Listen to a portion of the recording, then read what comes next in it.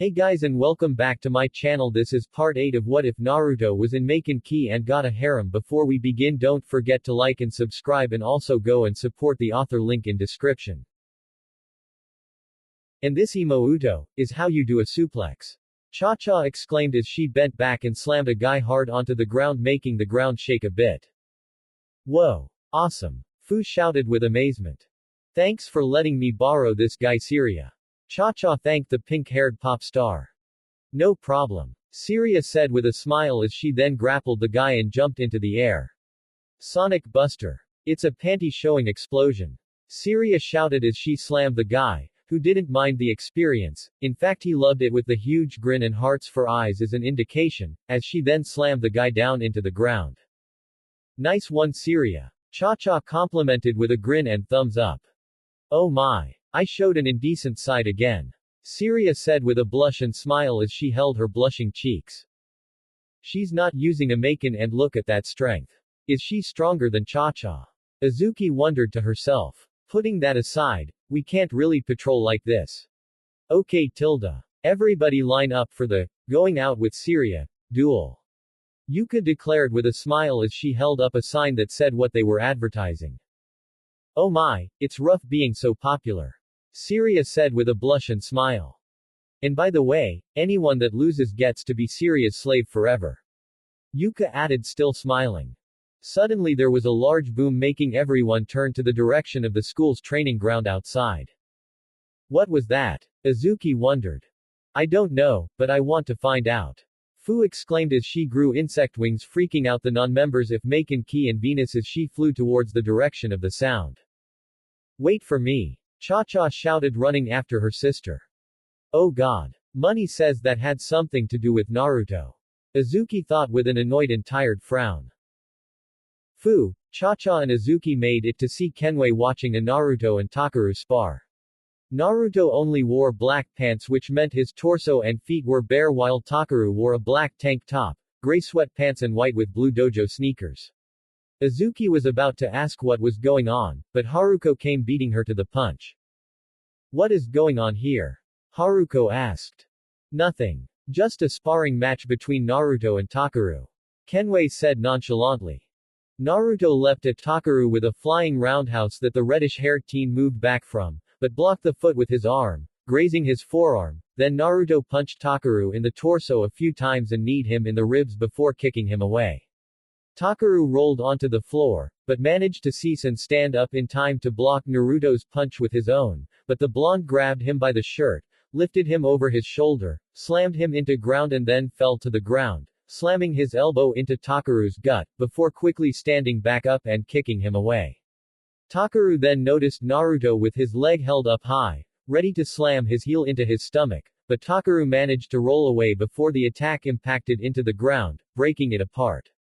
Naruto then sweep-kicked Takaru to the ground before grabbing him and throwing him away. Then when he got back up, he dashed at Takaru, batting away his arm, before hitting him with a back fist to the face. Ashura. Naruto shouted as he then sent his fast barrage of punches, but Takaru quickly sent his own, albeit slower barrage as his fists met Naruto's, but he earned cuts and bruises from Naruto's speeding fists. Naruto then grabbed one of his arms before lifting him over his shoulder, tossing him, then dashed at him before he hit the ground, bent his knees and slammed his fist into Takaru's gut, making him go flying, then skidding into the ground. Taki. Haruko called out her crush's name with worry and concern. Takaru held onto his stomach as he slowly stood up from the ground. He's gotten better. Normally he would stay down from the pain, but he's now getting up. Much better. Kenway said with a smile as Takaru got back into his fighting stance, with Naruto getting into a stance that looked like Kenshiro's from Fist of the North Star. Why is Taki sparring with Naruto? Haruko asked.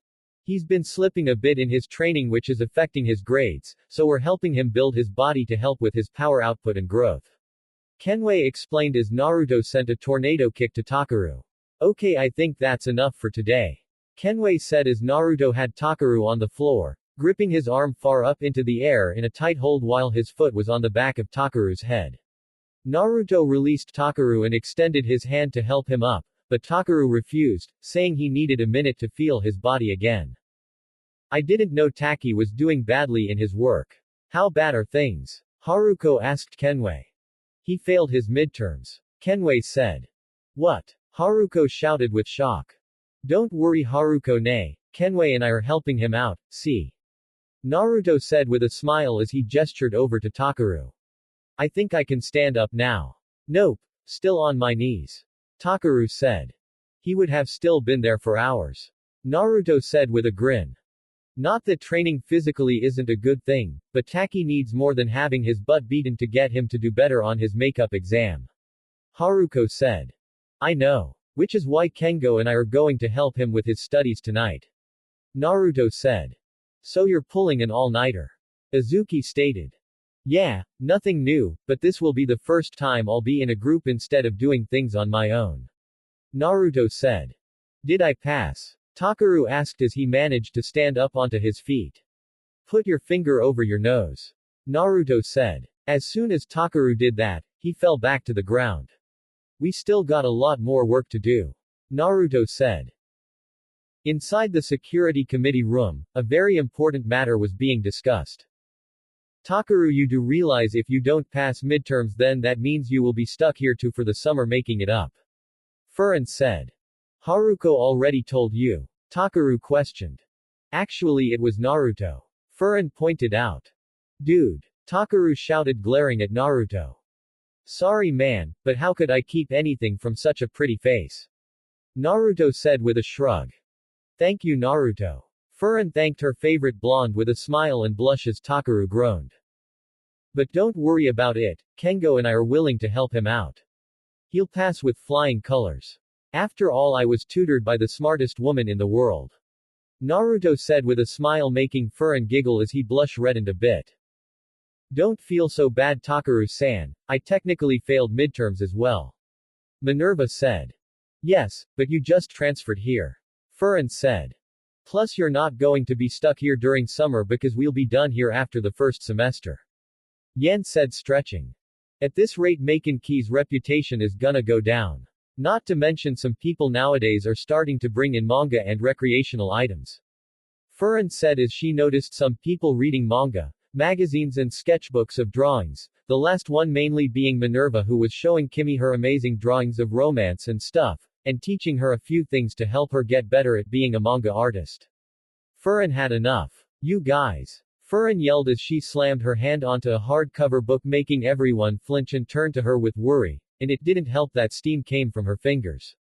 I've decided on the next makeup exam, if even one person gets under 60, I will ban the bringing of any recreational items to this room as well as to the Kenkei Club. Furan declared. I thought you had to get below 40 to fail. Takaru said. Is there a problem? Furan asked with a menacing aura. Absolutely not. Takaru immediately said. That was fast, Haruko whispered to herself, but then she noticed Naruto was holding a manga book behind his back. Seriously. Haruko whispered to him. Shush.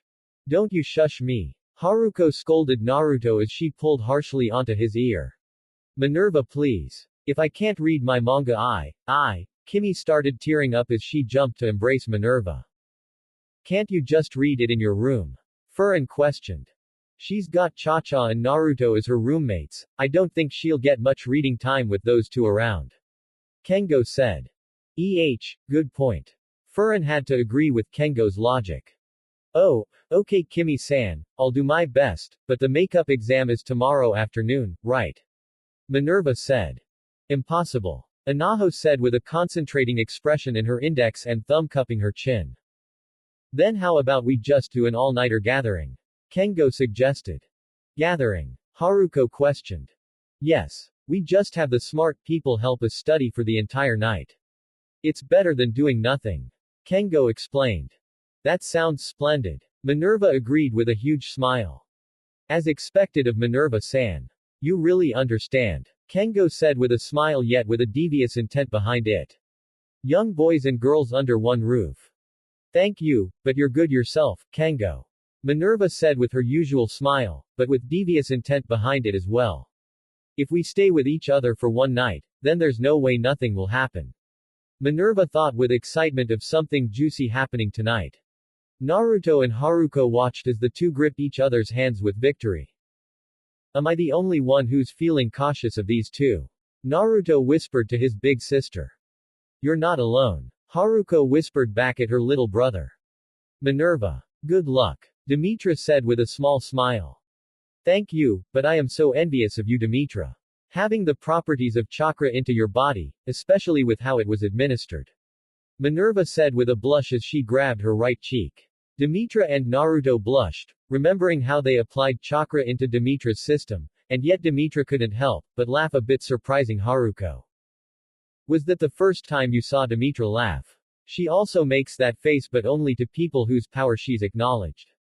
Yan said. So she gives that to you all the time? Naruto asked, but Yan staring at him with her arms crossed was all the answer he needed. Haruko. Haruko turned to Demetra, who took off her pair of glasses. Please take care of Minerva. Demetra said with a bow. Huh, I didn't notice she was wearing glasses. Naruto thought.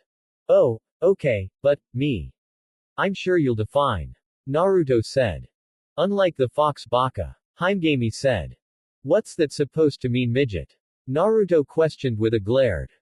You don't really know the first thing about our type of elemental energy. What do you even know about Maken? Himegami said with her arms crossed. Naruto suddenly smirked as a pair of arnis appeared in his hands. He spun them rapidly as green flames surrounded them. He then juggled them while they spun before slamming them together, making them into a bow staff before spinning it in his hands in front of himself, rapidly causing green flames to appear at the ends of it as they scratched against the floor, before he spun it overhead, causing a miniature-wide tornado from above him for a few moments before vanishing as he slammed one end down onto the floor, causing a shockwave and the ground to shake, making everyone lose their foot. I think I know a few things. Naruto said with a smirk as the tip of his bow staff had green fire that lasted until he finished his sentence. Everyone looked at him with amazement, while Himegami's jaw was dropped. Why are you so perfect? Himegami shouted. Aha! You complimented me. Naruto exclaimed with a victorious grin, pointing at Himegami with his free hand, but then he brought his staff up to block the lighting attack she sent, which the staff conducted and absorbed. Ha! Naruto laughed with a grin, but then his face was hit with flames, leaving soot onto his face. Lesson 1 Takaru, Focus. After the meeting, Naruto, Takaru, Kengo, Haruko, Anaho, Himegami, Minerva and Ailalu and Lilu Finian headed for Takaru and his roommate's dorm room. You don't have any nudie magazines in your loft, do you? Because I'll throw them out if I find any. Naruto said, making everyone minus Kengo and the Finian twins blush. Screw you, man. First you threw me under the bus and now you're acting so condescending by acting you're all high and mighty. You suck. Takaru exclaimed. I just want to make sure you pass with no distractions. I can't let Furan-chan ban any manga from the club. Kimi-chan will cry and I use the free time we get in the club when I finish the papers to read my collection. I'm still on Battle Tendency of JoJo's Bizarre Adventure and I need to see how Joseph avenges Caesar. Naruto said with pure conviction.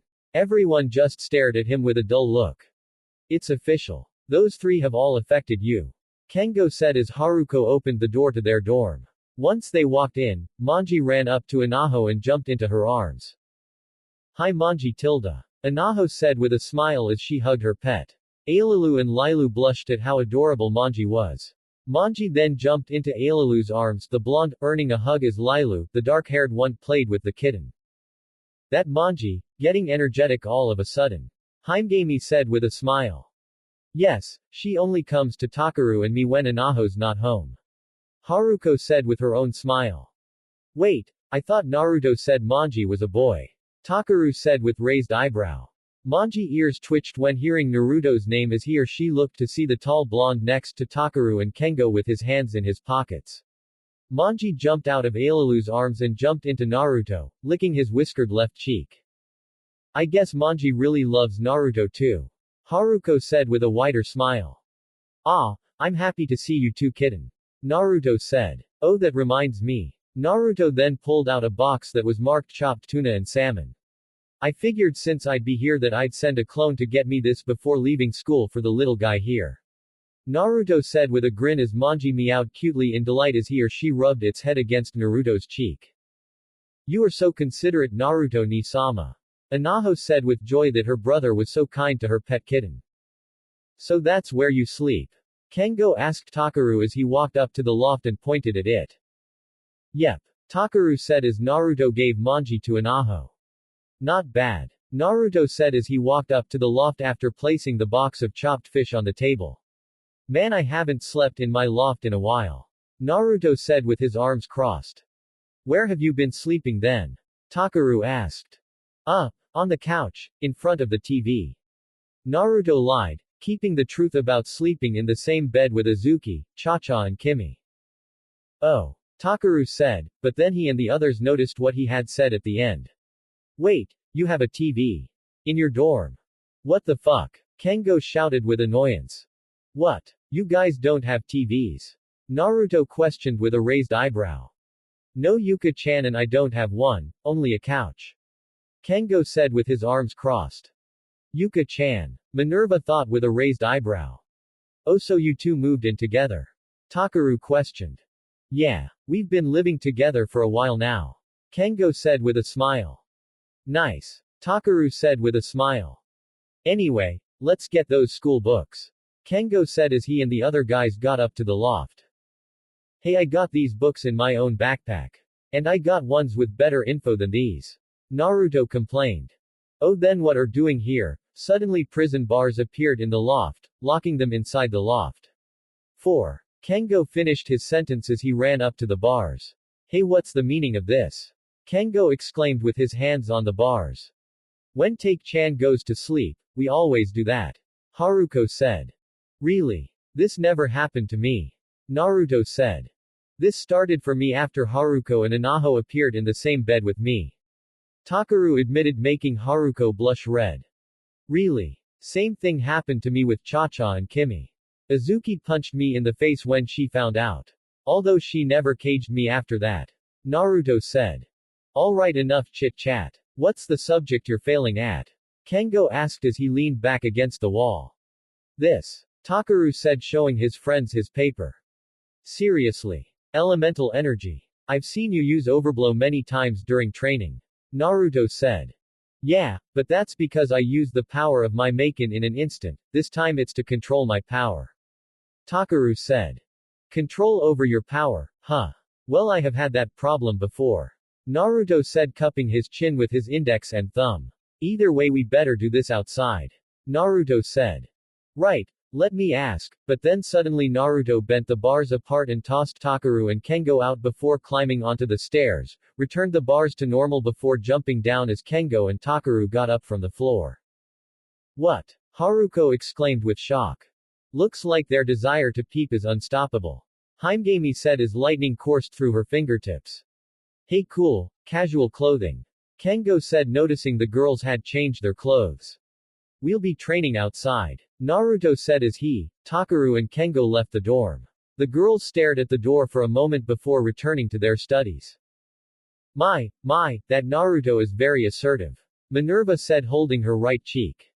Don't tell me you're falling for him like your Chinese friend. Himegami said with annoyance. No, I'm just impressed. However, I do find his friend attractive. Minerva said with a blush. Who? Takaru. Himegami questioned, making Anaho and Haruko tense. No. Actually, I was referring to Yusui-kun. Minerva confessed. Nani? Himegami, Anaho and Haruko exclaimed with shock. That's not a good thing. Himegami said, feeling a little nervous. Because of this Yuka, yes. I wonder what she's like. Minerva wondered. I'll tell you this. You wouldn't like her when she's angry. Himegami said, praying for Minerva to avoid Yuka's wrath. The three males were dressed in training gear, Kengo in a dark track suit with the sleeves rolled up, Takaru was wearing a black shirt, jeans and sandals, and Naruto was in a simple sleeveless black muscle shirt with the Uzumaki symbol on it, orange pants and track sneakers. Move stuff with your mind. Now that I did not know. Naruto said. Yeah, even a person who has had their heart broken can do this. Kengo said. How do you know? Takaru asked. I was peeping on the girls during the exams. I just heard it by coincidence. Kengo said with a shrug. Of course. Takaru said with a dull look while Naruto groaned with annoyance. Now get back to lifting that bottle. Kengo said pointing to the bottle on the stand 5 meters away. Takaru raised his hand that now glowed green and tried to move the bottle, but he was having a little trouble. It was shaking and it rose from the ground a bit, but only by a centimeter or two until it fall back to the box it was standing on. Try using both hands. Naruto suggested. That's what I did to advance in my Rasengan training. It could work. Kengo said. Takaru tried what Naruto suggested and used both his hands. As he concentrated, the bottle started to levitate an inch off the ground before it fell onto the box. Yes. Takaru cheered. Well, looks like we made progress. Kengo said with a smile. Now let's keep going. After you get the hang of this we'll switch back to one hand. Back in the dorm, Minerva raised her hand. Minerva, do you have a question? Haruko asked. Yes, I have a question for all three of you. Minerva said, getting Haruko, Himegami and Inaho's attention. Do you have someone you like? Minerva asked with an excited blush making Haruko blush red. There's no boys here, so obviously we're gonna talk about that. Himegami-san, please start. Minerva exclaimed with pure excitement making Haruko and Himegami have sweat drop expression, with the latter's mixed with a tired expression. Why me? Himegami questioned with a sigh, before closing her eyes. Oh well, she then smiled with a small blush on her cheeks as she rested her chin on her hands with her elbows on the table. I used to have someone a long time ago. Even though it was an impossible love, more importantly, these two beside me have more interesting stories. Himegami said referring to Inaho and Haruko making them flinch and blushing red. That's, well, I already know it's him. Minerva said making Haruko blush as she started to panic. No. It's not like that for Take-chan. Haruko exclaimed as her blush reddened. We never said who it was. Himegami said nonchalantly making Haruko's head tilt with a defeated anime smile and small anime tears hanging from her eyes, as she realized her mistake. Yes, I like Takaru-sama. Inaho proclaimed proudly shocking Haruko. Oh how sweet. So Inaho likes Takaru-sama and Himegami-san loves Naruto-kun. Minerva said making Himegami gain an anime-style shocked look. Hold on a second. I never said it was that baka. Himegami yelled with an annoyed anime-styled face. Really? I thought it was him. I'm not sure how long he's been here, but with how everyone's so close to him I figured it was a long time and you did say it was an impossible love, so I figured it would be the forbidden brother and sister love. My mistake. Minerva said with a smile. Actually Naruto-ni-san has only been here for a few months. Inaho said with her cat-like smile. I see. And I would never think of him like that. I see him as only my brother. And only my brother. To think that I would see him as a lover is completely inappropriate. Never say such a thing in my presence again, understand? Himegami screamed with a heated anime glare, her finger pointed at Minerva. Minerva just smiled before she placed her hand on her blushing right cheek. Tilde I didn't know that you felt so passionate with your sibling relationship with Naruto-kun. My apologies Himegami-san tilde. Minerva said with glee making Himegami have a sweat drop expression before leaning back in her seat with her arms crossed as her teeth gritted a bit and her eyes closed with annoyance on her face, yet also possessing a red blush over her cheeks. How sweet, right Haruko-ne? Inaho said with a smile. Yes. Very sweet. Haruko said smiling with Inaho about how sweet it was that Himegami confessed that she actually did love Naruto like a brother. You Urasai. Himegami growled with annoyance. I finally did it. Takaru cheered as he finally started levitating the bottle in the air with one hand. Excellent. Kengo exclaimed. Don't cheer just yet. Takaru, concentrate on the bottle's descent. Naruto said. Alright. Takaru said. He steadied his breathing as he lowered the bottle at a calm, slow pace, before it was safely placed back atop of the box. Excellent. Naruto said with a grin. Man what a chore. Takaru said wiping away his sweat, but then he noticed the Uzumaki red swirl symbol on Naruto's chest. By the way Naruto, where did you get that shirt with the Uzumaki symbol on it? Takaru asked. Oh that. Well, thanks to the amazing Kimi-chan's spectacular sewing skills, she managed to place my clan's symbol atop of the chest area of my black muscle shirts. Naruto said with a smile as he pulled onto his shirt softly, gesturing to his clan symbol. Lucky. Takaru said with a smile. Suddenly Kengo coughed intentionally to get his two friends' attention. Guys, I say we deserve a bit of a treat. A bit of a celebration. Kengo said, making the two raise their eyebrows. Race you all back to the dorm. Kengo exclaimed with glee as he ran back to the dorm. Huh? Naruto questioned as he and Takaru were confused. I wonder what that's all about. Takaru said. Naruto then noticed steam coming from Takaru's dorm window. The girls are taking a bath. That peeping prick. Naruto shouted. Oh crap. He doesn't know about the traps. Takaru shouted as he and Naruto raced after Kengo. Traps. Naruto said with a raised eyebrow. All the girls except Himegami were in the dorm's bath, feeling they deserved to wash up after a long study. Even this bath is pretty small for 5 people. Minerva said as she scrubbed Haruko's bare back. It's just the right size. Foo. Minerva laughed quietly. Where did Himegami go? Haruko asked. She said she had to go look for something. Anaho answered. You have fine things there, young lady. Minerva said as she suddenly grabbed Haruko's large breast. Kaya. Stop it, Minerva. You're acting like an old man. Haruko complained with a red blush. Hee. By the way, Anaho, are you going to confess? Minerva asked. No, not right now. Anaho said with a smile as she sunk back into the water.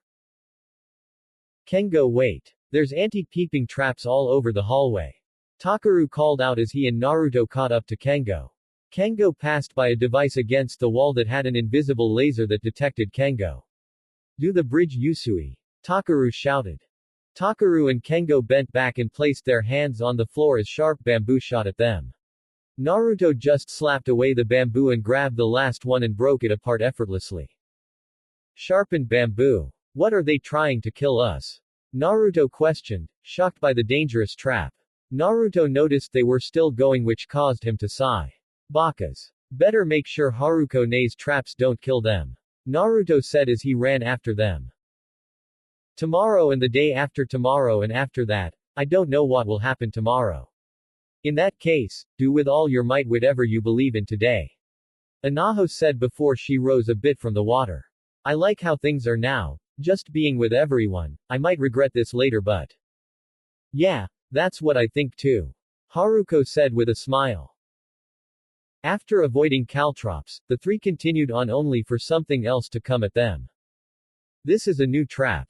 Takaru said as something large swung at them. An iron ball. You're going overboard, Harune. Takaru screamed. Takaru then brought his hand up as he controlled the ball, making it cease its movement. See? You could do it. On an iron ball too. Kengo exclaimed with a grin. Yeah, but the iron ball's too heavy. Suddenly Naruto appeared in front of them and revved his arms back.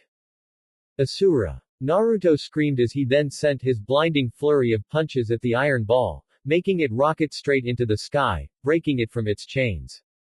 Takaru sighed with relief at not being hit by the massive ball. Thanks for having our back, man. Takaru thanked the blonde with a smile. Well, that's what happens when you got a friend. They'll always have your back. Naruto said, smiling at Takaru.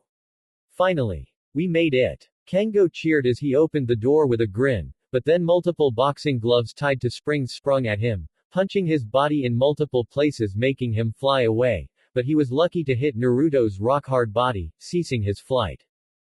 Huh, good last assault. Naruto said, looking at the gloves. That won't stop me. Kengo shouted as he ran into the dorm, but Naruto pulled him away in time to avoid being crushed by a large rock. Ah, thanks, man. Kengo thanked the blonde. Anytime. Naruto said with a smile. Kengo then ran inside and stood in front of the bathing room. This is it. Kengo said with a grin. However, Kengo turned to see Naruto, who looked to the side. Wouldn't this make you a hypocrite? Naruto asked, looking and pointing at Kengo. Nani? Kengo exclaimed with surprise. Huh? Takaru said, very confused on the situation. Before you and Yuka had gotten together you used to bitch and moan about Takaru and I having all the women's attention and yet now that you are with Yuka you still peep. How is that better than us when you were in an official relationship? Naruto exclaimed, shocking his best friends. Hey yeah. How is that any better? Takaru shouted with new anger. Well. Kengo stuttered and sweated at how right Naruto was. I thought you loved Yuka, in heart, mind, body and soul. Why do you do this if you love her so much? Answer me, Yusui Kengo. Naruto exclaimed with a serious demeanor as he pointed at Kengo, making him sweat even more with a frightened look on his face. Kengo's legs shook as he didn't know what to say, the breath leaving his lungs. As his sweat hit the floor, his eyes became darkened by a shadow as his body trembled from having an inner battle with himself. Naruto continued to stare at Kengo, but with a neutral look this time as he had lowered his finger earlier. Takaru looked between the two with beads of sweat going down the side of his head. It was like he was watching something from an anime, only it definitely wasn't something from Naruto's. Man, when did Naruto become so badass with something so small even? Takaru thought as he stared at Naruto's neutral face. Kengo's lips quivered as more sweat came down his head and then after a few moments, he fell to his knees. You're right. You're absolutely right. What have I been doing? She's the greatest thing in my life right now. She's not only super kinky and hot, but she's also sweet and kind to me. Sure, she may be scary and threatening at times, but that's part of her charm. She's always looking out for me, helping me when I need help and actually puts her trust in me. She's, Kengo trembled before his head shot up as he cried. She's my one true love. Kengo cried. He then stood up and gained new vigor as he gained a serious determined look on his face. I promise, from this day forward, that I will stop peeping on women. The only ones I will ever peep on are those printed on paper, but that will be it, as Yuka-chan is the only girl, no, woman that I will share intimacy and sensuality with. That's my own promise to her. My promise of a lifetime. Kengo declared with pure conviction. Good. Naruto said with a smile. Thanks man. Kengo said, extending his hand to Naruto and wiping the sweat from his brow with his free arm. Anytime. Naruto said as he shook Kengo's hand. They then turned after hearing a noise to see Takaru opening the fridge and taking out 3 soda. In light of this I suggest we have a drink to calm our nerves. Takaru said with a smile. Sounds like a plan. Naruto said as he and Kengo smiled and caught the sodas Takaru tossed at them. They all opened their cans and cheered by slamming their cans against one another. To my success on my training and to Yusui's new promise to Yuka. Takaru declared. Here. Naruto and Kengo exclaimed as they all drank from their sodas, then sighed with delight. Say Naruto, how did you do that just now? You know, break me down like that just with simple words and a stare like that. Kengo asked. I learned it from JoJo's Bizarre Adventure, 3rd part, Stardust Crusaders. Naruto said. Hey, wait a minute, I may not be a manga fan like you and Kimi, but isn't Battle Tendencies the 2nd part? I thought you were still on it. Takaru said. I am, but I saw a few clips of the next part on my phone off the anime. I thought it was so cool that Jotaro Kujo did that to Darby. I couldn't help but watch more clips of him and I guess I picked it up from him. He's so badass. Naruto said with a grin. Funny. A character from Shonen Jump comes into our world and becomes the fanboy of another Jump character. Kengo said as he and Takaru had dull eyes and smiles on their faces. That guy is one of the most badass characters I have ever seen in my life. I want to be more like him. Naruto said with a smile. Seriously? Takaru questioned. Well, not a lot like him. I'm still going to have my slightly childish yet lovable charm and I'm not going to call a girl or woman a bitch, even if they annoy me. I may want to be a badass like him, but no way in hell will Uzumaki Naruto change himself into an unrecognizable character. Naruto said with a grin as he pointed his thumb to himself, making Takaru and Kengo smile. However, they suddenly heard a small scream, making all 3 turn to see the girls already out of the bathroom in their towels. What are you 3 doing here? Haruko shouted. Nothing, we're just enjoying sodas. Kengo said. I've gotten real progress on my training that we came to celebrate with sodas. Takaru said. I can vouch for that. Naruto said. Haruko wouldn't have it though, as she shook with anger as a menacing aura surrounded her, making the three sweat with fear and adopt worried anime-styled expression. Bakas, don't stare at us when we are only covered by towels. Haruko screamed as she then sent a wave of Maken energy that sent the three flying out the door. The three screamed until they hit the ground below, in front of the building. They all groaned from the pain as they all then sat up. Yar days. It seems no matter where you go, even into a different universe, women are always so mean. Naruto complained as he grabbed onto the top of his head to ease the pain a bit. I guess that's just a fact of life. Kengo said, mimicking Naruto's actions. What the hell happened here? They all looked up to see Naruto's roommates, Fu and the mini Biju, looking down at them from the railing. You guys were being perverts again, huh? Azuki said with a dull look and her bottom lip out. Nah, Azuki-chan, we were just having some sodas when the girls came out in their towels and Haruko-ne-chan flustered and sent us flying. Naruto said with a nervous smile. I was not flustered. Haruko shouted from inside the dorm. Yusui-kun. They everyone looked to see Minerva on the lower level against the railing, still only in her towel. Look at us. Like a scene from Romeo and Juliet. Minerva called out, her smile. Huh? Kengo questioned, surprised by the declaration. Romeo and Juliet. Takaru questioned with confusion. Even though it feels like we're miles apart, I can feel your soul emanating with my very own from here. Minerva said, grabbing onto his right blushing cheek. Nani? Kengo questioned with wide eyes. Oh right, I almost forgot about that little thing she has for you. Naruto said with a cheeky smile, pointing at Minerva. Nani? Kengo questioned with shock. I know that your soul is hurting, so I will give you a small taste of what you desire. Minerva said. Huh? Kengo questioned, looking up at Minerva. Minerva then gripped her towel and pulled it apart to reveal her entire naked form, shocking everyone, making their jaws drop. What the hell are you doing? Azuki exclaimed with shock at how bold Minerva was. Kengo and Takaru's noses shot blood as they then fell unconscious. Naruto's nose bled as well, but he was still conscious. Damn, now that's a bold woman. I guess she's in a way the Yuka of Venus. Naruto thought as he wiped his nose blood from his nose. Minerva, please put your towel back on. Haruko shouted with a red blush. Oh, how lucky I am.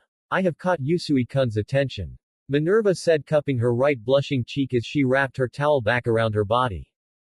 Naruto just blinked a few times, before looking at his unconscious best friends. Yar. Naruto said, placing his hand onto his forehead. Oh Naruto-kun tilde. Cha-cha, you better not strip. Azuki shouted. After helping Takaru back into the dorm after the girls got dressed, Kengo left to be with Yuka and, well, get busy. Earlier Naruto had felt something strange near Amanohara, so he decided to check it out. However, he did leave a clone to cook for his roommates. He couldn't leave them hanging, he loved them all so much. Naruto had been jumping from tree to tree at a fast pace. This weird energy, is it Mayanaka Moon Shikai again? Naruto wondered. After a while longer, he stopped to find elemental energy, the size of the light from fireflies rising from the ground. What is this? Naruto wondered, but then he remembered something from when Venus first arrived. Over the past 2 years, element from the Tenbi ley line, the Amanohara mountain, has increased rapidly. Which leads them to believe the divine beast is in Tenbi, and they are positive someone at this school is attempting to destroy it. Akaya's voice played in Naruto's head. Is this the element he was talking about? Naruto thought with slightly wide eyes. He then noticed Himegami with her Shikigami out walking towards the element. Himegami Imouto. Naruto thought as she stopped in front of the rising element. Did she sense it too? Naruto thought. Suddenly shards of ice came at Himegami, but she slammed them away with her except one which she grabbed. Nani? Is this? Why is it here? Why do you have this? Minerva. Himegami exclaimed as she turned to the sky blue net. What the hell is she doing here? Naruto wondered with a glare. Well, I found it while I was out walking. I just wanted to catch a little breeze. Minerva said with her usual smile. My body heated up so much after touching Haruko-san's breasts. Minerva said, blushing and holding her left cheek. I didn't ask about that.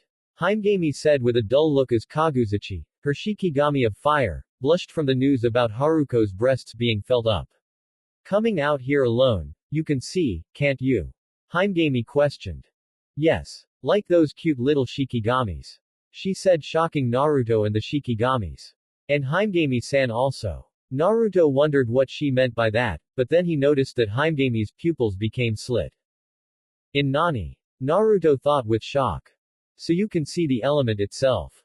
Doing that without Maken. Himegami said. Yes, but for anything that doesn't possess element.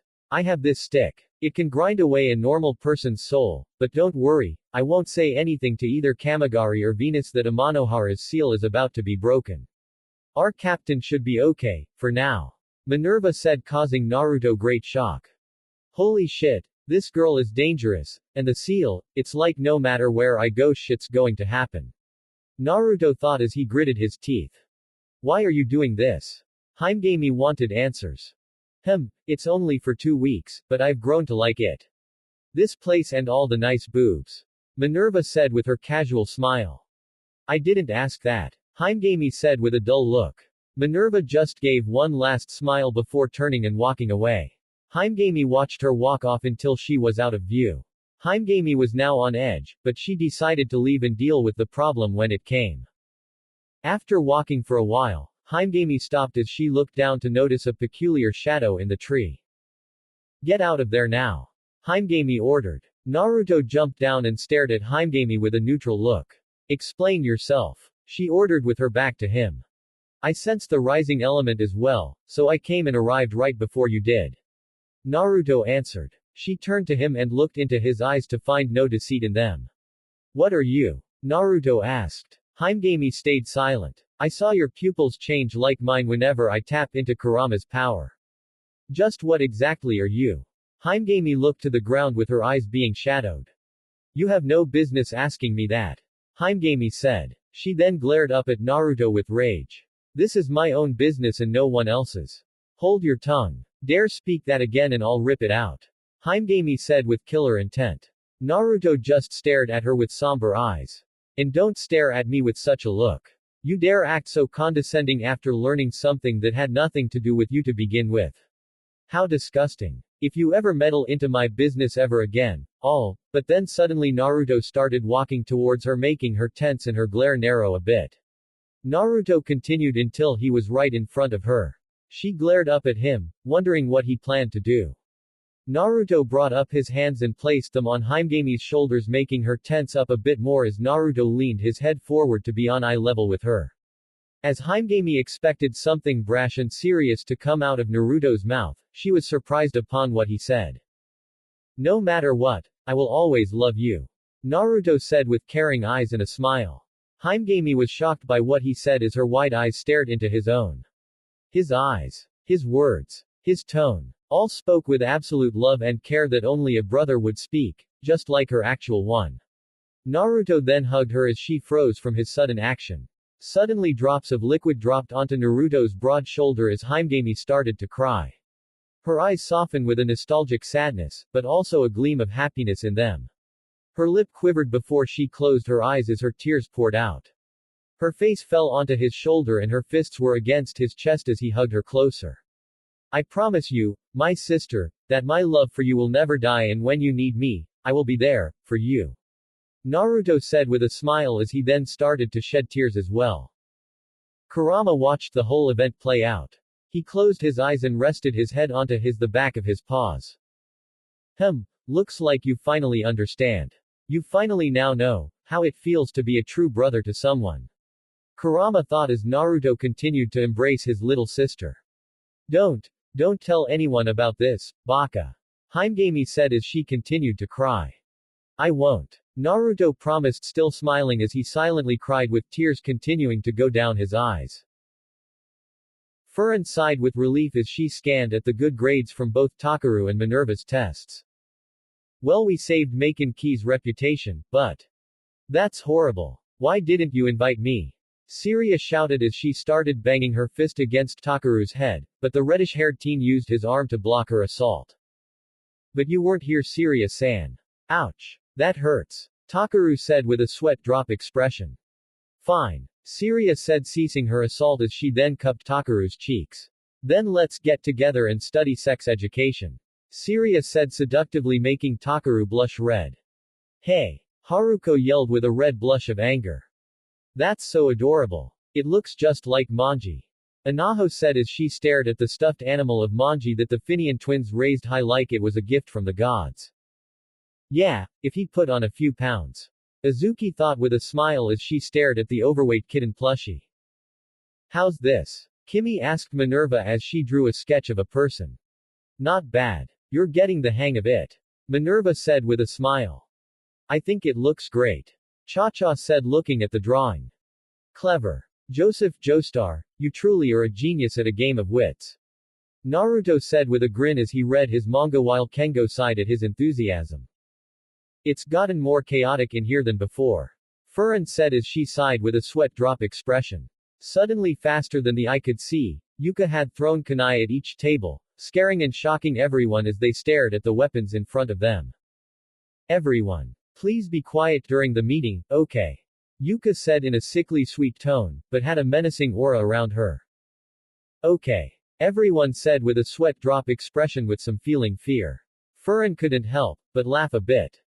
As expected from Yuka-san. I can't compare with you. Furin said with a smile.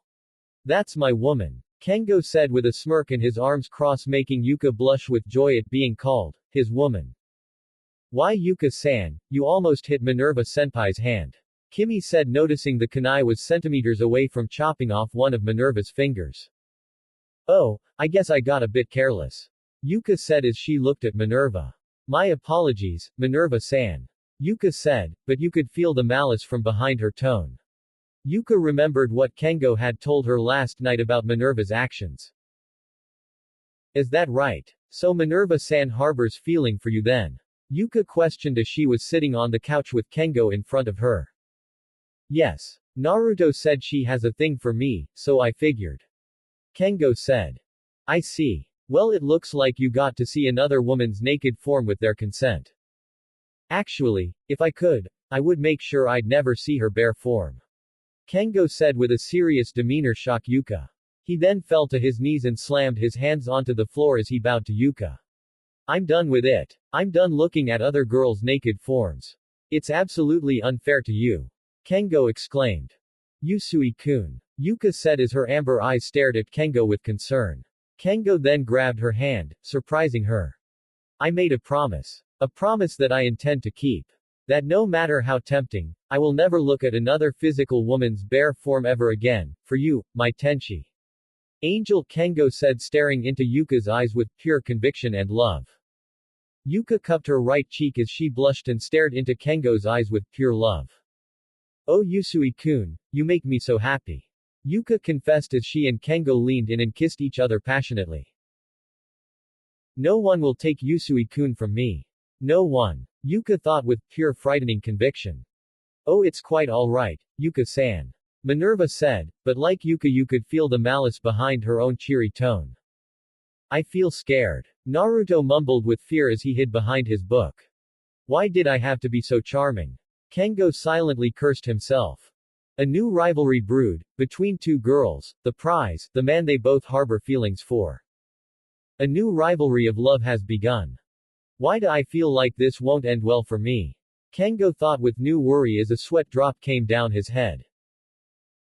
You know, I always thought that Takeru was becoming stronger ever since you came along, Naruto-kun.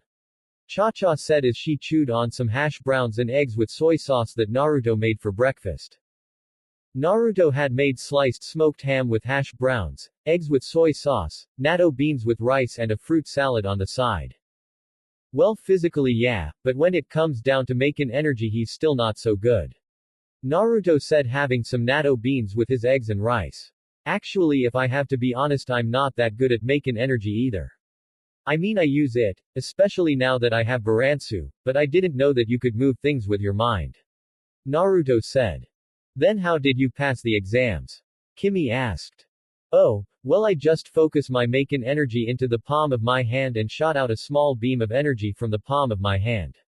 I didn't really let the examiner finish his sentence, but after I did my thing he just decided to write it off as a passing grade. Naruto explained. Makes sense. You may not have levitated the weights they used, but at least you showed some talent in elemental Maken energy. Azuki said as she took an egg into her mouth.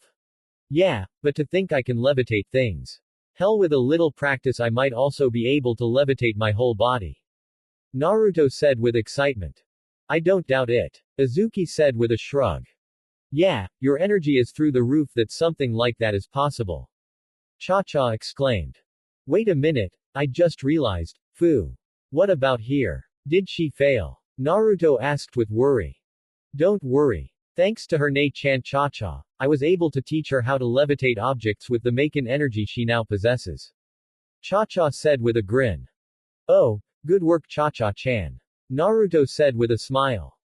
That's what big sisters do. Cha-cha said with a big smile and her arms crossed. Naruto then remembered his promise to Himegami, which made him have a soft smile and calm, happy eyes. I guess that's what big siblings do. We look out for our little ones. Naruto thought as his smile widened. Anyway, we better hurry up. We don't want to be late again. Azuki said. Yeah, I promised Sirius-san that I'd help her with her outfits. Kimi said. Outfits? Naruto questioned with a raised eyebrow. Didn't you already finish them? Cha-cha asked. Yeah, but it's always good to double check for any tears or something missing on them. Kimi said. What outfits is she talking about? Naruto asked Azuki. Like I would know. Azuki said as she took in another piece of egg. Apparently the outfits Kimi meant were sexy performance outfits, kind of like the one she wore when she performed for Takaru. Not wanting to deal with such things, feeling like something troublesome might occur, he decided to leave and head for the gate to meet with his best friend and sisters. Once making it down, he saw them along with Kengo, Demetra, Uruchi and Minori, but also saw Chishio and Akifumi. I don't think they actually gave him a name in the manga, so I'm naming him after the green-haired guy from my 5th chapter, who were about to fight. As Haruko and Demetra got into position to stop the fight, Naruto spoke. Yo. Naruto spoke, making everyone stop to turn to him as he unwrapped a lollipop and put it in his mouth. What's going on over here? I thought any dispute that wasn't an official duel was strictly forbidden. Naruto said with a neutral look. It's Naruto. The two boys cried with new fear. They then deactivated their Maken, got on their knees and bowed to Naruto. Gomenasai. They both cried. Naruto blinked in surprise, but kept his neutral expression. We didn't mean to cause trouble. Chishio said. Why yes. We acted foolishly. We should have known better. Akifumi said. Naruto continued to stare at them, which made them sweat with terror. They then placed a hand on each other's shoulder and shook hands with the other as they put on grins. Sorry about that, buddy, I was being a fool. Chishio said with a forced grin. No, it was my fault. I should have not been so rude. Akifumi said with his own forced grin. See, we're friends now. Chishio said as he and Akifumi looked up at Naruto with grins as the blonde continued to stare at them.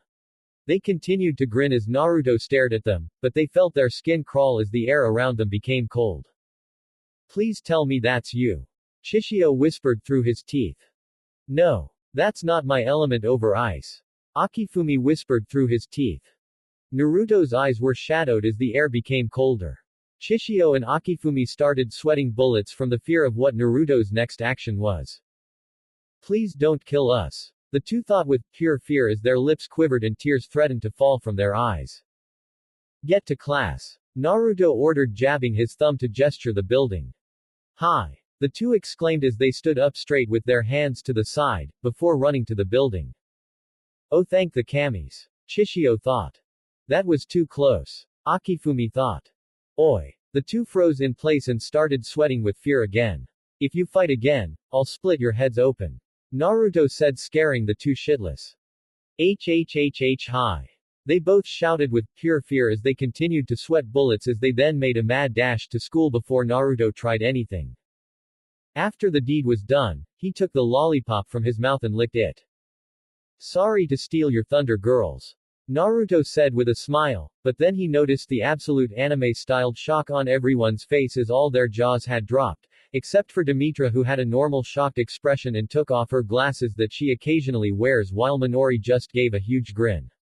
Ah, something up? Naruto asked with a confused expression. After classes, Naruto was outside sitting at the fountain eating an apple as he read the finale of JoJo's Bizarre Adventure, Battle Tendency. HMPH. Joseph, you liar. Lady Luck must really love you.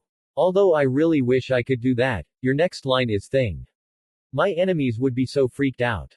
Naruto said as he bit into his apple. Then again, it wouldn't hurt to try it out.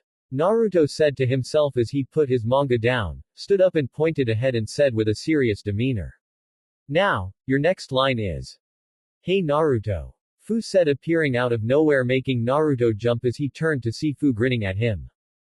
Oh, Fu-chan, you startled me. Naruto said with a nervous smile. Wow, I feel so warm and fuzzy when he ends my name with Chan. Fu thought with a blush. So what's up? Naruto asked.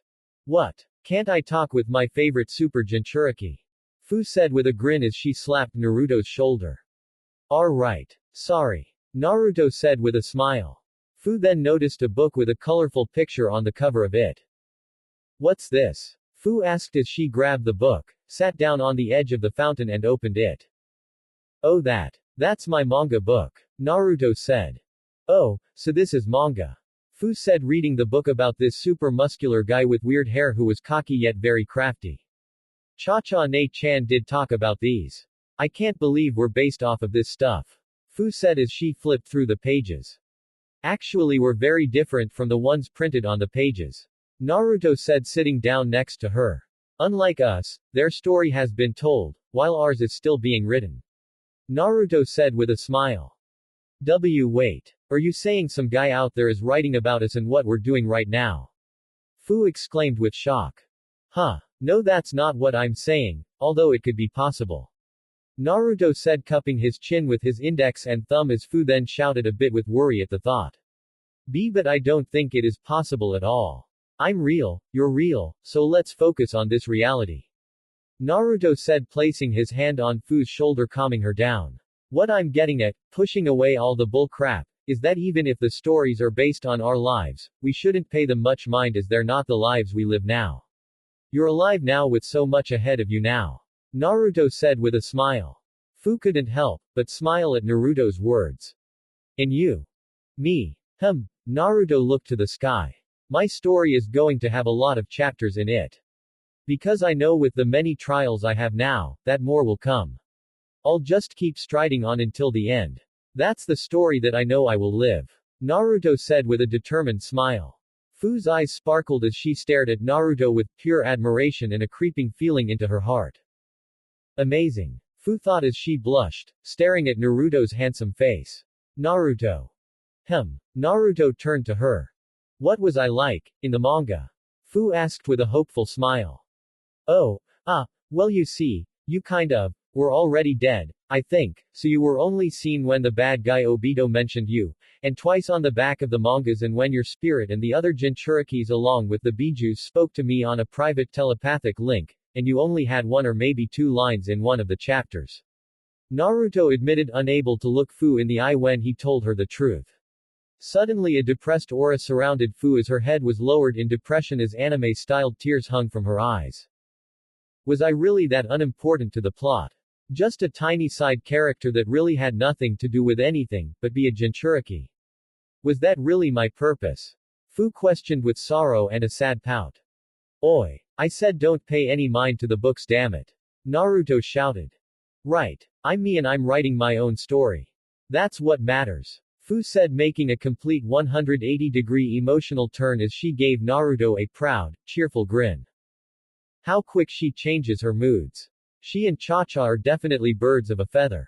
Naruto thought with a sweat-drop expression and smile. Ah! Kimi screamed. Naruto stood up from as he turned with his eyes widened. What in the world was that? Fu questioned. Kimi-chan. Naruto said. Suddenly he vanished, leaving a harsh wind that covered the entire area in dust. Holy crap. Cough. I've never even could have imagined such a speed. He really is incredible. Fu said as she coughed from the dust that Naruto created with his speed. Screw you asshole. Chishio shouted with anger. Such an idiot. Why don't you just walk away and go bug someone else for a change? Akifumi said with annoyance. Baka. No one's around to stop us now. So let's have it. Chishio shouted with a new fire in his eyes. Fine. If you really want a funeral that badly. Akifumi said. Sam Katora. Chishio shouted as a gauntlet appeared over his right hand. Sam Baruduro. Akifumi shouted as a similar gauntlet appeared over his own right hand. The two were prepared to fight, but then they heard a sound across the hall making them turn to see Naruto's racing at high speeds, making him gain looks of terror before Naruto charged right through, sending them into the air like they were a pair of bowling pins. I told you not to fight.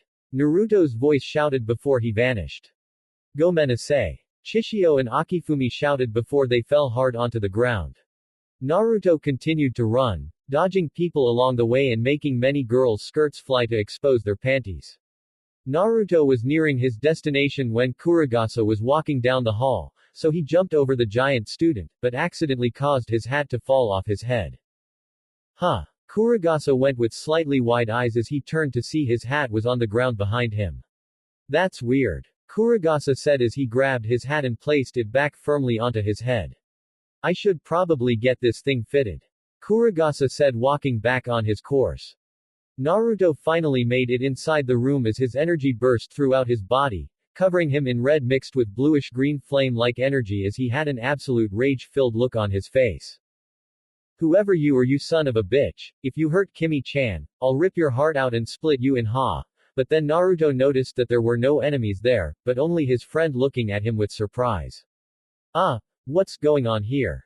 Naruto asked with confused sweat drop expression. Someone stole Siria's outfits for her performances. Kengo explained. Oh. Naruto said. So that's what that screaming was all about. Fu said, appearing next to Naruto, startling him again. How'd you get here so fast? Naruto questioned. Fu then showed off her insect wings, getting an "oh" from Naruto. Everyone worked so hard on them. I feel like it's all my fault. Kimi said with tears going down her eyes. There, Kimi-san, it's not your fault. Siria said, giving Kimi a hug. Naruto-kun. She cried as she jumped out of Siria's embrace and embraced Naruto, surprising the blonde. You heard me scream thinking I was attacked. You came all this way to protect me like a true royal knight coming to protect his princess. Kimi said, tightly embracing Naruto, nuzzling her head into Naruto's chest. Why yeah. Of course I'd come to protect you. You're precious to me, Kimi-chan. Naruto said with a smile as he hugged her back. Kimi then looked up at him with a loving expression as her eyes shimmered with true love and affection. Naruto-kun, I've fallen in love with you 5 times over again. Kimi said as she then leaned up to Naruto and captured his lips, shocking him. Everyone looked at the scene with shock on Haruko, Fu and Inaho's faces, surprise on Takaru, Himegami and Siria's faces, a look of fondness on Cha-Cha's face and a dull one on Kengo's. We'll be looking for the outfits, so when you're done you can join us if you'd like. Takaru said. Suddenly Cha-Cha appeared next to Fu and wrapped her arm around her own, surprising her. Let's go, Imouto. We're off to help a friend in need. Cha-Cha said with a grin as she ran off, dragging Fu with her. Best if we split up. Kengo said. Agreed. Haruko said with a nod. After comforting Kimi, Naruto asked her if she had anything left from the outfits. She told him that the outfits were laced in perfumes that Siria requested. Kimi sprayed some napkins and allowed Naruto to smell them so he'd use his incredible sense of smell to find the culprits. Alright, found him. Naruto said as he left the room with Kimi following him. As the two walked they came across Kengo. Hey, you won't believe it. Kageshiro and Kaori-senpai are a couple now. Kengo said. Seriously? Well, holy shit. Naruto said with shock. I know, right? Kengo exclaimed. Anyway, I'm tracking the scent. Sweet. I'll follow your lead. Kengo said as he followed Naruto and Kimi. As they continued on they met with Takaru, who was with Minerva. Yo Takaru, I caught the culprit's scent. Naruto said. Really? Alright then. I just had a close call with Kurogasa. Apparently he's still pissed about me interrupting his fight with Azuki-senpai. Takaru said, making his way to the three, but Minerva sped past him and wrapped Kengo in a tight embrace. Yusui-kun. Minerva said his name with glee, making Kengo worry and sweat with fear. Our paths have crossed, I believe that is called fate, yes. Minerva said with a wide smile. Hey Yuka, what's up? Naruto stuttered with fear. Minerva tensed as she released Kengo and turned, ready for her rival, but was surprised to find that she wasn't there. Minerva was confused, but when she turned around she noticed that they were all gone. Oh darn, it looks like I've been tricked. That Naruto is quite the actor. Minerva said with her usual smile but with a bit of a menacing aura. Thanks for the help there. Kengo thanked Naruto as they all continued walking. Anytime. Naruto said with a smile. Oh Naruto, Amio-san wanted me to give you this. Takaru said, giving Naruto a small box with a letter attached to it. Isn't she that girl who attacked you and Uruchi with a Maken that makes spider webs? Kengo questioned. That's the one. Takaru said. Please accept my date request, Naruto-sama. Amio Kumi. Naruto said. No. I will not accept this. Kimi exclaimed as she grabbed the note and ripped it up. Whoa Kimi, I never knew you were so bold. Takaru said as he, Naruto and Kengo were shocked by her actions. I know, I should feel bad, but I just feel so angry right now. Kimi said with closed eyes and her fists to hear blushing cheeks that were reddened with anger. Unknown to them, Amio was watching them from a corner. Damn it. She mentally cursed as she glared angrily at Kimi. This is it. Naruto said as he stopped in front of a door. Are you sure? Takaru asked. Positive. Naruto's voice spoke, but it didn't come from the one beside them, but from a clone that was leading Haruko, Anaho, Haimgami, Syria, Cha-Cha and Fu. Our noses led us here, so this is where the culprits reside. The Naruto clone said before dispersing in cloud of smoke. Are we all ready? Naruto asked, earning nods from his friends. Naruto then kicked the door open. Reckless. Haruko thought with annoyance and a sweat drop expression. All right you perverts. Return the outfits but then they all stopped as they noticed that the culprits were actually Minori and Aki. Minori, I tried it on, but, are we really going to wear this tomorrow? Aki said with a blush as she was dressed in a white dress that sort of looked like a wedding dress, stopped at her hips with her breast barely covered, with the top being a V-neck that only covered the nipple and below it, and with a bow tied at the middle of the V-neck, and had white gloves that stopped halfway up her bicep and white high-heel boots that stopped halfway up her legs, and the look was completed with a tiara. There's a lot of uniforms, so there shouldn't be a problem, and you can't back out now, you already tried out the swimsuit.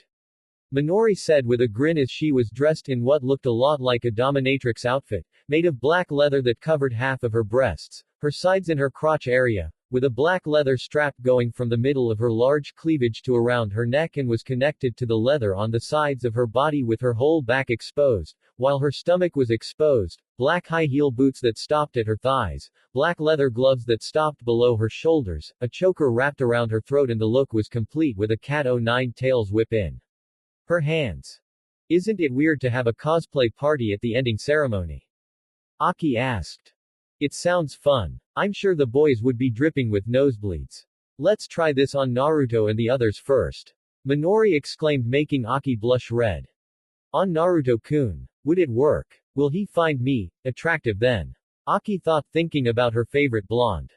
The two turned to see Naruto and the others staring at them as Takaru and Kengo had blushes and blood dripping from their noses.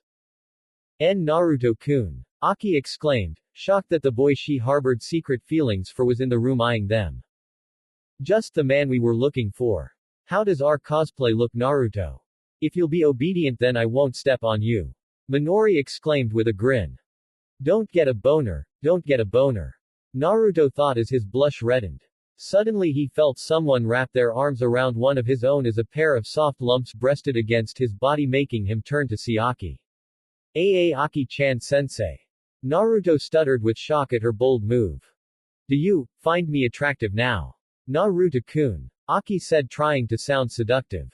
Everyone's jaws dropped at Aki's action as Naruto blush reddened with blood squirting from his nose. Not helping with the boner situation. Naruto thought as he tried to resist his perverted urges. Or, Suddenly he felt Minori wrap one of her arms around Naruto's other arm and her breasts pressed against the other side of his body. Do you rather find me attractive instead? Huh, Naruto-kun. Minori said with a smirk and blush as she tickled Naruto's nose with her cat o' nine tails. Seriously not helping. Naruto's mind screamed. The spectators were so shell-shocked by the incident they were watching. Haruko wanted to speak up and stop Minori and Aki's completely inappropriate act, but it was so shocking on how far the two teachers would go to attract his utter attention. Naruto trembled from the close contact as his blush was covering his face, his nose bleeding and his blood pumping to his loins.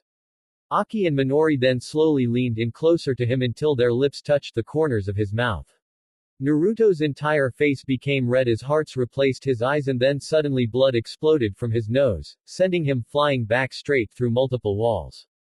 Everyone turned to Naruto to see him sitting against a pile of rubble with blood all over his lips and chin, and his soldier rose up in attention. Naruto-kun. Kimi cried with worry as she, Cha-Cha and Anaho ran to Naruto's side. Oops, I didn't mean to have that kind of effect. Minori said with a sweat drop expression as Aki had a worried-filled guilty look on her face. But then again, I got Naruto horny for me and that's a victory for Minori-chan. Minori exclaimed with a victorious and joyous grin and a victory sign. President. Haruko growled. Wait a minute, he fell for my charms first.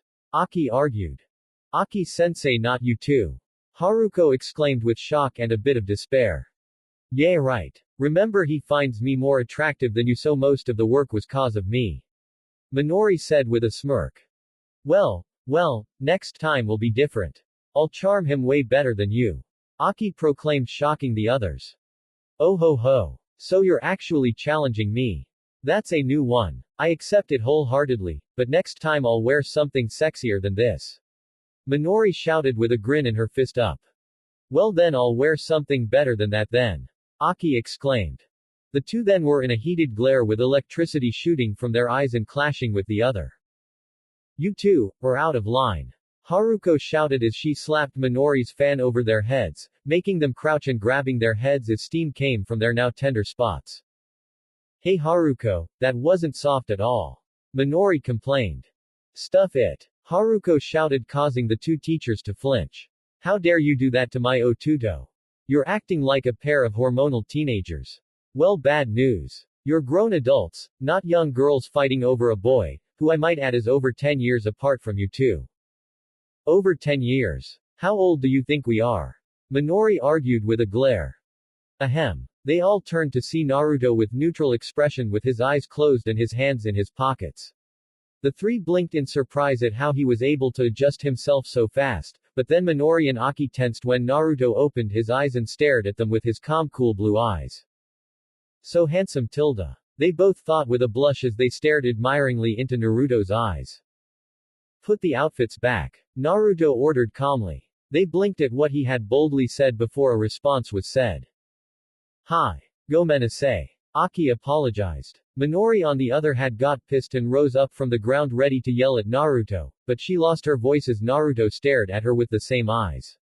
Her lip remained shut and her anger gone as she stared at his eyes before looking away meekly. Okay. Minori said, shocking Haruko, Aki and Himegami. Thank you, Jotaro Kujo. Naruto thought with relief and glad that those practices he did to get Jotaro's neutral yet assertive way of authority paid off. Oh, and I want to ask you all a favor. Naruto said, getting everyone's attention. Please never, and I mean never ever, tell Azuki-chan about this. Naruto said. Of course. After that, even I'd beg everyone not to tell Yuka-chan. Kengo said, scratching the back of his head. No problem, man. There are some times where a man doesn't deserve to get beat and this is one of them. Takaru said. I actually agree. Haruko said. I won't tell. Sirius said. Of course I won't tell Naruto-ni-chan. Anaho said with a cat-like smile. I won't sing. Fu said. I didn't even care to begin with. Himegami said with a dull look. My lips are sealed. Kimi said with a smile. Naruto knew Minori and Aki won't say a thing, but he was now a bit worried when he noticed Cha-Cha swing side to side as she hummed a tune. Cha-Cha-chan. Naruto said the mocha-skinned girl's name. I think Azuki-chan deserves to know. Cha-Cha said with an innocent smile. Nani? Naruto questioned with a raised eyebrow. Cha-Cha. That's not nice. Kimi exclaimed with surprise at her best friend's response. Yane-chan, what's the deal? Fu questioned, surprised as well. I just feel she needs to know. Cha-Cha said looking up at the side as she acted innocently. Please. Naruto said with slightly worried eyes. Okay. Maybe I won't tell. If you go on a date with me. Cha-Cha said. Sneaky. Syria said with a grin as she thought about using that on Takaru someday. Fine. Naruto said with a fond smile. Cha-Cha, that's not fair. Kimi exclaimed with an agitated blush. Sticks and stones may break my bones, but I'm going on a date with Naruto-kun and you aren't. Cha-Cha said with a playful grin as Kimi glared at her with a pout on her face. We haven't gone on one in a while. I at least owe her one after so long. Naruto thought with a smile. I am displeased at your immediate surrender. Time for punishment. Minori exclaimed with a grin as she whipped Naruto's ass with her cat o' nine tails. Youch! Naruto cried as he held his bottom. Principal Minori. Haruko shouted with a red blush and displeasure. Unknown to them, Jiraiya was watching from Shinobi World with a huge ass grin and major nosebleed as his clone wrote down everything from when they discovered who stole the outfits. Best part was when Minori whipped Naruto in the ass. This is an awesome world. Jiraiya said with a perverted grin as his clone nodded in agreement with his own. After school, Naruto decided to have a drink with Kengo and Takaru. What's with life here? I mean I love it and all, but Christ man, how do such perverted actions that would even make Tsunade Ba-chan stutter in embarrassment can happen into just two guys? Naruto said referring to him and Takaru. Make that three. Minerva's now starting to become more assertive around me, I can sense it. Kengo said taking a sip from his soda. Really? I could not tell. Not even after the whole disrobing of Juliet. Takaru said with a smirk as he took a sip, but his ankle then got punted a bit by Kengo. Ow. Woman. Takaru mumbled with annoyance. You got to admit, no one is luckier than you, Naruto. Not only were you part of a delicious sandwich, but the school principal and nurse were fighting over your attention like passionate school girls. I'm not sure if that's pure luck or pure skill. Kengo said with a smirk. I go with both. Takaru said. By the way Kengo, on a personal note, I've been wondering, have you and Yuka, been using? Yes, we have been using protection. We're high school students, this isn't college. Kengo said gulping from his soda. Takaru couldn't help but laugh at that comment. Uh-huh. Now all we need to do is wait for the story of the broken condom. Naruto said with a smirk causing Takaru to spit out some soda as he laughed out loud while Kengo glared at him and punted him in the leg. Ow. Woman. Naruto muttered with annoyance. After the moment was over, Takaru had gained a new thought. I just thought about it. Since we always hang out, shouldn't we have a place to hang out? Like back when we were kids we would want a clubhouse with our friends, kind of like that. Takaru voiced. A hangout spot. That's actually a good idea Oyama. Kengo said with a smirk as he cupped his chin. The only question is where we can find one. We could build it. Naruto suggested. I don't know carpentry. Kengo said. Yeah, seems like less of a hassle if we could just find an abandoned building and remodel it. Takaru said. Then I'll use my clones to find one. Naruto said, but then he realized something. Or maybe I don't have to. Naruto said with a smirk.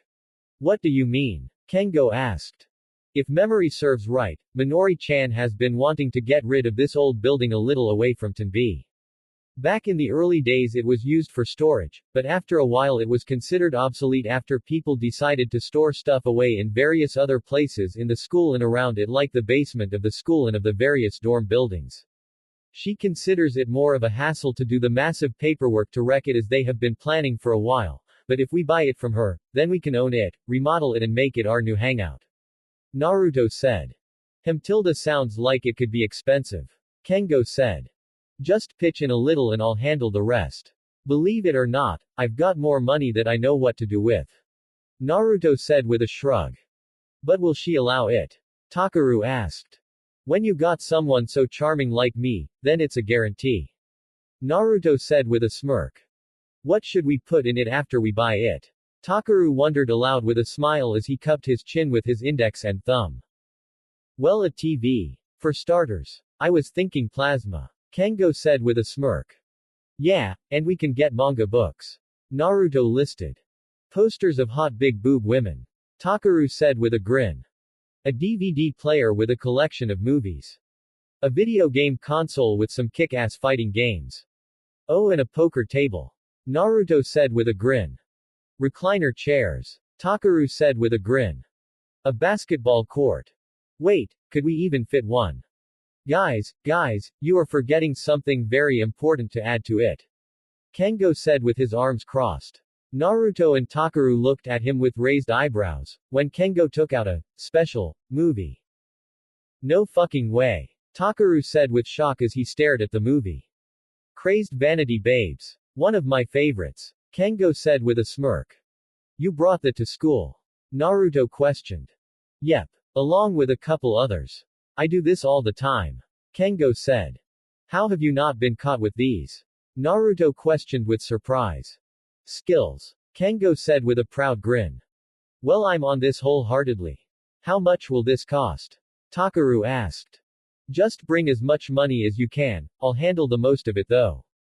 Naruto said with a grin. Naruto slammed a piece of blank paper on Minori's desk, then made a few hand signs and slammed his hand onto the paper as a seal appeared on the paper, and then came a cloud of smoke as a pyramid of money appeared atop of the paper. Minori, Gen, Kengo and Takaru stared at the large amount of money with wide eyes as Naruto had a huge grin plastered onto his face. Do we really need to add our money into the mix? Takaru asked. Not unless you don't want to share the place. Naruto said, making Takaru and Kengo immediately place their share onto the table. So you three are willing to buy that run-down shack? Minori questioned with a raised eyebrow. That's right. Naruto said with a grin. Well, it will save me some mercy from this crappy workload. Alright, you got it.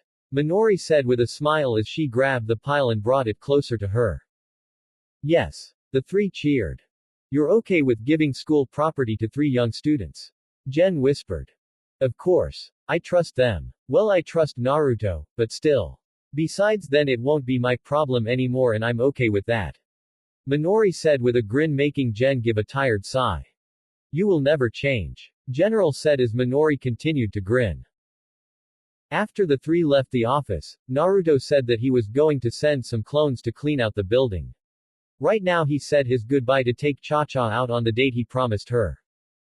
That he got whipped in the butt for agreeing to so quickly. Kinky Minori. When Naruto got back home, he put on a pair of black pants, a white shirt with a long-sleeve orange shirt over it that stopped halfway at his forearm, a black blazer-like coat with the sleeves rolled up to his elbows, white with black trimmed sneakers and a black wristband with an orange line in the center of it. Okay, ready. Naruto said, adjusting his coat. Great. Cha-Cha cheered as she suddenly grabbed Naruto's wrist and dashed out the door. How does she always appear out of nowhere like that? Naruto wondered. Cha-Cha was wearing a cheetah print tank top that exposed her stomach, white short shorts with black belt and black thong sandals. Man, does she look good. Naruto said as he subconsciously licked his lips, but then he realized what he just did. Wait, did I just? Pervert. Kurama said with a grin. Fuck off. Sugoi tilde. Anna Belinda said with a smile as she examined the blood from her syringe of Itachi's blood. The blood is just ripe. Anna Belinda said with glee. Itachi couldn't help but glare at this woman. She may not use her experiments for the desire of a younger body and absolute personal power like Orochimaru, but she is still a disgusting creature in his eyes. She then took out a small round handheld contacting device from her pocket and pressed a button on it.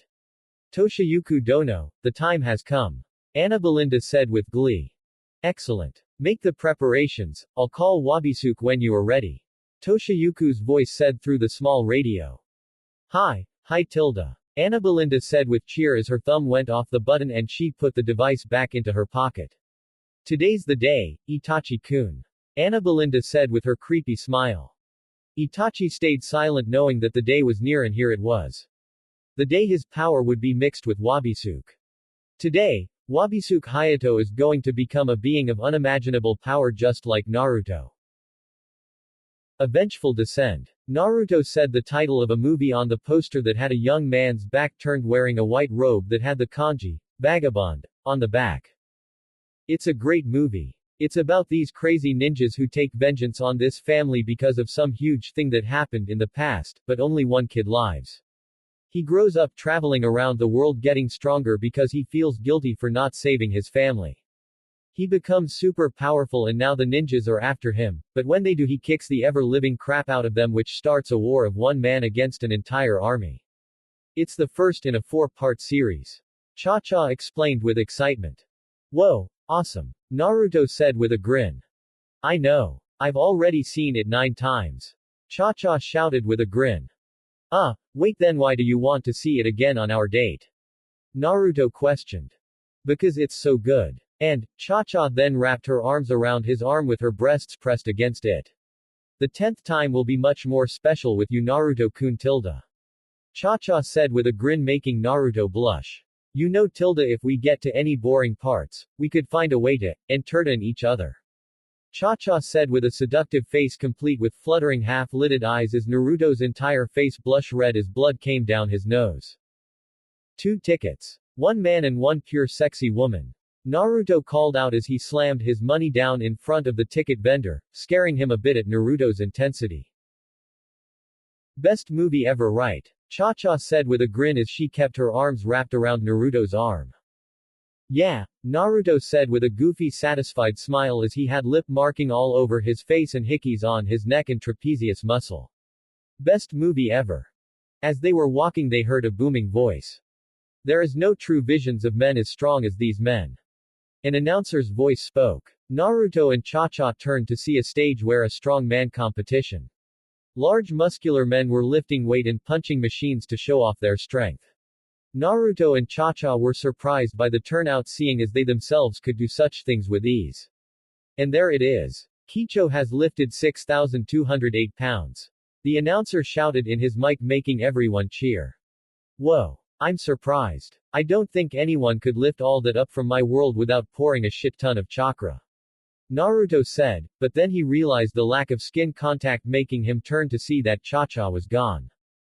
Excuse me but I know someone who can lift more than that. Cha-Cha's voice was heard making Naruto turn to see that she was talking to the announcer. Oh really? Who? The announcer asked her with his mic a little away from his mouth. My boyfriend. Cha-Cha said. Oh geez. Naruto thought, not really wanting any publicity. Your boyfriend? Yeah, I'll go get him. Cha-Cha said with a grin as she then went to Naruto and dragged him to the stage. Here he is. Cha-Cha said with a grin. Seriously. Oh well, at least it will make the big guys look good. The announcer said before speaking into his mic. Ladies and gents, this young lady believes her boyfriend can lift more than Kicho. Let's let him try, shall we? People cheered in agreement. Naruto sighed as he made his way to the barbells. The staff placed more weights onto the barbell. 6,220 should be good for the little guy, right? The announcer said with a grin. More. Naruto said with his arms crossed. Tough guy, huh? Alright. Give him what he wants. The announcer said as the staff then put in 10 more pounds. More. Okay. 10 more pounds were added. More. I guess that's okay. The staff put in 10 more pounds. More. 10 more were added before his approval. More. The staff looked at the announcer to see if it was okay, to which he replied with a shrug. Ladies and gentlemen, the young man is now at 6,270 pounds, which is the most weight lifted in the Guinness Book of World Records. The announcer announced. More. Naruto said, shocking the crowd, making them gasp. Hey kid, I can tell you're confident, but don't go and think you're Goku or that Superman guy. The announcer said. I said more. Add 50 more pounds. Naruto said. The staff looked at the announcer who thought it over and decided to go with it, allowing them to add 50 more pounds. Folks, as our young lad has requested, we have added 50 more pounds to the weights. Now the question is, will he be able to lift them up high, breaking the world record and officially becoming the strongest man in the world? No way. Someone exclaimed. As if. That's not possible. Especially with him being smaller than the other guys. Everyone was against Naruto and for good reason. After all, lifting that much is not possible, but then again, Naruto is no normal man. After taking off his torso clothing to reveal his muscular body, Naruto walked up to the barbells, ignoring the smug looks and chuckles from the professional bodybuilders. Naruto grabbed the bar with one hand and then rose the entire thing over his head, one-handed, seemingly effortlessly. To say everyone was shocked was an understatement. The announcer dropped his mic in disbelief. No, wait, someone said. This has to be fixed. Boo. People didn't like what they saw, seeing as it was supposed to be impossible, they thought the show was a scam. Naruto sighed as he decided to prove them wrong by doing the one thing no strong man has ever done, but shows undeniable evidence with no argument for the feat. Naruto jumped down, got a grip of the stage and lifted it over his head, making everyone's jaws dropped. Holy shit. A few people in the crowd screamed with shock. What the hell is this kid? Holy crap. Am I dreaming? I wanna go home tilde. One of the bodybuilders whined. Naruto placed the stage back, went upon it and put his clothes back on. How did you do that? The announcer asked, his mind blown with pure shock and disbelief. I just grabbed it and lifted it. Clear as that. Naruto simply said, putting on his white shirt then orange one. No, I mean, how come you're so strong? The announcer asked, still not comprehending what he had just witnessed. I just went through intense training. Naruto said, putting his blazer-like coat back on. Naruto and a grinning Cha-Cha left, leaving everyone in the area in shock. I still don't understand. The announcer exclaimed. Cha-Cha continued to laugh as they headed to get some smoothies. I knew those guys were nothing but a bunch of baby ducklings compared to you. Cha-Cha said with a grin. No need to get cocky about it. I think their pride is bruised enough. Naruto said with a smirk. You mean shattered. And besides, I can't help it. My boyfriend is the strongest man around and I want everyone to know it. After all, you deserve praise with all the amazing stuff you've done in your life. I just want to make all the best about you known. Cha-Cha said with a smile, making Naruto blush and have a surprised look on his face. Wow, that's really nice of you to say, Cha-Cha. Thanks. Naruto said with a blush and bashful smile, glancing to the side in embarrassment. Oh come on, don't be like that or else you're going to make me kiss you 1,000 times. Cha-Cha said with a grin, playfully slapping Naruto's arm. Like you weren't planning on that before. Naruto said with a smirking grin. Ah tilde, you saw right through Cha-Cha. Cha-Cha said, leaning against Naruto and resting her head against his head. It was with that action Naruto noticed how tall he was. He was only 2 or 3 inches shorter than Cha-Cha. He really had grown. After a while, they had finally made it to the place. I'll get the smoothie. You get a seat out here. Cha-Cha said with a smile before kissing Naruto on the cheek and heading to get their smoothies. Naruto smiled as he watched Cha-Cha walk away. His smile widened even more as he stared at her perfect ass.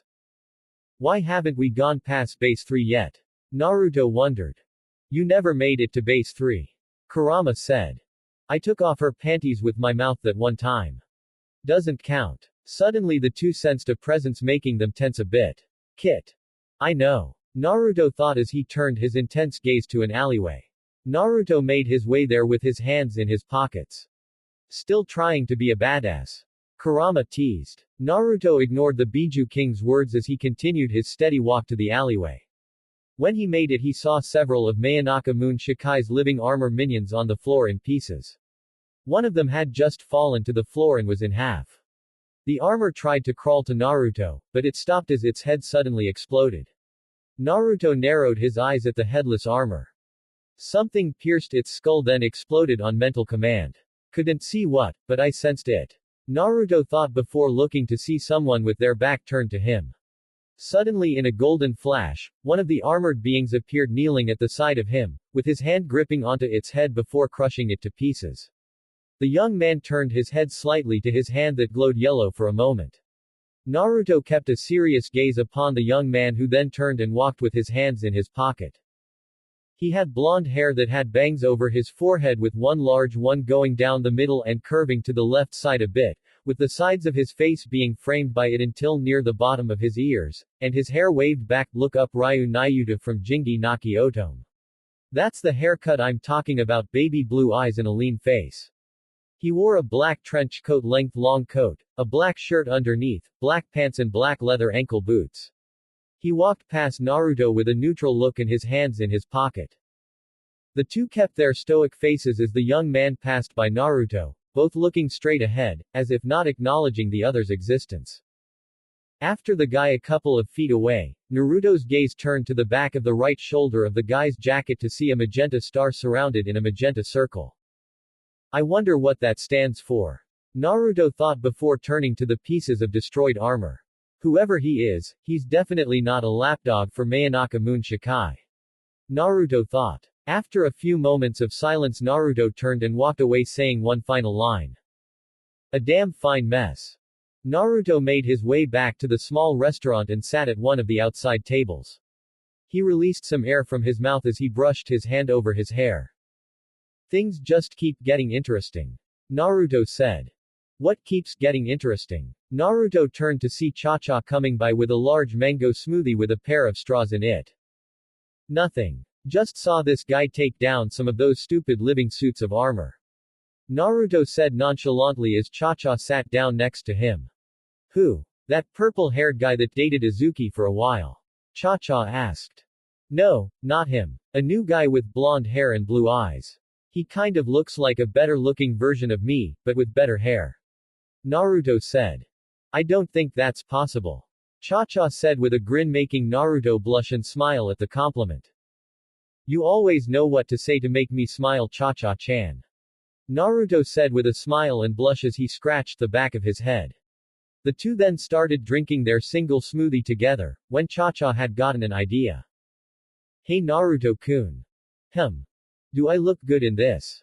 Cha-Cha asked, making Naruto look up to see Cha-Cha lying on her side on the table in only her orange with black tiger patterned bra and panties combo, making Naruto fall back to the floor with blood shooting from his nose. Men around the area were eyeing Cha-Cha with perverted delight and comments, whoops and whistles, while the women blushed and judged the mocha-skinned girl. Naruto didn't take too kindly to this as he stood up straight with the blood gone from his nose as his face became stoic, but had a hard glare as he slammed his hand onto the table as a flaming red menacing aura surrounding him, scaring the crap out of everyone in the area. Why don't you all mind your damn business? You'll all walk away healthy. Naruto said in a cold tone, making everyone shiver with pure fear as they turned away and mind their own business. Oh Naruto-kun. You're so caring for me. Cha-Cha said with a joy-filled grin as she hugged Naruto with her boobs smooshing Naruto's face as usual. In public too. Is there nothing Cha-Cha-chan will ever feel shame about? Oh well, I don't mind. Naruto thought with a blush and smile. Naruto and Cha-Cha had walked home and went up the stairs to go to their dorm when they noticed Fu leaning onto the railing and looking up at the sky. Hey Imouto. Cha-Cha exclaimed with a grin, making Fu turn to her. Nei-chan. Fu said with her own grin as the two hugged. Naruto smiled at the sight, happy for the two. What's on your mind? Cha-Cha asked. What makes you think I have something on my mind? Fu asked as they separated. Because I'm your sister. I know when something is up with you. Cha-Cha proclaimed proudly. That and you had a distant look while you were on the railing. Naruto said. Fu sighed, feeling like she should have seen this coming. I'm just thinking about home, you know. I was wondering how Shibuki is doing. Fu said, looking into the sky. I'm sure he's fine. Cha-Cha said. I'm also sure that he misses you as much as you miss him. I do miss him. Fu said. Like. Cha-Cha teased with a grin. Ew, no way. He's more like an older brother to me. Fu said. Besides, I kind of like someone else. Fu thought, glancing at Naruto. She knew from experience, and because of advice from Izuki, to never mention stuff like this to Cha-Cha. She likes to pry and know stuff like this. Granted, she doesn't bother people a lot or to extremes when it comes to these things, but seeing as Fu is considered her little sister, she has to be even more careful than the others, knowing how sisters act with one another. Still wish I could find a way back there so I can tell him I'm fine. Fu said. So when you get back you want to stay there? Cha-Cha asked, feeling sad that if the day comes then she'll lose her sister. No way. I love it here. There's so many cool things in this world. There are fun things to do that aren't back in the shinobi world. I made new friends and I have you, Nei-chan. Fu said with a huge smile as she hugged her big sister. Ah, tilde Cha-Cha feels so loved. I love you too, Imouto. Cha-Cha said with a big smile as she returned the warm hug. Naruto smiled as he watched the two. Fu's answer made him think over his own thoughts of the world. He couldn't help but completely agree with her. This world really is way better than Shinobi world. Naruto thought, but then he blinked in shock. Did I just actually think that? Naruto wondered with shock. Yes. Kurama answered.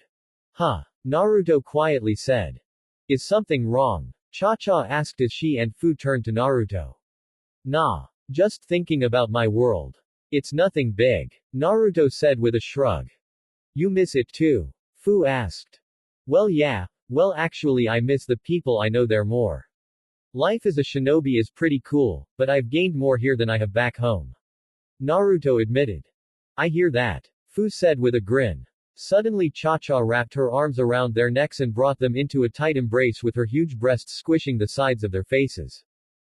I'm so happy you both love being here with me so much. Cha-Cha said with a joy-filled grin.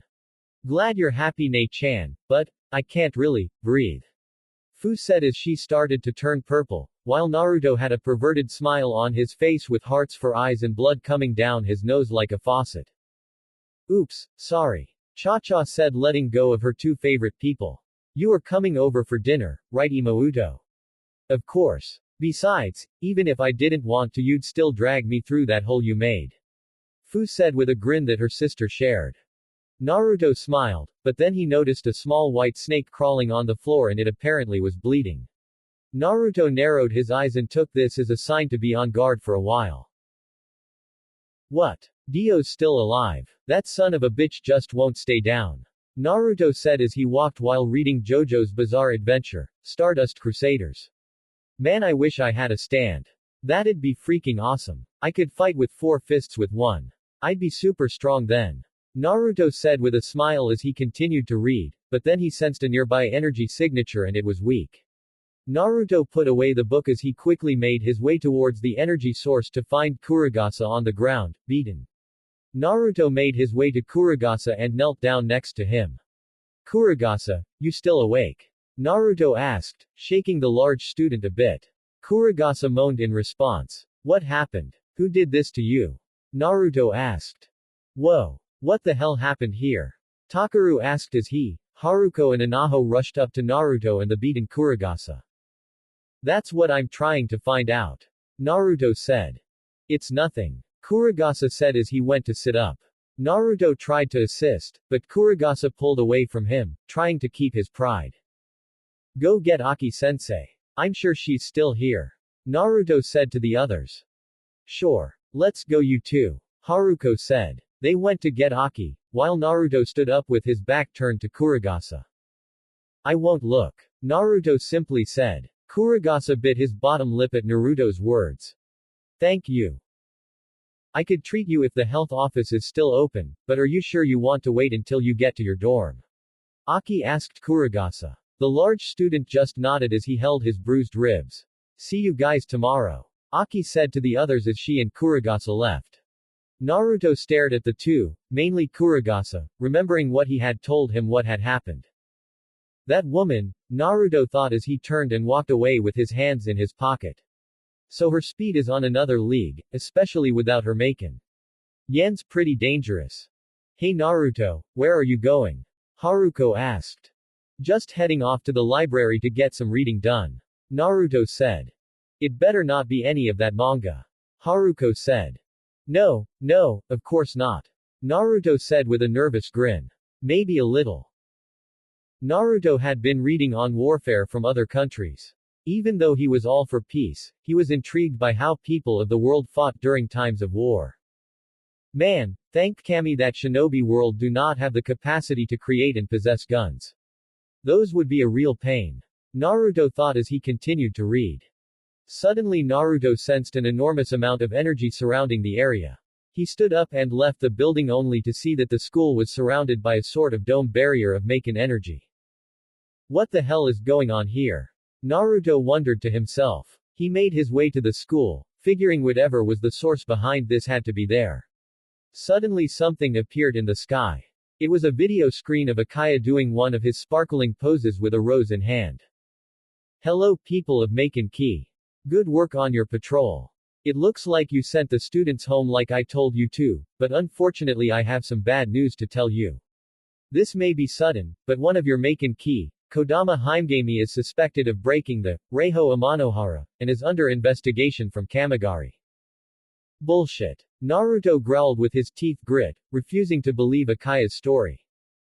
In about 1 hour a helicopter will arrive and will transport Mizumegami to the Kamigari headquarters. Akaya said. Naruto glared at the video image. He now utterly despised Akaya. When he gets his hands on him, he's going to tear him a new one. Naruto turned to notice up at the clock tower was Akaya, Minerva and the Finian twins with Himegami tied up to a crucifix. That bastard. Naruto growled. He went to jump, but when he did, his head got hit, sending him back to the ground. There's barriers all over the school, so you should watch yourself. Akaya said with a smug smirk. Fuck you. Naruto shouted with anger. As his energy built up, he saw the barriers which were weird scriptures. Stupid barriers. Naruto said gritting his teeth as he growled. I'll just break them all apart. Naruto shouted as his fist burst into bluish-green flames and then he punched a barrier, shattering it. You better get ready Akaya Kodai, because when I get to you, you won't be able to look yourself in the mirror.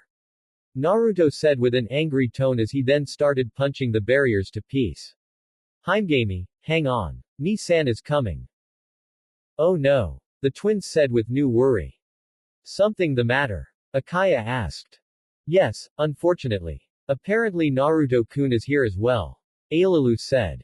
And he is punching our barriers to pieces. Lilu said. Damn. Should have known better. Things would go much smoother if he never came to this world. Akaya said. Naruto was starting to become a danger to Kamigari.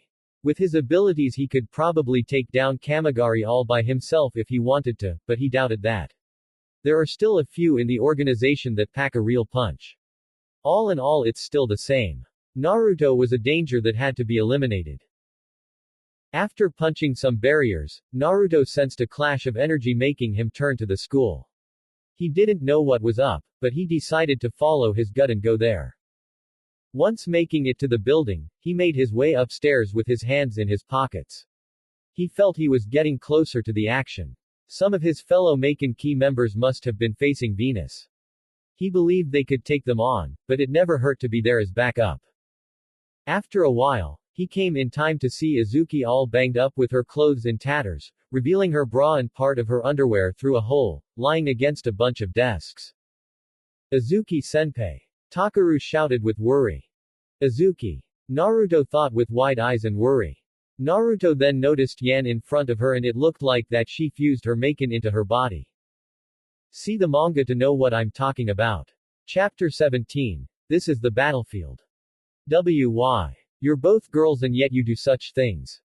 Yan didn't like Takaru's words at all, so they then grabbed him by the neck with one hand and raised him high into the air.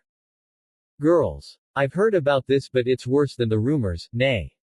You should make your misunderstandings average as well, Ohyama Takaru. Yan said. I'm just. Yan then squeezed his neck ever tighter making him groan in pain. It doesn't matter who it is. The ones on the battlefield live for many different things. Izuki does it for her friends, I do it for where I am and for my pride. You who insults by saying such things. I won't forgive you. Yan said as she squeezed tighter as she choked Takaru even more with a glare in her eyes. Hey. Yan turned to see Izuki sit up. If you go further than that, that guy will die. Izuki said. He will won't he, nay. To think that you can still talk. I'm amazed at your sturdiness. Yan said as she turned back to the choking Takaru. You cannot change this with your ideals. You cannot stop this with your words. Takaru's hands fell to his sides as his mouth started to gurgle. You who don't possess either, don't have the right to be here. Yan said as she was about to tighten her grip on his neck, but suddenly a strong hand grabbed her forearm and squeezed tight around it, making Yan release her hold on Takaru as she groaned in pain. She fell to one knee from the pain as she looked up, only to develop a look of new worry as she saw that it was Naruto. Naruto's eyes were shadowed for a moment, but then they became visible to reveal blood-red eyes with slit pupils. The air became thicker, making it hard to breathe. Yan trembled a bit from fear of Naruto's anger. She never thought she'd be afraid of anyone, but now she was proven wrong as she sweated underneath Naruto's deadly glare. Naruto then cocked back his free hand and formed it into a fist. He then thrust it towards Yan. Yan felt everything slow down as the fist came closer to her. He wasn't kidding. Yan thought with wide fearful eyes. Suddenly Naruto was hit in the head with a shoe, making him stop his fist, which was an inch away from Yan's face. Naruto's eyes became shadowed again as he remained silent, knowing who had done the deed. Hey, did you forget or something? I don't like it when you get involved in my own fights. Let me handle this China bitch. Azuki said. Naruto remained silent for a few moments, before releasing his grip on Yan. Naruto made his way to a coughing Takaru and helped him up. I guess you weren't kidding when you said you'd beat a girl. Takaru said. Dude, you really should keep your comments about women to yourself. Naruto said. Yan stared at Naruto with wide eyes, shocked at what he had almost done to her. Looks like he wasn't lying about fighting a woman when he has to. Azuki said with a smirk. Yan continued to stare at Naruto before closing her eyes and releasing a small sigh as she stood back up. Azuki dashed and jumped at Yan and went for a kick to her temple with Hawk, but Yan blocked it in time. Azuki spun and landed as Yan faced Azuki, ready to fight again. Glad to see you're back up. Azuki said as Yan stared at her. Bullying the weak doesn't interest me, Yan Min. If it's an opponent you want, I'm right here. Azuki said with a cocky smirk. Seems that way. Yan replied with her own cocky smirk. You can go on ahead. Naruto said. What about you? Takaru asked. I'll hang back here. I'm interested in the final round. Naruto said with a smirk as he crossed his arms. Final round. Takaru thought as he turned to the two strong-spirited women. Come at me. Azuki shouted. Rari, Yan dashed at lightning speed, but when she did she felt something dig into her right foreleg's skin a bit, cutting it and making it bleed a bit as she started to fall forward. What? Pain? In my leg? Yan thought as she looked down to her cut leg to notice a string. A thread. No. This is a piano string. When did she? Smart move. She used one of the wires from the wrecked piano she was next to on the ground. While I distracted Yan with my fit of rage, she took off her shoe and used her toes to hold it. Then when she went for the attack, she managed to wrap the string around Yan's leg, hoping that she'd use that technique. Smart and hot. I know how to pick 'em. Naruto thought with a smirk. Gale. Azuki shouted as she kicked Yan across the face with Hawk, sending the lightning mistress crashing into the ground with a cloud of smoke surrounding her. Naruto smiled at the successful hit, but then his nose bled when Azuki's skirt fell off, revealing her entire underwear. Azuki panted as she felt weak from all the power and stamina she used. I told you before, didn't I? That your manner of walking was bad. Azuki said with a smirk. Maybe I had to be here earlier to get that. Naruto thought. Yan then dashed out of the smoke and towards Azuki, her hair undone from its bun holder and ponytail. Damn it. Let me rest a little. Azuki shouted as kicked Yan in the ribs while Yan kicked his in her cheek. The two skidded back from the impact they both suffered. I'm hit. I'm starting to feel her blows real hard. I must hold out. Azuki thought, gritting her teeth. This girl, she's strong. I can't finish her off with average attacks, nay, in which case. Yan stood up straight and slammed her fists together, her knuckles clashing as they glowed and were surrounded by lightning. Raikon, Thunder Fist. This is it. Naruto said, making Takaru turn to him. My, Rari, cannot yet turn my entire body into lightning, however, Raikon only affects my fists, however it can turn them into pure lightning. It's my trump card to use against strong enemies. Yan said. Despite being shaken up, despite being wounded, she came this far for her friend. Yan thought as she stared at Azuki. I'll admit it. You are a strong warrior, nay. What now, all of a sudden? That's not like you, but if you put it like that, it won't do, to not show you my guts. Azuki said with a confident grin and tone as she slapped her right knee, where Hawk was. Naruto stared at Azuki with surprise at her proclamation. That is the most gutsiest girl I've ever known. Naruto thought with a smile as his eyes displayed deep affection for Azuki. Here I go. Raiden Housoi. Carry me Hawk. Dull Claw. The two charged at each other for the final clash.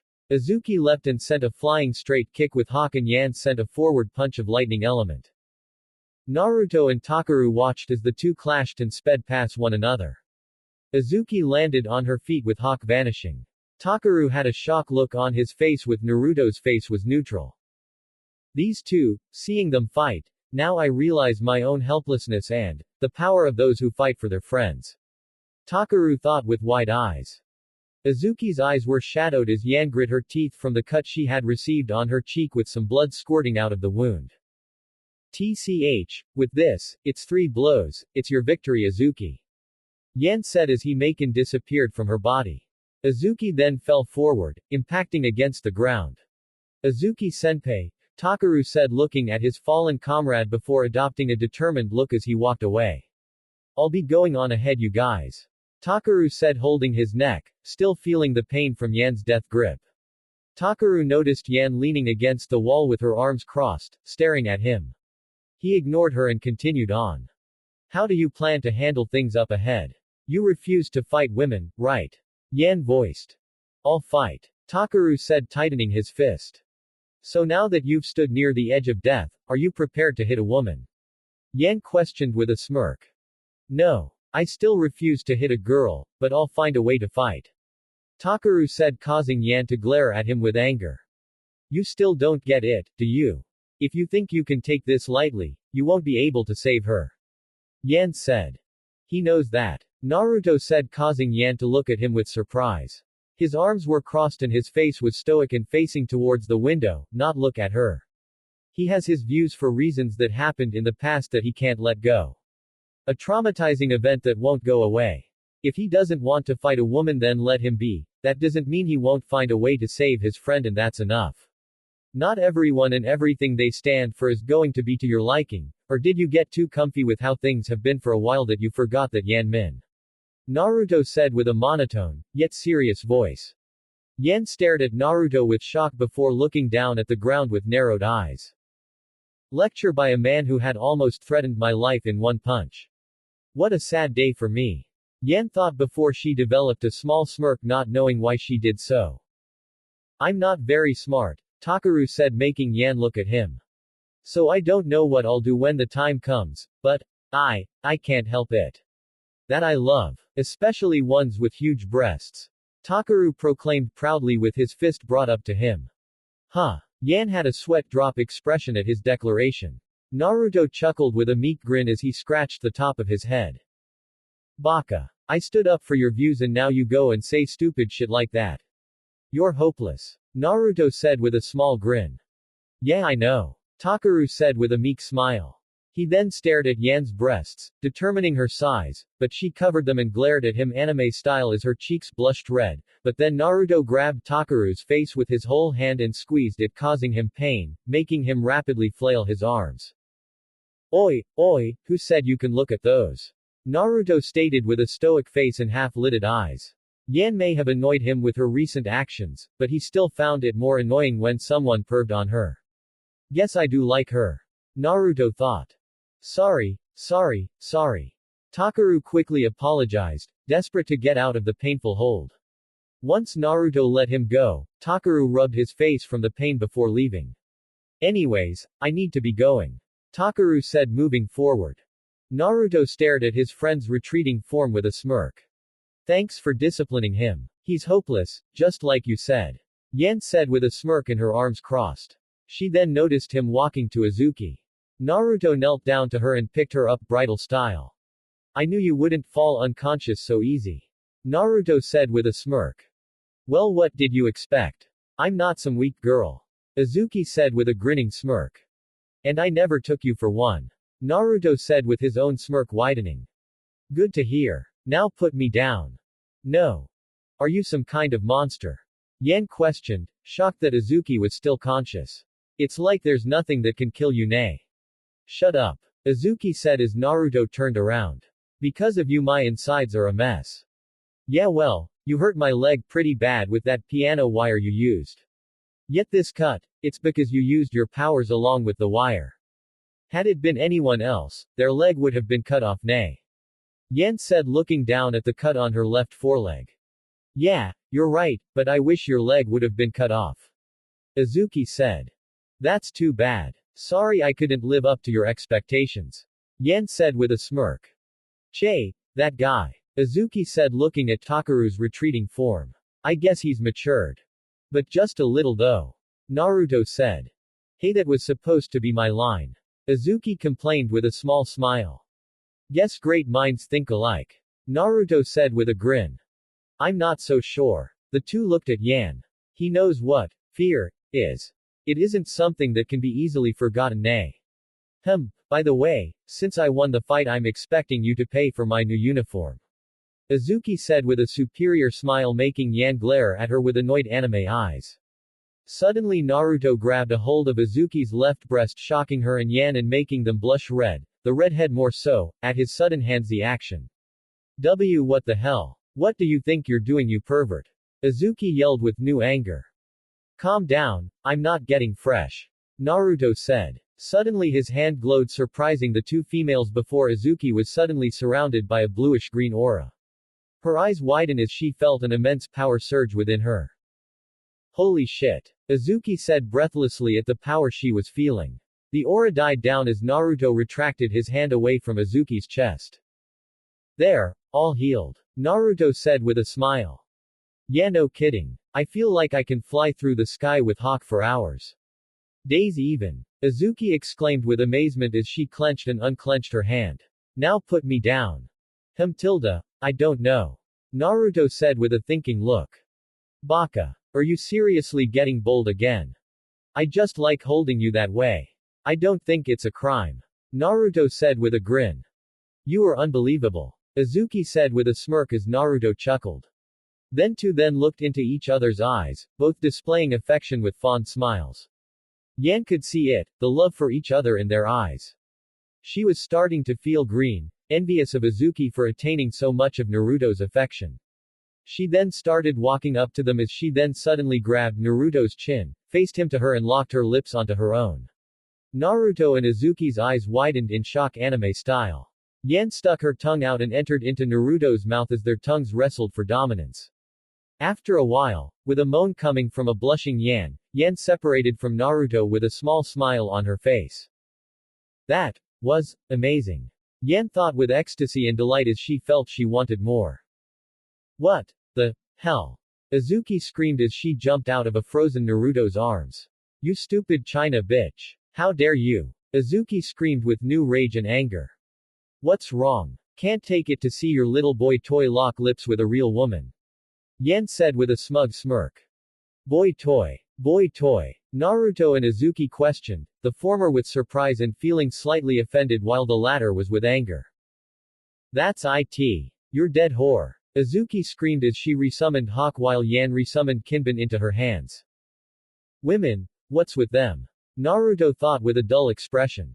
Right before they were ready to clash, Naruto grabbed one of their elbows and started pushing them towards where Takeru left. Okay, let's just head out and see what's up. Naruto said. Where the hell do you get off pushing us to where you want to go? Azuki exclaimed with annoyance. I just think you two did enough damage to the halls. Naruto said.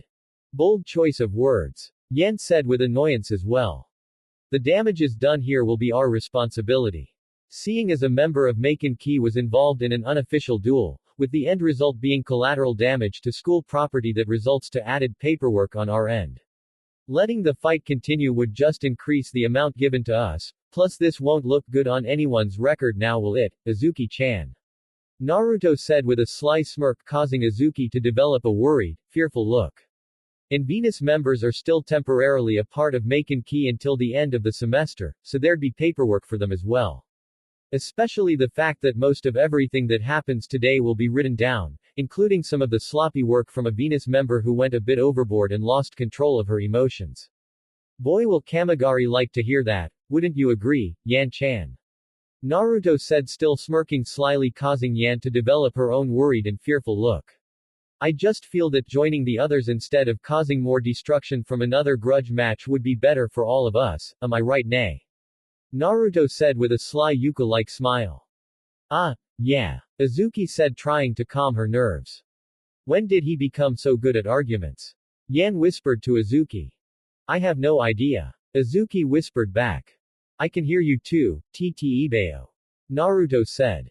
Celia dynamite swing. Siria's voice shouted, making the three look to see Siria swinging Inaho around by her legs, with the Maken key member getting her head hit against a wall ever 360 degrees. Holy crap, a wrestler's swing. Wait, I thought her name was pronounced Siria. Naruto said. It goes both ways. Yan answered.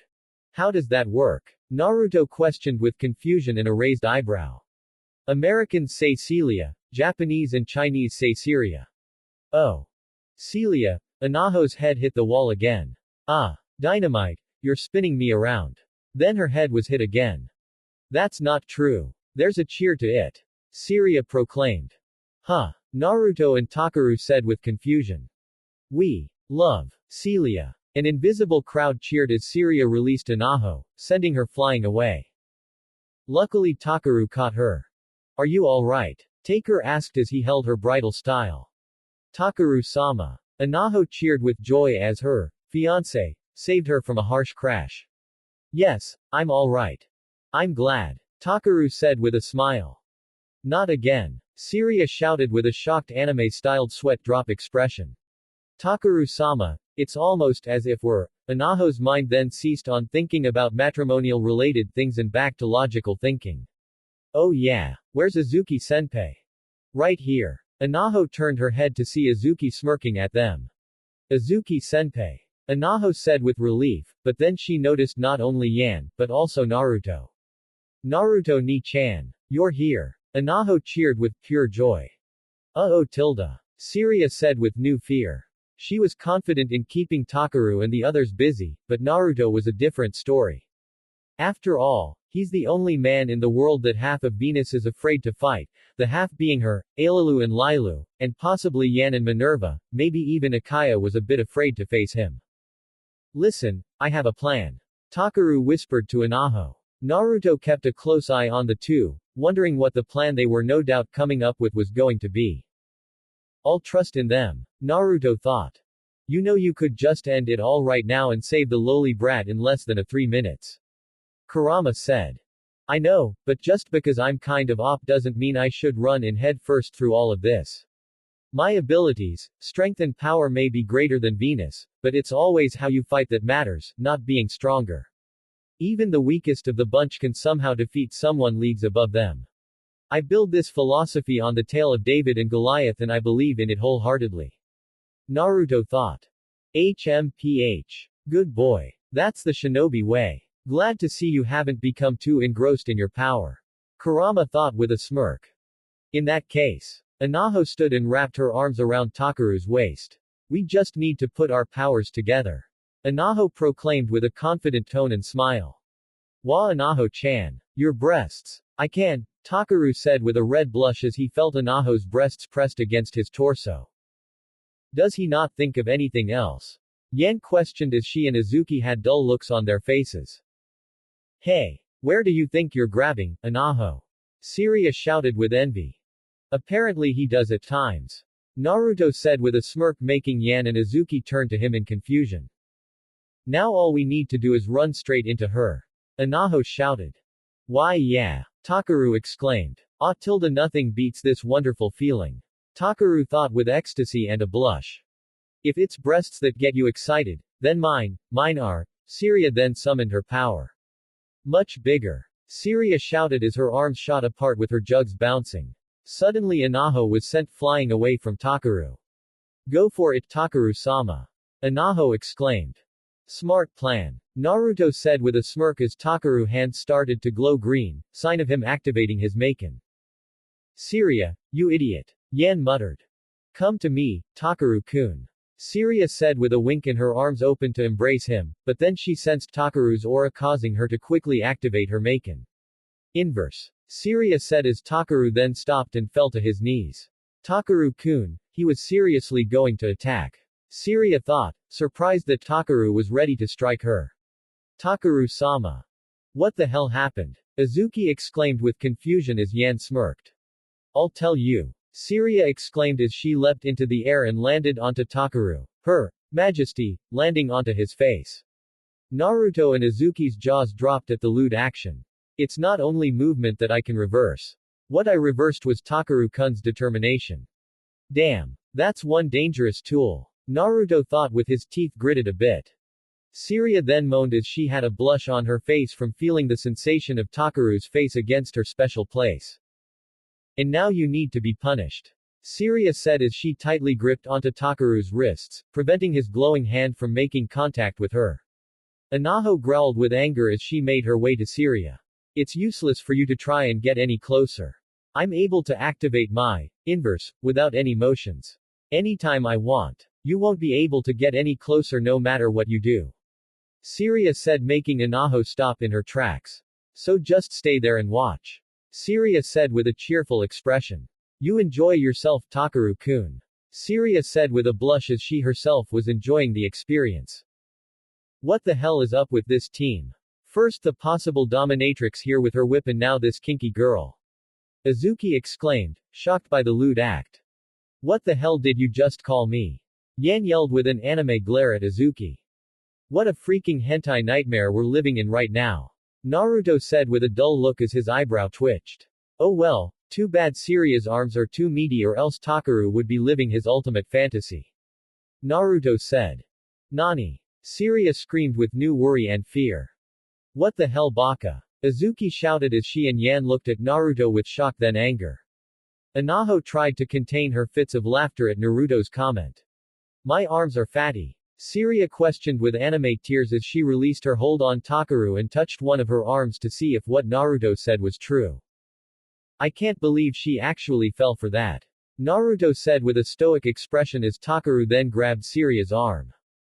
Finally, I've got you. Takaru said with a serious demeanor as his hand glowed green. Overblow. Takaru shouted as blasts out of his hand, shooting beams of energy around him and Syria, but then after a few moments, they vanished. What was that? Syria questioned. It didn't work. Takaru thought with surprise. That's weird. It usually works. Naruto thought with a raised eyebrow. Takaru-kun, what did you, huh?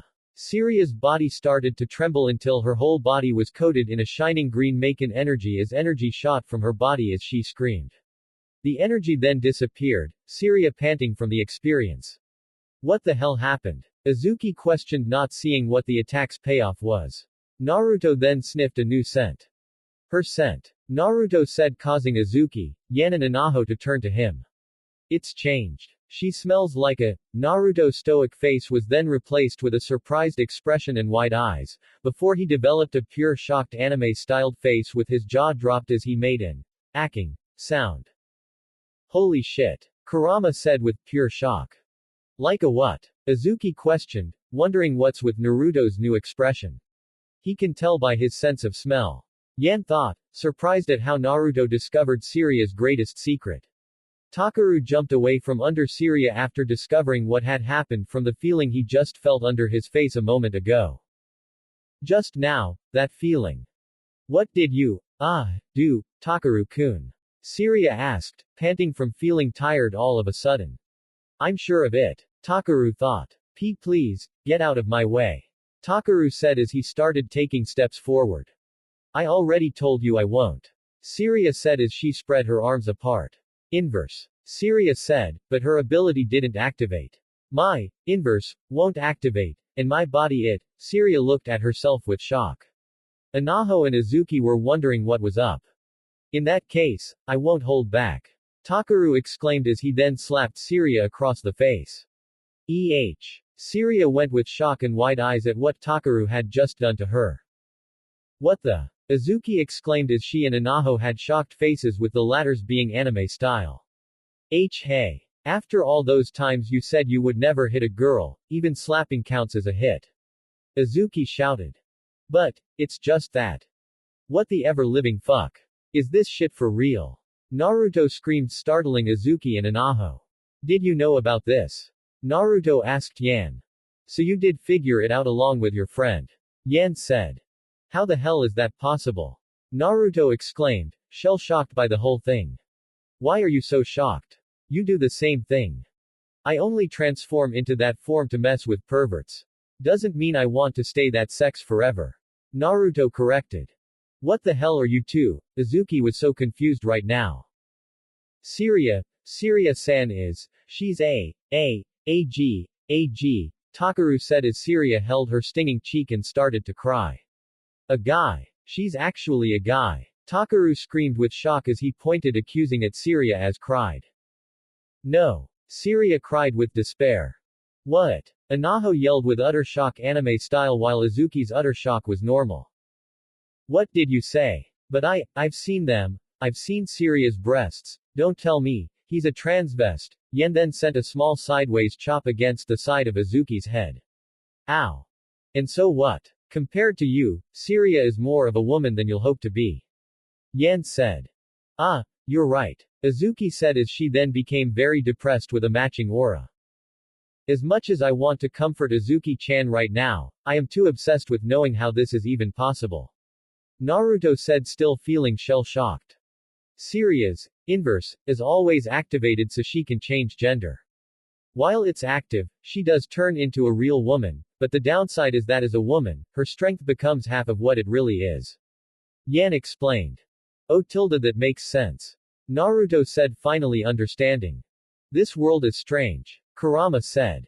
And a world where you are a piece of a woman who went ballistic and became a living tree monster isn't stranger. Naruto replied with a dull expression. Shut up. Kurama shouted, feeling embarrassed that technically he was a piece of a woman. A woman with godly powers, sure, but still quite embarrassing for the Kyuubi. So because of my Maken causing her, inverse, to go out of control, her gender changed back. Takaru thought as he looked at his hand. It's okay Yan, I'm just an Okama who's their enemy, it's just, I wasn't trying to trick you by changing my gender, I gave myself breasts and changed myself, down there, because I wanted to. Syria said as she shed tears of sadness. If you make your powers strong enough, then maybe one day you might be able to change yourself into a real woman, is what he said. I'm sure she means Akaya. Naruto thought. But, in the end I'm still a guy, who was slapped, for getting in Takaru-kun's way, you must really hate me, right? Syria said as she continued to cry. I don't hate you. Takaru said extending her hand to Syria making him look up at him. Sorry for slapping you earlier, but I thought of you as my enemy, not even once. Whether you're a boy or girl, it doesn't matter to me because I think of you as my friend. Takaru said with a meek yet caring smile. Syria was shocked to hear him say that to him, but then he smiled as wiped away his tears. You still call me your friend after what I did to you, you're so strange Takaru-kun, but thanks to that, I don't feel like fighting anymore. Syria said with a small smile and blush as he wiped away a tear. It's my loss. Syria said as he took Takaru's hand. As for the slap earlier. I forgive you my darling knight Tilda. Syria said as he kissed Takaru on the cheek. Wah! Takaru exclaimed. What the? Azuki exclaimed. No. Anaho cried. Hey Tilda, Syria giggled with a blush. Naruto just laughed at the action. Shut up. Takaru shouted at Naruto. His face is completely red. It seems the knight prefers a prince over the princesses. Yan teased. Wow. You did a good job hiding it with that whole, I like women thing. Azuki said with a blush. You never mentioned this before Takaru-sama Tilda. Anaho whined as she cried anime tears. Stop making fun of me. Takaru shouted. Suddenly he felt a hand on his shoulder making him turn to see Naruto. Don't mind them. Women are cruel after all.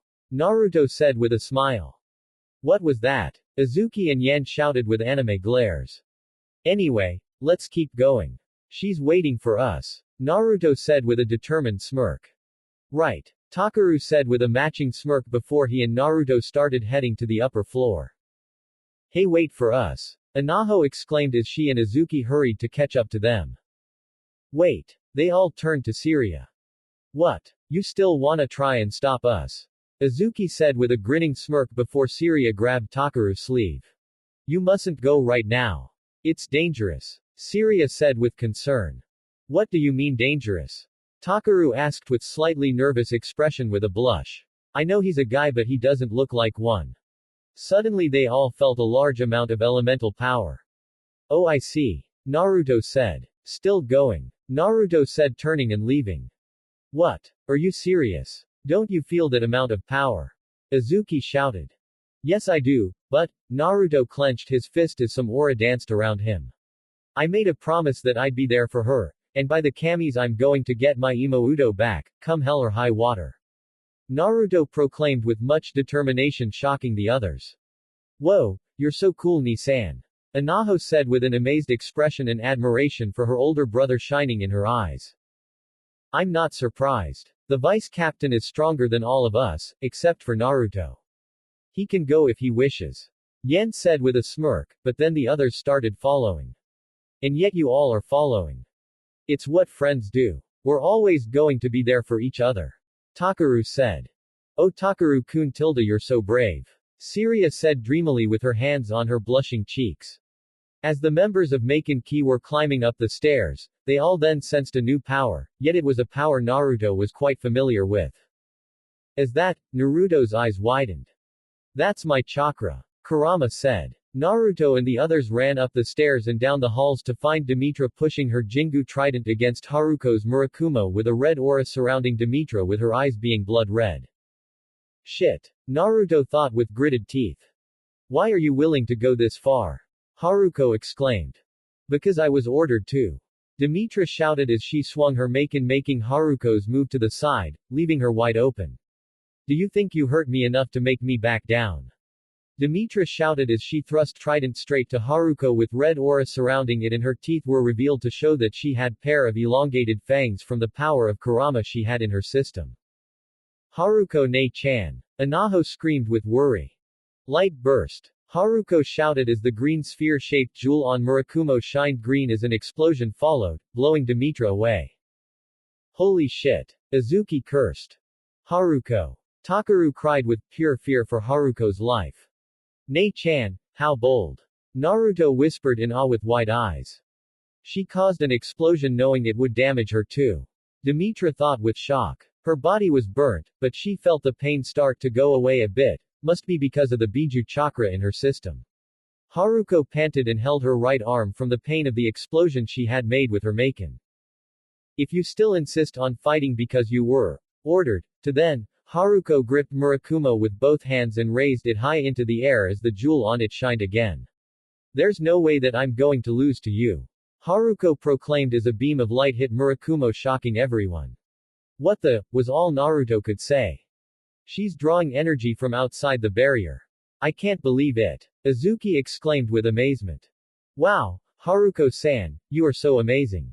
Anaho cheered with sparkling eyes of admiration and a cat-like smile. Haruko. Takaru thought as he stared at the girl with pure disbelief, amazement and admiration. Naruto was in the same boat, amazed that his elder sister had this kind of power. What an enormous power. I can't allow you to continue doing that. Demetra got into her fighting stance, ready for another attack. But then she stopped when she noticed a pair of flowers in a small vase.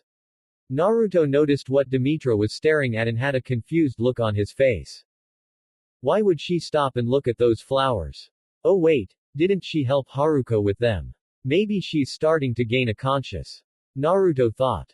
At a time like this.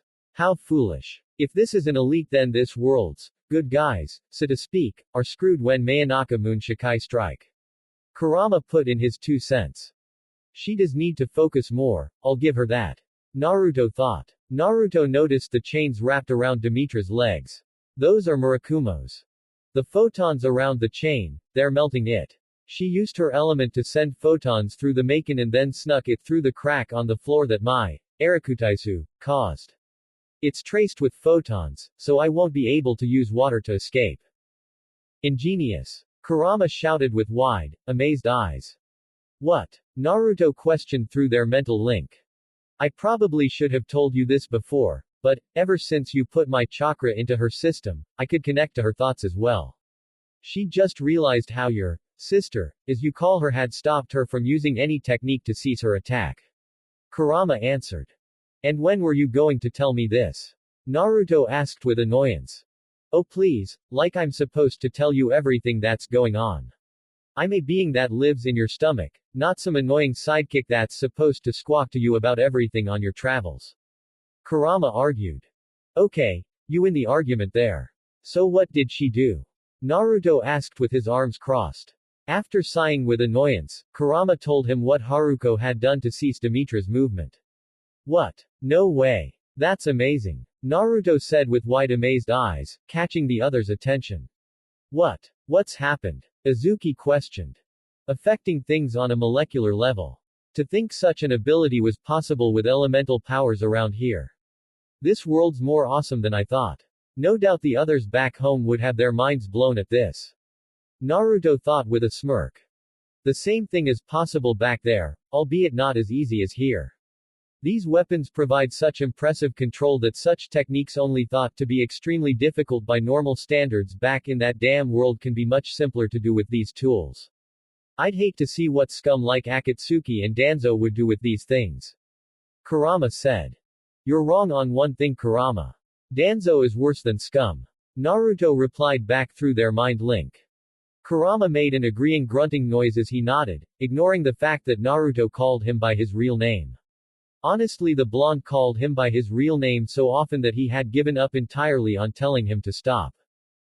This blade that even the gods fear, light then started falling from the sky, making the spectators look out the window. The light, it's falling down like snow. Anaho said. Looks like we came just in time to see the good part. The others turned to see Yan and Syria making their way to them. So this is the finale. Yan said. Looks like it. Naruto said. Cut down. I won't be able to avoid it, in that case. Demetra got trident ready as the sphere-shaped jewel on it located at center of where the tri-tips met shined. That which stands in my way. Haruko declared loud and proud as she swung down. Split the heavens. Kusanagi. Haruko cried her technique's name to the heavens themselves as a beam of light became one with the sword, turning into a blade of light that came down upon Demetra. The giant pillar that sustains the seas. Berwina. Demetra shouted as she sent her trident up as water shot from it and clashed with the blade of light, but the blade completely obliterated it and impacted against Demetra. It ripped through the barrier. Yen shouted with shock as everyone braced themselves for the aftershock. Everyone covered their faces and tried keeping their ground as the wind hit them hard. Takaru and Anaho went flying, but Naruto grabbed them by their shirts in time. Naruto just stared at the attack with wide eyes as he saw how devastating it was. After a while, the ginormous blade of light started to fade until it completely vanished, leaving smoke and crumbling debris from the ceiling. The aftermath of the attack was that the ceiling and upper floors was sliced in half. Oh my god. What power. That's stuff shinobi can only dream of. It's most likely nearly on par with Sasuke's Kirin giraffe, only since Sasuke's is made of complete lightning that it deals more damage, but this was definitely a close second to such a technique of destructive nature. And yet, it feels as like it's not even at its fullest. Naruto thought with serious eyes. There's definitely more to that technique. If she was stronger then. She will be stronger. Because we're going to give her the boost she needs to be that strong. Naruto thought with narrow eyes. You're seriously joking if you think I'm giving her my chakra. Kurama shouted with annoyance. The stronger my friends are, the better chance we have against foes like Mayonaka Moon Shikai. Or do you not want to make them pay? Naruto retorted. Kurama stayed silent for a moment before groaning with annoyance. I hate how better you've gotten at persuading others. Kurama said with annoyance, but was calm. Haruko and Demetra panted with the former at how much power she had exerted into her final attack while the latter was panting from the pain and shock at the fact that she was still alive. Why am I? Demetra couldn't finish her sentence from the shock she felt. Alive. Only my left arm is burned, how can this be? With that much power I should have. Demetra then turned around to find that the ceiling and upper floors were not only cut in half, but so was the land behind them. Now I understand. I didn't survive, she let me live, Demetra thought as the tri-tip of her Maken broke off and fell to the ground. Dear God. That shit goes on for miles. Naruto thought with shocked wide eyes. The land behind Demetra was split immensely wide, and went so deep that water poured out from the ground within the split, making a new river. There seemed to have been no end to the new river the attack created. Screw Kirin. I'd rather have that attack under my belt. Naruto thought with amazement. With an attack like that, any Biju can get severely injured. In the hands of someone like Naruto or even that bastard Madara, it would be an instant knockout for one of us. I'd barely be conscious if either one would use that on me. This world is dangerous in its own right. Kurama thought with slightly gritted teeth and narrow eyes. Haruko then fell to her knees, alarming her friends. Haruko. Takaru shouted as Naruto let him and Inaho go, letting them go to her. Haruko-senpai. Inaho exclaimed with worry as they both knelt down on both sides of her. Takaru-kun. Takaru looked at her as she said his name, wondering what she wanted. Am I a little closer to becoming as strong as you now? Haruko questioned with a small tired smile on her face. Takaru was shocked at her words. What are you talking about? You're way stronger than me. Takaru exclaimed. Haruko then giggled, confusing him and Inaho. Silly, Taki, Haruko said before she fell against him. Takaru caught her and held her in his arms. Haruko, Takaru thought as he stared at her. You did great. Takaru said with a soft smile. Man, no wonder Haruko-ne is called the strongest maiden it can be. Naruto said as he, Izuki and Yan stared up at the ceiling that was now in half. Yep. There's no one stronger than her. Izuki said with a smirk and a fist on her hip. Yan stared up at the ceiling with pure shock. Dear God, is she some sort of monster? Yan thought as her eyes looked to the ceiling then fell to Haruko. Yan was slightly trembling a bit at the sight of Haruko. This school, what kind of students do they have? What's wrong? Intimidated? Izuki questioned with a smirk, causing Yan to get a hold of herself. Never. So watch your tongue. Yan said with her eyes closed, her head turned away a bit and her arms crossed. Izuki just grinned at this, liking that Yan now knows not to underestimate the members of Maken Ki. Takaru-kun. Hold me instead. Syria exclaimed as she rushed over to her, darling knight. Demetra then started making her way to the group, more specifically the one with Haruko, but when she got close, Naruto suddenly walked up in front of Haruko and the others. The blonde stared at Demetra with his new cool neutral look and his hands in his pocket as he stood protectively in front of his friends. Ruto. Haruko said tiredly as she looked up at the back of her little brother. Finding new strength at the sight of him protecting her, she used Murakumo as a crutch and stood up, albeit with her knees bent a bit and her being a bit wobbly. You don't have to keep going. Naruto said to Haruko without turning his head, keeping his sights on Demetra. Baka, this is my fight. Haruko said as she moved past him a bit and stopped. You still want to fight? Haruko said as she gripped Murakumo with two hands and got into a fighting stance. Is following orders really that important to you? Haruko questioned with a slight glare. Why didn't you hit me with your blade? Demetra asked. What? She didn't hit her. Naruto thought with shock and his eyes widened a bit. He then noticed that only Demetra's left arm was injured, burnt by the attack. She held back. Damn Haruko-ne. Naruto thought as his eyes became stoic again with his face. Because we're alike, Demetra. Haruko said with soft eyes. Those flowers were important and you hesitated to destroy them, right? Naruto looked at Demetra, wondering if it were true. So you think I'm as important as those flowers, huh? Demetra said with a sigh. You're too soft, Haruko. Demetra thought. Haruko then felt a hand on her shoulder making her turn to see it was Takaru. I don't mean to sound like I'm underestimating you or anything, but are you sure you should be walking after an attack like that? Takaru asked with concern. Take-chan, Haruko smiled affectionately at him. I'll be fine. So don't worry about me. Haruko said with a big smile. I'll take your word for it, but I'll always worry about you. Takaru said with a smile making Haruko's smile soften with her eyes shimmering with affection and love.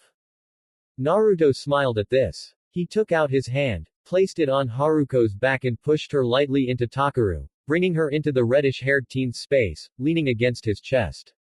The two blushed at the contact.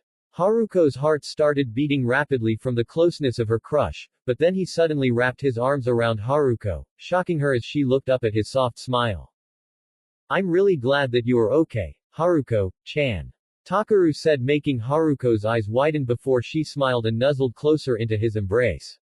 Anaho and Siria started crying anime-styled tears of sadness as they saw how close and affectionate the two were. You baka. Azuki thought with a smile as she looked at Naruto. Nice move. Demetra stared at the display as she suddenly smiled, but she quickly covered her mouth, not wanting the others to see. She was shocked at her sudden instinct, never thinking it would happen in such a situation.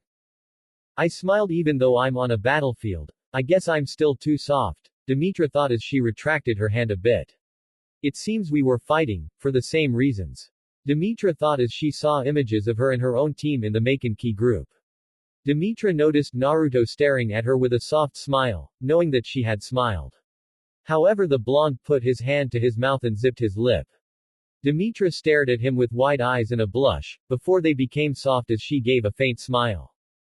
Demetra remembered a time when she was younger. When she met Akaya and was taken in to master her powers and become part of Venus. When everyone at the orphanage she grew up in wished her luck. When she was given a flower as a going-away present from a nice boy. Take care of yourself. She remembered the sister say. Her goodbye. You know, I think that radiant smile that you just gave back there has the power to make anything seem much more pleasant. Akaya's voice from that day rang in her head. I'll make it an effort to smile more often, Akaya-san. Demetra remembered what she had said in response to him. I'm fighting for the place that I want to call home. Demetra thought as she thought of Team Venus. She blinked a few times before she looked at Naruto to see him still gently smiling at her. Naruto, you feel the same way about here, right? Demetra thought as she smiled at him with a small blush on her cheeks. I think she likes you, Kit. Kurama said. Well, I like her too. Naruto replied through their mind link. That's not what I meant. Kurama said. Naruto wondered what he meant, but it took him a second to realize what he meant. Oh damn it, not again. Ha ha ha ha ha. That perverted godfather of yours would be proud. Kurama said with an amused grin. Shut up. You may pass. Demetra simply said, getting the others' attention. But let me give you warning. Showing mercy to your opponent might have worked for you now, but if you insist on showing mercy for the battle that lies ahead, I am certain there will be a time that it will work against you. Demetra said. You may be right, but I don't care because I'm stubborn. Haruko said with a smile as she stuck out her tongue a bit. I won't show mercy. Naruto said, surprising everyone. Akaya Kodai is going to regret today, with blood. Naruto said with narrowed eyes, shocking everyone. Why you're not going to kill him, are you Ni-san? Anaho asked with worried anime eyes and cat-like frown with her fists to her mouth. What? No. I'm just going to break his bones and punch out his teeth. I'm not Sasuke.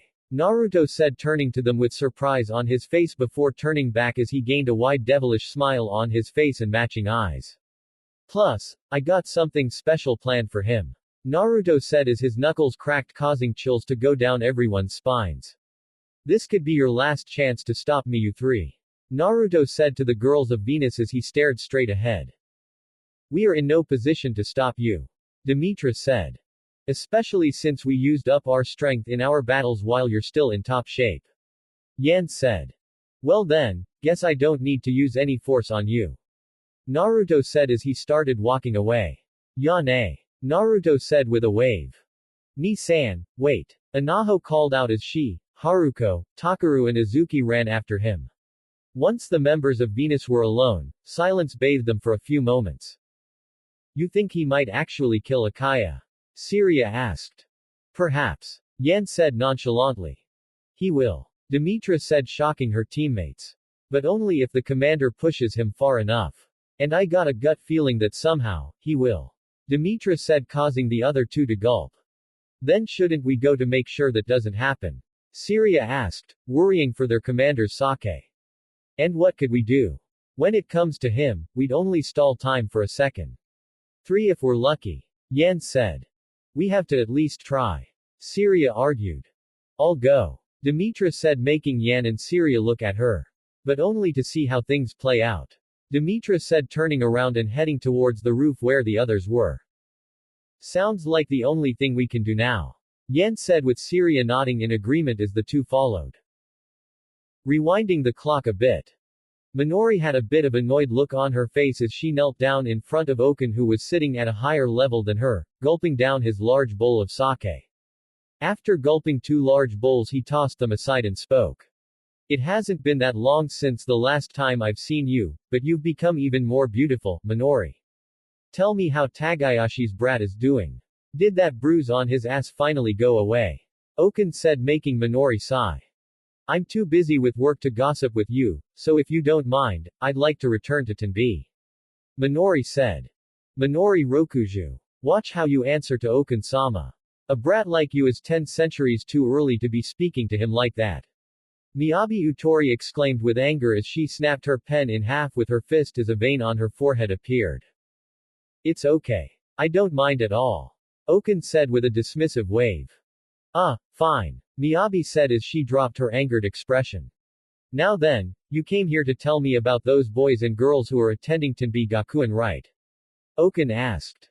If you really want to know, students who complete their training graduate from the school. Otherwise they continue to train until they are able to. All other information is strictly prohibited to anyone not involved with the school. Minori explained. Why you? How dare you speak with such disrespect? Miyabi yelled with anger once more. I'm very busy with preparing for the final exams tomorrow, so if you'll excuse me. Minori stood up and turned to leave. One more thing. Okan said, making Minori groan with annoyance. I've heard about this new boy. Naruto Uzumaki, was it? Minori's eyes widened before they narrowed as her body tensed. What about him? Minori asked.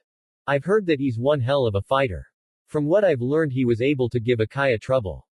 He can kick Akaya's ass if he wanted to. Minori mumbled. He's been attracting a lot of attention and for good reason, yes. Maken energy off the charts, physical prowess very impressive, knows a few fighting styles. How much does he know? Minori thought, surprised by Okan's knowledge of Naruto. So, when did he enroll? Okan asked. Minori stayed silent, not feeling like answering. Minori, Okan-sama asked you a question. Now answer. Miyabi shouted with anger at Minori's attitude to Okan.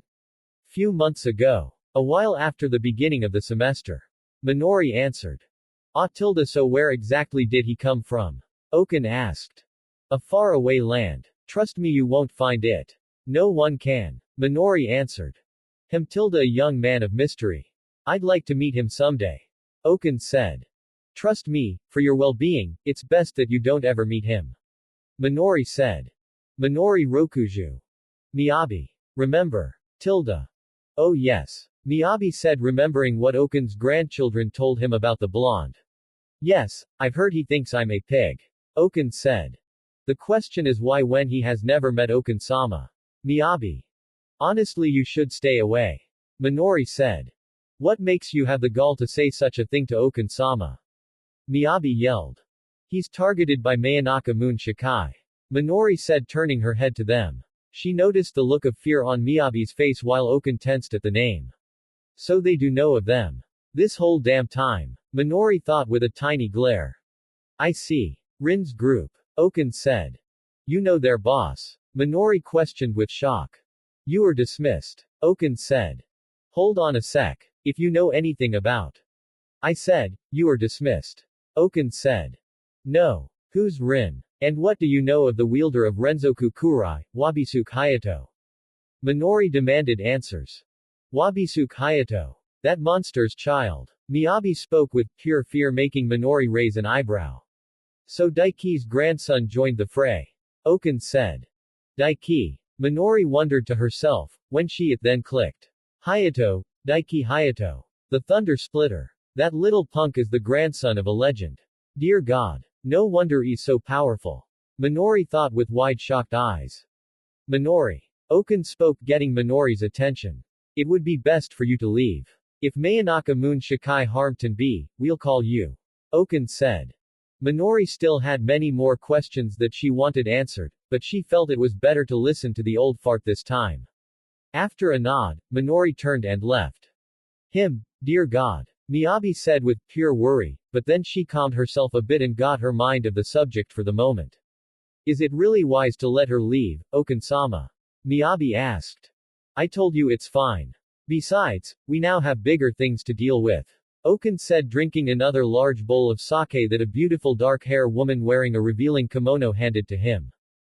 Sir, you said Daiki's grandson. As in Daiki Hayato the Thunder Splitter. Is he also the father of? Yes. That same punk Gaki. Tetsuo. Okan said, tossing away the bowl. The walking Armageddon. Miyabi said with her body shivering from even saying the name the man was most known for. One of the most powerful people in the world. I'm still trying to get him to join Kamigari. Okan said. But Okan-sama. He's a mad man. Miyabi said with worry and fear of even working with that monster. He's not a mad man. He's actually quite intelligent and stable. He's just power-hungry. Okan said as he was handed another bowl of sake. Minori was heading to the exit with a lot on her mind.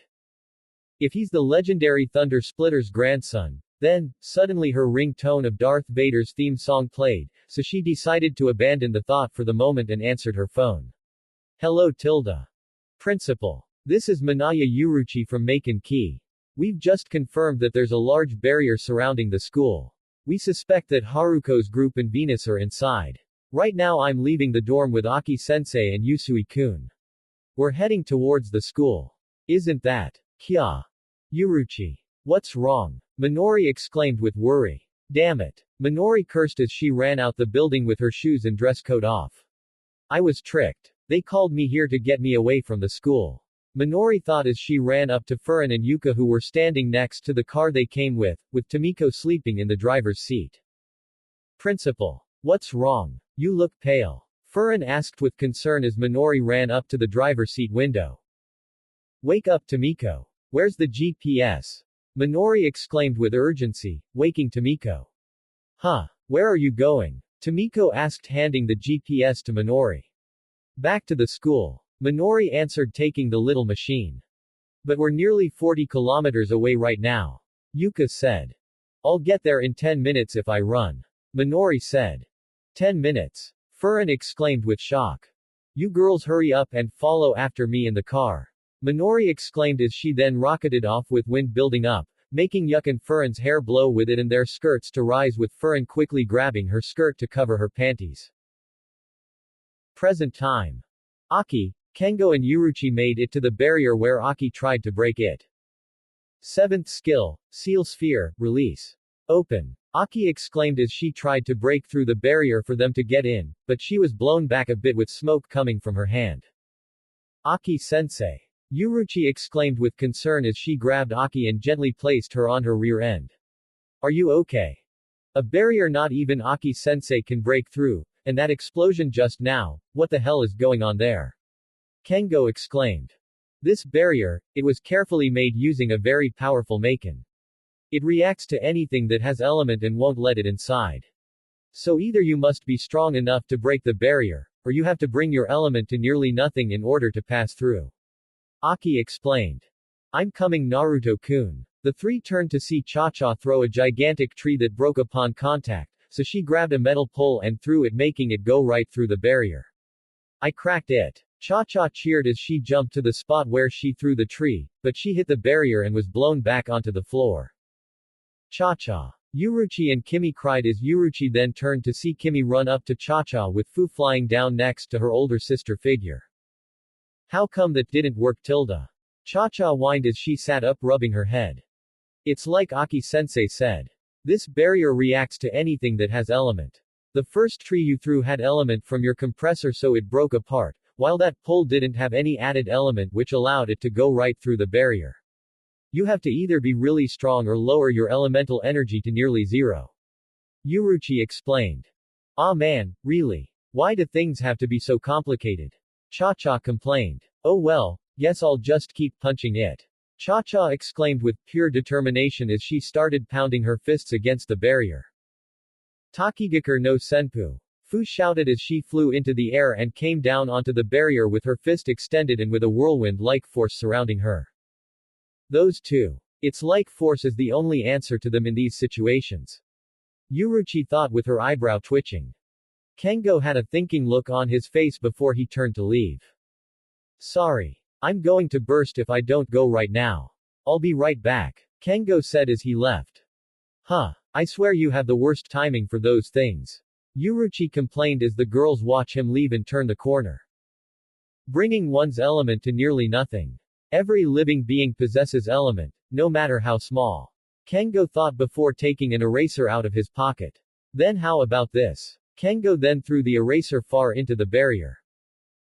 Naruto and the others had finally made it to the roof to confront Akaya. Oh. You're all finally here. Akaya said with a smirk. Hey Kodama. I'm glad you look alright. Azuki exclaimed with a grin and a wave. Haimgami's voice was muffled from having a rag tied around her mouth. Although what she said was, do I look alright to you? We've come to save you. Takaru exclaimed when he noticed the floating platforms that formed a staircase. Whoa, those stairs are floating in the air. Welcome Maken key members. Akaya greeted them with a bow. To think that you would make it this far. I'm very impressed. However, the helicopter that will transport Kodama Haimgami will arrive in 10 minutes. Akaya said standing up straight. Good. Naruto said surprising the others as he started walking onto the stairs. That gives me more than enough time to beat your ass so bad you'll be shitting out blood for years to come. Naruto said with a stoic look and a glare as he continued walking. Naruto-kun. You don't want to take a step closer. Minerva said with a smile as she wagged her finger. Naruto questioned, sort of, with a narrow eyes. Suddenly a rock flew past him and was headed straight at Akaya, who just batted it away. What was that supposed to be? Akaya questioned with a smirk. When Azuki flew right at him. That was supposed to be a surprise attack. Dumb. When Azuki went for a horizontal kick across Akaya's face, her leg up to her knee completely vanished. Ass. Wah. What the? Her leg disappeared. Takaru shouted with shock. My leg. Azuki yelled with shock and fear as she looked at the stub where her leg used to be. Could you at least let me finish before you start attacking? I was going to say that Minerva over there would be your opponent. Akaya said in one of his poses. Naruto turned to see Minerva smiling with her finger pointed at Azuki with the tip of it glowing green. Ailalu, set the stage. Yes sir. The twins said as a new large platform formed beneath Akaya and Azuki, like an arena. Naruto jumped onto the platform, landing next to Azuki. You hurt? Naruto asked kneeling down next to Azuki. No, it just feels weird having no leg. Azuki said as she held onto the remain of her leg. Well then, shall we begin? Minerva said landed on the platform as suddenly a strange metallic emblem with metal wings appeared in front of her. Jingu Aegis, Minerva said as her index glowed again as Azuki's leg returned to her. My leg, it's back. Azuki exclaimed with shock. So this is her doing. Naruto said. The ability to open a door to other dimensions. That is the power of Aegis. Minerva surprising Naruto and Azuki. My Maken can link to all parallel, so I can make anything that steps into my zone disappear and reappear at will. Minerva explained as Azuki jumped back next to her friends. HMPH, then we just need to avoid that zone and make our way to you. Azuki said with a grin. Sorry. That plan won't work tilde. Minerva said as she opened her eyes causing an enormous amount of energy to shoot from her, hitting the group with enough force to skid them back a bit with their clothes and hair blowing like they were dealing with harsh winds. The whole group was shocked at how much power they were feeling, except Naruto who was busy with something else on his mind. I let out a continuous stream of inexhaustible element. It's similar to Demetra's evil eye. Minerva explained. So that's why you always keep your eyes closed, Takaru said feeling like he could suffocate from the energy. With the evil eye, engulfing all Tenbi in my zone is too easy. Minerva boasted. But I thought Demetra was supposed to have the strongest power. Haruko said with shock. I thought together they would take her down easily, but at this rate, Haimgami thought with shock at how powerful Minerva was. You could say I've become a completely different being. Minerva said as her finger glowed again, but suddenly she ducked as something whooshed past her head. She looked to see Naruto with his hand extended and a green kunai made of pure element in his other hand. Oh right. He can do that. Himegami thought. Oh my, well aren't you full of surprises Naruto-kun? Minerva said with a smile. Naruto stared at her with uncertainty, not at taking her down, but at her power. I see you have something on your mind and I believe I know what. Akaya said making a pose with a rose in hand making everyone look at him. Yes. It is true Uzumaki Naruto. Aegis can return you back home. Akaya proclaimed shocking everyone. Home. Naruto thought as he started remembering his friends from Shinobi World. After all you are from another dimension, yes. Then it would be easy to get you back home. What is Akaya Taiko? I don't even think it's possible for me to send Naruto-kun back home. Either he's stalling for the helicopter to arrive or he's actually trying to get Naruto-kun on our side. Minerva thought. Kamigari along with myself have the power to return you back home. All that is need is for you to join our side. We not only have the power to bring you back home, but to also assist in your vendetta against Mayonaka Moon Shikai. Akaya said with a smile as Naruto stared at him. Come and join us. Your path to home lies here. Everyone stared at Naruto as the blonde looked to the platform he was on. Naruto was having a lot on his mind. Konoha, his birthplace. He's able to return there and see his friends again. It only took him a few moments to come up with his decision. Not tilde. I'll pass. Naruto said surprising the others while Akaya stared at him. This place is good enough to be called home to me. Naruto said with a smile making Azuki, Anaho, Haruko, Takaru and Himegami smile. Besides, if I left then Azuki-chan would miss me too much. Naruto said with a cocky anime-styled face and blush with his index and them gripping his chin. Oi! Don't get too smug. Azuki shouted with an annoyed anime-styled expression and shaking her fist in annoyance. I would miss him though. There's no way I'm letting his head get bigger. Azuki thought with her arms crossed and looking to the side. I see. Minerva. Right. Minerva said as her index glowed again. Naruto jumped back and landed next to the others. Come on then. I'm ready for anything you can dish out. Naruto thought with a glare. Minerva giggled as suddenly, Azuki, Anaho and Haruko's school uniforms, bras and panties had disappeared, leaving them in only their socks and shoes along with Azuki still having her fingerless gloves and Haruko in her pantyhose. The girls blushed red at being exposed while Naruto and Takaru's nose shot out blood with the latter fainting at the sight of three naked women. The girls all screamed and tried to cover themselves with their arms. Shouldn't have expected anything less from Minerva. Yen said as she, Demetra and Syria came in time to see Minerva's dirty work. Oh great. They're here. And I'm completely exposed. That China bitch won't let me live this down. Azuki thought as he blush intensified. Even our underwear. Anaho complained. Why the hell did you just leave just our socks? Azuki complained. I was exposed, Haruko sulked. When I opened my eyes, taking all the undergarments from the girls in Tenbi as possible. Although I purposely left the socks. As the one who rules over all underwear, the master of lingerie. Minerva spoke proudly.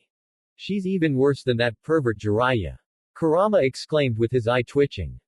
Whatever, please just give me back my clothes. Anaho yelled in embarrassment.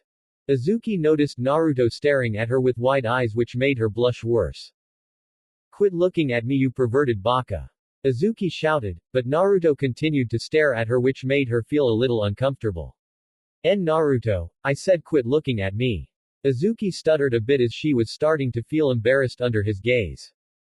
I want. Naruto said shocking her and the others. Huh? Azuki questioned. I want, Azuki-chan. Naruto said as he started walking towards her making her grow a surprised and worried look as he came closer. B baka. What are you? Suddenly his lips locked with her own shocking her and the others. Azuki's eyes softened as her body tingled from the sensation. Naruto's hand was then reaching closer to her breast, which made her heart beat in anticipation. Baka Otouto. Haruko screamed as she gripped her bakan with both hands and swung it across Naruto's face, sending him thrashing into the ground. Youch, thanks Ne-chan. Naruto said as he twitched onto the ground, finally out of his hormonal trance. Don't mention it. Haruko said as she covered her breasts once again with a red blush. Great, so no matter how different he may appear on the outside, he's still a genuine pervert on the inside. Probably more so than those other two. Yan thought with a dull anime glare and her eyebrow twitching. Whoa, he was attracted to me like that. Maybe, Izuki thought with a softened yet aroused expression as she looked at Naruto, who sat up and rubbed his cheek to ease the pain. Was I really thinking of letting him go all the way with me just now? What am I, some sort of slut? Izuki thought with a worried look and red blush as she held the sides of her head. Give us back our clothes now. Haruko ordered as she pointed her Baken at Minerva. Fine. Can't be helped, Minerva said as her finger glowed again as the three gained their clothes back. Well, part of them anyway. Why only our skirts? Haruko shouted. Obviously so that you won't try anything sneaky. See, I'm not as cold-hearted as you girls think. If you behave yourselves, I'll return the rest of it. Minerva said with a cheeky smile. Damn it. You're still the same as ever, Minerva. Haruko shouted. I am not Minerva. I'm the master of L, but before, the master of lingerie, could finish, Akaya placed his finger on her lips, making her silent. Enough fooling around, Minerva. You need to fix that bad habit of yours. Akaya said, making Minerva blush bashfully as she playfully stuck out her tongue. You Maken Ki should know after seeing thing much, right? That you're no match for Minerva. Akaya said with a superior smile. You bastard. Naruto thought with a glare as he stood up from the ground, the blood from his nose gone along with the bruise on his cheek, looking completely unscathed. I'm going to enjoy using that new technique on you. Naruto thought as he gripped his right wrist with his right hand tightening into a fist. Naruto and Kenway were outside with training equipment surrounding them. A new technique? Kenway questioned. Yeah, if I'm going to beat guys like Wabisuke in pain, I'm going to need to learn super powerful techniques. I know you have some. Naruto said with new vigor. I don't know. Kenway said, scratching the back of his head. Come on. Mayanaka Moon Shikai can attack at any time. I need to be ready. Naruto argued. Alright. You can be so persistent. Kenway said. There is this one technique my father passed down to me. Although it takes a lot of training to get down. It's a physical technique that uses the pure strength of wind element. It is very deadly and if you aren't careful, it can kill someone in battle. Kenway said. Whoa, Naruto said with excitement. Yeah, I know. Kenway said before he then started walking away, ushering Naruto to follow him with a wave of his hand. The two walked into a forest where Kenway took out a miniature block and tossed it onto the ground where it grew into a giant iron block. Keep your eyes peeled. Kenway said. Naruto watched attentively, not wanting to miss out on this new devastating technique. Kenway bent his knees and clenched his hands into fists. He then brought fists together and aimed them to the ground as suddenly wind was surrounding them. He was gathering element around his fists, but not just any regular element. Pure wind element. Kenway glared ahead as wind started to violently pick up around his fists, but then they became focused. The winds then seemed to have started disappearing, which surprised Naruto, as the wind then seemed to have completely vanished. Suin Suibaku Ken. Twin hydrogen bomb fists, Kenway shouted as he slammed his fists against the iron block, shooting out a giant blast of air that went right through the iron block, creating a gigantic hole right through it. Naruto's eyes widened and his jaw dropped. Damn, I got a little too excited. Kenway said. Naruto was confused until he looked behind the iron block to see that the ground became split with acres of trees destroyed from being broken apart, completely shattered, uprooted, split in half, or just sent flying from the ground. In short, the technique was one of mass destruction. Naruto's eyes widened with pure shock that such a destructive technique was in the hands of anyone. This technique concentrates pure wind element deep into your fists. Into the skin, the muscle, the bloodstream, even into the bone. It's extremely powerful, yet also very risky to learn, let alone use. You need excellent control over a vast amount of energy for it to be used properly. I'll be willing to teach you it, but only the one-handed version. The double is too advanced for you, so we must take baby steps on this. Kenway explained. Naruto looked at him, before turning back to the destruction the technique caused. Damn. Naruto looked at his clenched fist as it tightened. A power as great as that. I'll master it. Luckily with the control I've been developing I'm able to use the one-handed version without killing anyone. Although it's got to be a hell of a pain to feel your insides churn like they were paste. Naruto thought as he looked at his right fist. The truth is Minerva is an elite soldier whose power even surpasses the power of Kamigari's chief. Fighting her the way you all are right now wouldn't be fair. So, why don't you and I have a one-on-one match and settle everything right now, Takaru Oyama-kun? Akaya proclaimed. Fine with me. Takaru said with a smirk.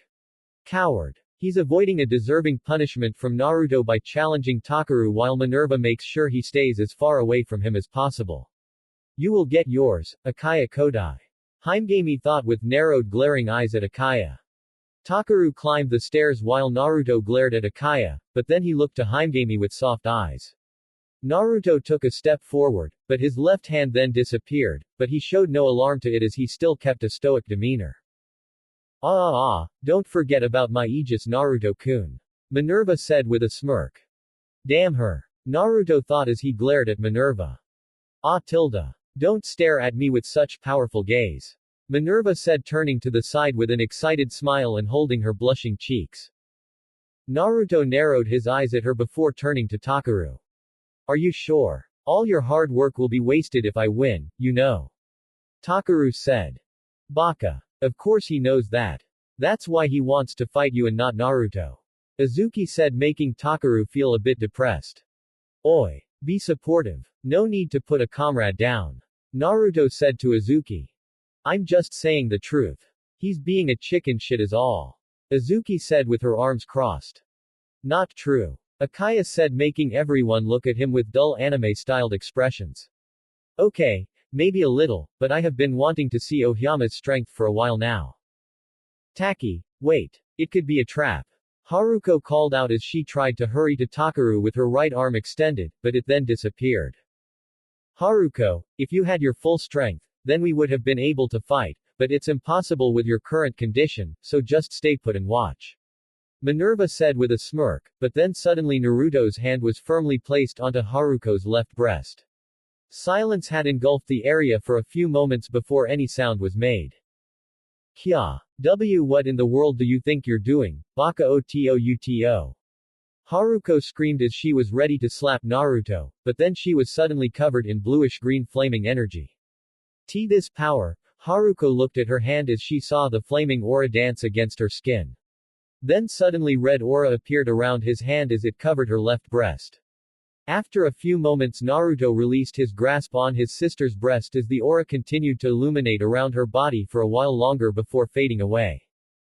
So scandalous Even though you don't share blood, such an act is close to incest, so bold, so manly and with such a serious look on your face.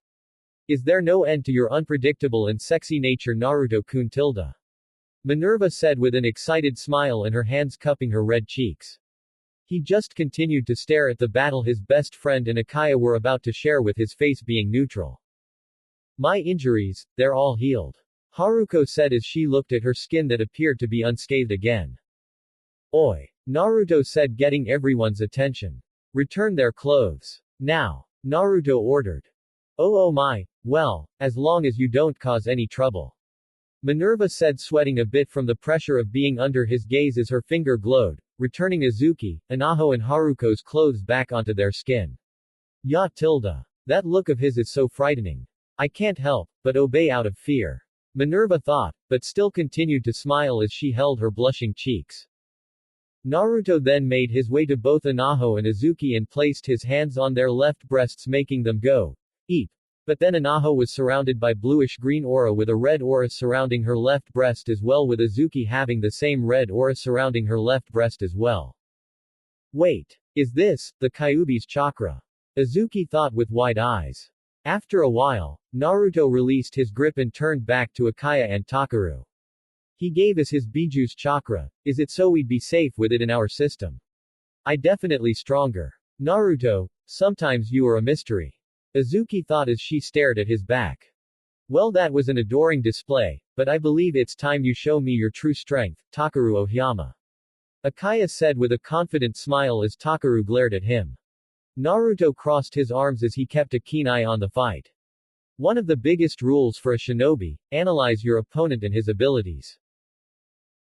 Wabisuke was sitting in lotus position in a room with Renzoku Kurai on his lap. Damn. Why do you keep the lights so dim in here? Iwao asked walking into Wabisuke's room. I'm just used to it. Wabisuke answered, his back facing Iwao. From cheery and energetic to stoic and composed. How long has it been since this all started? Iwao thought to himself with a small frown. Any news? Wabisuke asked. Yeah, they're ready for you. Iwao said with his arms crossed and his gaze to the floor. The two stayed silent for a few moments. Screw it. You don't have to do it. Iwao said. Do you think I have a choice? Well, yeah, but, knowing the consequence. Iwao looked to the side.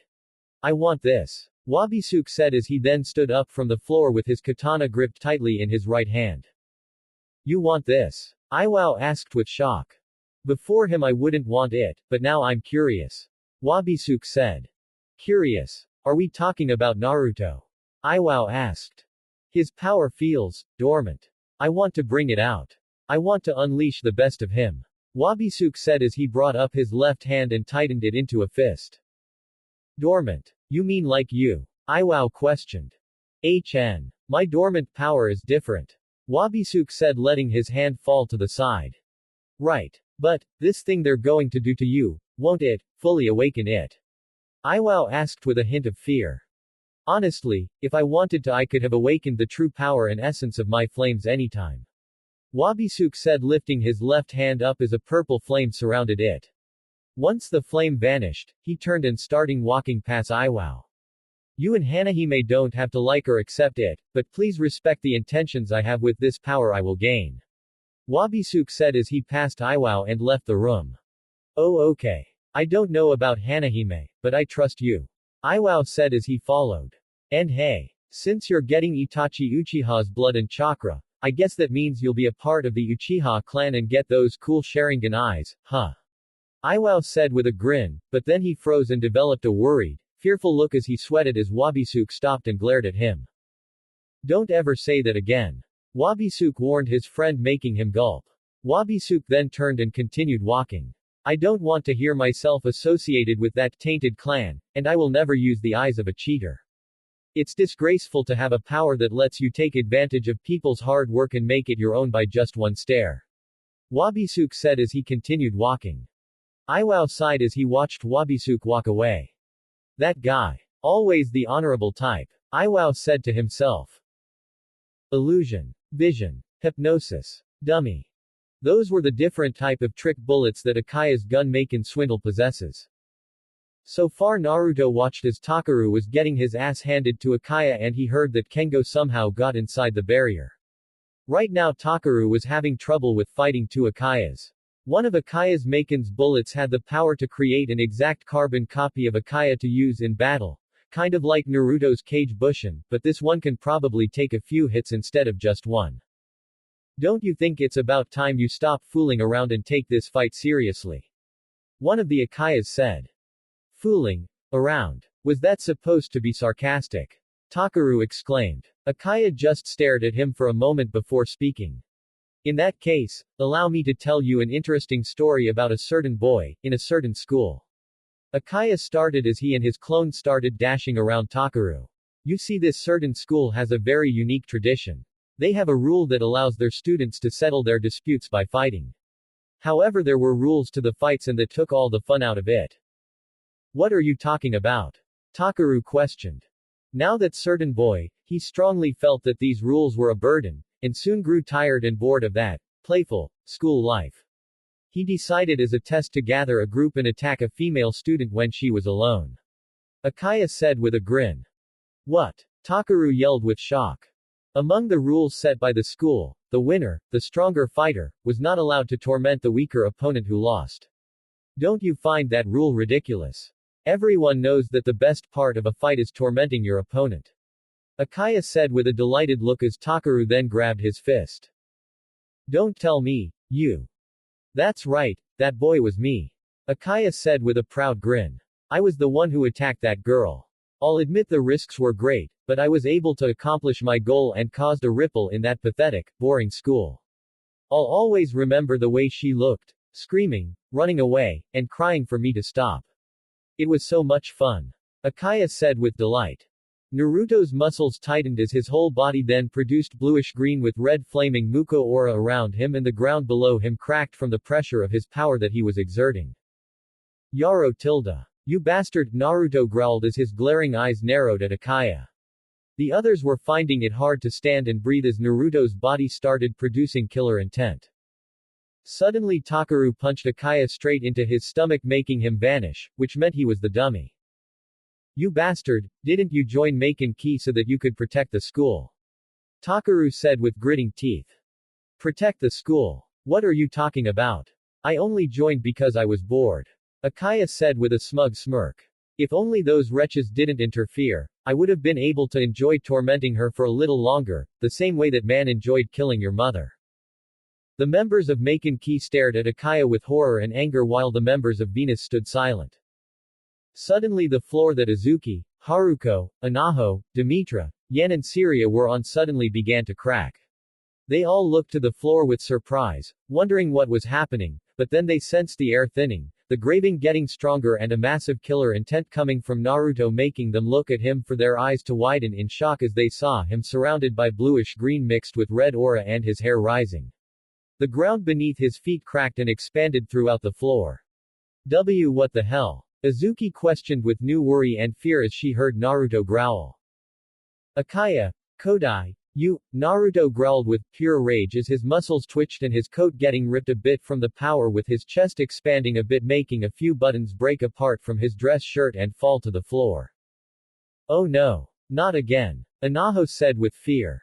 Ah tilde. So scary tilde. Minerva said with some fear, but still possessing a delight and excited smile on her face.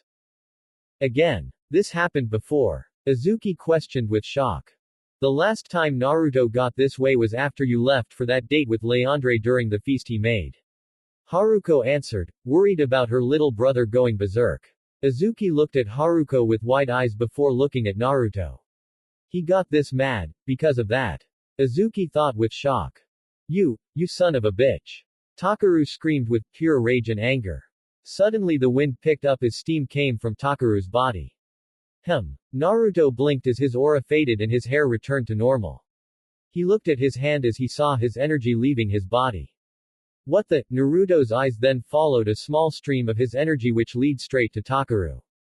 Naruto stared at his friend as he saw a purple aura surround him and his pupils and iris gone, only leaving his eyes blank white.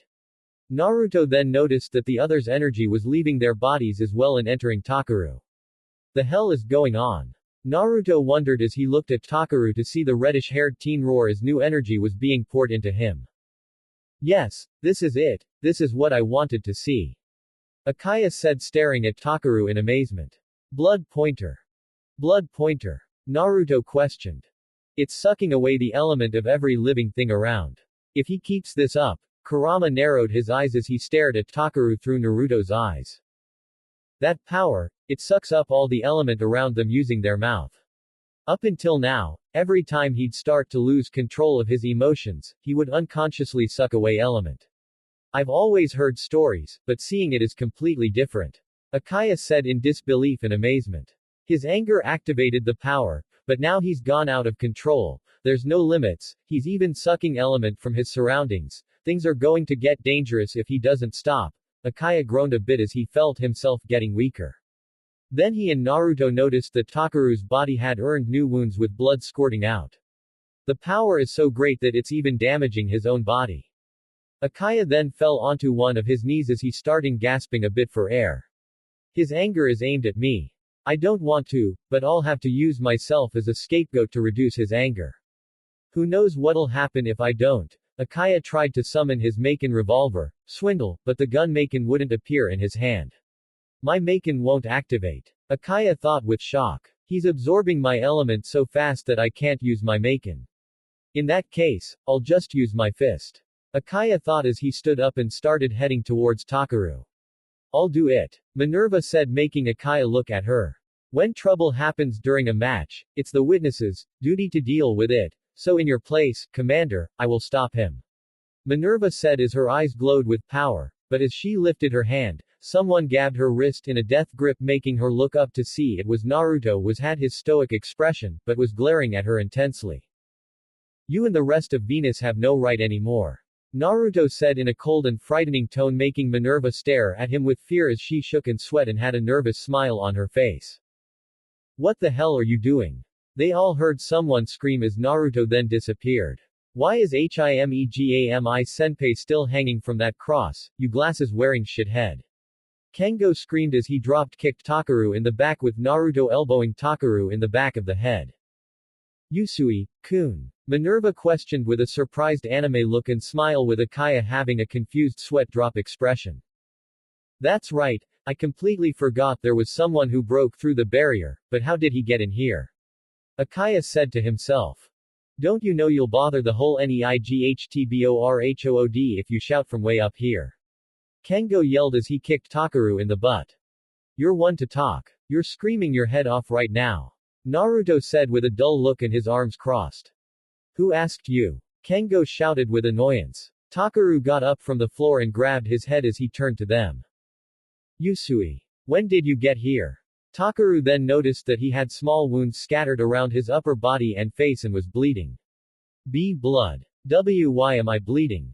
Takaru then noticed the girls of Maken were in, especially Haruko and Anaho. Hey guys, what happened? Takaru asked his best friends. You don't remember? Akaya questioned. Your power sucked away the element from everybody here. What he said. Naruto said. I did this. Takaru questioned with shock. Now isn't the time to worry about it. I don't know what happened either, but didn't you come here to save Himegami? Kengo said making Takaru look at him. You're an idiot remember. If you think about the consequences, you'll forget what you came here to do. You should just focus on one thing at a time. Kengo said with a grin.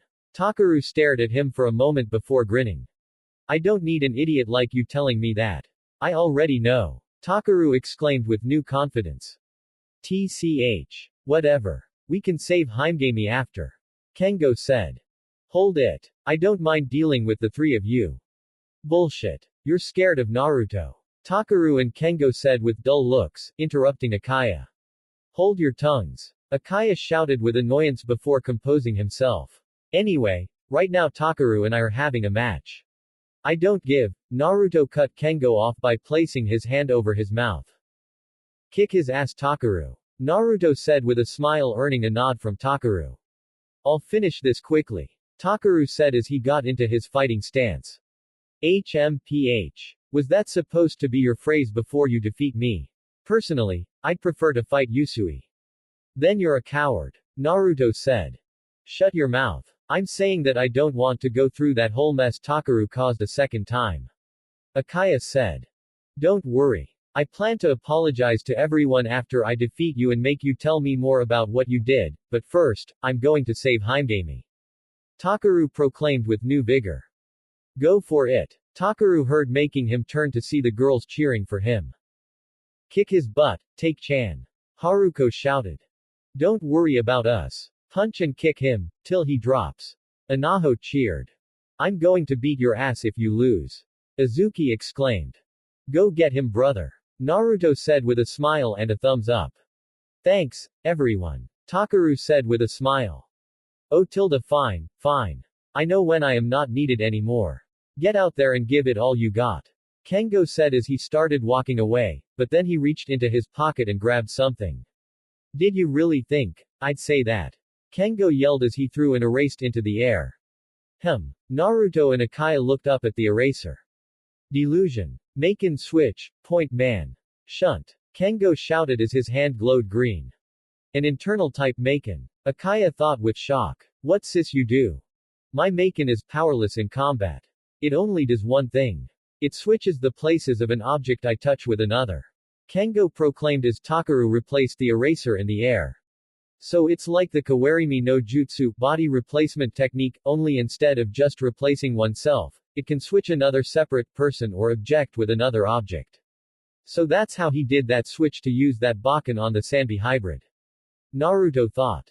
The bastard, doing this without telling me, Takaru thought. Mess him up, Takaru. Naruto shouted. Got it. Takaru thought as his right fist glowed green. It's over. Takaru shouted. Shit. I won't be able to activate my Maken in time. Akaya thought. Shika no Tsurugi. Fist blade. A huge blade of element. Minerva thought with shock. Commander. Get away from there. She shouted with worry for her superior.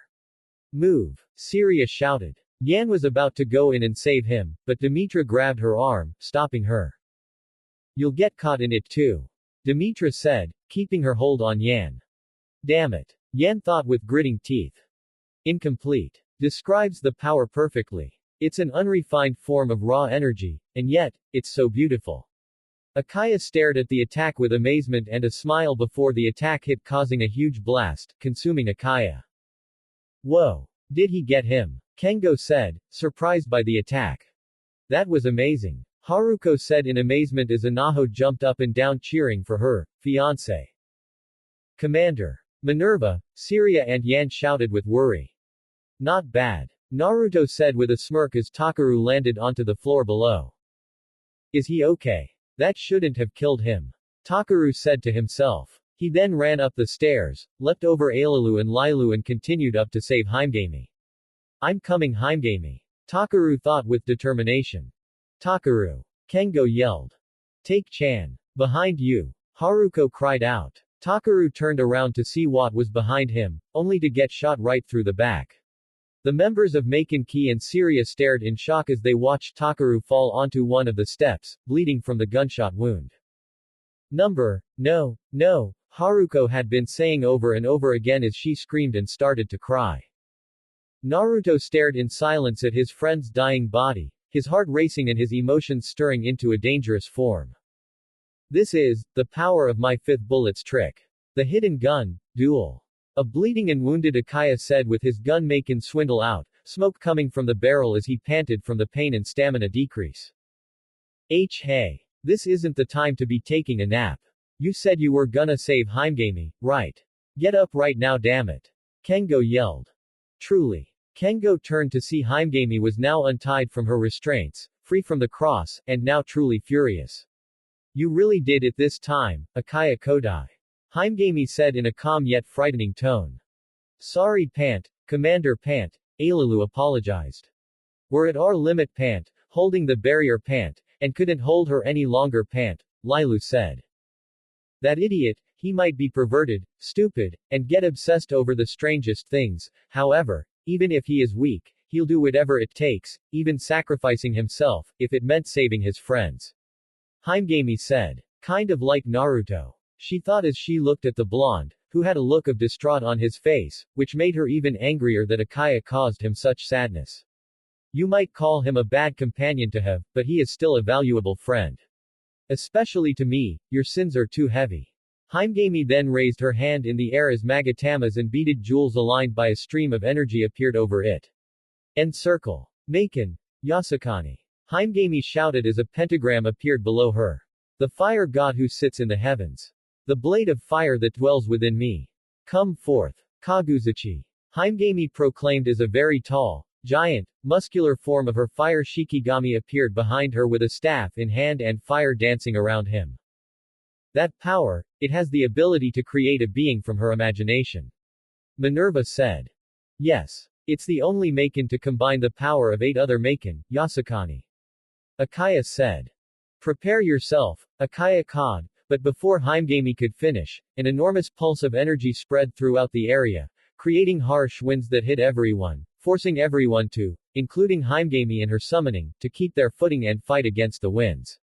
Takaru's body was about to fly away, but Haruko quickly vanished, grabbed him and placed her head against his body and her arms around it as she kept him from flying away. The pulse of harsh energy stretched far into the barrier, until it broke the entire barrier from the force, which led to the Finian twins' Maken to disappear. Take Chan. Haruko thought as she held his body and continued to cry while she tried to keep her and him from flying away with the harsh winds.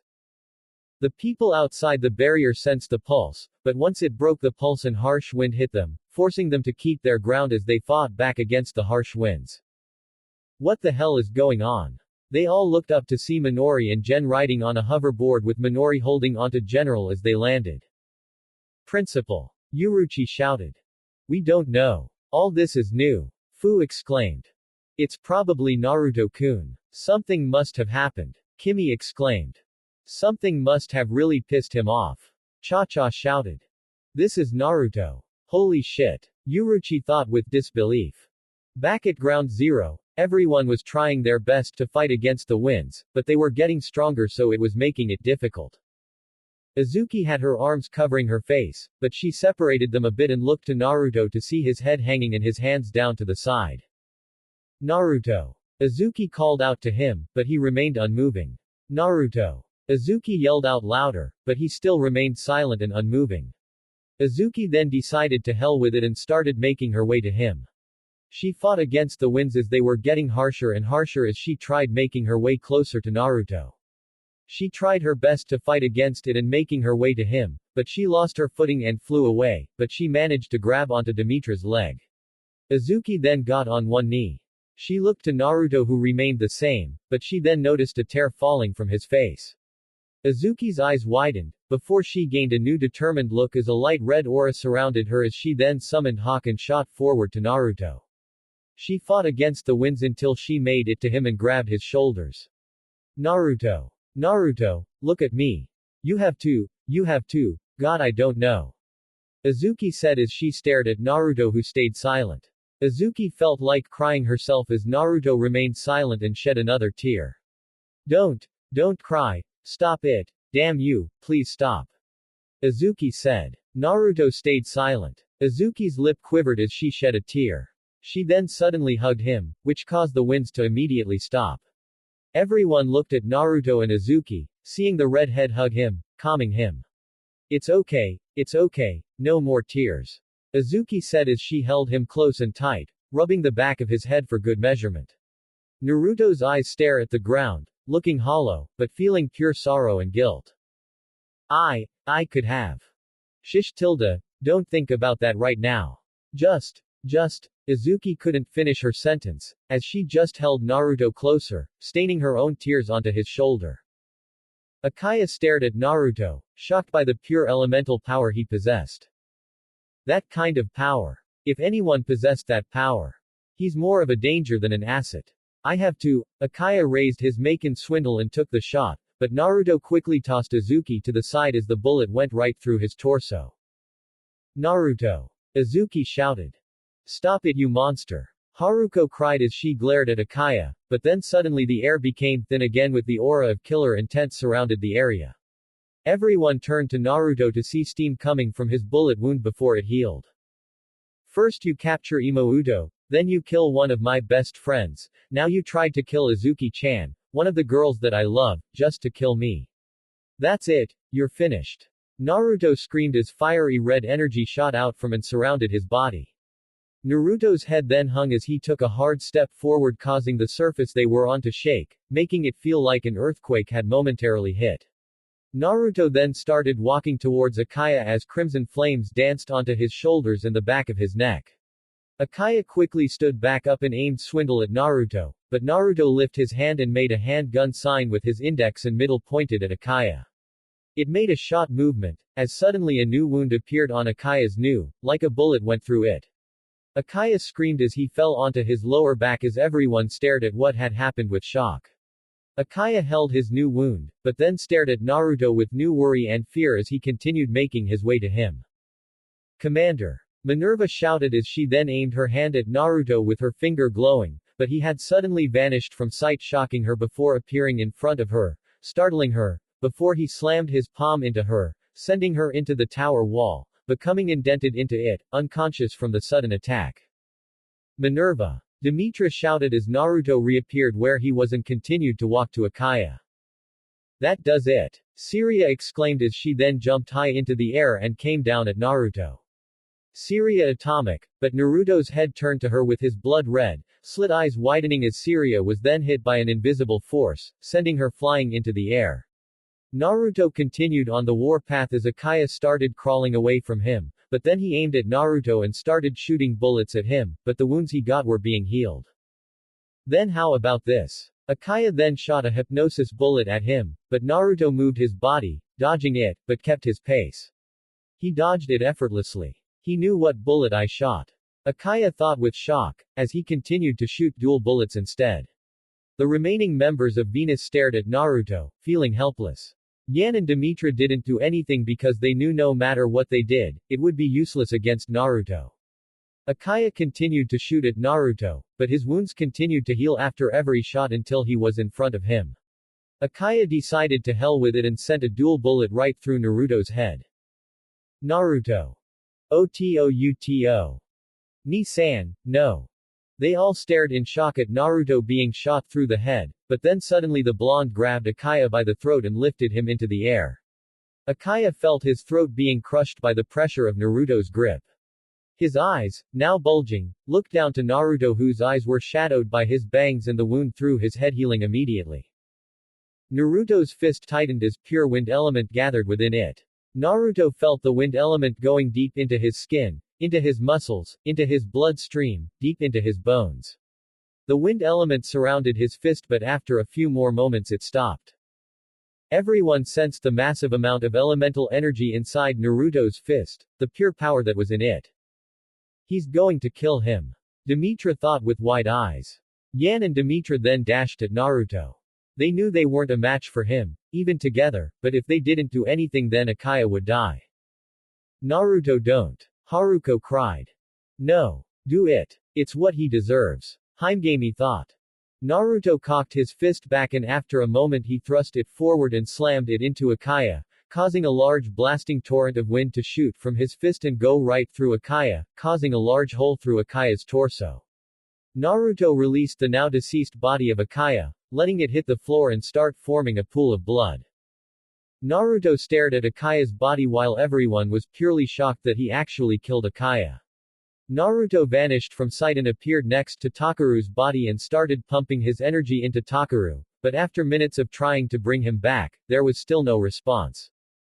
Naruto, Haruko spoke but he continued to try and save Takeru with tears going down his eyes. Naruto, Naruto. Naruto, that's enough. Haruko said as she grabbed his shoulder, but he quickly shrugged her hand off and continued on. Naruto, stop. He's gone. Haruko shouted, but he continued as he shed more tears, hoping she was wrong. Haruko then suddenly hugged him, making him stop. He's gone, he's gone. Haruko cried as she and Naruto stained each other's clothes with their tears. Takeru-sama. Anaho cried as she ran up to Takeru's body and hugged it as she cried. Izuki and Kengo made their way to the fore, still shocked by the events. He can't be gone. He's got to wake up. He's got to. Kengo thought as new tears started to be shed. Izuki looked at Naruto's crying face, saddening her greatly from the sight. Naruto, Izuki said his name as she extended a hand to him, but he then got out of Haruko's hold, ran up to Akaya's dead body and started kicking it out of anger. Bastard! Bastard! Bastard! What gave you the right? Monster! Naruto screamed as he continued to kick Akaya's body out of anger and rage, but then someone pulled him away, spun him around and hugged him. Minori hugged him tightly and with comforting warmth. Naruto's eyes produced more tears as he sobbed, before hugging Minori. Minori rubbed the back of his head, only wanting to ease his pain. She looked at Akaya with a hollow stare. Akaya, you fool. Naruto-kun. Izuki looked up to see Cha-Cha and Kimi in the air being carried by a flying Fu. They landed and her fellow roommates ran to Naruto, but she quickly appeared in front of them and stopped them with her arms apart. Izuki, what's up? Cha-Cha asked. Kimi gasped making Cha-Cha turn to her then followed her line of sight to see Akaya's corpse. Whoa. Did Naruto-kun. Kimi couldn't even finish her sentence as she had her hands over her mouth. Fu then tapped on her shoulder making her and Cha-Cha turn to see her gesturing to Takeru's corpse.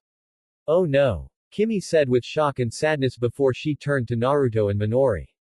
He's hurting. Kimi said with sadness with her and Cha-Cha having teary eyes, with the latter's lip quivering. They were about to head to him to give him a hug, but Izuki placed her hands on their shoulders making them turn to her, seeing the look in her eyes, understanding that it was best to leave Naruto to Minori. Man. General said as he rode his hoverboard up to the roof with Aki and Yuruchi holding onto him as he then landed. I figured Akaya would get himself killed someday with his approach on things, but I didn't think it would be anytime soon. General said as he stared at Akaya's corpse in shock. Aki stared at Akaya's body with much sadness that she was started to produce tears. When she was younger, she had feelings for Akaya. Despite his attitude and actions, she did still have some lingering feelings for him, but she then noticed Naruto crying in Minori's embrace and Takeru's body, and that was all she needed to know. Despite being sad about Akaya being dead, she was more saddened for Naruto.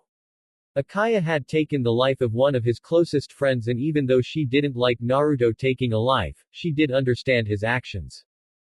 Why do you always have to do this, Akaya? Aki thought as she stared at Akaya's body with sad teary eyes as Demetra appeared next to his body while Yan went to get Minerva. Time-space lock barrier release. The Finian twins declared as their weird pot Maken glowed. Suddenly everything started to reform and change to normal. The crack in the building from Haruko's attack, the tattered clothes of the Maken Ki and Venus members that fought, and their wounds healed as well. Our wounds. Azuki said looking at herself. Our clothes. The damage on the building. Everything's returning back. Haimgami said as Kaguzuchi transformed back into his chibi form. Naruto separated his head from Minori's chest and looked around. He then heard a gasping noise, making him turn to see Akaya was alive again with his wounds healed and clothes repaired. Welcome back to the living commander. Demetra said as Yan and Minerva landed next to him and Syria impacted right next to Demetra. Ow tilde my cute little bottom. Syria whined as she rubbed her tailbone. Naruto stared at them with shock that Akaya was alive, but then a thought came to his head. Minori let him go as he then ran to Takeru's side to see the young reddish-haired teen groan. Ah, what hit me? Takeru questioned. Take-chan. Takeru-sama. Both Haruko and Inaho cheered. Naruto then started to smile until he had a joyful grin on his face as he then hugged Takeru. I'm so happy. Naruto cheered with a grin as he cried tears of joy. He then separated from Takeru and gave a cough before speaking again. No homo. Naruto said with a smile as Takeru smiled back at him. Take-chan. Haruko cheered as she hugged him and kissed him on the cheek, surprising him. Inaho, Syria and Yuruchi felt jealous. The two former joined in on the hug and kissed Takeru, which caused Takeru to blush and smile with joy and blood coming down his nose, while Yuruchi gained an angry expression and a tick mark as she shook her fist with rage as she glared at Takeru, jealous that he had Haruko's attention, but she then sighed, letting it slide since he just had a brush with death. Naruto stood up with his hand on his left hip as he continued to smile. Thank God, huh? Kengo said to Naruto with a smile. Yep. Naruto said with a nod and smile. Naruto-kun. Naruto turned in time for Cha-Cha and Kimi to jump at him and hug him. Thank the Kamis, you're safe. Cha-Cha said, pressing his face against her breasts. We were so scared to lose you. Kimi said, pressing her face against his muscular chest. Glad you two care so much. Naruto said with a smile as he wrapped his arms around their waists. Azuki then made her way to them as the three separated, while Naruto had to get out of Cha-Cha's strong grip. Done crying. Azuki said with a small smile. I am now. Thankfully. Naruto said looking to the side, scratching the back of his head. Azuki then suddenly hugged him, surprising him before he smiled and returned the embrace. Why did everything go back to the way things were before? Inaho wondered. Easy. Everyone turned to Akaya, who stood up from the floor and dusted himself off. Venus lost and Maken Ki won. Simple as that. Akaya said with a shrug. What? Was this some sort of game to you? Naruto shouted with new anger. Not really. By the way, how did the rest of you get through the barrier? We ran right in after a huge blast of wind element broke it apart. Good thing we acted quickly before it rebuilt itself. Minori said. A helicopter then flew over them, making them all look up. Is that the helicopter that was supposed to take me away? Haimgami questioned. Akaya took out his Maken and shot a bullet at the helicopter, which led to it turning around and flying away. The helicopter's leaving. Azuki said with surprise. I shot it with my hypnosis bullet. I feel bad shooting them, but I had them retreat for now. Akaya said. You made a barrier that freezes space and time, didn't you? Jen questioned. It's made so that when the barrier is released, everything that happened within it resets to the way it was before. You knew that all along, didn't you? You're still as sharp as ever, General. One of Kamigari's orders was to abduct Kodama Himegami. The other was to test the power of the students of Tenbi. The ones before me might have failed, but this time around we were able to collect some valuable data. Akaya said with a superior smile. I'm glad you all fought as hard as you did. You bastard. Azuki shouted with anger. You scum. Himegami shouted as she charged at Akaya. Are you saying everything you did was nothing but an act? However, she stopped as Aki slapped him across the face, shocking everyone, except Naruto, whose eyes were shadowed. You're always making up lies like this, and you never care how much they hurt the people that you lie to, you never tell the truth to anybody. You're just pretending to be the villain so you can feel better about yourself. Aki shouted as she then started to cry. Why do you always have to be like that, Akaya? She said as she continued to shed tears. Minori then went to comfort her friend. Yup. I totally agree. Minori said, placing her hand onto her shoulder. Get out. They turned to Naruto, whose eyes were still shadowed. Leave Tenbi and never come back, you worse than scum bastard. Naruto said. Can't promise that. I am an agent of Kamigari, so I will be sent back here for. But then suddenly Naruto appeared in front of Akaya and punched him straight in the gut, making him spit out blood as he was sent flying until he hit the edge of the building. Akaya shakenly got on his knee and vomited out some blood as he held his stomach. Screw Kamigari. All they ever do is cause more pain than help people. As far as I'm concerned, they can all go to hell. The leader ravished one of my close friends, they wanted to kidnap my sister, and you had shot my best friend, sending him to death's gate for a while. I'm done with it. From now on, Tenbi is not working with Kamigari anymore. I'm declaring war on them all. Naruto shouted as his eyes were revealed to be blood red and slit. His eyes, he's completely serious. Akaya thought with shock. Are you nuts? You can't do that. Azuki shouted, shocked and scared by Naruto's proclamation. Naruto, have you lost it? Haruko shouted. Is that idiot serious? Yan thought, but then she blushed and stared at him with arousal. Wow, that's actually pretty sexy. I should have expected no less. Makes things difficult, but also a bit more interesting. Demetra thought with a tiny, unnoticeable smile.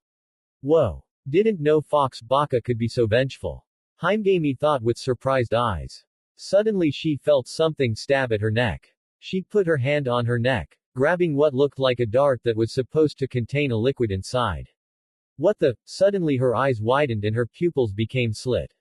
Suddenly she grabbed her head as she felt pain in her brain. It felt like her brain was being probed by millions of little swords, hitting every nerve within in her head. What's happening? My head is. Himegami then fell to her knees, making Naruto turn to her. Naruto disappeared and appeared right next to Himegami. Imo-uto, what's wrong? Naruto asked, kneeling down next to her with his hand on her back. Pain. In my, Himegami's head then started to feel even more pain. What did you do to her? Naruto shouted at Akaya. Nothing. We weren't given any further orders. Akaya quickly said.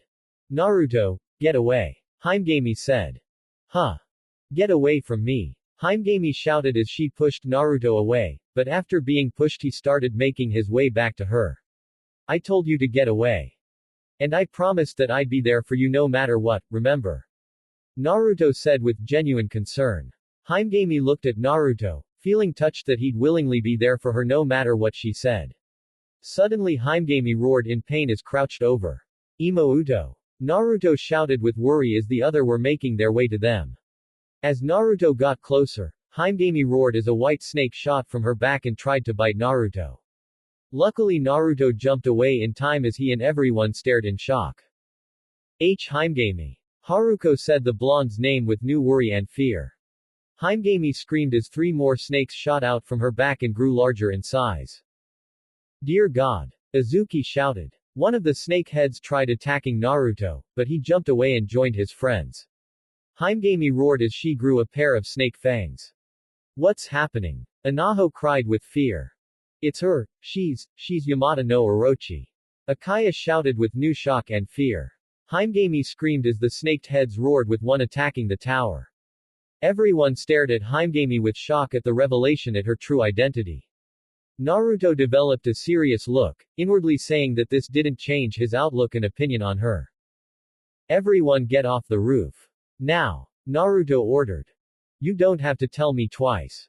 Kengo shouted as he and the others started to run. Naruto looked at Heimgami who stared into his eyes. I'll find a way to fix this. I promise. Naruto said with pure conviction and determination. Heimgami shed a tear as she stared at Naruto before losing consciousness. Naruto, I trust you. Heimgami thought before she lost consciousness. Everyone managed to get to ground level as then the now giant snake heads attacked the building until it was just rubble. Wait, where's Naruto-kun? Kimi shouted with fear and concern. And speak of the devil, Naruto then landed next to her. Everyone, get further away. Past the school's border. Naruto shouted as everyone followed his lead and ran as 4 more snake heads grew and started rampaging. I don't believe it. This whole time, Yamada no Orochi has been living here as a young girl. Akaya thought as he looked back at Orochi Heimgami. Once everyone ran past the border of the school they turned to see that Orochi Heimgami vanished in a cloud of smoke. What just happened? Anaho exclaimed. The boss took Imouto to another place so she wouldn't damage more of the school. Naruto answered. The boss? You mean you're a clone? Are you nuts? You're going to get yourself killed. Azuki shouted. Why the hell are you yelling at me? I'm just a clone. The Naruto clone said with an uneasy face. I know that. That's why I'm yelling at you.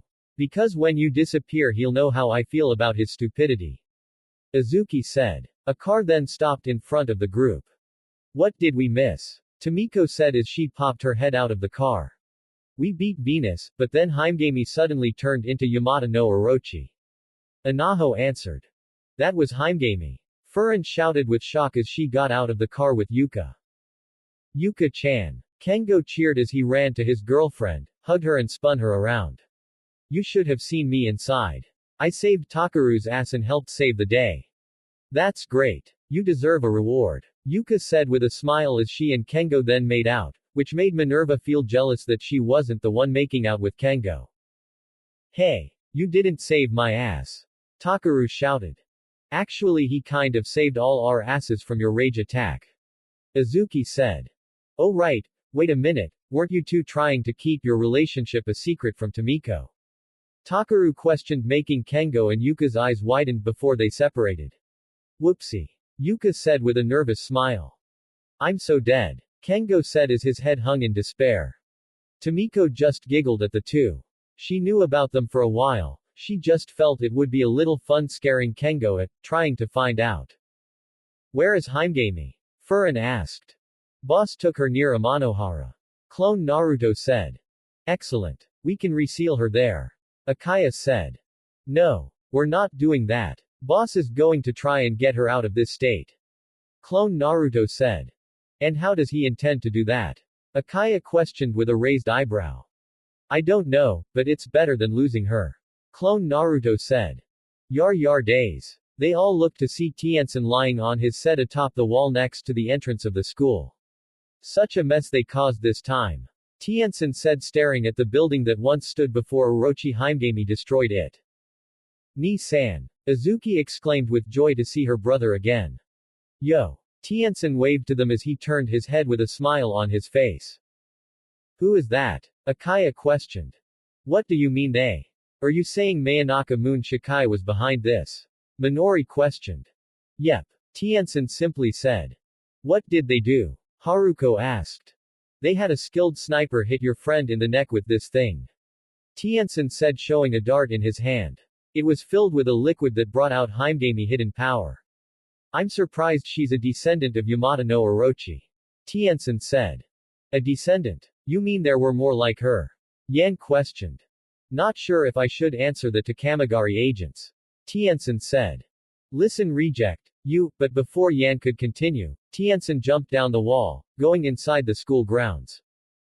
Naruto's not fighting her, just letting you know. Tien-san said, appearing behind Azuki, startling her. Stop doing that. Azuki shouted. Why? It's always so fun giving you a little spook. Tien-san said with a grin. You never changed. Azuki said with narrowed eyes and her arms crossed. Tien-san, could you please take us to where Otudo is? Haruko begged. I don't know. It's kind of dangerous. Tien-san said as an orange oval mirror floated in his hand. Oh tilde well this is a new development. Tien-san said. Azuki, Cha-Cha, Kimi, Haruko, Anaho, Furin, Takaru and Fu tried to look at Tien-san's mirror. Let me make it easier for you. Tien-san said as his mirror extended into a large rectangular mirror as it showed them all that Naruto was far across Orochi Himegami with red malevolent Kyuubi chakra surrounding him. Rewind the clock a bit. A gigantic cloud of smoke appeared west of Amanohara mountain as then 8 white giant snake heads appeared out of the smoke and roared. Naruto was sent flying after being smacked by Orochi Himegami's tail. Naruto rolled against the floor until he landed on his feet and hands, skidding to a halt. Naruto panted as he looked up at the roaring 8-headed snake goddess. Imouto. Naruto thought as he stood up from the ground. Don't get soft. She'll kill you if you show any sign of sympathy. Kurama said. I'm not going to fight her. What? Kurama screamed with shock and disbelief. She's my sister. I don't want to hurt her, even if she is an 8-headed rampaging snake beast. Naruto thoughts spoke.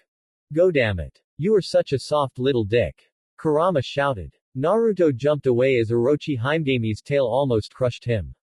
So what? I don't want to take the chance at hurting her. I'm able to take down a Nibi hybrid in full Biju mode. I don't want to find out how powerful I truly am through fighting Imouto. Naruto thought as he then jumped away from another tail whack, then started to run as the tail followed him. Naruto jumped up into the trees, but then one of the heads opened its mouth and shot a concentrated beam of energy at Naruto, sending him crashing into the ground. Are you going to fight now? No. Naruto said with pain in his voice. Then Orochi Himegami's tail slammed against him and back away. How about now? I said no. Naruto said as he then vanished before one of the head charged into the ground where he once laid. Why the hell don't you fight?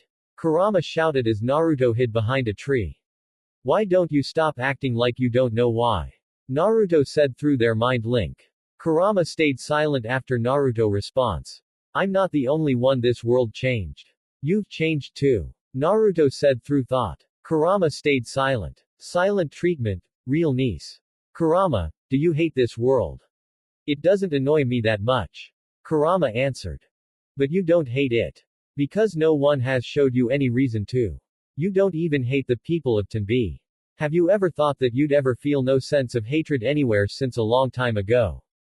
Naruto thought. Was all Kurama said, sort of. Honestly, I feel so safe here. So happy. Everyone here has made me so happy in this world, and Imouto was one of those people. Sure she didn't seem the nicest, but I could tell that, she really does love me, and I love her so much that no matter what shape or form she's in I would never want to hurt her in any way possible. I just want my sister back to the way she was. To the way we all want her to be. Naruto thought with sad eyes. Kurama sighed at Naruto's heartfelt speech. You little twerp, you really aren't going to fight back are you? Kurama said, knowing the answer. No. Fine. Summon me. Kurama said. Excuse me. Naruto said. Snake head at 2 o'clock. Naruto quickly jumped away as one of the heads attacked the tree he was hiding behind. You actually want me to summon you? As in open the seal and let you out? What about my hatred? Won't that get in the way? Naruto asked. Trust me, it won't. Kurama said. Are you sure? Naruto asked, unsure. Do you trust me? Kurama asked as Naruto was running away from the charging heads. Yes I do. Naruto thought. Really? Kurama questioned, surprised by Naruto's answer. Lately you haven't given me a reason not to trust you. You have no reason to harm people here. They showed no disdain for you, so you have no reason to hate anyone. I trust you. Naruto said through his thoughts as he jumped away. Kurama blinked at the logic, but closed his eyes actually feeling a bit touched that Naruto trusted him. Then you know what to do. Kurama said. Right. Naruto quickly vanished from sight, making Orochi Himegami start searching for him. Naruto closed his eyes as he entered his mindscape. Naruto quickly made his way to the seal on Kurama's cage. Naruto floated up to it and grabbed the paper that had the kanji for seal on it. Cross our fingers that mom and dad don't come. Naruto said as he ripped off the paper, rolled his sleeve, and then unbuttoned his shirt to reveal the seal on his stomach. Wait, I forgot what the key looked like. Naruto said. Kurama gestured to the water below, making Naruto look to see the key they saw in the manga. Thanks. Naruto said as the markings of the key appeared on his bare arm, before he slammed his hand onto his stomach and turned the seal, making the one on the cage open up. Kurama then burst through the cage and slammed Naruto down onto the water with his paw. Stupid ninja. Now I will take over your body and tear through this world with havoc. Kurama yelled with his teeth bare. Naruto looked up at Kurama with wide eyes before gaining a dull look. Cute joke. Naruto said. Kurama chuckled as he released Naruto. I was expecting more, but your eyes were enough. Kurama said with a grin. Right, you're a comedian. Naruto said as he stood up and dusted off imaginary dust from his pants. I can't access your good chakra until I overcome my hatred, right?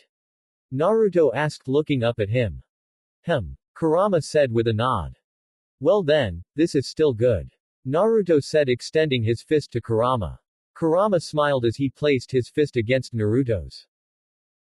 Orochi Himegami finally found Naruto and one of the snake heads attacked him, but he vanished, making the heads roar as they looked for him, until they saw him far across from her. Naruto roared as Kurama's red chakra surrounded him, then red fire surrounded him and got bigger until it was the same size as Orochi Himegami, then coming out of it came Kurama, roaring with Naruto atop of his head. The snake heads roared as they all stared at Kurama. Remember, don't hurt her, just hold her down. Naruto said. Fine, but what do you have planned once I do so? Kurama responded. Just trust me. Naruto said. HMPH. Kurama went before he roared and charged at Orochi Himegami. Everyone watching through Tiensen's mirror was shocked at the sight of Kurama appearing and facing off against Orochi Himegami. Well, holy shit. Tiensen said, still in shock. Holy crap. Sakura was watching everything from within the Hokage library, where she was researching new jutsu to get stronger. After reading for a long time, with Tsunade's supervision, she decided to see what Naruto was up to. Summoning the Kyuubi to fight the infamous Yamata no Orochi was not something she expected. What is it, Sakura? Tsunade asked as she made her way to her apprentice to see what she was seeing through the crystal ball, only for her eyes to widen in shock and disbelief.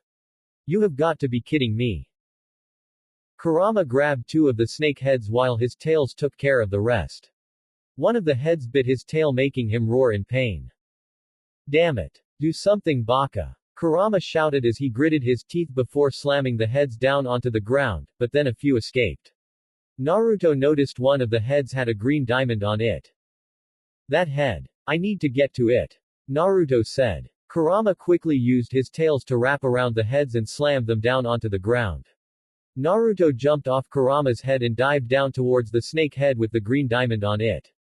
A snake head managed to slip through Kurama's tail and charge at Naruto, but Kurama karate chopped the neck of the creature and held it onto the floor while his hind leg held the snake head that his front paw had in his grasp before. Naruto then landed atop of the snake head and quickly made his way to the diamond and placed his hand on it and concentrated his elemental Maken energy into his hand, making the green diamond glow. Naruto's eyes closed as he then entered a new mindscape. Naruto opened his eyes to find himself in a plane of pure darkness. He looked around until found Himegami on her knees, naked, hugging herself and crying. Imouto. Naruto shouted as he ran to her. As he was getting close, she spoke. Go away, Naruto. Himegami said. What's happening? Why are you crying? Naruto asked as he got closer. I said go away. Himegami said. No. I'm not leaving until. I said go away. She screamed, facing him as wind element charged at him and cut his right shoulder and leg. Himegami gasped and turned away from him as she hugged herself tighter. I'm a menace. You're just only going to get hurt. So, let me bleed, let me get wounded or even crippled. I'm not leaving without you. Naruto said. Go away. Himegami begged. No, Not without you. Naruto said as he extended his hand to her. Suddenly the plane turned crimson red as Himegami grabbed her head and screamed in pain as Naruto was sent flying back away from her. Himegami. Naruto was then blasted away by a green burst of energy from the diamond and sent flying into the air. The snakehead managed to get out of Kurama's hold and blast Naruto with pure concentrated element from his mouth. Naruto. Kurama yelled out to his Jinchuriki, but the momentary distraction was enough for some snakehead to get free from his hold and smack him away, sending him into the air and crashing into the ground. Naruto crashed into the floor as well. His clothes tattered, ripped and burnt and parts of his skin charred. Naruto felt pain throughout his body, feeling the full effect of the blast. Not yet. Naruto thought as he got up from the floor only to be slammed by the tail. No. Naruto got up onto his hands and knees and gritting his teeth. I can't give up. Naruto then quickly jumped to the side as a snakehead crashed into the ground, then jumped back to the other side twice to avoid the tail and another snakehead. I can't. Not on her. Naruto thought as he got up to his feet and slowly but surely started to run. He then concentrated his combined Maken and chakra energy to his body as he started making a mad dash back to the snakehead with the green diamond. Naruto gave a battle cry as he quickened his pace, leaving a cloud of dust as a trail. He dodged the incoming attacks from the snakeheads and tail, until he jumped onto the neck of the green diamonded snake and ran up its neck, hanging on as it flailed and dodging more snakeheads. He made it to the top, only for another snakehead to come and bite down on him. Naruto screamed a bit as his torso bled, but he refused to give up as he roared and his body burst with energy, making the snakehead release him from the shockwave, and he then dived back onto the diamond-headed snake. Naruto crawled onto the diamond and held on as the snakehead flailed. I'm not giving up. Naruto said as the snakehead flailed even more. I won't give up. Naruto said, gritting his teeth. Suddenly all the snakeheads rose into the air. I won't, the snakeheads roared. Give up. Then snakeheads started to charge at him. On you. The snakeheads were about to impact Imouto. The snakeheads then attacked Naruto, biting down on him. Haruko and Sakura screamed as they saw what happened to their favorite blonde. Naruto's body was impaled with numerous wounds on his body as he bled. His body twitched, but his grip on the snakehead still remained strong. I won't give up on you, my little sister. Naruto said as he closed his eyes, but then his body glowed green. Himegami's eyes widened as she felt a pair of strong arms wrap around her naked form. Why? Why did you go so far for me? Himegami questioned. What are you, dumb? Because you're my sister. Naruto said with a smile. But it doesn't make sense. You're not really my brother. Himegami shouted. Says who? The blood in our veins. Naruto stayed silent for a moment before he laughed a bit. Baka, it doesn't matter to me. Naruto said, surprising Himegami. Even if we don't share the same blood, I'll still call you my sister. Because that's what my heart sees you to be. You, Haruko ne, Inaho Imouto, Takaru, Izuki, Cha-cha, Kimi, everyone, my heart says that you are my family. I love you, Imouto. Naruto said, shocking Himegami as she started getting teary eyes. But why? Why would be so willing to die for me? Himegami questioned. Naruto just held her closer and nuzzled his heads against her own. Because there are people so precious that they're worth dying for. You're just that precious to me, my little sister. Naruto said as he shed a tear. Himegami's lips started to quiver as she then started to shed more tears. She hadn't felt so loved since her mother and brother. Himegami then started to cry as she turned and hugged Naruto tightly. Naruto's smile widened, welcoming the hug wholeheartedly. So this is what it feels like, to be a true brother. Kurama got up from the floor as he looked at the snake to see it become completely green and started to shrink. The snake then shrank until it became Himegami again. Himegami felt exhausted as she laid in the crater, but she found the strength to get on her hands and knees and looked up to see Naruto, wounded and bleeding. Naruto! Himegami shouted as she weakly got up and tried to go to him. She fell to the floor, but she stood back up again and wobbled to Naruto until she fell in front of him. She managed to crawl up atop of him and saw that he had his eyes closed with blood going down the side of his lip. No, no, no. She pressed her head against his chest. Don't die. Please don't die. Please. Himegami started to cry onto his chest, not wanting to lose another brother.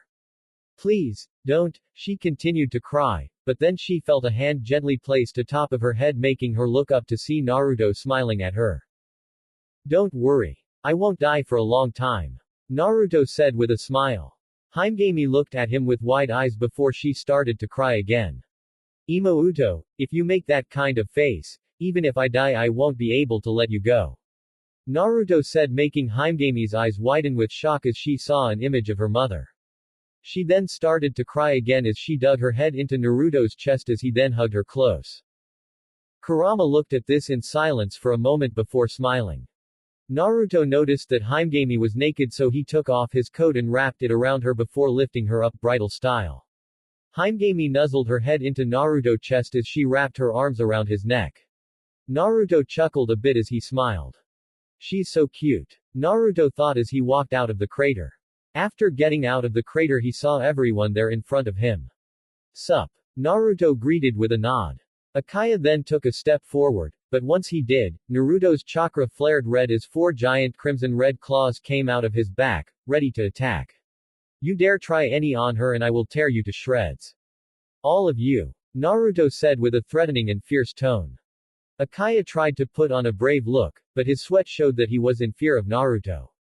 He then felt a hand on his shoulder making him turn to see Tien-san smiling at him with a pair of eye smiles. You and your team better listen to him. He's got the eyes of a protective sibling. I should know, I had those whenever I protected Izuki when she was a little girl. I think I crippled a guy who was bullying her once. Tien-san said with his arms behind his head. You crippled 3. At the same time, Izuki said with her arms crossed. Really? Man, my memories become foggy. Did their families sue? They tried, but one look at dad and they changed their minds. Izuki said with a smirk. Ah, good old dad. Knows how to be scary as shit. Tien-san said with a fond smile. He and Izuki looked at each other as they then chuckled with toothy grins on their faces. They're both weirdos. Yan thought with a weirded out anime look. Fine. My response will be that I didn't see anything. It's obvious Team Venus is at a disadvantage. Although you will be in hot water now Naruto. After all, declaring war on Kamigari is a huge thing that they won't look past, especially Okan-sama. Akaya said with a superior smile. Oi. Akaya's head was then grabbed by a giant index and thumb and then lifted into the air to face Kurama. Don't get all smug now, ninjan. Kurama said baring his fangs. Akaya screamed as everyone looked up at the Biju King in shock, with some looking in amazement, Cha-Cha, Kimi and Tien-san. Should we be concerned? Takaru asked as his legs shook a bit. Don't worry, we're on good terms. Naruto said with a smile. Help me. Akaya cried as Kurama held his body with his other index and thumb as he gently pulled on Akaya's head every now and then. Well, he doesn't like Akaya though. Hey, you're not going to kill him, are you? Not unless he provokes me. Kurama said making Akaya scream. Yeah, keep screaming. You might be annoying him with your high-pitched screaming. Naruto called out with a grin making Akaya silence as Kurama started swinging him side by side while he was upside down, causing the blood to rush to Akaya's head. So he won't hurt anyone? Fu asked. I have no quarrel with anyone here except those Mayonaka Moon annoyances. I feel no sense of hatred or disdain for any of you or the people of Tenbi, also you ex-Jinchuriki. Kurama said as he used Akaya like a cotton swab. You don't have to bring that part up. Fu said rubbing her arm as she looked to the side, missing being Chomei's Jinchuriki. After learning how the Biju felt and the friendly partner relationship you can gain with them, she actually felt sad that she might never be partners and friends with Chomei. Kurama said as he placed Akaya back with his team, with the commander whimpering as he was covered in earwax. So living beings of chakra can produce earwax in their ears. Naruto said. Of course. I'm a living being. I have the normal things anyone has like bleeding. Kurama said with his arms crossed. Aha, have you ever bled before? Naruto asked. Kurama just remained silent. Liar. And quit it with the silent treatment. It's annoying. Naruto shouted. You know what else is annoying? How much you always scream, baka. Naruto looked down to see Himegami with her eyes closed and annoyed look on her face. Hey Imouto. You're awake. Naruto said with a grin. Hard to be asleep with you howling like a dumb monkey. Himegami said looking up at him. You're insulting me. Looks like you're all better now. Naruto said as his grin widened. Thanks for not giving up on me. Himegami thanked him with a smile. That's what brothers are for. Naruto said with a smile. Let me check her for injuries. Aki said as she made her way to them only to blush. Oh my. Himegami-san, you're naked. Aki said causing everyone, minus Yan and Demetra, to blush. Takaru had a pervert look on his face and his nose bled while Kengo turned away, covering his eyes. What's with you? Naruto asked. I swore to never see another woman's naked form, unless it was Yuka-chan's. Kengo exclaimed making Yuka blush and sigh dreamily at his conviction to keep his promise to her. Very noble, ish. By the way Tomiko's right there. Naruto said. Oh damn it. Kengo said with new fear before he jumped away and screamed as Tomiko sent kunai his way, forcing him to run and hide behind Yuka who giggled at his actions. Heroic. Naruto and Himegami said sarcastically. Well I'll be a slug hit by a wad of salt. Naruto actually made peace with the Kyuubi. Tsunade said with shock. Yeah. Sakura said with shock as she looked at him as her eyes sparkled in admiration. He's amazing. At Mount Myoboku, Jiraiya was sitting by the oil waterfall watching the scene in Maken World through his crystal ball. Whoa. Never thought Naruto would be cool with the Kyuubi. He's more capable than I thought. Gamakichi said. HMPH. It's only a matter of time before that squirt thinks he can take me on again, and with the help of the Kyuubi, it might make me break a sweat. Gamabunta said as he took a drag of his pipe and blew out smoke.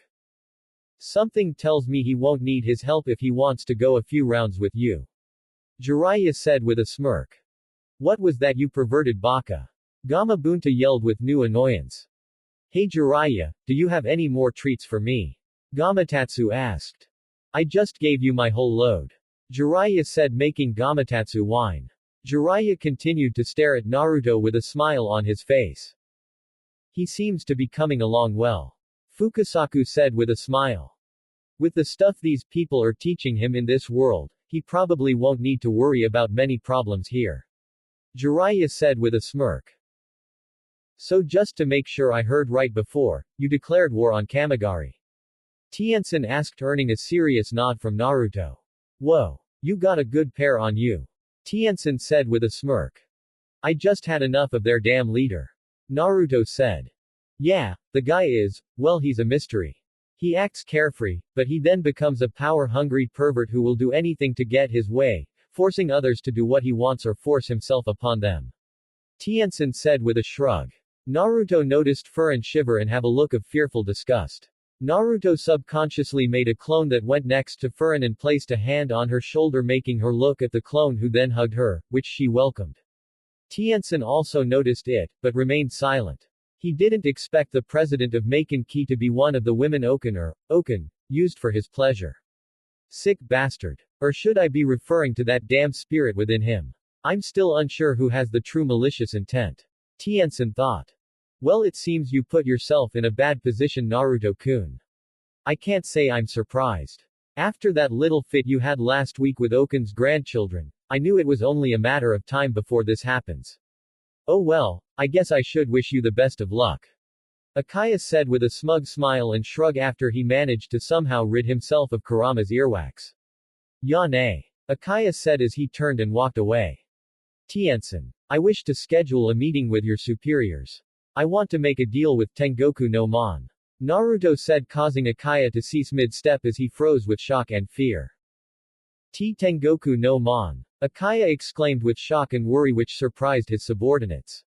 Let me guess. You want us to help you protect Tenbi from Kamigari, huh? Tien-san guessed with a knowing smirk. That's right. Naruto said with a nod. I'm willing to assist in your fight against Mayanaka Moon Shikai.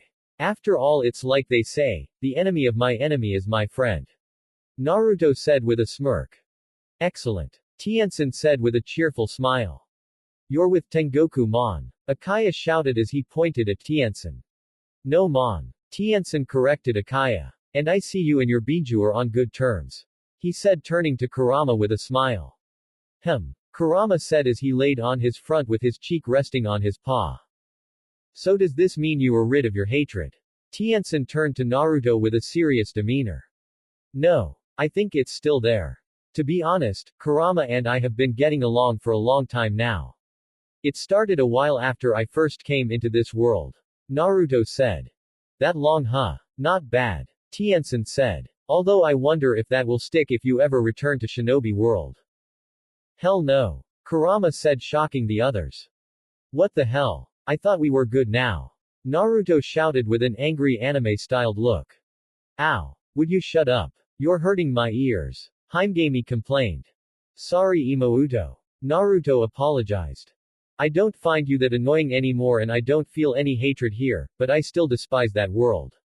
All its people only look at me as a source for domination over others and a monster. Kurama said with gritted teeth. Naruto then developed a somber look on his face from hearing Kurama's proclamation. Honestly, Naruto couldn't blame Kurama for his feelings about Shinobi World, but everyone wasn't the same like back when the fox was younger. Sure there are people like Danzo still walking around, but there are still good people in that world.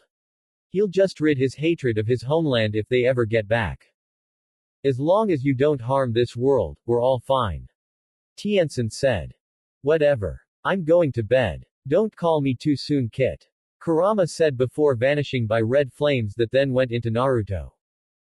That's definitely new. Naruto said with a raised eyebrow. Wait. You mean you're getting involved? But what about the deal? Akaya shouted at Tien-san with new worry. Kamigari broke that deal years ago. Don't think we didn't notice you stealing one of the pieces of the statue. We never returned the favor because we had nothing to gain, but now we do, so consider this payback.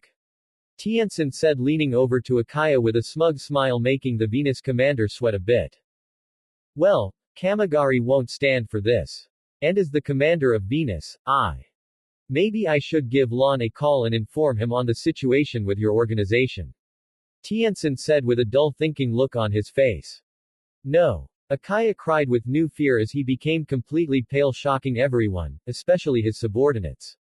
I was going to say that, I am clearly in no position to take matters into my own hands without an order. You have a good day. Akaya said with a nervous grin as he sweated with his hands slightly up in defense. Venus. We're off. Akaya ordered as he turned and left with his team looking at his retreating form with surprised expressions before following. Whoa. If just by hearing that name frightened Akaya, then these guys must be really strong. Takaru thought as he stared at Tien-san. Who's Lon? Naruto asked. The top general of Tengoku no Mon. Tien-san answered. So he's the boss? Takaru asked. No, that would be the headmaster. The ranking system in our organization is kind of complicated. Tien-san said with a shrug and a meh, or better known as a so-so hand gesture. Anyway, we'll schedule a meeting in about a week or so. By then that will be the end of this semester, right, Minori-san? That's right. Minori said with a smirk. Wait, what? Oh man, that means finals are coming. I got to study. Naruto exclaimed with new worry as Himegami climbed out of his arms. Seriously? You're worried about that? Himegami said as she buttoned up Naruto's blazer to cover up her naked form. Luckily, since Naruto has a built-in large frame, his blazer is able to cover her whole frame down to a little over her knees. I know, I'm shocked that I care that much about education too. Naruto said with a surprised look on his face. Anyway, I'll contact you about the details on our meeting and arrival soon enough. Tien-san said as an orange mirror appeared behind him. You're leaving again? Izuki exclaimed. Well yeah, I have a job. Tien-san said. I know, it's just, I was hoping that we'd somehow. Izuki looked to the ground with a blush, but also had sad eyes. Not ever liking to see his sister in a melancholic state, he reached into his pocket and took out a white gold with gold outlining phone and tossed it at Izuki, who caught it. Call me on that. Mayanaka Moon Shikai can't get a signal on those things, so no one can spy on our conversations. Tien-san said. Are you sure? Izuki asked, hoping it was true since she doesn't want her older brother to get in trouble. Yeah. Tengoku no Mon and Mayanaka Moon Shikai's communication devices give off signals that cannot connect to one another for spying on conversations. Kind of like how the same sides of two separate magnets push each other away. Tiansen said with a smile. Hey Tiansen, I have something to ask. Do you know anything about a symbol of a magenta star surrounded in a magenta circle? Naruto asked. I can answer that. That's the symbol for Tenbi's rival, Suda Chisa, Star Chaser. Minori answered. Those guys again. I haven't seen them in a while. General said. Rivals? Takaru questioned. Back before Tenbi became an all-girls school thanks to Akaya, the boys of both Tenbi and Suda Chisa have had a rivalry between one another. Both sides would usually challenge the other to a competition. Usually it was Suda Chisa's that called us out. Since that dreadful day, the rivalry came to a close since Tenbi wouldn't allow boys anymore, but now that they're allowed again, the rivalry might reignite. Gen explained. Great. Takaru and Kengo groaned. Tiansen then hugged Izuki, surprising her and kissed her forehead. Talk to you later little sister. Tiansen said with a smile before he walked away. Naruto stared at the two, having thought about Sakura from the kiss on Izuki's forehead Tiansen gave her. Tiansen walked right into the mirror, turned and waved at them. Yane. The mirror then vanished with Tiansen. Izuki stared at where her brother was before she looked down at the phone with sad eyes, already missing her brother again. She then felt a hand on her shoulder making her turn to see Naruto with a comforting smile which made her smile at him, happy that she still had him. So Tilda, what's with the holes in your shirt? Kengo asked pointing at Naruto's messed up and torn shirt. Himegami gasped as she remembered what she did as her full-on Orochi form. Oh my god. I did that. My snake heads bit their fangs down on you when you went to my main head. Himegami exclaimed with worry and concern as she ran up to Naruto. Oh, right. Naruto said as he unbuttoned his shirt to reveal his torso to see that it looked unscathed. The wounds, they're already healed. Himegami said as she placed her hand on Naruto's torso. Naruto placed his hand on his chest where one of the wounds were and noticed some dry blood with no wound nearby. So he was right. I can survive and heal fatal wounds. Naruto said to himself. Who said that? Haruko asked.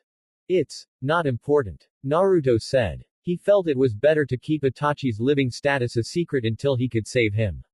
Especially with Mayanaka Moon Shikai watching them every second, he's got to be careful with what he says. By the way, how come you were able to become, well, you know, are you the real Yamata no Orochi? Takaru asked feeling nervous about asking Himegami, since now he's more afraid of her anger. Himegami sighed, hoping that she would never tell any of her friends the truth about her. No, but I am part of the bloodline. Himegami said shocking everyone minus Minori. Many years ago I was sealed within Amanohara after my family was attacked by my uncle. I lost my parents and my brother had to seal me to protect me. I'm not sure if he died as well or if he had any children. The last part was hard for Himegami to say. After so long the seal became cracked and as soon as something caught my interest I came out, although when I got out I soon learned that my incarnation can't really last long without element flowing around as fully as Tenbi's. Are you saying you can't leave Tenbi? Haruko asked. Yes and no. I can leave, but if I overexhaust my element then I'll die. I need a place like Tenbi that radiates element to keep my form and life stable. Himegami said. Well that sucks. Kengo said. Thanks for showing how much you care. Himegami said, narrowing her eyes at Kengo. Maybe Ni-san could help with that. With his help, he can probably help you travel without the fear of losing all your element. Anaho suggested. Maybe, but I'd need some help with it. Maybe Tengoku no Mon could help with that. Naruto said. You don't really need to bother. I don't mind staying here for the rest of my life. Himegami said. Nonsense. I'll help in any way I can.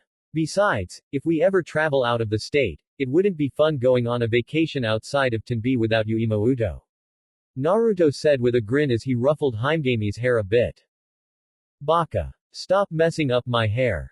Himegami shouted, but as she smacked away Naruto's hand, she turned away to hide the tiny smile that spread onto her face. Suddenly another orange mirror appeared making everyone look to see Tiansen. Oh right, I almost forgot to tell you guys. The reason your friend there turned into that giant 8-headed snake creature was because she was hit by this, I know. Naruto said, showing him the dart in his hand. Well yeah, but I was going to say it was caused by this hottie. Tien-san said as an orange mirror appeared showing young girl, most likely either 16 or 17, with black slightly spiky hair that went down to her lower back, couple spiky strands of hair going down the left side of her hair, some more going down her hair and one tiny strand amount sticking diagonally up from the top of her head. Her hair had also long side bangs that went down to above the nipple area of her breasts. Speaking of her breasts, they were large, about F or G cup size, her skin was fair, she had a curvaceous figure, sky blue pupilless eyes and full lips.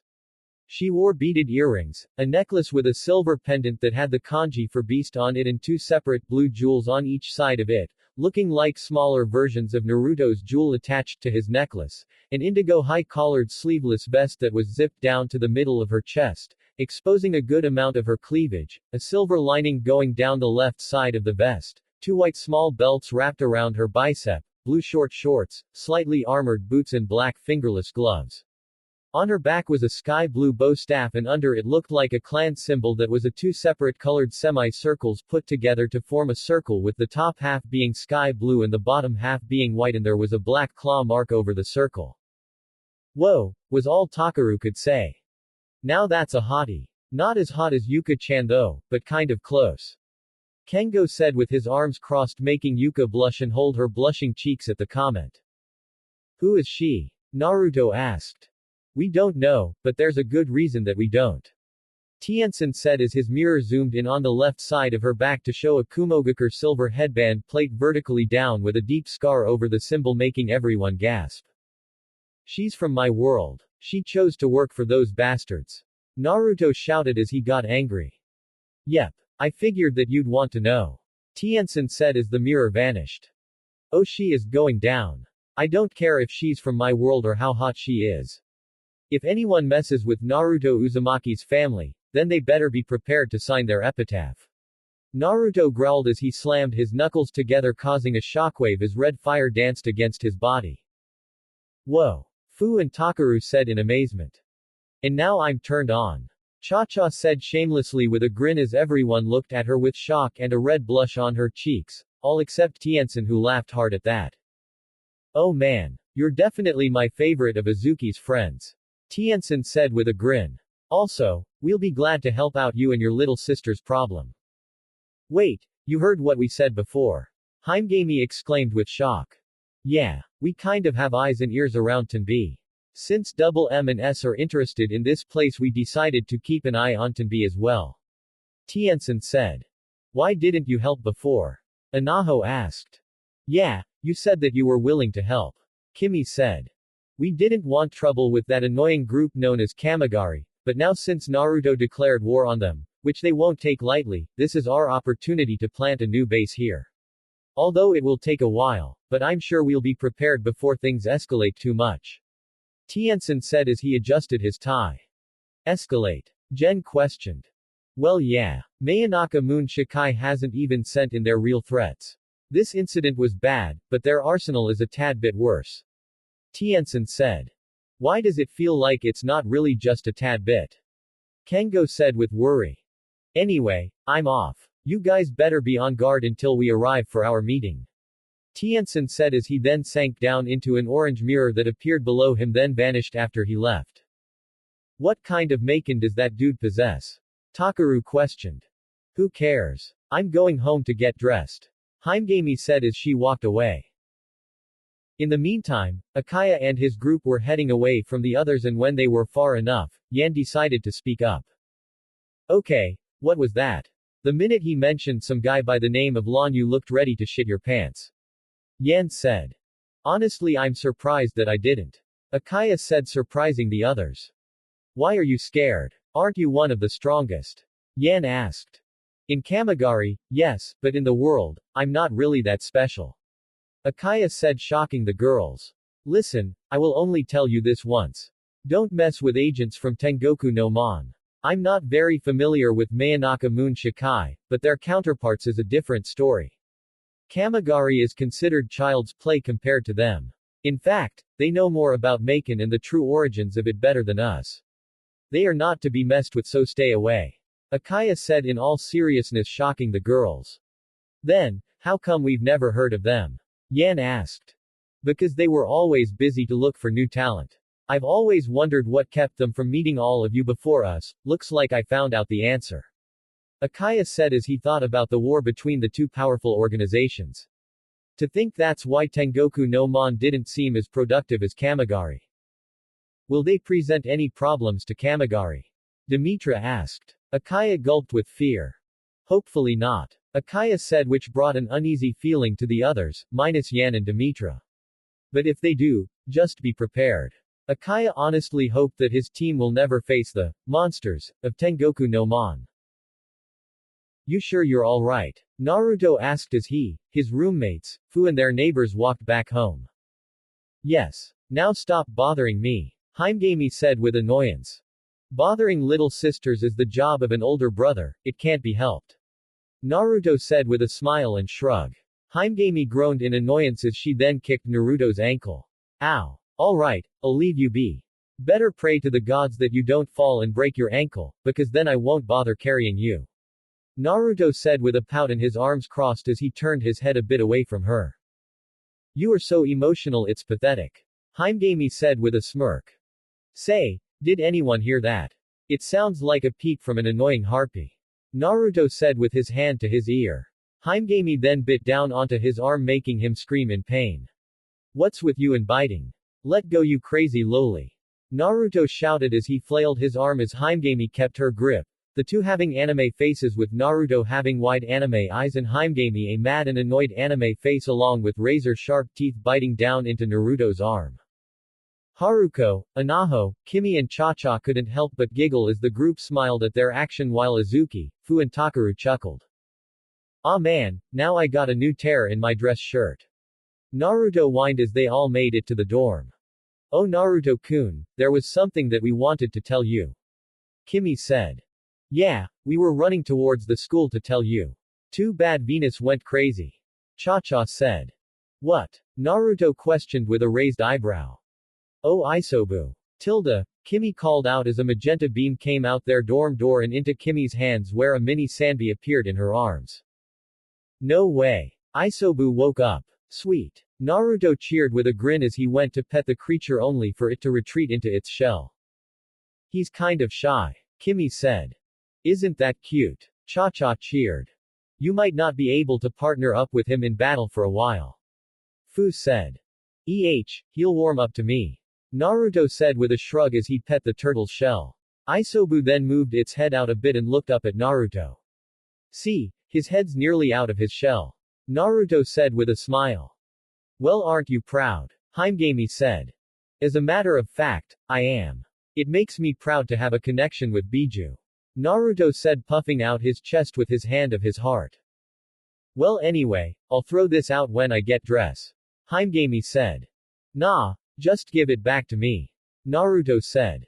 Why? It's a wreck. Haimgami said with a raised eyebrow. It's just special to me now. It'll remind me of you every time I see it. Naruto said with a smile, causing Haimgami to blush at his kind words. Whatever. Haimgami said, turning away and making her way to the stairs, but when her foot landed on the first step, Haimgami blush deepened a bit as a thought came to mind. Hey, my clothes are being a bit outdated, so, would you mind escorting me at the mall for some shopping? Haimgami asked with her back still to her now surprised friends, not wanting them to see her blush. Naruto's eyes blinked twice before a huge grin appeared on his face. Sure Imouto. Anything for my sister. Naruto said happily. Good. Tomorrow morning, at 7, pick me up and you better not be late. Haimgami said as she walked up the steps with a small smile on her face. Naruto smiled, happy that he was going to have some bonding time with his sister. He then heard giggling making him turn to see the girls, minus Fu, giggle while Azuki shook her head and Takaru grin. You're really going to regret that agreement. Takaru said with a smile. What the hell's that supposed to mean? Naruto said with a skeptic look and raised eyebrow. Exactly what it meant. Naruto said with a dull and annoyed look on his face as he carried Himegami's many boxes of clothes and shoes. Now what else has anything special to offer? Himegami said with a small smile. She wore a black corset with red ribbon tied to the front with a white shirt underneath that had off-the-shoulder straps, white arm warmers, a black skirt that reached above her knees with white frills at the end of it and a pair of black shoes and black songs that reached a little below her knees. I don't really know what's Himegami's exact casual style is, so I tried my best on this one. Naruto wore a simple black wife beater, navy blue jeans, a brown belt with silver belt buckle and black square toe shoes. I based this look off Sharpener from Gohan Goes to School, a Dragon Ball Z episode. Naruto groaned at the thought of having to carry more for Himegami. Is that the sound of an annoyed older brother? And here I thought you'd be happy to spend time with your older sister. Himegami said with a teasing smirk. I would be happy if I wasn't the one holding all your stuff, and I am not calling your older sister. Naruto answered. I am older than you. And you are approving of being called older, especially since I have the right to call you an old lady because you are over. Alright, you win. Udo's fine. Himegami said with a dull yet annoyed look with Naruto grinning cheekily. You know what I should get for the dorm. A nice and possibly very heavy tea set. That could help. I hope you could carry more, Ni-san. Himegami said, turning away from him with a victorious and mischievous smirk on her face as she knew Naruto developed a worried look before he gritted his teeth and glared at Himegami. This girl's not half bad. Kurama said with a grin as he laughed, which made Naruto growl as he gained a tick mark. Being true to her word, Himegami got the tea set, which Naruto had a hard time balancing on the tower of boxes he was carrying. They then went to get Himegami special clothing. The hell? Naruto exclaimed as his jaw dropped as he saw all the underwear and nightgowns. To him, some looked very suggestive. What kind of underwear is that? Naruto exclaimed as he saw the lingerie-looking underwear Himegami was looking at. Why are you so loud right now? Himegami questioned. That stuff is too obscene. You shouldn't be wearing that stuff. Naruto shouted as he managed to point at Himegami. I'm old enough to choose what I wear, baka. Himegami said. I don't care how old you are. No way am I letting my own sister wear that thing. Naruto shouted.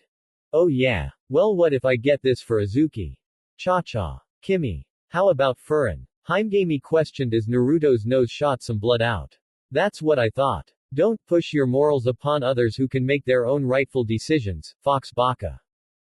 Oh, Himegami-san, how nice to see you again. The two blondes turned to see Kikwe, the store owner, walking up to them. I see you found one of our new arrivals. Kikwe said with a smile. Yes. It's not half bad. Himegami said as she put on a smile. Well, if you like that then you will definitely love this. Kikwe said as she showed Himegami a new combo of underwear, but then she noticed Naruto. Oh, new boyfriend. Ew, no. I'm her older brother. Naruto said, surprising Kikwe. Oh. I didn't know you had an older brother. I don't really mention him that much. He's pretty much the black sheep of the family. Himegami said nonchalantly. Oi. No, I'm not. Naruto shouted with annoyance. Kikwe started looking between the two. She didn't see it at first, but when Naruto noticed how she was looking between him and Himegami, he developed a stoic look like Himegami. Oh, now I see it. Yes, you two look so much alike. Kikwe said with a smile. I better remember this. I'm going to try these on. Try not to perv. Himegami said as she took the underwear Kikwe had and went to try it in the pair she had in her other hand. Once she went behind the changing curtain, Kikwe decided to ask Naruto a few questions. So you're Kodama-san's older brother? Yep. Naruto simply answered. I bet she's really sweet to you. You can say that. So have you always been here at Tenbi with her or are you visiting? I actually moved here a few months ago. I go to Tenbi Academy with her now. Naruto answered. Oh, so you are close in age. How old are you exactly? 16. Naruto simply answered. Really? I believe that's the same age as Himegami-san. Kikwe said, very surprised, but then became a bit confused on how they were the same age yet he was the older brother. Are you by chance twins? Kikwe asked, genuinely confused on the situation. No. Actually my birthday is in a few months, so I'll be 17 by then. Naruto said. I see. Kikwe said but was still skeptical about it as he cupped her chin with her thumb and index. I can tell you're confused on the whole age difference, but the answer is actually quite simple. You see Himegami was born prematurely. Naruto said with a smirk. Really? Kikwe questioned, surprised by the answer. Yep. I mean you can tell because of her height and physique. I heard that. Himegami shouted causing Kikwe to jump and Naruto to chuckle with a toothy grin on his face. Himegami sighed at Naruto's stupid jab at her, as she got out her clothes and started trying on the underwear. Not a bad lie though, I'll give him that. And I thought Kikwe believed I was 17. Himegami groaned at being thought to be considered younger, no doubt because of her body. Naruto hummed as he waited for his sister to finish, when girls rushed into the store and stared talking and looking through the store. Naruto ignored them, but he was then pushed by someone. However, thanks to his training and build, he didn't move from his spot at all. Oi, could you be careful please? Naruto said with his cool expression. A girl looked up to him only to have a blush on her face as she stared at Naruto. Oh, I'm so sorry. The girl said with hearts in her eyes as some other girls noticed Naruto and found him very attractive with his blonde hair, blue eyes, handsome looks, cool demeanor and of course strong muscular physique. After a while Himegami finally decided on just getting them both since they seemed so nice, and when she got dressed and finally came out she noticed girls surrounding Naruto. Wow, what muscles. All the better to carry such a heavy load. A girl said as she felt Naruto's bicep. Your eyes are so blue, like a clear blue ocean. Such a strong jawline. You have such a great style. Wow, your chest feels so hard. A girl said as she felt up Naruto's chest. Oh oi. Careful. I got a tower in my hands. Naruto said as he managed to be strong enough to keep his stoic look, but had a pink tint on his cheeks at having the girls be so close to him and some feeling him up. Himegami stared at him and the flock of women with a dull look before sighing in annoyance. I guess he can't help being eye candy for girls walking by. Himegami said. He could just ask them to leave him be. Ikaichi said appearing by Kodama's head. With his luck on women and how this mob is acting, I don't think the odds of them listening are in his favor. Kaguzuchi said appearing next to the other side of Himegami's head. Naruto groaned, not knowing what to do, but after a while he then felt someone pinch his ear and drag him away. Let's go Fox Baka. Himegami said with as she dragged Naruto out of the store with a bag slung around her arm. Ow, ow, hey, let go will you Imouto? Naruto exclaimed. Wow, what a bossy sister he has. One of the girls said, annoying Himegami. After being a safe distance away from the store, she released Naruto's ear. Geez, you have such cold fingers. Naruto said. You just have to attract such attention to yourself. Himegami said with her hands to her hips. Not going to lie, it does get annoying at how many women are attracted to me. Naruto said. Good to know you're not a completely hopeless pervert. Himegami said with a smirk. Well aren't you sweet? Naruto said sarcastically with a tired smirk. You know that store owner was asking me some questions. She made me feel a bit suspicious. That's because she's a spy for Kamigari. Himegami answered. What? Naruto shouted as he then turned and glared at the store. Don't bother with her. Kodama simply said. Wait, if you knew, then why didn't you get rid of her? Naruto asked. Because then that would bring unwanted attention. Last thing we need is more attention from them. We can't always play it rough with them, especially you. Since you declared war on them, any more violent actions against their officers and you'd gain enough heat to be deemed a major threat needed to be immediately dealt with. Himegami explained. Naruto groaned in annoyance, hating to admit that she was right. And don't think of trying the sneaky route. You have to pound it in your head that things are different here from your world. I know. Naruto said feeling like he has heard it for the billionth time. Naruto then noticed that a guy passing by tried to slyly touch Himegami's reed, but he was then kicked in the face and sent straight into a store by Naruto. Naruto had threw the boxes of items Himegami bought into the air before kicking the perv, then caught them all with one hand, all restacked into a tower. No one touches my Imouto like that. Naruto said with a glare. Himegami smirked before turning her head. Thanks. You should work as a bodyguard. I don't know about that. Naruto said as he and Himegami continued to walk. Come on. Let's get something to eat. Himegami said. Naruto and Himegami were making their way up the stairs of the dorm building, Naruto carrying a hefty load in his arms. Oh, thank Kami that we're finally home. She made me buy a lot of stuff in and out of the mall. Naruto thought. Thanks for all the help. Himegami said as they stopped at her door. Anything for my sister. Naruto said with a smile as Himegami opened the door. So you just got back. Naruto turned to see Azuki coming down the stairs.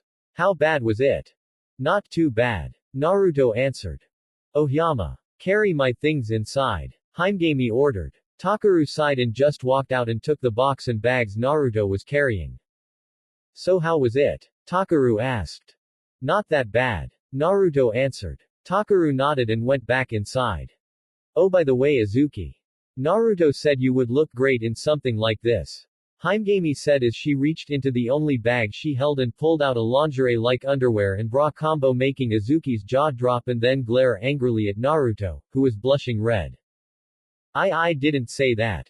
Naruto quickly said, but Azuki grabbed his entire face with her hand and gave it a bit of a painful squeeze, making him scream in pain a bit with his arms flailing, with Azuki had an annoyed look with her eyes closed and her eyebrow twitching.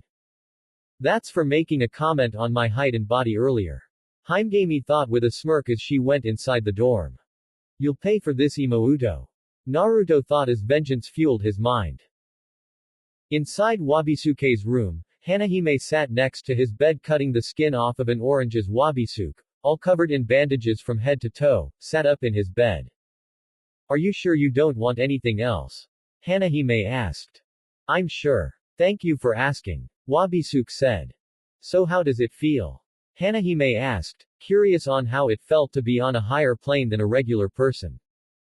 Kind of like the process on transforming into a butterfly. I feel these bandages are the last layer of my cocoon, and yet I already feel the power building, surging within me and ready to bleed out and explode, a fearsome storm of power thought to be only imaginable. It feels like I'm even closer to the power of my kami. Wabisuke said as he clenched and unclenched his fist, already feeling the muscles beneath tighten and stretch, with old ones being torn and renewed into stronger ones. I see. Hanahime finished off the skin of the fruit and then grabbed a plate as she then cut them into 6 separate pieces. Is it affecting your mind? Hanahime reluctantly asked. A little. Besides feeling the effect of gaining the new cells of these damn eyes within my brain, I also feel the gaining urge to face him. Like an instinct of battle. Wabisuke said. Hanahime didn't like that little fact, but as she placed the plate in front of Wabisuke, he put his bandaged hand atop of her own, making her look at him. Although it's not strong enough to make me forget about you. Wabisuke admitted, sensing her bit of sadness and displeasure. Hanahime smiled with a small pink blush on her cheek. I'm happy to hear that. Hanahime said with a happy smile. Wabisuke was happy to make Hanahime smile and he was very excited to face off against Naruto again, but he had a feeling of dread of what he was ordered to do when he went to face Naruto. Heaven forgive me for the first action I shall do with my new power. The day had finally come, the end of the first semester was today. Everyone was seated in the gym as Minori was giving a speech. Naruto listened in, knowing to give Minori his full attention or suffer some pain, but he could say the same for Takaru as his friend yawned, earning him a whack on the head from the mic Minori had thrown at him from her hand. God, I love that woman's personality. Naruto thought with a smile. Suddenly a giant square fighting ring had fallen from above and landed in front of the students. Suddenly music started to play as multicolor light flashed onto the ring. What the fresh hell is this? Kurama said, surprised and kind of weirded out by the sudden action, while Naruto blinked as he stared at the ring, as then Syria appeared with a mic in hand and in a very sexy costume on, which made everything clear. The crowd went crazy, the males more so, as Syria started performing a private concert for them. Naruto sighed as he rested his cheek onto his hand when he then noticed people going to a buffet prepared for them. Oi! Who the hell didn't invite me to cook for the student body? Naruto thought with new annoyance. He got out of his seat and decided to leave since it seemed Minori's speech was over.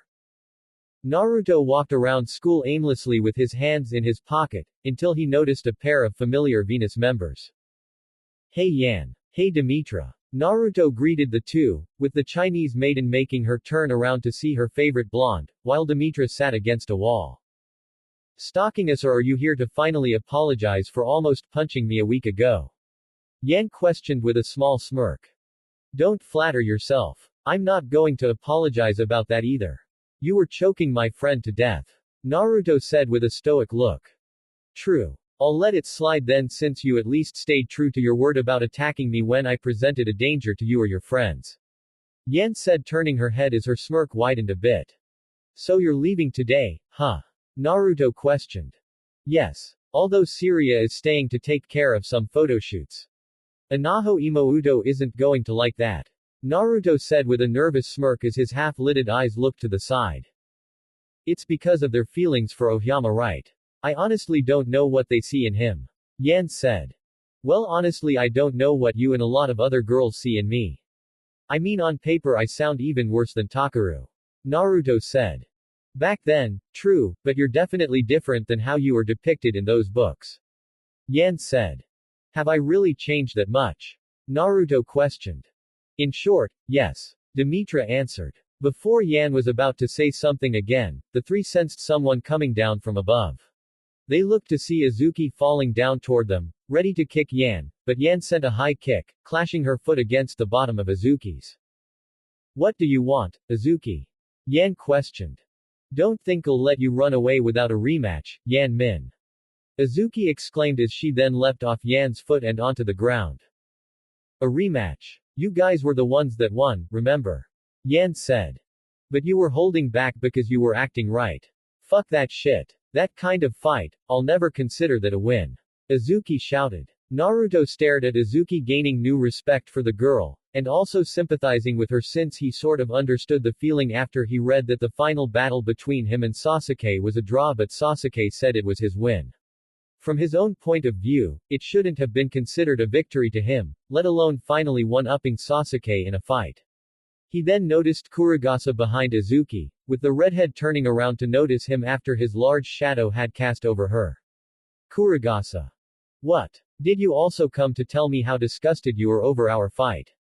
Yan questioned with a smirk. No. Right now, no matter how many times I fight you, the result will be the same, but if you ever come visit Tenbi again, please allow me to have another match with you, Yanmin Senpai. Kuragasa said as he took off his hat and bowed to Yan with respect for the Venus member.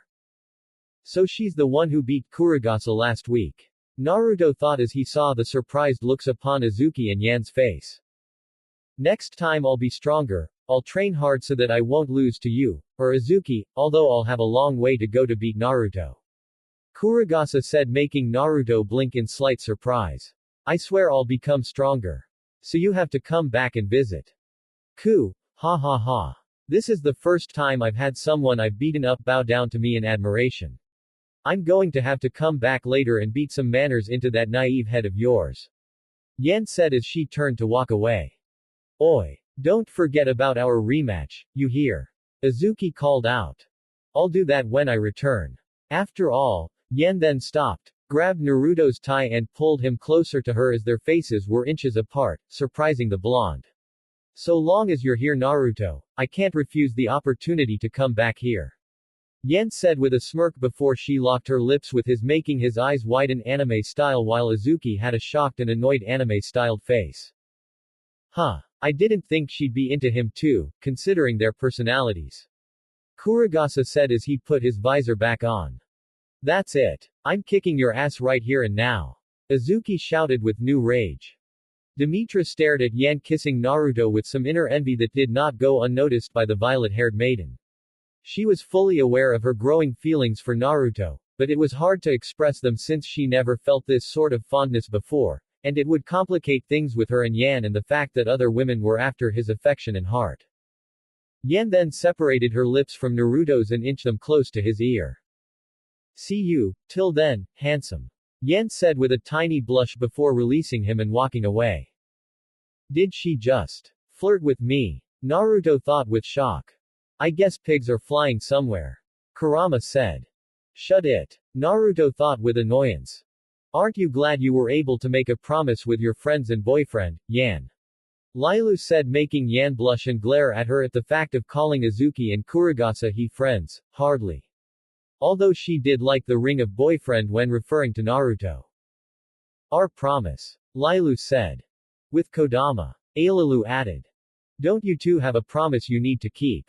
Kodama said as she hung upside down from a branch with her legs wrapped around it and her arms crossed as her skirt followed gravity, exposing her undergarments. Kodama. Lilu said the blonde's name as she and her sister turned to meet Kodama's glare, scaring them. Kodama, sorry about yesterday. Here's, Tae-chan, just as we promised. Lilu said with fear as she extended an adorable stuffed penguin. Imouto. Cover your shame. Naruto ordered with his serious, stoic look as he pointed at her. Shut it, fox baka. And who said you could look at my underwear? Himegami shouted with a red blush and annoyance. There they are. Hey you two. Ailalu and Lilu turned to see three girls scurrying up to them. Geez. We've been looking everywhere for you two. Hikaru, everyone, why are you wearing scarves? Lilu said, muttering the last part as she noticed they all had scarves on, except Kaori, who held hers in her hands. Did you think we'd let you leave without saying anything to us? Kaori said. You haven't forgotten, right? Here. This is for making us the scarves. Hikaru said with gleeful smile as she extended to the twins a pair of scarves. The twins then remembered when Hikaru and the girls asked if they could knit them scarves and that they'd give something in return as thanks. Oh. The twins said in realization. It's not as nice as the ones you gave us though, but Kodama helped us make it. Hikaru said, surprising the twins. HHMPH.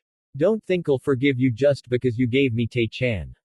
Unless you bring the whole mother penguin set for me, I won't accept your apology. Kodama said with annoyance as a blush adorned her cheeks. Okay. The twins said with smiles and blushes on their faces. Naruto smiled at Himegami, happy to see a little bit more of her sweeter side. What are you looking at, fox baka? Himegami shouted as she noticed her older brother staring at her. Just a sweeter side to an otherwise grouchy sour ball. Naruto said with a smile and shrug. Why you? Himegami growled. Naruto then turned to see Demetra and Haruko talking. It looked like Haruko gave Demetra a bookmark with a pair of flower petals in it. It seemed Demetra had said something to make Haruko flustered, then he heard the word airhead, but then the Venus maiden smiled and thanked Haruko for the beautiful gift which made things better. Demetra then started walking towards her groups as a green light started to appear in front of them. Whether you want us to or not, we'll definitely be coming back here soon. Good to hear. Naruto said. You know, we probably won't be on the same side. Demetra said to Naruto. I figured. I mean I did declare war of your bosses. Naruto said with a shrug, making Demetra almost giggle at how nonchalant he was on the situation. But either way, when you do come back. Naruto then spread his arms out, making the others look at him with confused expression. I'll welcome you back with open arms. Naruto said with his trademark grin and a genuine tone. Demetra stared at him with a shocked face before she gently smiled with blush adorning her face. You're a strange one. Demetra said as Naruto scratched the back of his head, his grin not lessening in the slightest. I'll be looking forward to returning then. Demetra said as she then leaned and kissed Naruto on the cheek, shocking everyone, the rest of Venus the most. I'm happy I got to know you, Naruto. Demetra said with a gentle smile as Naruto gave her his own gentle smile. Demetra then walked away as her team then entered the green light. Is there something I should know about? Yan asked with a twitching eyebrow. I'm rather confused as well. Demetra said as she opened a book she had and placed her bookmark with the one she already had between the same pages her first one was currently in. This place does seem like another home to me. Demetra thought with a gentle smile before her. Yana and the twins vanished. Naruto continued to smile as he stared at the spot the four once were a moment ago. You know, I don't think they're that bad. Naruto thought. The blonde then noticed Takaru, Kengo, Anaho, Cha-Cha and Kimi running inside a building, so he decided to find out what was up, since he just saw the pissed-off face on Takaru. Naruto vanished and made it inside the building where he caught up with them. What's going on? Naruto asked. You won't believe it. Kengo said. He then explained everything that Minori told them about the events about the attack on the single girl student was false. Apparently Akaya and the victim girl's memories were falsified. They were planted false memories inside their brain made by Oken with the power of his Maken, soul collector, which allowed him to manipulate a person's memories and most likely more. They scanned Akaya and found some evidence that proved soul collector was used on him, but Minori and the other members of the original Maken key were students at the time, so their allegations against Oken were easily dismissed. He used the whole thing to his advantage and threatened to shut down Tenbi, unless his one demand was met, which was to have Gen join Kamigari. Apparently General has a very special power that has him able to create Makens, even replicas of other Makens, and Oken wanted that power for Kamigari, but when Akaya found out he offered to take Gen's place with a proposal. He promised that he'd make a unit within 10 years that would rival the strength of Kamigari and offered his life in exchange if he failed. He got Oken's favor, so he gave up on recruiting Gen. Akaya did it all on his own without telling anyone. Akaya was angry to be used by Oken, but he did it as an atonement for the trouble he caused Tenbi. Naruto wasn't sure whether to respect Akaya or just beat the ever-living hell out of him. Then again, who's to say he wouldn't do the same for a friend like Takaru or Sasuke? When Takaru opened the door and exited to the roof, he bumped into Syria with his face squished against her breasts. Yay tilde. You win, Takaru-kun tilde. You get the dream date prize tilde tilde. Syria cheered with a blush at the delightful sensation of having Takaru's blushing face pressed against her breasts. The what now? Naruto questioned. I want to see him, Syria-san. I want to see Akaya. Takaru said. The group heard laughing, making them turn to see Minerva and Akaya, with the male leaning against the railing doing a pose as numerous twinkling sparkles surrounded him. Oh dear Kami, he's reaching third gear levels of sparkles. Naruto said with disgust. You're a man with eccentric tastes, Takaru-kun. To think that you would use the dream date prize to meet with another man. Akaya said with a smirk. Although Syria is a man too. Dream on Akaya. Besides, Takaru plays for the other team and you're 2 steps away from being an actual girl. Naruto said. 2. Akaya questioned with a clearly annoyed face, but immediately regretted voicing his question. Losing your thing and getting a real personality. Naruto said with a smirk, making Kengo and Cha-Cha bust a gut laughing with the former high-fiving him while Syria and Minerva giggled. Akaya's eye twitched in anger at the comment. What an asshole. I think I'm actually going to miss him. Akaya thought. Sensei. I thought I'd never see you again. I still have so much more drawings to learn from you and now you're leaving. Kimi cried as she jumped at Minerva and hugged her. I haven't forgotten about you, my beloved Kimi-san. This is for you, my first doujinshi about my time here in Tenbi. Minerva said, handing Kimi her own short story. But when did you? I'll treasure this forever. Kimi cheered as she took the doujinshi and hugged it. I think you'll very much like it since I do have a favorite couple right here. Minerva said as she flipped a page and pointed as a short girl and a tall young man embracing each other and staring into each other's eyes lovingly. The moment Kimi saw it, she gasped. It's me and Naruto-kun. Kimi cheered, catching Naruto and Cha-Cha's attention as they looked over her shoulders to see she was indeed right. I'm never letting this go ever. Kimi said as her eyes became hearts and her hand upon her left blush cheek. I'm not that tall. Naruto said, noticing that he was pretty tall in the doujinshi. Dude, you're almost as tall as Cha-Cha. I think she did a good job. Kengo said. I'm only up to her ears. Naruto said as Cha-Cha then hugged him while Kengo then walked up to Minerva. This is a farewell gift from me. Kengo said with a smile as he handed Minerva something. A DVD. Minerva questioned. It's footage from when we had a cavalry battle in the swimming pool. You weren't here yet so you didn't get to see it. Kengo said. Yusui-kun, we're just perfect for each other tilde. Minerva cheered with a blush as she hugged the DVD and had hearts flying around her. She then jumped at Kengo and tried to kiss him, but the dark-haired young man leaned his head away from her lips. I have a girlfriend. Kengo cried. Congratulations on finding your soulmate, Minerva. Akaya said with a small smile. I already have a soulmate. Kengo cried as he tried to get out of Minerva's grasp. I heard about everything. Takaru said, making Akaya look at him. I see, but I hope you are not misunderstanding me. I'm not the good person that you think I am. Akaya said, but then grabbed the punch Takaru sent at him. There's no way in hell I'd think that. You put us through all of that trouble, and you're just going to leave like it was nothing. Screw that. I'll never forgive you. Takaru shouted as he glared angrily at Akaya as the older of the two released his fist. But what I can't forgive the most is my own weakness, that I wasn't able to land one punch on you.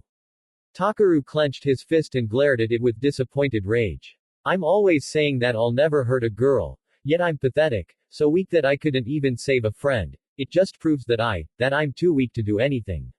I wanted to save her but I failed. Takaru shouted, feeling such self-disappointment. Naruto's eyes softened as he felt sympathetic for his friend. The situation kind of made him think of how he had such trouble with Orochimaru to save Sasuke at the Forest of Death. That's it. What I wanted to know the most wasn't how strong all of you were, but how strong your affection. I only took one of your friends, so that could show me that emotion. How all of you ignored everything you were doing and only focused on saving her without thinking about the consequences. Just doing whatever you can, fighting with all you have just to save your friend. I wanted to see if that emotion would overcome my determination. Akaya thought before his eyes then landed onto Naruto. I knew Naruto was passionate about people he called his friends. Those precious to him, but far enough to kill me and declare war on an organization that could bring him misery from within. Would you have done the same for the people back home? I'm not so sure, but I am sure about one thing, and that's that you truly do love everyone here. You'd gladly die for them. I don't even think you could picture your life without them. So the question is, if you had a chance to go home, would you take it and go back to the place that birthed you and gave you your drive to protect all that is precious to you? Or would you stay here forever, to live and protect the people who helped make you the young man you are today, a person they call precious to them all? Akaya closed his eyes as he had a small smile. I'd like to see that answer someday. Akaya thought before opening his eyes and looked at Takaru. Takaru-kun, your friends in this school are precious to you, right? I'm just like you, I'm the same. Akaya said as the helicopter filled with the other members that Naruto saw earlier appeared behind Akaya to pick him and Minerva up. This school, Tenbi Gakuen, is irreplaceable to me. Akaya thought with fondness. That's why no matter what happens to me, no matter what kind of sacrifices I have to make, no matter what anybody says to or thinks of me, I'll do whatever I have to in order to protect this place. Akaya exclaimed as he and Minerva jumped into the helicopter. If protecting this place means listening to Kamigari's orders and putting everyone else in danger, then I think you're wrong. Takaru exclaimed. In that case, become strong enough that you surpass me and overcome your traumatic fears. So that you can defeat me and your enemies. Akaya said. My enemies, Kamigari is one. I know that since I'll side with Naruto against them. The second though, I'm going to have to train really hard if I want to help Naruto beat Mayonaka Moon Shikai. Takaru thought. Focus on Yamato Okan first. If you want a happy and peaceful life, then you'll have to face him someday. All of you. Akaya said. That won't be a problem. Naruto said. Oh, and Naruto, good luck on your training to defeat Mayonaka Moon Shikai. Although I do wonder, since you also have another home to protect from another malevolent organization, which will you consider more important to protect first? Akaya said, making Naruto's eyes widen. Akaya stared at Naruto's eyes, searching for any sign for an answer, before smirking. I see. Well then everyone, until we meet again. Akaya said his farewell as the door to the helicopter closed and flew away. They all stared at the helicopter with some sadness. Screw you, Akaya. Naruto thought. They really left. Anaho said. Yup. Takaru simply said. I'm going to miss having them around. Me too, Tilda. Sirius said. Everyone then looked at her, surprised to notice that she hadn't left with her team. Sirius-san. Why are you still here? Takaru questioned. I still have some gravure photo shoots that I need to take care of in Japan. Siria then hugged Takaru, making him blush. I'll be in your care until I leave, okay Tilda. Siria chimed as she rubbed her cheek against Takaru's, making him blush even more. I'm not going to miss you, so go away. Anaho cried with anime tears before she grabbed onto Takaru's arm and tried to pull him out of Siria's grasp. Of all of them we had to be stuck with the wannabe female. He annoys me the most. Kurama said. She's not that bad. Naruto thought. To me sexuality is about choice. That includes how people feel about their gender. If Syria feels like he is a woman deep down inside, then I will treat him as such. So to me, he's a she. Naruto said through his mind, making Kurama chuckle. And you wonder why women always want to harbor your kits. Kurama said. Oi, don't say it like that. Naruto exclaimed through his mind. So, about what Akaya said. What is the answer? Kengo asked. What makes you think I'll tell? Naruto questioned. I don't know, you're just really good at expressing emotions. Kengo said with a shrug. What the hell gave you that idea? I'm not comfortable with expressing my emotions. Naruto exclaimed, making everyone look at him for a moment before they all started to laugh, making him blush. You'll never change. Still a loudmouth pain in the ass. Kengo said as he headed for the door. Oi Kengo. You forgot your bird. Naruto exclaimed with a glare as he flipped Kengo off. Relax man. No harm done. Takaru said with a smile. Well yeah, not physically. Naruto said. Lighten up Ni-san. Anaho said. Yeah, I know what will cheer you up. Kimi and I will make you some hot, steamy delicious ramen. Cha-cha said with a grin, with Kimi nodding. That does sound good. Naruto said with a big grin as his mouth began to water. And maybe we could give you some dessert too. Cha-cha said seductively as she leaned in with her breasts bouncing. Naruto's nose bled a bit as earned a red blush. He then felt someone wrap their arms around one of his, making him turn to see Kimi. I would really like to give you some fresh-baked cookies, if you don't mind. Kimi said with a red blush and the best seductive tone she could do. Naruto's face turned a deeper shade of red as more blood came down his nose. Wow, I never thought I'd see the day that Kimi would get flirty. Cha-cha said with a grin as she wrapped her arms around Naruto's other arm, with her breasts pressing against Naruto's side. Maybe I should prepare my own cookies as well. Cha-cha said seductively with fluttering eyes, making Naruto's smile widen and his blush redden even more. Don't get a boner, at least not yet. Naruto thought. Okay, I'm gone. I am not taking the chance at seeing Naruto's special friend again. Kengo said as he opened the door and left. Let's go Takaru-kun tilde. Since Akaya Taiko isn't here, then I'll be your dream date. Syria said as she dragged Takaru away to the door. No. Takaru-sama is going to date me. Anaho exclaimed as she held Takaru close. Syria tried to pull him away from her, but like her, Anaho held on tight. The two glared at each other intensely with their breasts pressed up against Takaru's sides. Safe to say, Takaru was in heaven as he blushed red with blood coming down his nose and a wide smile on his face. Guess he forgot about one of them being a man. Kurama said as he laughed while Naruto chuckled. Come on Naruto-kun, let's go home. Kimi said as she and Cha-cha started dragging Naruto towards the door. Naruto had a big smile on his face, but then he noticed something in the distance. He stopped, making Kimi and Cha-cha look at him as he squinted his eyes. Is something wrong? Cha-cha asked. I think I see someone on the top of the tower over there. Naruto said, making Kimi and Cha-cha look to see the tower, or what was left of the tower, since Himegami almost trashed the whole thing from her transformation. Naruto got out of Kimi and Cha-cha's grasps as he walked up to the railing and sent chakra to his eyes to improve his vision. It helped, but what he saw had worry-stricken him. Wabisuk. Naruto said with shock and fear. What? Cha-cha shouted with new worry and fear as Kimi then screamed, making Takaru, Anaho, Syria and Kengo run back upstairs. What happened? Anaho asked. Wabisuk. Kimi cried as she pointed to the tower, making the others turn to the tower in fear, noticing someone standing atop of it. Oh shit. Kengo said as he shivered and sweat with fear. Hey, are you sure it's him? Takaru asked as he trembled a bit. I know it's him. Naruto said with a serious tone and his calm, stoic look on his face, but on the inside he felt fear and a lump coming to his throat. Standing atop the damaged high tower, Wabisuk stood with his eyes closed and Renzoku Kurai, continuous dark, stood up in front of him with the bottom of the scabbard against the tower roof and his hands over the pommel. He breathed calmly, waiting for Naruto to sense him, and when the blonde did, he vanished. Naruto's eyes widened as he noticed Wabisuke had vanished. Where did he go? Takaru and Cha-Cha questioned with worry on where he was. Naruto looked up to see Wabisuke up in the air and sensed him preparing for an attack. Everyone brace yourselves. Naruto screamed loud for all of Tenbi to hear. Below, everyone turned to where they heard the voice, confused on what was going on. Was that Naruto's voice? Haruko questioned as she, Himegami and Azuki turned to where they heard his voice come from.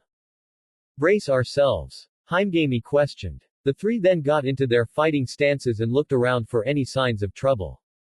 Haruko then sensed something above them, making her look up to see Wabisuke in the sky.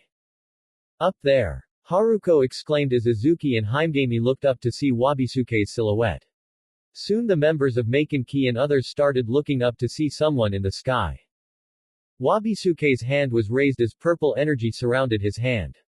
Kurai Bakuden. Dark bomb, Wabisuke said as he then rocketed straight down to the ground, and once his palm hit the ground it created a large devastating wave of purple energy with an intangible purple outer dome layer that spread towards the border of Tenbi Academy with purple lighting shooting out and hitting against the purple dome. The wave and lightning had harmed and destroyed the buildings in the area, causing them to crumble and break apart. The helicopter that had Venus in it made it in time to avoid the attack, but just barely. However, the shockwave forced the pilot to try and regain control. Once it managed to regain control, the attack had vanished. The members of Venus stared at the destruction with shock as they saw the now ruins of Tenbi. Dear God! Yan said with disbelief. Akaya stared with horror to see the place he loved in such ruins. He gritted his teeth with anger, promising to make whoever did this pay. Turn this damn thing around. Akaya yelled, making the pilot flinch, but complied with the unit commander's order. I based Wabisuke's attack after the dark bomb attack used by Dark Jack in Jack 3. In the destruction, a pair of red arms came out of a pile of debris.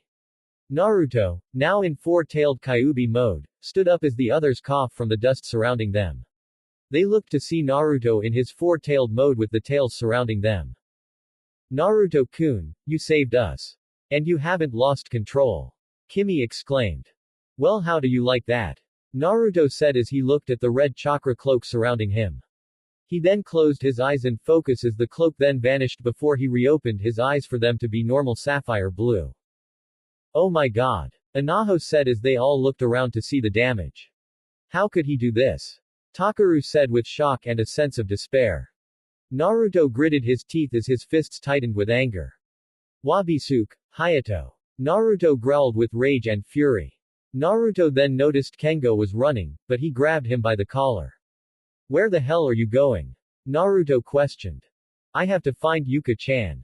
I need to know if she's okay. Kengo shouted with worry for his girlfriend as he tried to get out of Naruto's grip. She's a strong woman, I'm sure she's fine, but right now you need to calm down. We need to save the students. Naruto said in a serious tone. Kengo really wanted to find Yuka, but he understood that as a member of Maken, he had to do his part to protect the students of Tenbi. Besides, Naruto was right, Yuka's a strong woman, she has to be alright. Once Kengo stopped fighting, Naruto turned to everyone with his cool neutral look. Listen up. We need to spread out and get everyone out of here and towards the direction where town is. Cha-Cha, Kimi, go to the north side. There's much debris there and with your abilities you too can help any students trapped. Got it. Cha-Cha said as she and Kimi gave Naruto a salute. You can count on us, Naruto-kun. Kimi said as she and Cha-Cha ran north to help. Kengo, I last saw Kuragasa west of here. Go find him. We'll need his help, and recruit any of the guys who aren't too injured to help. We need strength in numbers if we're going to get everyone to safety. Aye. Kengo said with a salute before running off to find Kuragasa. Syria, do you have a way to contact Venus? Naruto asked. Yeah, Syria said with a nod as she took out her communicator. Tell them to meet you at the east side. There's dangerous equipment there. Fire hazards, electrical and water works. We'll need their abilities to save as many people from those hazards. Understood. Syria said with a nod before she ran off and started contacting her team. Takaru, Anaho, you're with me. We're heading over to Ground Zero. No doubt a lot of people are there critically injured that need our help. Got it. But what about Wabisuke? Takaru asked. He can wait. Naruto said, his expression unchanged. Takaru nodded before he and Naruto started running towards Ground Zero. On the way there, Naruto was calling 911 to get ambulances to Tenbi on the double. Jiraiya watched from Mount Myoboku with the other toads surrounding him to see what was happening. Look at him go. I didn't even know Naruto had it in him. Gamakichi said with a smirk. He's not a bad kid, but he better be not lose too much strength if he wants to fight the guy who caused this. Shima said. Jiraiya stared at Naruto with pride, despite having a stoic expression. Leading like a true cage. Jiraiya thought as a tiny smirk appeared on his lips. Don't worry, you'll be just fine. Haruko said as she helped a girl to her feet with her arm wrapped around Haruko's neck. Damn that bastard. I'll make him regret he ever did this. Azuki shouted as she carried Kaori on her back. Haruko-senpai. Haruko turned to see Yuruchi run towards her. Yuruchi, thank God you're alright. Haruko said as Yuruchi made her way to her, Azuki, Haimgami and the injured girls. Haruko. They all turned to see Inaho, Takaru and Naruto run towards them. You guys are safe too. Haruko said with joy. We just called 911. They'll be here with ambulances as soon as possible. We need to get everyone we find towards the direction where town is. Takaru said. Good call. Azuki said. Well, Naruto ni-san did make it. Inaho said. Syria contacted Venus to help on the east side while Cha-Cha and Kimi handle the north. Azuki, go help Kimi and Cha-Cha, they'll need your help. Naruto said. Who put you in charge? Yuruchi questioned with a raised eyebrow. The moment Naruto turned his gaze to her, she froze with some fear at the sight of his calm, neutral face as his eyes intensified a bit. I did. You got a problem with that? Naruto questioned with a calm, yet authority-filled voice. No sir. Yuruchi said as she shrunk a bit. Haruko, I need you to take Yuruchi and head south of here. We have no one checking there. Minori and Aki or the others might be there, but best to go there and help. Naruto said, surprising the others when he didn't call her Ne-chan, which meant he was being very serious. All right Naruto. Haruko said with a nod. One problem Fox Baka. The two girls Haruko and Azuki are carrying. Haimgami said. We'll take care of them. They all turned to see a few guys make their way to them. Kengo told us to help as many people as we can. Kageshiro said. Good. Take these two to safety. Naruto ordered. Kageshiro-kun. Kaori said her boyfriend's name is Azuki placed her onto his back. I'll get you to safety Kaori-san, I promise. Kageshiro said. My hero. Kaori said with a smile as she nuzzled her head into his neck making him blush, but one look from Naruto's neutral expression and he focused and hurried off with the others. You three know what to do. Naruto said earning nods from Azuki, Haruko and Yuruchi before they ran off to do their jobs. Kodama, use Yushikigami to scavenge around the place and have them report to you when they see any more people in danger. Take the west side. Naruto said. I can't believe I'm following your orders. Haimgami said before summoning Kaguzuchi, Ikaichi and Noyachi. You heard the baka. Yes Ojo-sama. The three Shikigami said with bows before leaving to scavenge the place for any survivors. Haimgami and Naruto exchanged a look before Haimgami ran off to the west side. So what now? Inaho asked. We spread out and help. You two stick together and got that way. Naruto said earning nods from Takaru and Inaho. The three then separated to help people around the area.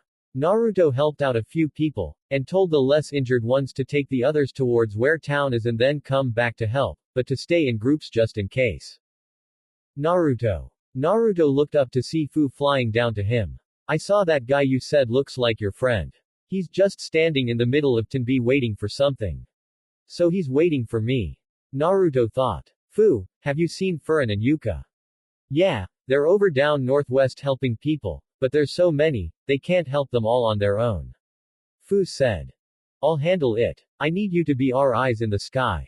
Find as many students as you can and tell any of Maken Key where they are so they can help. Naruto said. You can count on me Naruto-kun.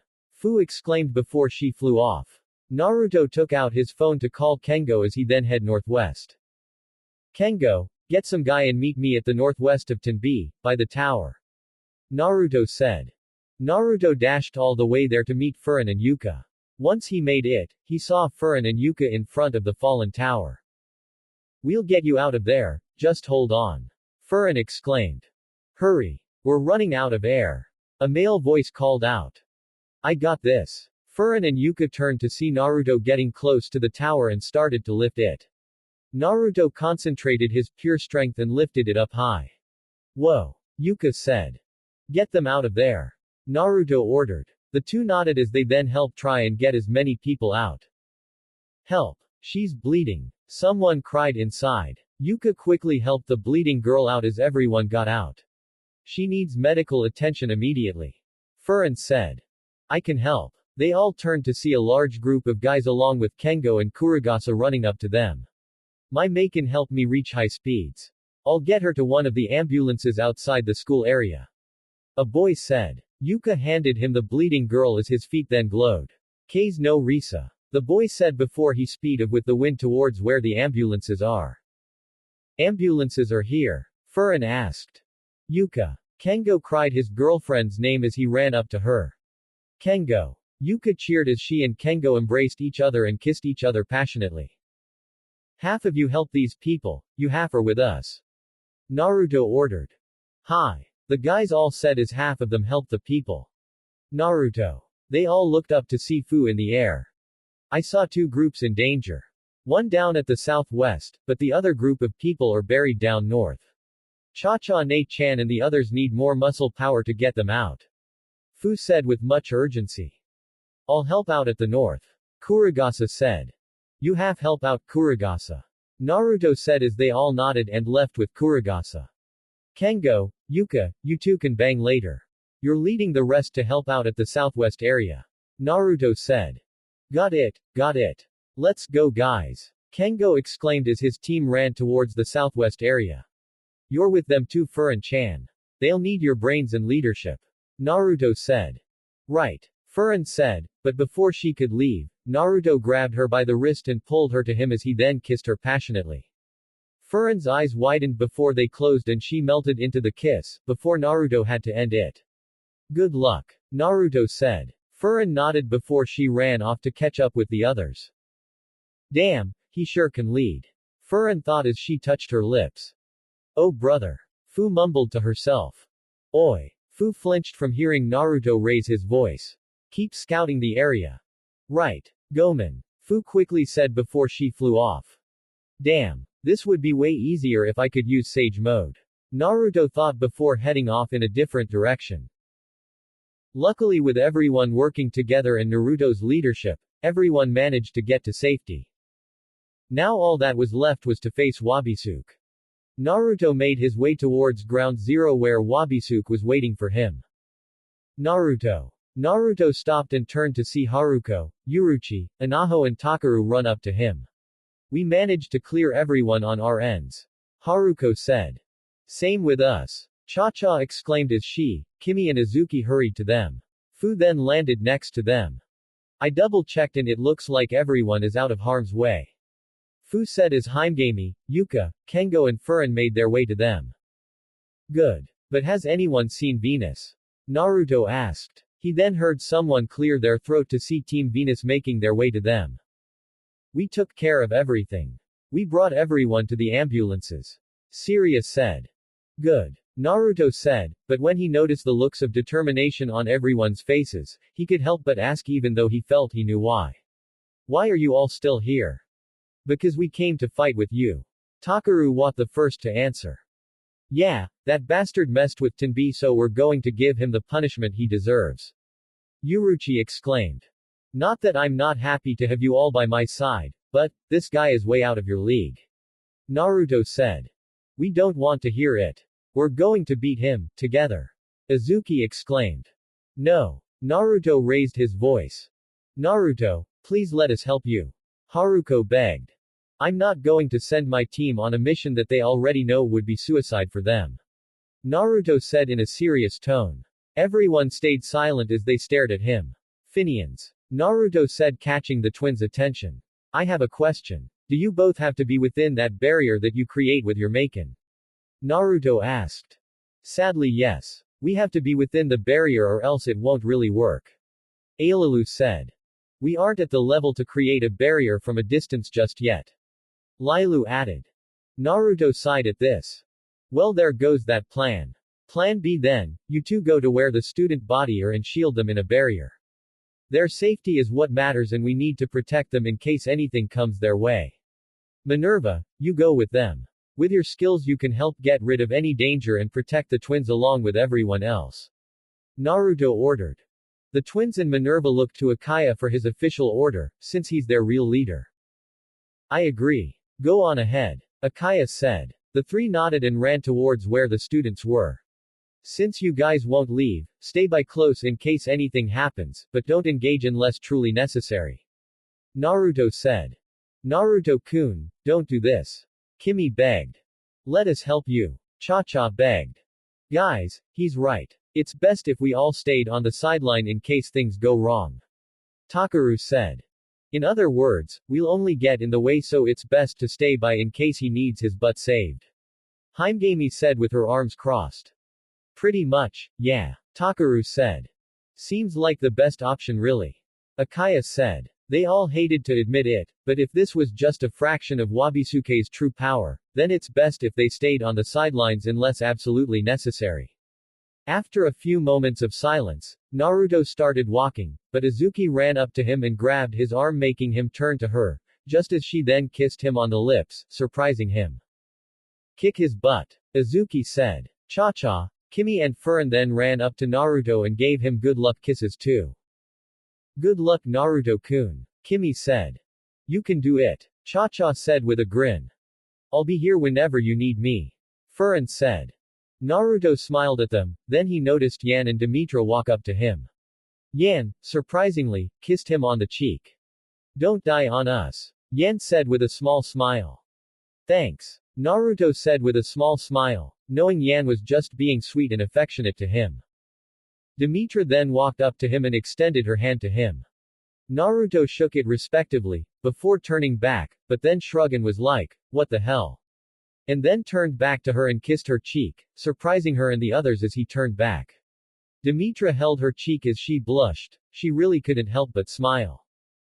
Naruto closed his eyes as he then took a deep breath through his nose and out his mouth as then red flames then started to appear around his body. Naruto then started walking straight ahead where a large crater that Wabisuke's attack created. His eyes were shadowed with the red flames dancing around his body as he started walking down the crater to face Wabisuke waiting for him in the center. Wabisuke waited in the center with his hands over the pommel of Renzoku Kurai as the bottom of the scabbard was pressed against the ground. Naruto glared at Wabisuke, keeping his cool, neutral look on his face. Wabisuke. Naruto. Naruto stopped across from Wabisuke. The two stayed silent as they stared at each other. Naruto had been preparing to face off against Wabisuke once again, but now that he was in front of him, he felt fear.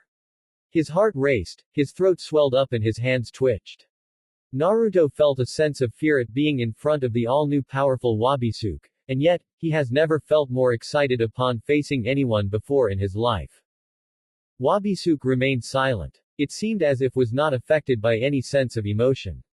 He was calm, cool and collected. However, his outward appearance didn't match his inward, for you see his heart raced, but not in fear, but in pure excitement to face Naruto on even level. A fair match between someone he felt could really give him a challenge. How dare you attack Tenbi? Naruto shouted with anger. Wabisuke remained silent as he stared at Naruto. All this to get my attention. Naruto said with a glare. This was a message. Wabisuke said. A message? Naruto questioned with a raised eyebrow. Mayanaka Moon Shikai is now declaring war on Tenbi. Wabisuke said. What? Naruto yelled with new rage. Normally we wouldn't bother considering this was Kamigari territory, but now that you've declared war on them, you now attracted the interest of Tengoku no Mon. No doubt this will belong to them soon enough. With their help the students will reach new heights Kamigari could never deliver to them. Tenbi is now becoming a growing threat to Mayanaka Moon Shikai with you as the vanguard. Wabisuke explained. Naruto's knuckles cracked from his fist tightening. Naruto tried to keep a cool, neutral face, but it was hard to do so with this news. Yaro tilde. Naruto said as he shook violently as the red flames surrounding him intensified. Let's keep weapons out of this, shall we? Wabisuke suggested as Renzoku Kurai vanished through black flames. Naruto reached behind himself and took out his Baransu harness, connect them into a bow staff and tossed it. Baransu flew into the air before it landed and became indented into the ground in front of Naruto's friends, alarming them. Wabisuke got into his fighting stance, bringing his hands up with his flexing a bit as they got ready. Think Iori Yagami's fighting stance, best one being in King of Fighters 13.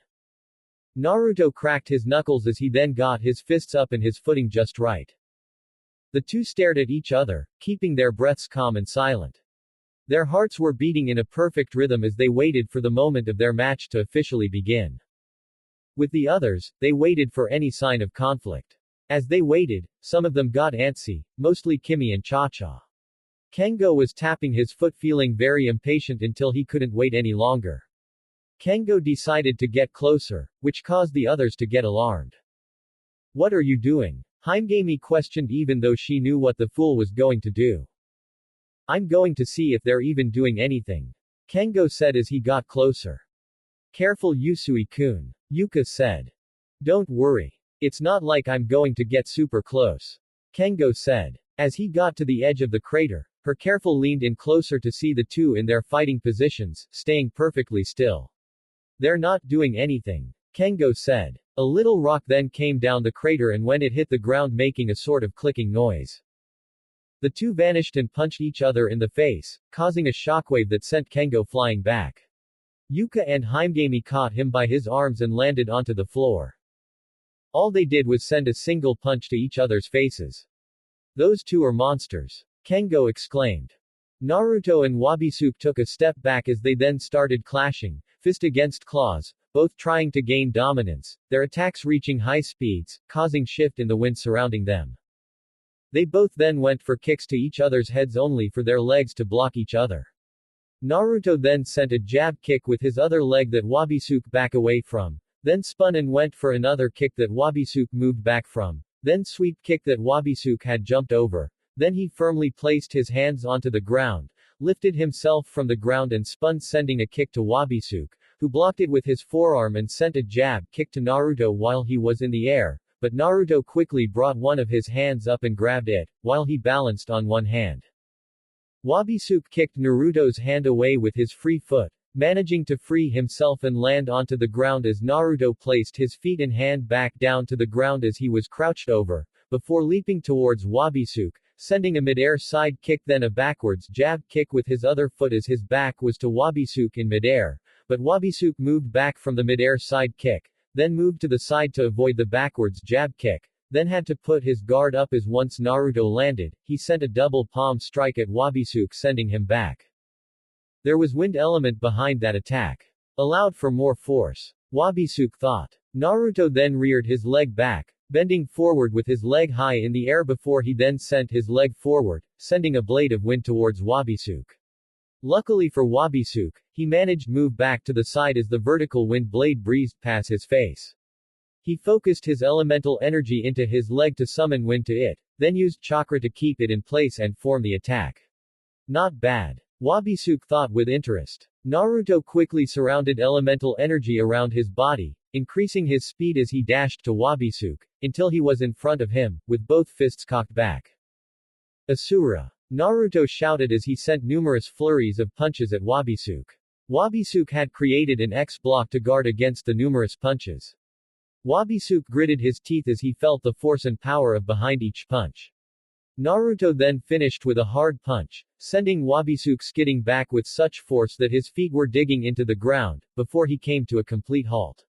Naruto got into a karate stance as he calmly glared at Wabisuke. Wabisuke's arms were up for a few moments, before he lowered them and then suddenly smiled at Naruto causing him to develop a surprise face with wide shocked eyes. Did he just smile at me? Naruto thought with shock as this was the first time he had ever seen Wabisuke smile. I'm amazed. No added element, just a pure physical attack. Wabisuke complimented, still smiling at Naruto. Did he just compliment me? What the fuck? I thought he would be a dick. Naruto thought with wide anime eyes. Then allow me to equal such a technique. Wabisuke said before he suddenly vanished. Naruto then gritted his teeth in pain as he saw Wabisuke in front of him with blood coming out of his torso from a slash attack that Wabisuke had done with a chop. So fast. Naruto thought with shock. Naruto then noticed Wabisuke's fingers flex as his nails shined. Hyo no Akari, Wabisuke said as he then sent a flurry of claw attacks that were too fast to see. Then he slammed his palm straight into Naruto's torso, sending the blonde flying as his torso bled with new claw wounds, his shirt torn up into shreds from the attack. Naruto tumbled back, but then skid on his hands and feet, before stopping. Naruto quickly dashed at Wabisuke and tried to knee him, but Wabisuke stopped it with his hand and sent a jabbing spear hand at Naruto's neck, but Naruto managed to move his head away, then immediately wrapped his arm around Wabisuke's arm, gripping it tightly, then used his other hand to grip Wabisuke's belt and lift his whole body over him and went to slam him down into the ground, but Wabisuke slammed his feet down into the ground, before his body could suffer, then sent his other hand to stab into Naruto's torso. But the blonde released him and jumped away. Naruto charged towards Wabisuke and sent a jab kick, but Wabisuke grabbed it, but Naruto then rose up, balancing on Wabisuke's hand and went to send a back kick into the back of Wabisuke's head, but Wabisuke quickly brought his forearm to the back of his head, blocking it, but Naruto planned this as he then spun into the air gathering wind element into his fist, and once he landed and Wabisuke turned to him, ready to stab his hand into his back, Naruto quickly slammed his fist into Wabisuke's stomach. Suzo Bakuden no Ken. Hydrogen bomb fist, Naruto roared as pure pressurized wind element was sent right into Wabisuke's gut, shooting a large blast of harsh pressurized wind right through his torso, making his eyes widen greatly in pain before being shot back at a high speed. Wabisuke rocketed back from the immense attack delivered to him, but then Naruto surrounded himself in elemental energy and chakra, giving him an added speed boost as he rocketed towards Wabisuke, readying another Suzo Bakuden no Ken in his other fist. Once he appeared in front of Wabisuke and then uppercut him right in the gut again along with the chest cavity. Suzo Bakuden no Ken. Naruto shouted as the pure pressurized wind go right through his gut and shot a large blast right through his back, sending him sky-rocketing into the air. The others noticed someone rocketing into the sky, making them look up. Who's that? Naruto. Furin asked with worry. No. It's his opponent. Demetra said. Wabisuke felt his stomach ache and churn from the back-to-back attacks. He felt like he was about to vomit out blood any second. Naruto then rocketed high into the air with both fists cocked back. Once he was above Wabisuke, he retracted both arms back a little bit more, before Wabisuke's body turned in the air a bit and Naruto slammed both fists into his torso. Suin Suibaku Ken. Twin hydrogen bomb fists, Naruto shouted as double the power of pressurized wind energy went right through Wabisuke, causing a humongous booming blast shoot out from Wabisuke's body, making him spit out blood as he rocketed down to the ground. Not done yet. Naruto shouted as his body flared with red flames. He then reared his right leg back and kicked a blade of red flame at Wabisuke, whose body slammed against the ground and bounced off it before the red flames collided and exploded. Then Naruto cocked his fist back with his red fire surrounded his fist up to his elbow. Then he thrust it forward as a current of flame shot forward and hit the same spot, causing more flames to explode. Woohoo! Go Naruto! Cha-cha cheered. Best his butt. Kimi cheered. Naruto then landed onto the floor as the fire died out, only to find that Wabisuke was gone. Not bad. Naruto turned his head to see Wabisuke with his arms crossed. Should have known. Naruto thought. What the heck? How is that guy still alive? Naruto just sent that awesome combo and he's up like it was nothing. That would have finished off any regular person. Gamakichi shouted in disbelief as he watched the conflict through the crystal ball. That's true. However, this Wabisuke is no normal person. He's proven he's more than a match for anyone, even against someone like Naruto or any of the cages. Honestly, I'm not sure if Naruto will win this fight. Jiraiya thought with a calm face as he stared at his godson and the well-dressed young man. Naruto examined Wabisuke to see how his combo did. I only see some burn marks on his clothes, but there's none on his skin. He vanished right when the attack hit. He was so quick that even though the flames connected, he moved at such a speed that his body was saved before the flames could even get near it. Not good. He could be as fast as Dad's Harem, flying thunder god. Naruto thought as he re-entered his cool, neutral attitude. He's using both elemental power and chakra in an excellent sync to assist him in his combat. Not bad, but still not perfect. His first two attacks worked well, and doubling them both made it an effective powerhouse attack. However, I could feel that he hasn't perfected it, let alone mastered it. He put too much energy into it that the intended effect didn't happen. Just from feeling the effect of that attack myself, I can tell that if he had better control of his elemental power and syncing it with chakra, then the pressure of the attack would have been more powerfully deadly and precise, nearly turning my organs into paste. He's still got much to learn, just as I. Wabisuke thought. Incredible speed. Immense power. Precise movements and accuracy. This guy's too much. Naruto thought, but he kept himself calm. Nice gloves. Naruto said looking at Wabisuke's new black fingerless gloves. They're the same as Virgil's from Devil May Cry 3 and 4 Special Edition, except they're black. They're new. Wabisuke simply said.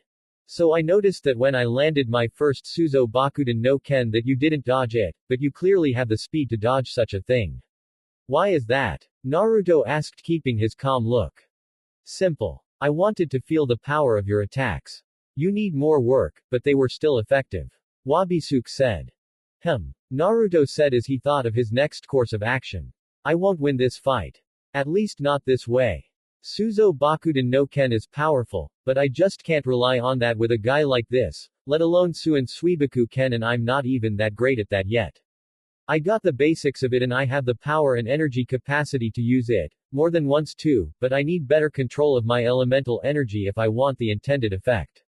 Syncing both elemental energy and chakra together is still a pain for me. I've done it before, but usually subconsciously and in huge bursts, and that's not good. If only I had time to train on this. Naruto thought, but then after a moment he started to chuckle. Something funny? Wabisuke asked. I realize my flaws. The reason I'm not stronger than I hoped for is because I study a lot to keep up in school.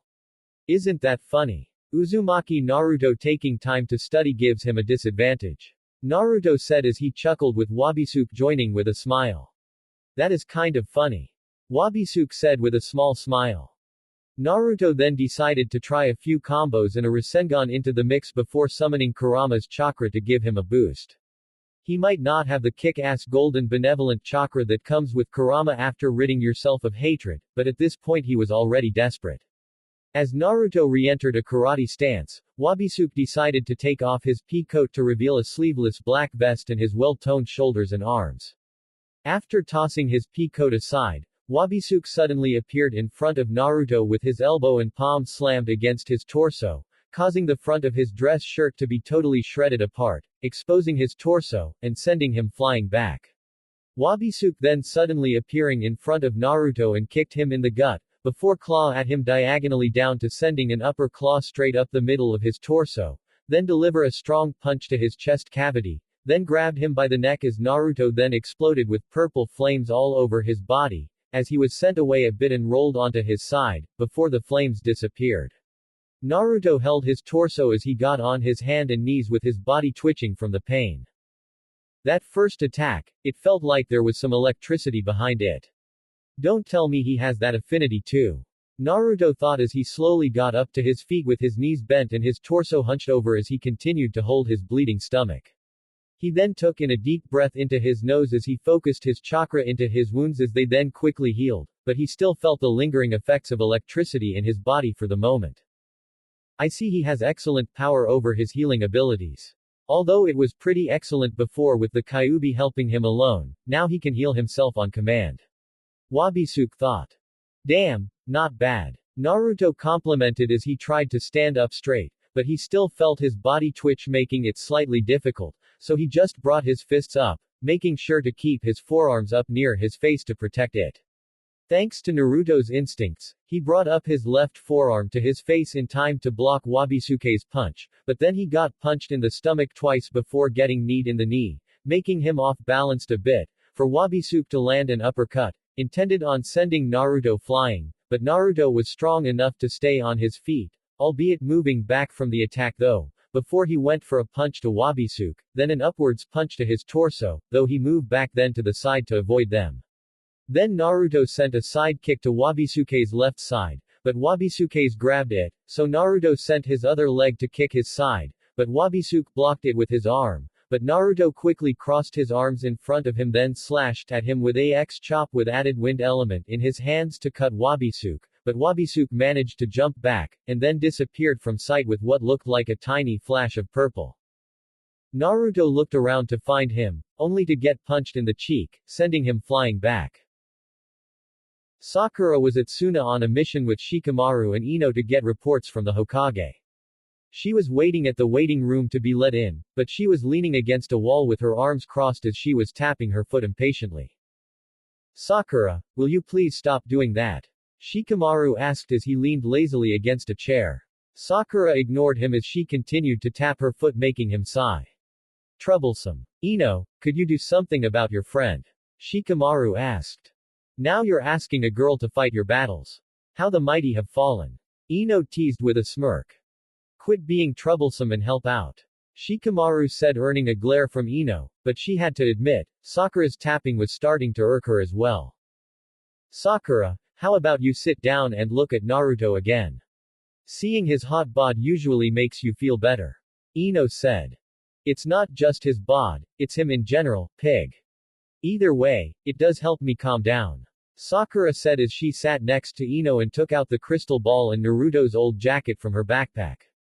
Once she placed the ball over the jacket, she made the hand signs and placed her hands on the crystal ball as an image started to appear.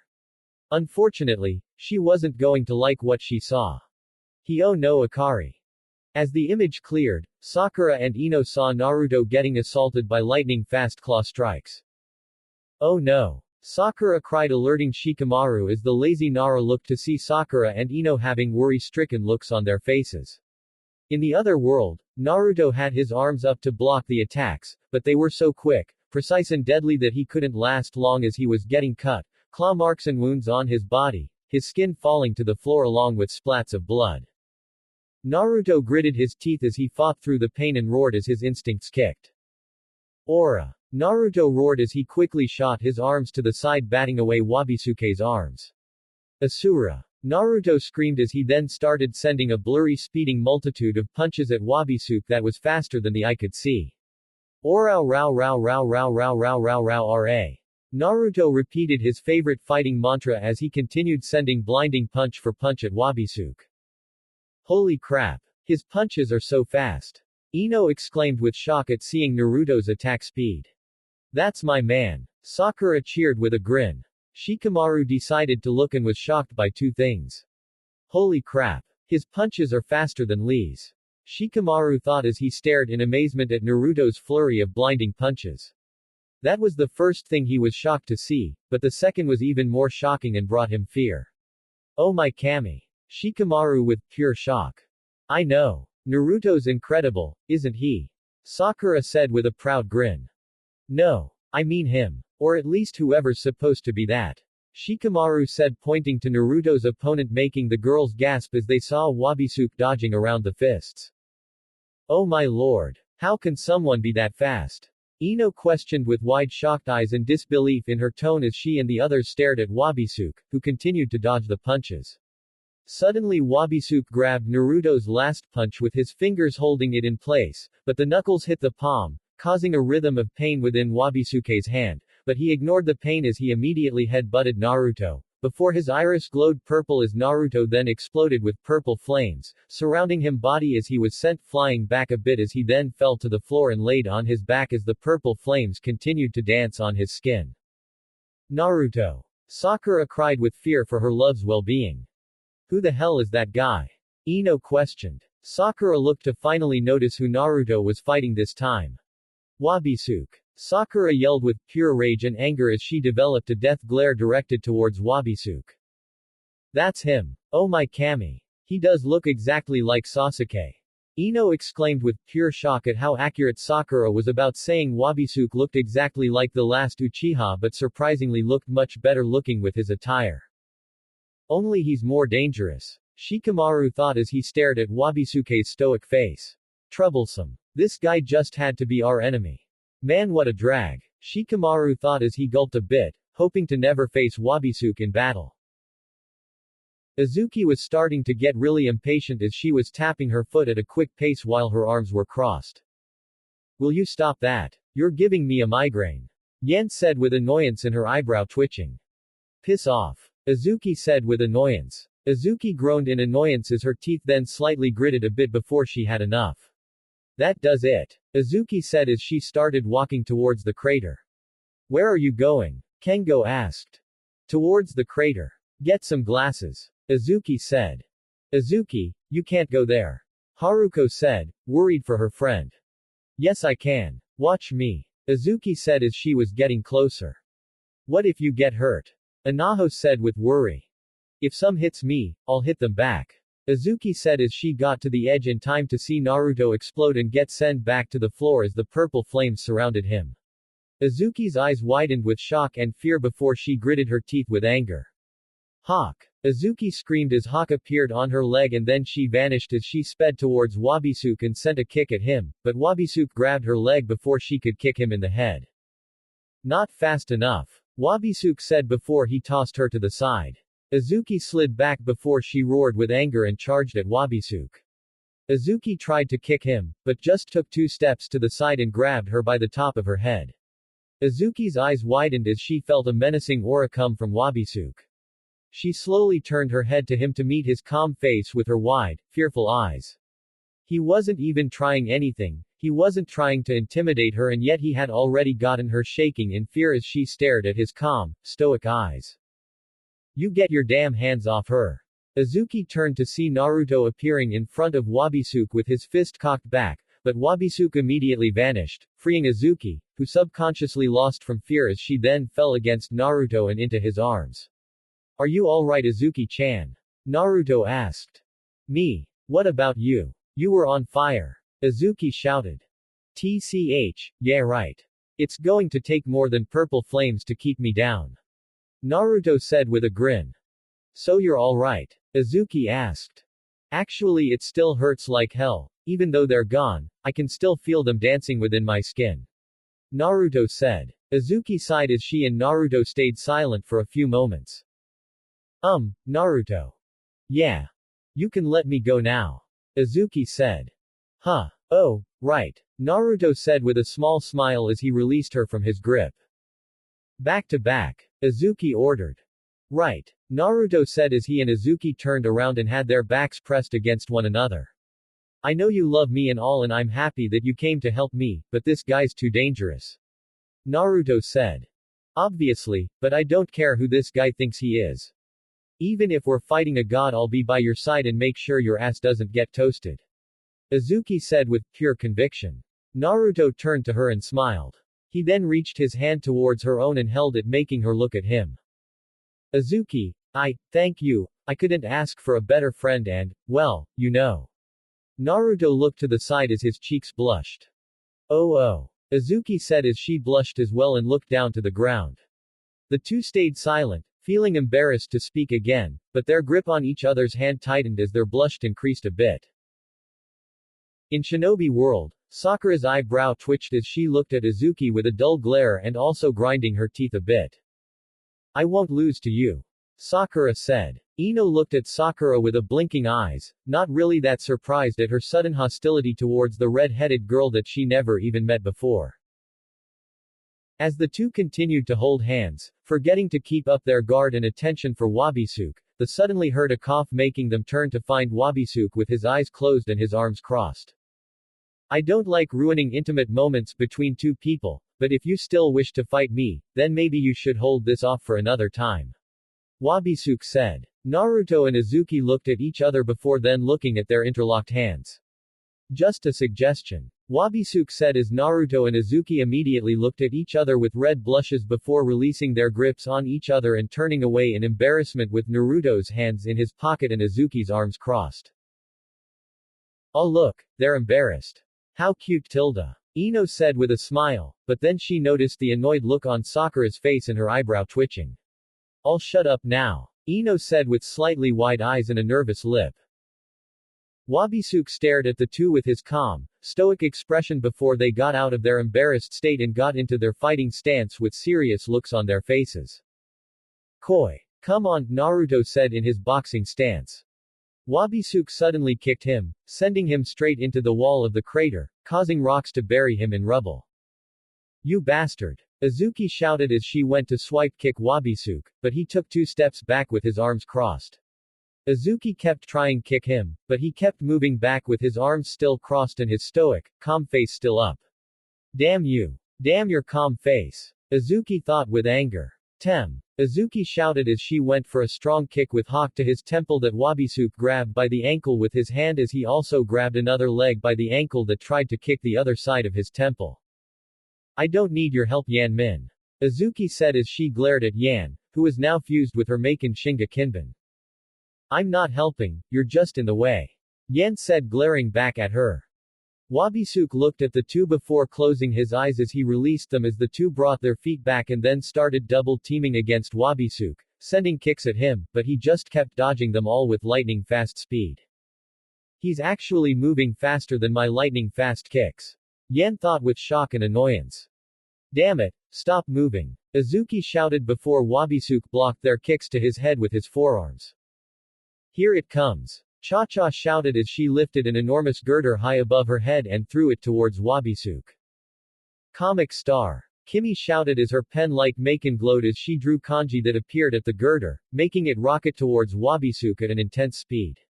Luckily Azuki and Yan jumped away in time as the girder slammed down into where Wabisuke stood.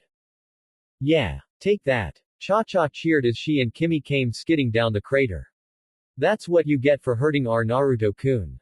Kimi said as she and Cha-Cha made their way towards Azuki and Yan with the others following, except for Demetra and Akaya who decided to stay to the edge of the crater and observe the situation. Is he dead? Anaho questioned. He can kick some crap out of Naruto. I think he can survive a hunk of metal being thrown at him. Kengo said. So where is he? Uruchi questioned. You all need to work on your directional skills. Akaya called out making them all look at him. Look to the top of the girder. Akaya said pointing to the top while making a pose as everyone turned to look in shock and some fear as they saw Wabisuke sitting on the top of the girder. Everyone flinched and got into fighting stance before he vanished once more. Haruko turned to see Wabisuke, making her jump back as she ready Murakumo, but then the lock on her sword immediately broke off shocking her. Haruko stared at the fallen lock with wide eyes before she slowly looked up to Wabisuke's calm, stoic face. His presence alone was enough to break off her the lock on her Maken. That just only confirmed at how powerful and dangerous he was. Haruko felt great fear in the presence of Wabisuke, but she had to remain strong, for her little brother. Murakumo. Haruko looked to see Wabisuke's index and middle against the tip of Murakumo. She immediately jumped back and put up a brave face as she readied to fight him. I see that it's still in its dormant stage. Wabisuke said, shocking Haruko and the others. Dormant? Haruko questioned. You don't know. Kamigari is weaker than I thought. Wabisuke said with his arms fully crossed. What the hell are you talking about? Azuki exclaimed, wanting answers on what he meant by dormant stage, when referring to Murakumo. Every Maken starts at a dormant stage after their creation. Each one requires their wielder to surpass any previous limits to awaken their Maken's true power and access several more powerful stages, evolving as new limits are broken. Wabisuke explained shocking everyone into disbelief that they could obtain even stronger abilities and forms for their Maken. Akaya Taiko, Demetra turned to Akaya to see if he could confirm what Wabisuke said was true. I didn't even know this. Akaya said as he then summoned and looked at him Maken swindle. Haruko stared at Murakumo in shock and amazement, before she then closed her eyes and then reopened them to glare at Wabisuke as she got into her fighting stance. It's a good thing Naruto gave me chakra, So I'm at full power, but I don't think it will be enough to beat him. I can't give up, even when the fight hasn't begun. I have to beat him. Haruko thought. Wabisuke stared at everyone with disinterested eyes. He then closed his eye, then released a breath from his nose. Kunai sent by Yuka were sent at him, but he disappeared and slammed his palm straight into her torso. Hey! Kengo yelled with new anger, but then Wabisuke appeared in front of him and grabbed him by the lower jaw and threw him far to the end of the crater. Furan sent arrows at him, but he just vanished from a few and swatted a couple away before disappearing and appearing behind her and chopped her neck, making her faint. Anaho tried to attack him with Kamudo, but he disappeared, then reappeared behind her and slammed his elbow into the back of her neck, rendering her unconscious. Anaho! Takaru yelled before his fist glowed green and he charged at Wabisuke, only to be kicked right upside the jaw, sending him flying into the air. Take Chan! Haruko cried out with worry and fear. Syria then appeared behind Wabisuke, and grabbed him and went for a suplex, but suddenly Renzoku Kurai appeared in his hand, and when he used his thumb to slightly unsheath it, Syria was then slammed into the floor during mid-suplex, as if Wabisuke's weight intensified, causing it to crush her. Wabisuke then vanished and reappeared as he then grabbed her by the front of her outfit, in the middle of her breasts, before he then threw her far out of the crater where Akaya jumped into the air to grab her as he then shot bullets at Wabisuke, who simply fully unsheathed his night black katana, and spun it in his hand rapidly, stopping all the bullets, before placing the tip of Renzoku Kurai onto the floor where he laid out the bullets, then whacked them straight towards Akaya at a high speed, hitting him, causing him to fall unconscious from the one hypnosis bullet that hit him square in the forehead. Once Akaya and Syria hit the floor, Haruko came with a downward slash upon Wabisuke, who blocked it with Renzoku Kurai. Haruko then tried striking him against repeatedly in different areas, but he blocked them all effortlessly, before sending a few effortless slashes that Haruko managed to block. Dear God, he's not even trying, is he? Haruko thought with worry as her glaring, yet fearful eyes stared into Wabisuke's calm eyes. Luckily for her, Izuki came in time with a flying side kick that Wabisuke jumped away from. He had his free arm behind his back and moved side to side, dodging Izuki's kicks, before blocking Hawk with his katana. Izuki tried to push him back, but his strength was on a different level. Luckily for her, a rising wave of water sent by Demetra tried to attack him, but he jumped away only for Yan to dash at him and send lightning-enhanced, blinding fast kicks at him.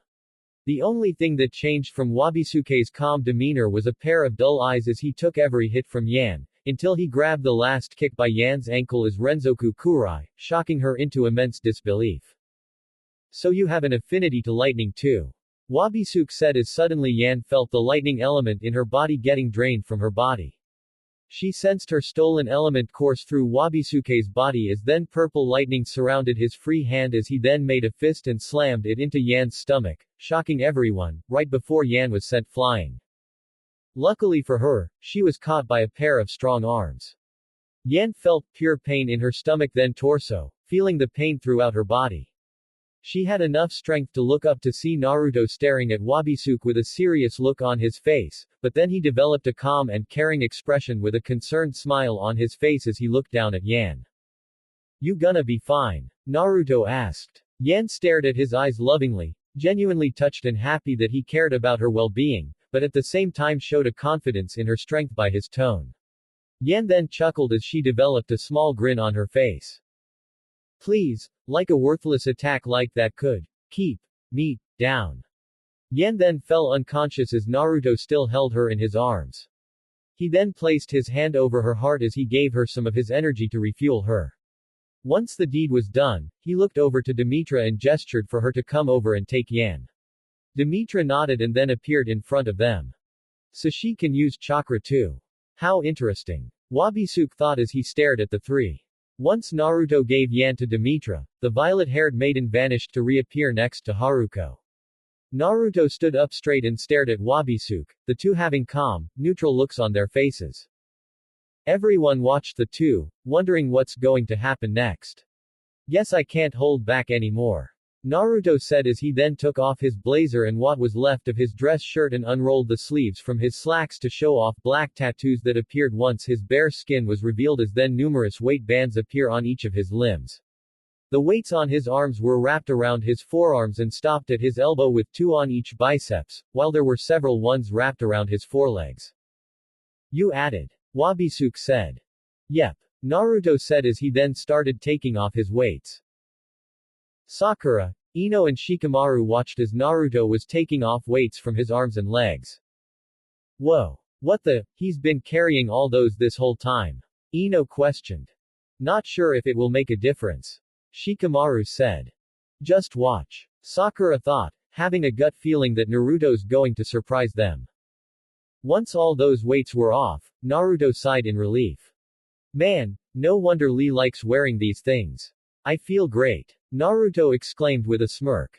Naruto then tossed them all aside and once they hit the floor, they dug so deep into the earth, the ground beneath shook as more craters were created from each one. The members of Maken and Venus yelled a bit from the ground shaking with Haruko and Yuka holding onto Takaru and Kengo for support while Sakura, Ino and Shikamaru had their jaws drop as they had wide anime eyes. Sakura then started to suddenly giggle at how crazy Naruto has gotten now. Naruto, you are too much. Sakura thought with a smile, happy to see that he never changed. Or maybe he did. Naruto then sighed as he then stretched his legs Goku style, before standing up and stretching his legs up high while he twisted his torso, side to side. Alright then, let's see how badass I am now. Naruto said as he swiftly put on his blazer and then stretched his neck with his hand on the side of it. Suddenly he vanished making Wabisuke's eyes widen a bit, before he was punched at the left side of his face, sending him into the ground, skidding far as dust and a rut was created from his body skidding across the ground. As he was still skidding across the ground, Naruto suddenly appeared next to him and quickly grabbed him, before lifting him high into the air and slamming him into the ground repeatedly, before throwing him into the air then appearing above and start punching and kicking his body, before kicking him higher into the air and then appear behind him, wrap his arms around him and spun at a high speed as they dived straight towards the ground. Omit Renge.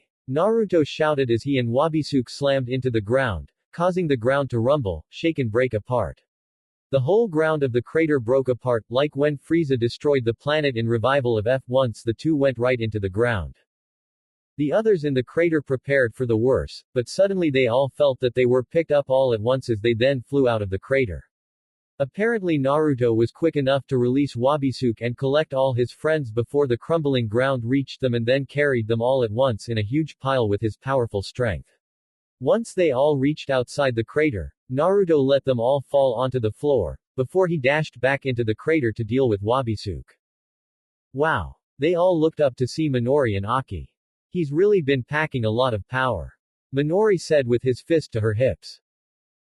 Ino and Shikamaru were immensely shocked to see the damage Naruto had done and the amazing skill he possessed in just less than a minute. Sakura was shocked as well, but she had a smile as she watched Naruto appear in front of Wabisuke.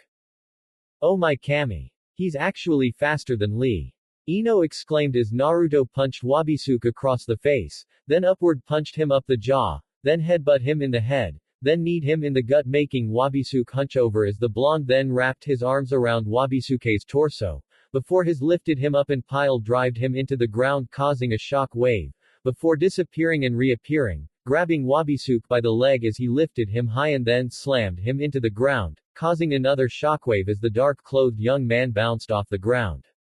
As Naruto then grabbed him by the back of the vest and slammed him into the ground, then tossed him up into the air, vanish then appear in the air and sent a flying roundhouse kick, sending Wabisuke flying and crashing into the wall of the crater, causing rocks to break apart and fall upon him as a cloud of dust surrounded the damage as Naruto landed onto one of the risen rocks from the broken floor. All this in less than a minute. Too fast. Ino said as her eyes widened even more. Go Naruto. Mess him up. Sakura cheered with a grin and her fist pumped causing Ino and Shikamaru to flinch. What's she excited about? A new voice spoke causing the three turn around to see the Sand siblings. T. Tamari-san. Sakura said the Sand blonde's name in surprise at her sudden appearance, causing Sakura to almost drop the crystal ball. Luckily for her she caught it, but the image of Naruto's fight vanished causing her to moan with sadness, since she wanted to see more of Naruto kicking Wabisuke's ass. Nothing really important. Shikamaru said, causing Sakura to glare up at him. What happened to you three? Shikamaru questioned, noticing that the Sand siblings were a bit banged up and looking a bit tired. We'll explain during the meeting. Kankuro said with his arms crossed. Wabisuke got out of the debris he was covered in, but then Naruto instantly appeared in front of him and started punching him across the face over and over again in different directions, across and diagonally. This speed and power. No normal human being could stand against it. He truly has become a force of nature, Naruto. With such strength, speed and power such as this, I cannot afford to hold back anymore. It's now or never. I must release my restraints. Wabisuke thought as Naruto then delivered a final uppercut to his jaw, sending him high into the sky, before Naruto vanished, appeared above him as red flames appeared around his leg and kicked him, sending him straight down into the center of the destroyed crater, with red flames surrounding his very being during his descent and at impact, causing a pillar of red flames to rise straight into the air. Naruto landed onto the destroyed floor with his hands in his pockets. Dame Dane. You're done. At least I believe that's how you say it in Japanese, Naruto said coolly with his calm, neutral expression. Sugoi. Naruto's eyes widened a bit as he turned to see Wabisuke standing up with a small smirk across his face as his bangs shadowed his eyes as he cleaned the dust off of his fedora before putting it back on his head. No reason for me to hold myself back now. Wabisuke said. Hold himself back. Naruto thought with shock and a new sense of fear. Wabisuke then raised his fists up and his legs apart as suddenly his ankles and wrists glowed yellow as rings of light appeared around them. What the hell? Naruto thought with wide eyes. These restrain my power. Like your weights, they restrict my movement, but they also restrain my elemental energy, along with my chakra now. Once these are unsealed, my true power will shine. Be prepared. Wabisuke said. True power. Shit. Naruto thought with gritting teeth and glare. Wabisuke closed his eyes as he then breathed in some air through his nose, before he then exhaled as his voice started to get louder as the wind picked up around him with the rings of light around his wrists and ankles started to shine brighter. Cha-Cha and Kimi crawled towards the edge of the crater to see what was going on. What are those things around his wrists and ankles? Kimi questioned. They kind of look like those spirit cuffs from Yu Yu Hakusho. Cha-Cha said. Oh wow, they really do. Kimi said with an amazed smile. Kimi, Cha-Cha. Get away from there. Haruko shouted. But we want to see Naruto-kun win tilde. Kimi whined. Yeah, we're his #1 fans, so we should see him kick ass and prevail. Cha-Cha exclaimed with a grin and her fist pumped. Naruto knew he should stop him, but he was frozen in place, but why? Was it from fear or anticipation? Either way, his body refused to listen to his orders. Wabisuke then crossed his arms together against his chest before he shouted as he threw them to the side with his special restraints, exploding into stardust of light as then a wave of purple energy shoot from his body making the winds grow harsh for a moment.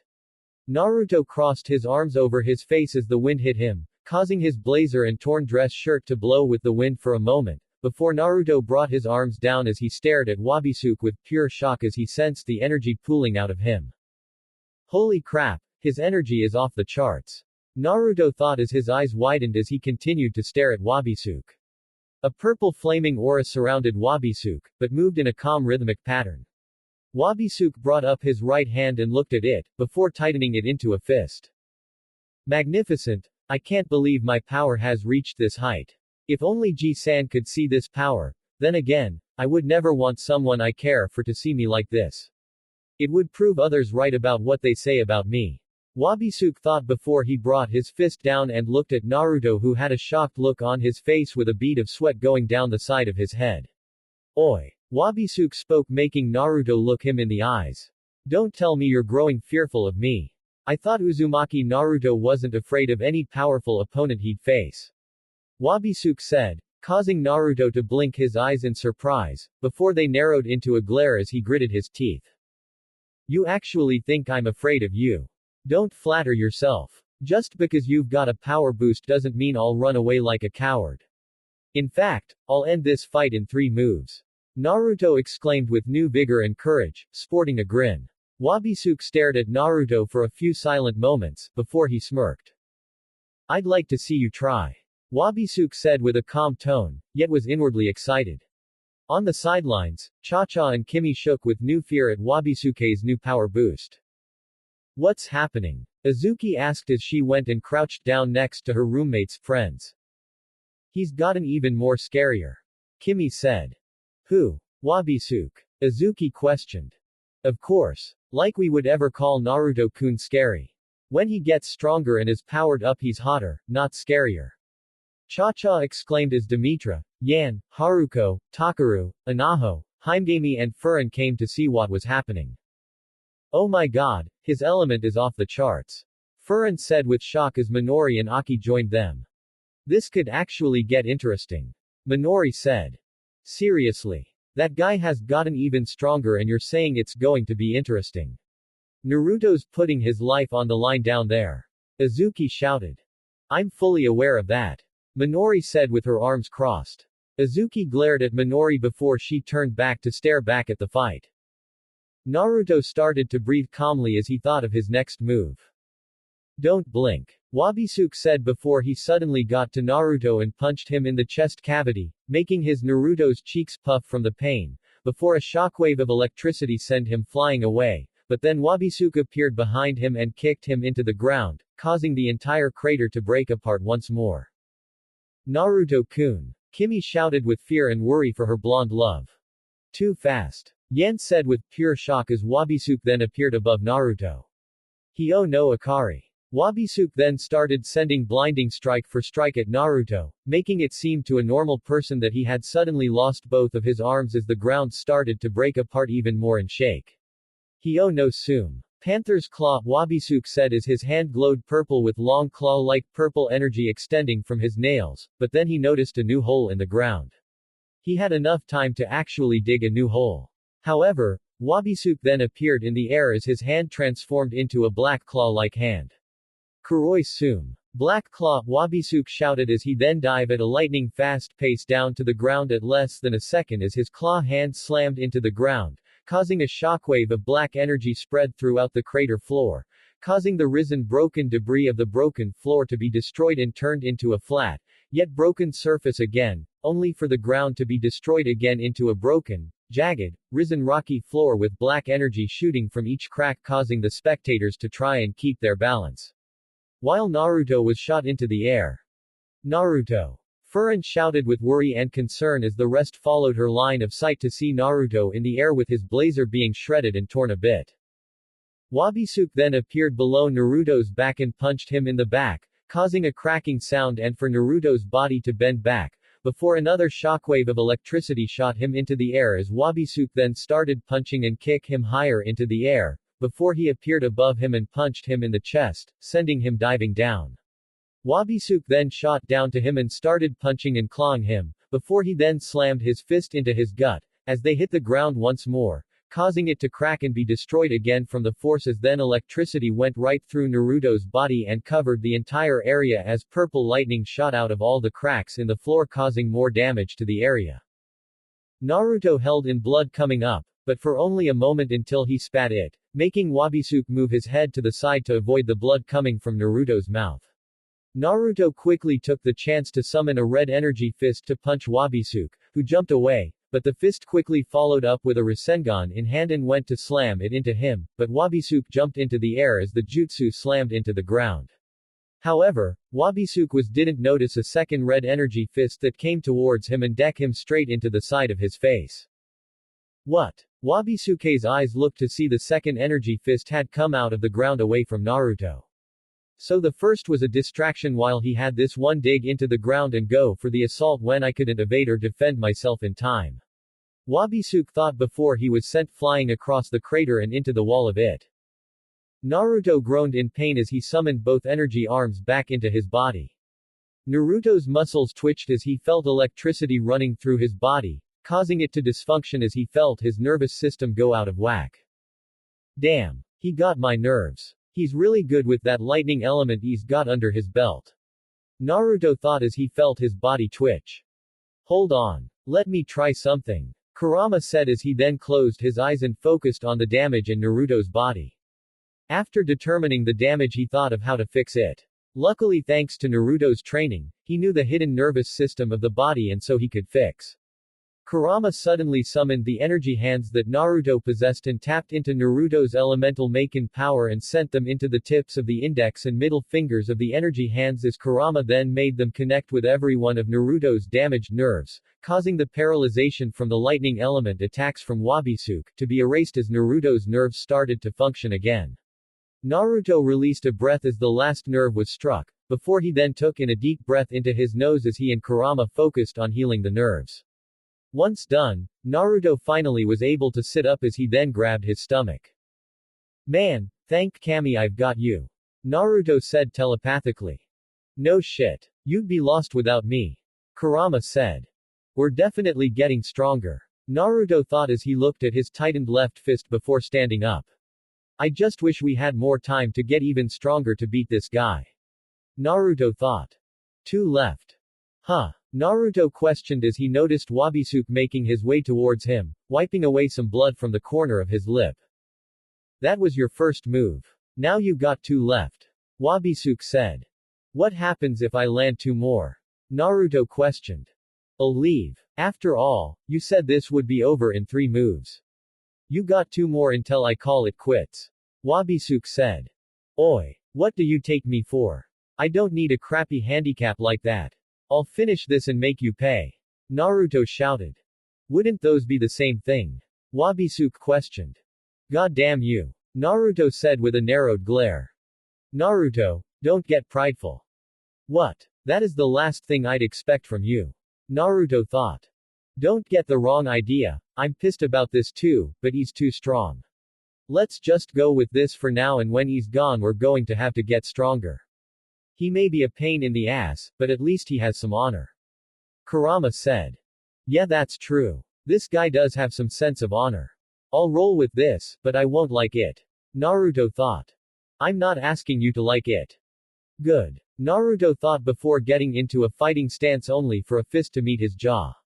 Wabisuke then punched him in the gut, before grabbing Naruto's head and then kneeing it, causing Naruto's nose to bleed, and for once not caused by any perverted thoughts before then grabbing his arm, and tossing him over his shoulder and slamming him into the ground, before snapping his arm, then throwing him into the air then raising his hand towards him and shooting out a bolt of lightning that went right through his body.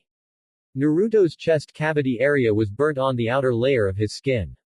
He descended to the ground, but once he was near it, Wabisuke appeared next to him, grabbed hold on his face and slammed him hard into the ground before charging forward, skidding him hard against the jagged ground, before tossing him up in front of him. Hio no Akari. Wabisuke exclaimed as he sent blinding claw strikes. Hio no Sume. Wabisuke then slammed his purple claw hand straight into Naruto's torso. Housui. Discharge. I believe that's what Housui means. It made sense when I looked up Yan's attack the Rasen Housui, which the best I could find was spiral discharge. Made sense at the time. A current of electricity then shot from the claw, sending Naruto flying away and straight into one of the crater walls. Naruto-kun. Cha-cha and Kimi shouted. Oh no. Naruto ni-san. Anaho cried with new fear. That's it. I'm heading in. Azuki shouted as she ready hawk. I heard that. Takaru agreed as he and Azuki went to enter the crater, but they were both grabbed by the colors and pulled back to the ground by Yan. What the hell you bitch? Azuki shouted with anger as she got up from the floor. We're trying to help. I thought you cared about him, so. From what I heard from him, he said that you don't like it when he gets involved in your fights, so why should you get involved in his? Yan questioned with her eyes closed and her arms crossed making Azuki's eyes widen. This is different. Azuki retorted. Lies. There is no difference. Yan said. Azuki gritted her teeth in anger as her fist shook. You can go ahead, if you're okay with being known as a hypocrite. Yan said. Azuki really wanted to punch Yan, but she knew she was right. Azuki just wanted Naruto to be safe. She couldn't stand to see him get hurt like this. It killed her inside. Guess she now knows how Naruto feels when she's in a fight. She really was a hypocrite. At least she was in this situation. Azuki turned towards the dust of where Naruto was at the moment with worried and concerned eyes. Naruto, please make it out of this alive. Naruto groaned from the pain he felt as he was indented into the wall. Damn, not even Sasuke can dish out this much pain. Naruto thought as he felt electricity in his system again, but it didn't paralyze him like before, it just brought harm to his body, inside and out. You're going to lose if you take another barrage like that. Kurama said as he tried to heal Naruto with his chakra a bit. Yeah, I know, but, Naruto then reached into his pocket and grabbed something within it. I got a plan. Naruto closed his eyes and took a deep breath into his nose before he came out of the wall and stood up straight before he exhaled through his mouth and then opened his eyes as he gave a serious stare towards Wabisuke. I'm going to blast him away with all the power I got. Wabisuke stared at Naruto, wondering what his next move will be. Naruto took a deep breath into his nose as he closed his eyes and focused his power into his chest. His chest then suddenly expanded but then it started to glow green which interested Wabisuke. Is Naruto's chest glowing? Anaho questioned. That would be a first. Himegami said. They all then noticed that Naruto's chest was glowing brighter and brighter until his entire chest and abs glowed neon green. Whoa! It is glowing, Kimi said with an amazed smile. The pebbles and rocks around Naruto started to rise as the floor below him shook a bit. Naruto's hair started to rise up into the air as his eyes glowed green and steam then came out the sides of his gritting teeth. This won't be good. Wabisuke thought with a more serious gaze upon the blonde. Giga mouth cannon. Naruto screamed as his mouth unhinged like a snake, and an enormous blast of green energy shot out of his mouth, heading to Wabisuke at an incredible speed. Wabisuke vanished in time, before the ginormous beam hit, appearing diagonally above the beam, but then Naruto shot his head to him, which caused the beam to come at him, making his eyes widen, before he vanished in a purple flash and appeared away from the beam, but it followed again, forcing Wabisuke to flee, by transporting away in a flash of purple lightning. Naruto followed Wabisuke, who was transporting through the air via being a bolt of purple lightning. Whoa! So badass! Cha-Cha cheered as she, Kimi and Anaho stared at the blast with wide shimmering, amazed eyes. Incredible. Yan said. Indeed. Naruto's power is far more incredible than any of us could ever imagine, but also his opponent's control and manipulation over the lightning element is far beyond what anyone could believe was possible. Demetra said with wide eyes. To actually become lightning itself. I can't even do that, and yet he's doing it like it's normal. Yan said with pure shock as he wide eyes stared at the battle. They're both so strong, if only there were more men like them. Yan's eyes then looked at Naruto. Then again, none of them wouldn't be you. Yan thought as she continued to stare at Naruto. Are you serious? You have a jewel piece. Sakura exclaimed with excitement as she had her hands on the cage's table and leaned in closer with a wide smile, feeling excited. Yes, that is correct. Gaara said calmly, seeing a bit of Naruto in this situation. Easy Sakura. Give the cage some personal space. Ino said grabbing Sakura's shoulders and pulling her away from Gaara and his desk. G's forehead, you're acting just like Naruto. So where is the jewel? Sakura asked. Too much like Naruto. Ino thought with a dull look. Gaara handed over green to Sakura, who quickly took it and looked at it with shining joy-filled and hopeful eyes. Take good care of that thing, it was a pain to get it. Kankuro said as he remembered the pain of getting it from the Wind Guardian. Kankuro was screaming as a being made of pure spiraling wind, green eyes and a green jewel in the center of its chest was causing Kankuro to spin around in a hectic circle over its head with a pair of tornado arms causing the process. Kankuro. Tamari shouted her little brother's name as she and Gaara were trying to keep their ground from the harsh sand storm surrounding all of them that the Wind Guardian had created, who had some sand running through its spiraling body. Somebody killed this thing. Kankuro screamed. Poor Karasu Crow, all have to fix him and Kurori Black Ant back to their good old selves. At least Kurori's damage was minor. At least compared to Karasu. Kankuro thought with a frown. I will. You won't believe how precious this is to me. Sakura said looking at the jewel with joy-filled eyes. Now all that's left is the lightning jewel. Sakura thought with a wide smile. Remind me how many jewels we have now. Ino asked Shikamaru. 4. All we need is the one from lightning. Shikamaru said. I'm surprised none of your shinobi got caught by any of the other nations yet. Tamari said with a smirk. Yeah, but those in Lightning Country might have bigger trouble than the others to get the jewel. Kumo can be very troublesome. Shikamaru said, scratching the back of his head. Who cares? If they give trouble, then I'll get the jewel myself if I have to. Sakura said with a confident smirk as she gripped the jewel tightly into her hand. Seriously. Geez, what's gotten into you? You've become even more hot-headed. Kankuro said. Whatever. Sakura said, putting away the jewel as Kankuro gained an annoyed look with his eyebrow twitching. Sakura then took out the crystal ball and Naruto's old jacket. Really, forehead. Here. You're being really clingy to him, you know. Ino said. Shut it, pig. I was going to use this outside anyway. Sakura said. What is she talking about? Tamari questioned with a raised eyebrow. That crystal ball is locked onto Naruto, as long as the jacket it making contact with him. She uses it to see how he's doing. Shikamaru answered, getting an "oh" from Tamari. By the way, where did the Gaki go? We heard he was kidnapped, but never on where he was taken to. Kankuro said. It's a long, troublesome story. Shikamaru said with his hand over his forehead. May I see him? Gaara asked, surprising the Leaf Nin. Yeah, sure. But let me tell you, Kazekage-sama, this world is kind of strange and Naruto's way different than you remember him.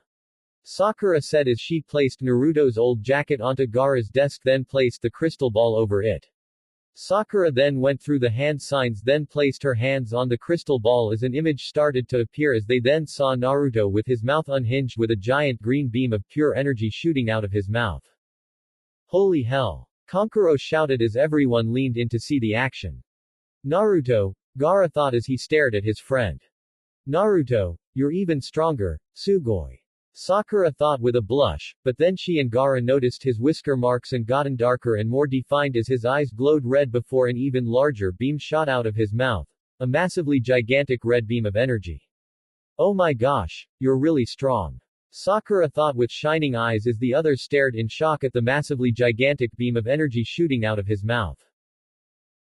Naruto had summoned Kurama's chakra to be added into the mouth cannon, creating a beam 5 times larger than before, far surpassing his total size. Although there was more to his retaliation than meets the eye. Wabisuke kept moving away from the attack, but it was getting harder since the size made things even more difficult. Suddenly a massive red Rasenshuriken came right at him. The timing on the attack sent at him was so well timed that he had to exit out of his lightning bolt form, and become solid to shoot a pulse of purple energy to send him back and bend back in time to avoid it. Despite being a lightning bolt, it was still a bit difficult to change direction, and with how close the technique was, he wouldn't have enough time to change trajectory and avoid the hit. Despite the speed, the attack was still too massive and wide to avoid as a simple lightning bolt. However, he had to become a lightning bolt once more to avoid the ginormous red beam of energy again as it was gaining. As the beam went on, then raw energy it possessed along with the great burning heat had started tearing apart the skin on the sides of Naruto's mouths, mostly his left side, while part of the right was slightly torn with some holes along it, creating a sort of half Glasgow smile.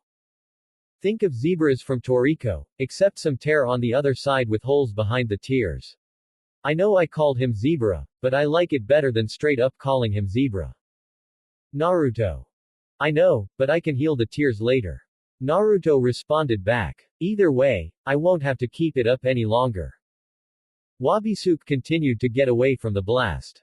It was such a pain that he couldn't get near Naruto since he could only stay in one straight line while in his lightning bolt form instead of moving fluidly, or else it wouldn't be such a difficulty to avoid the enormous red beam. Suddenly Wabisuke sensed something, making him return to his physical form as he saw the Rasenshuriken from before coming at him.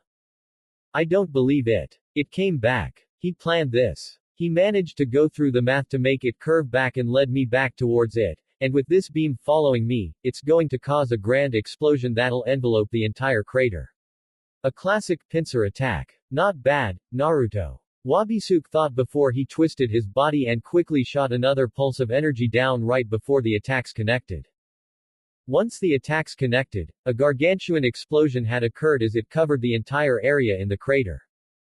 Wabisuke was shot further to the ground from the shockwave the explosion emitted, but luckily for him, before he could impact the ground, He had enough power to transform into a living bolt of lightning once more and go straight into the ground, digging deeper as to avoid the explosion.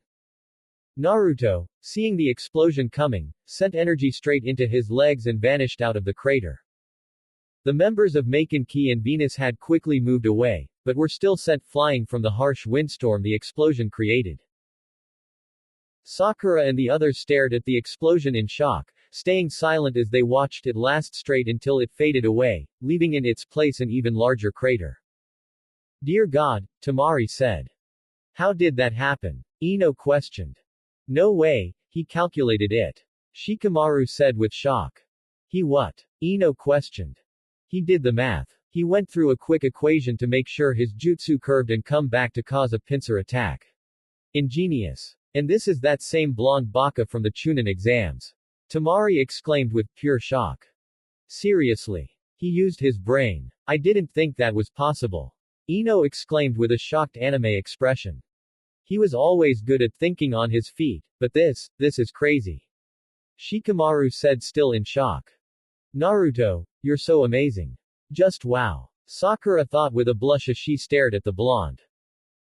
The area was silent, the now larger crater completely devoid of life, until a purple lightning bolt came out of the ground and formed back into Wabisuke, who was on one knee panting. That technique saved me from the explosion, but I've wasted some energy to stay in that state for so long. Not only that, but the stress it does to my heart is a downside.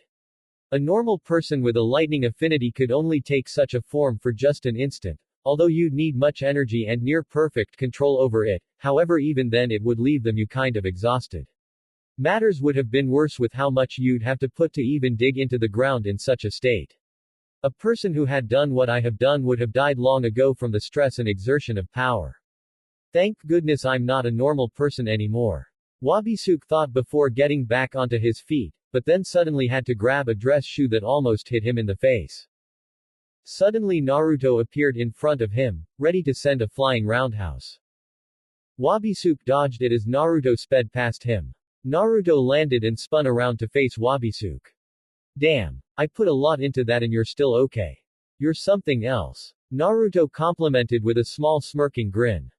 I'm surprised that you were able to exert that much power and still be able to come at me like that. Stamina seemingly unaffected after such a maneuver. Wabisuke complimented with a smirk. The others away from the crater were dazed, some having swirls for eyes, but they managed to get themselves together as they walked towards the end of the new crater. They all saw Naruto and Wabisuke stand across from each other. Ah man, I can't see much. They're just so far away. Cha-cha whined. I got this. Minori said as she took out a pair of binoculars out from nowhere. What kind of beasts are they? Akaya questioned with wide fearful eyes. Oh, you're awake. Minori said with an uncaring tone as she looked through the binoculars to see what was going on. So you gonna stand there admiring my handsome face or are we going to dance? Naruto said with a grin. I'd prefer a clash of power than take into your little hobby. Wabisuke said with a smirk. Nice comeback, or are you just too shy since you obviously have to left feet with all the sloppy dodges you used in our battle? Naruto shot back still grinning. You must be desperate for a comeback after using such a lame one. Wabisuke said still smirking. He's got you there. Kurama said. Piss off. Naruto shouted within his mind, but still chuckled, having fun from bantering with Wabisuke.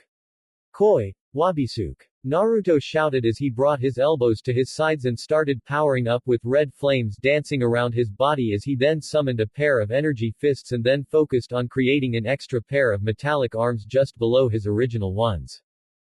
Wabisuke simply said, sort of, as his calm, purple flames gently swayed against his body.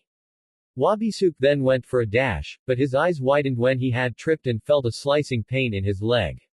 He looked down at his leg to see his pant leg cut and a squirt of blood coming from it. Nani? Wabisuke thought as he then noticed something wrapped around his leg. A thread. Wabisuke thought in surprise, before looking to Naruto's foot to see that he held the thread between his big toe and the one beside it. I see, to get caught in such a simple trap, I'm getting sloppy. What happened? Haruko questioned. Minori used her binoculars zoom to notice the thread wrapped around Wabisuke's leg and Naruto's toes, holding one end while the other was held underneath on giant rock, tightly held in place. It looks like Naruto found and used a piano thread and wrapped it around Wabisuke's leg right before he went on the attack. To fall for such a simple trap, how humiliating. Minori said with a smirk as she brought down her binoculars, however what she said shocked both Azuki and Yan.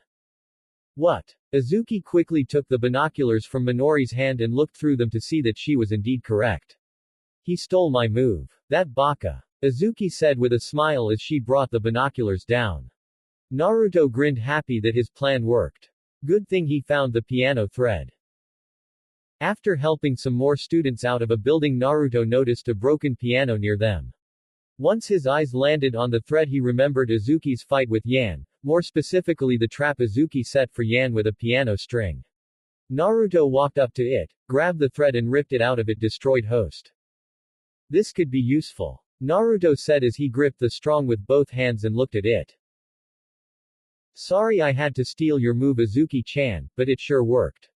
Naruto thought. I can't slouch now. Naruto thought as he vanished and suddenly appeared in front of Wabisuke with all 6 of his arms ready and red energy swirling around him as his body was surrounded by strong red flames.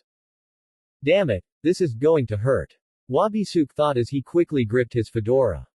Junsuina. Asura. Pure Asura, Naruto screamed as all 6 fists started punching Wabisuke at an intense, blinding speed and pure intense strength and power.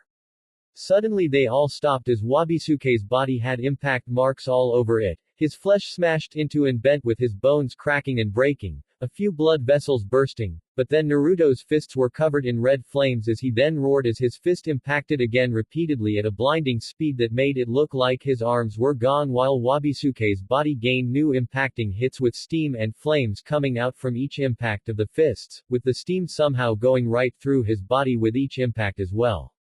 Atsui Kai Junsui Asura. Hot-blooded pure Asura, Naruto screamed as he continued to punch Wabisuke.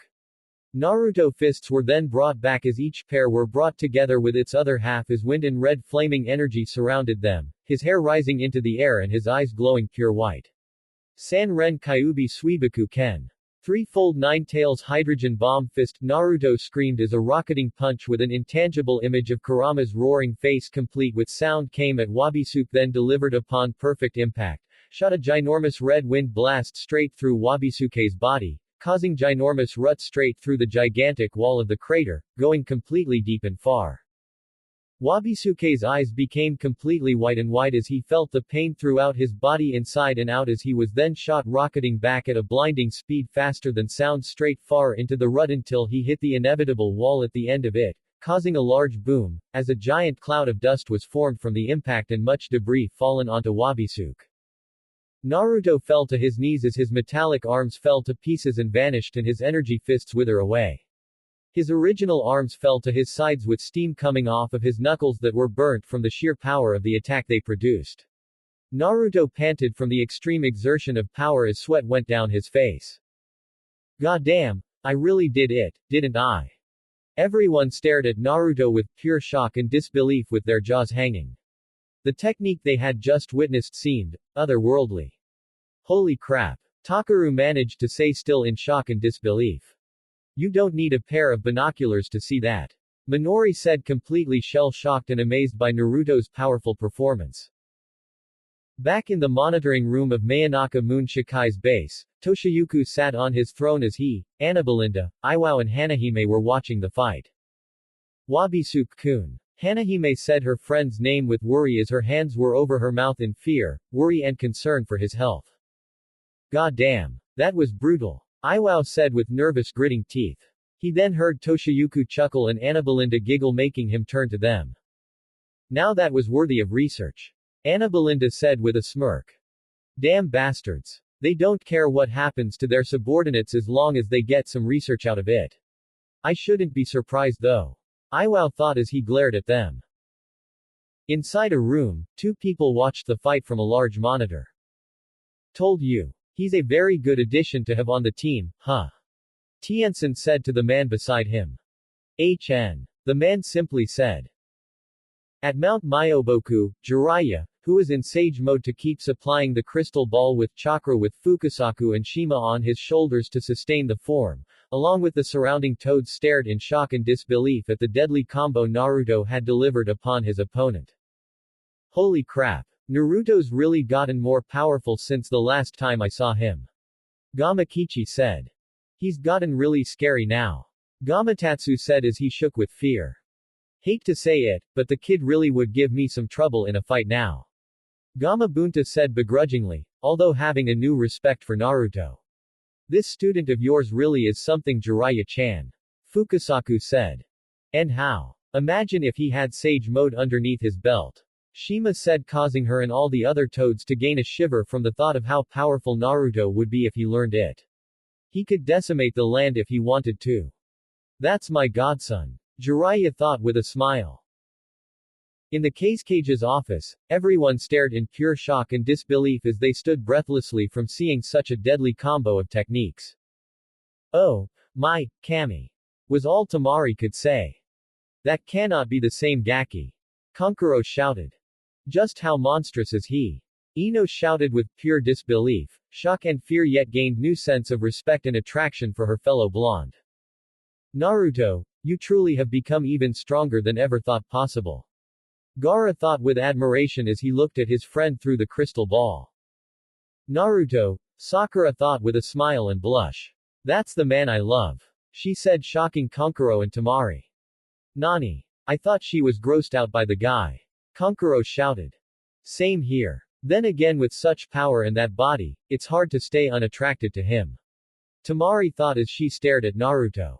Oh well, too bad he's not my type. Although I wish the fool that I like would gain such a body like that. Temari thought with a smile and pink tint on her cheeks as she looked at Shikamaru, whose eyebrows were twitching in shock. Man, I hope Naruto hasn't become even more troublesome. Life would be a drag if his troublesome personality got out of hand and we'd have to deal with this. Shikamaru thought with his usual look, calm yet bored-looking expression as his eyebrow twitched. Naruto continued to pant as his body twitched and shook. Such pain. I've never felt my body get this stressed before. The only one who's pushed me to brink like this was Sasuke, but this is completely different. This power I possess is totally beyond human thought, and I've already been brought to such a state on a legitimate on-on-one fight. No tricks, no nothing, but pure skill and instinct.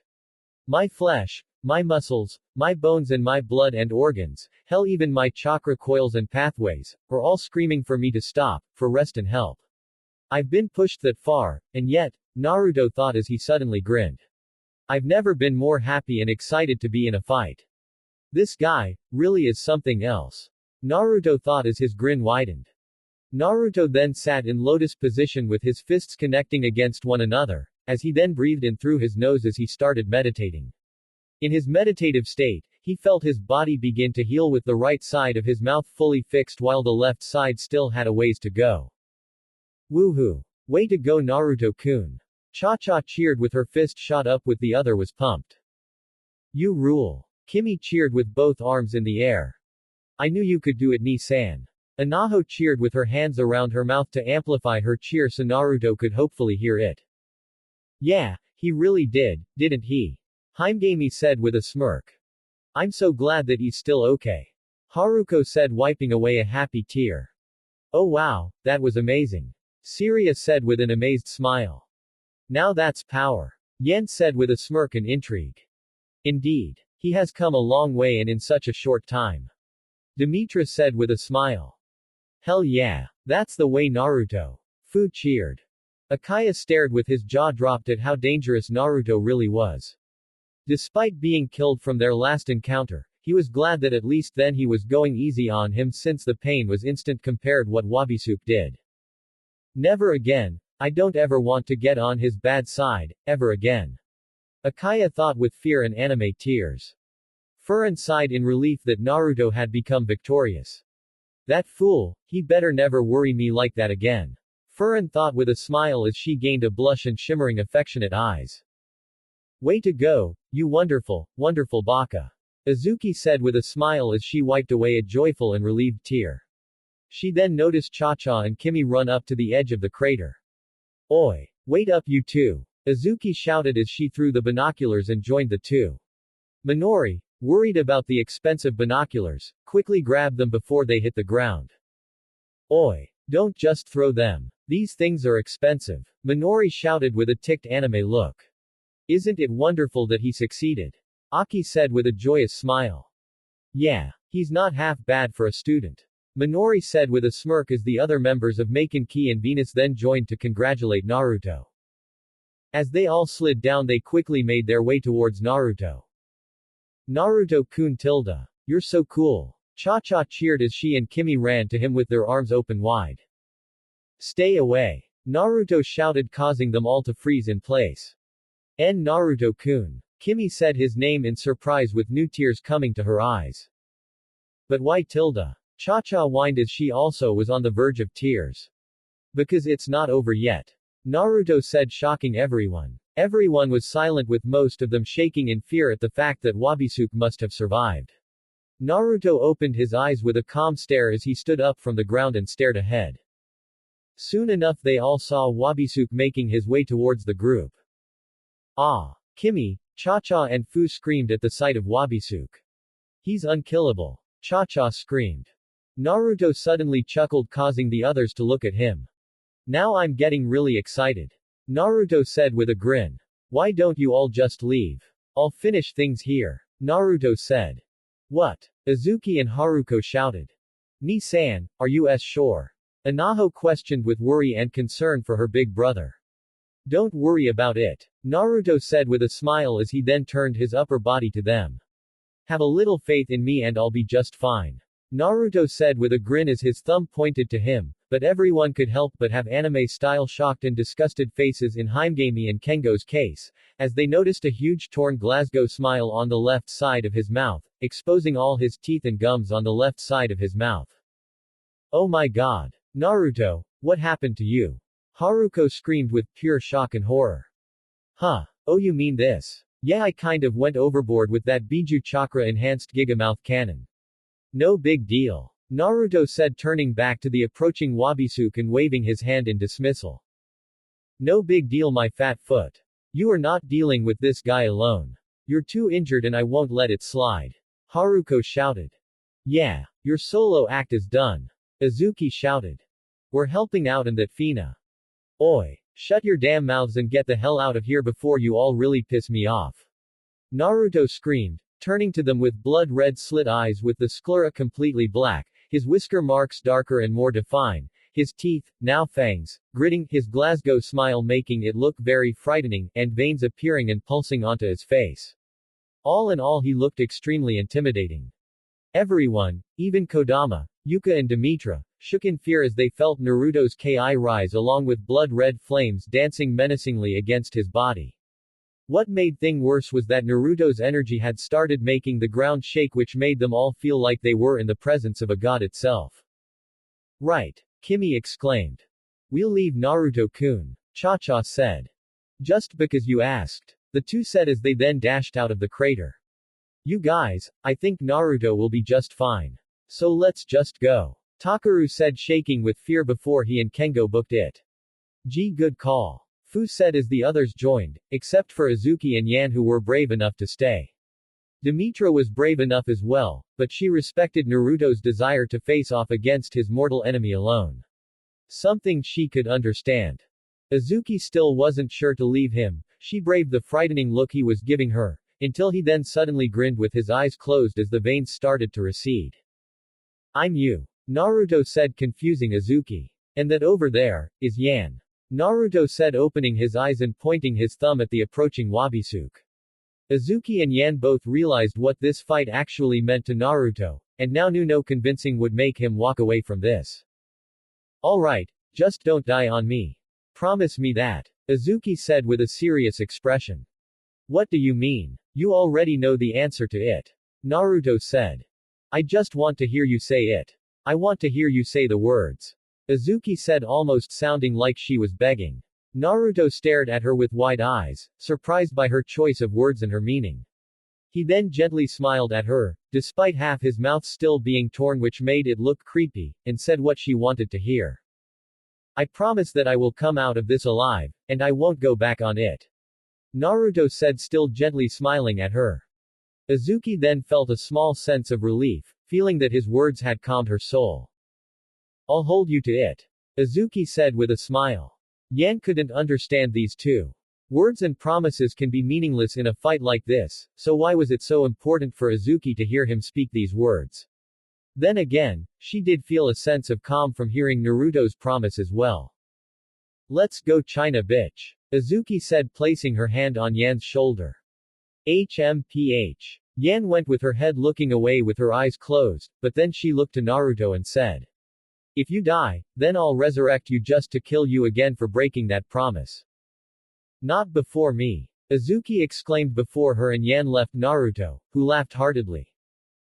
I love those girls. Naruto cheered with a grin and his arms wide open. Sakura stared at Naruto with twitching eyebrows at his comment. Those two are going down. I'm not losing my second chance with the man who is my true love to these two hussies. Sakura thought with annoyance. Naruto then stood up straight as he had his cool, neutral expression on. Wabisuke then stopped across from him. His vest was ripped up and torn to shreds, exposing his muscular torso, much like Naruto's dress shirt. His torso had burn marks from his abs to his chest from the Kyuubi amplified attack, scratches on his arms and torso with some cuts and tears on his pants. Naruto could sense that Wabisuke's internal organs had suffered great pain and damage, yet he's still able to stand up and ready to continue. Holy hell, can their kind survive anything? Shockingly, the only thing that was unscathed on Wabisuke was his fedora. No tears, no scratches, or even dirt. Somehow he made sure it didn't suffer. Wow, you really must like that hat to make sure it didn't suffer any damage at all. Naruto said. Come to think of it, whenever one of my fists aimed for a part of his hat, he somehow used his strength to move his head so the hat wouldn't get harmed, even if it meant his face did. It must be that valuable. This hat is very precious to me. Like how your necklace is precious to you. Wabisuke said with his hand atop of his fedora. Really? That important, huh? Naruto said as he gripped his necklace that Tsunade gave him, tightly. The only piece he has left of his home world, besides Kurama. It was indeed very precious to him, especially since it was a gift from Tsunade, the woman he considered a grandmother kind of mother figure. You know what? I'm going to be a nice guy and consider that previous combo as move number 2. The next one will be my last. Naruto said as Wabisuke stayed silent. Naruto then started to chuckle, making Wabisuke look at him, inwardly wondering what he was laughing about. It's funny. I came to this battle to show you I'm the best between us, and yet through our fight, I've learned that we actually have a few things in common. I never thought I'd have a good a fight as this before. It just makes me want to chuckle out of the irony. Naruto said as he continued to chuckle, and then Wabisuke joined in. Holy crap. How can someone even come back from something like that? No one, not even from here, could have survived a combo like that. This guy's a monster and those two are just laughing about something unimportant. Gamakichi shouted in pure disbelief. The brats are good. More capable than anyone else around here.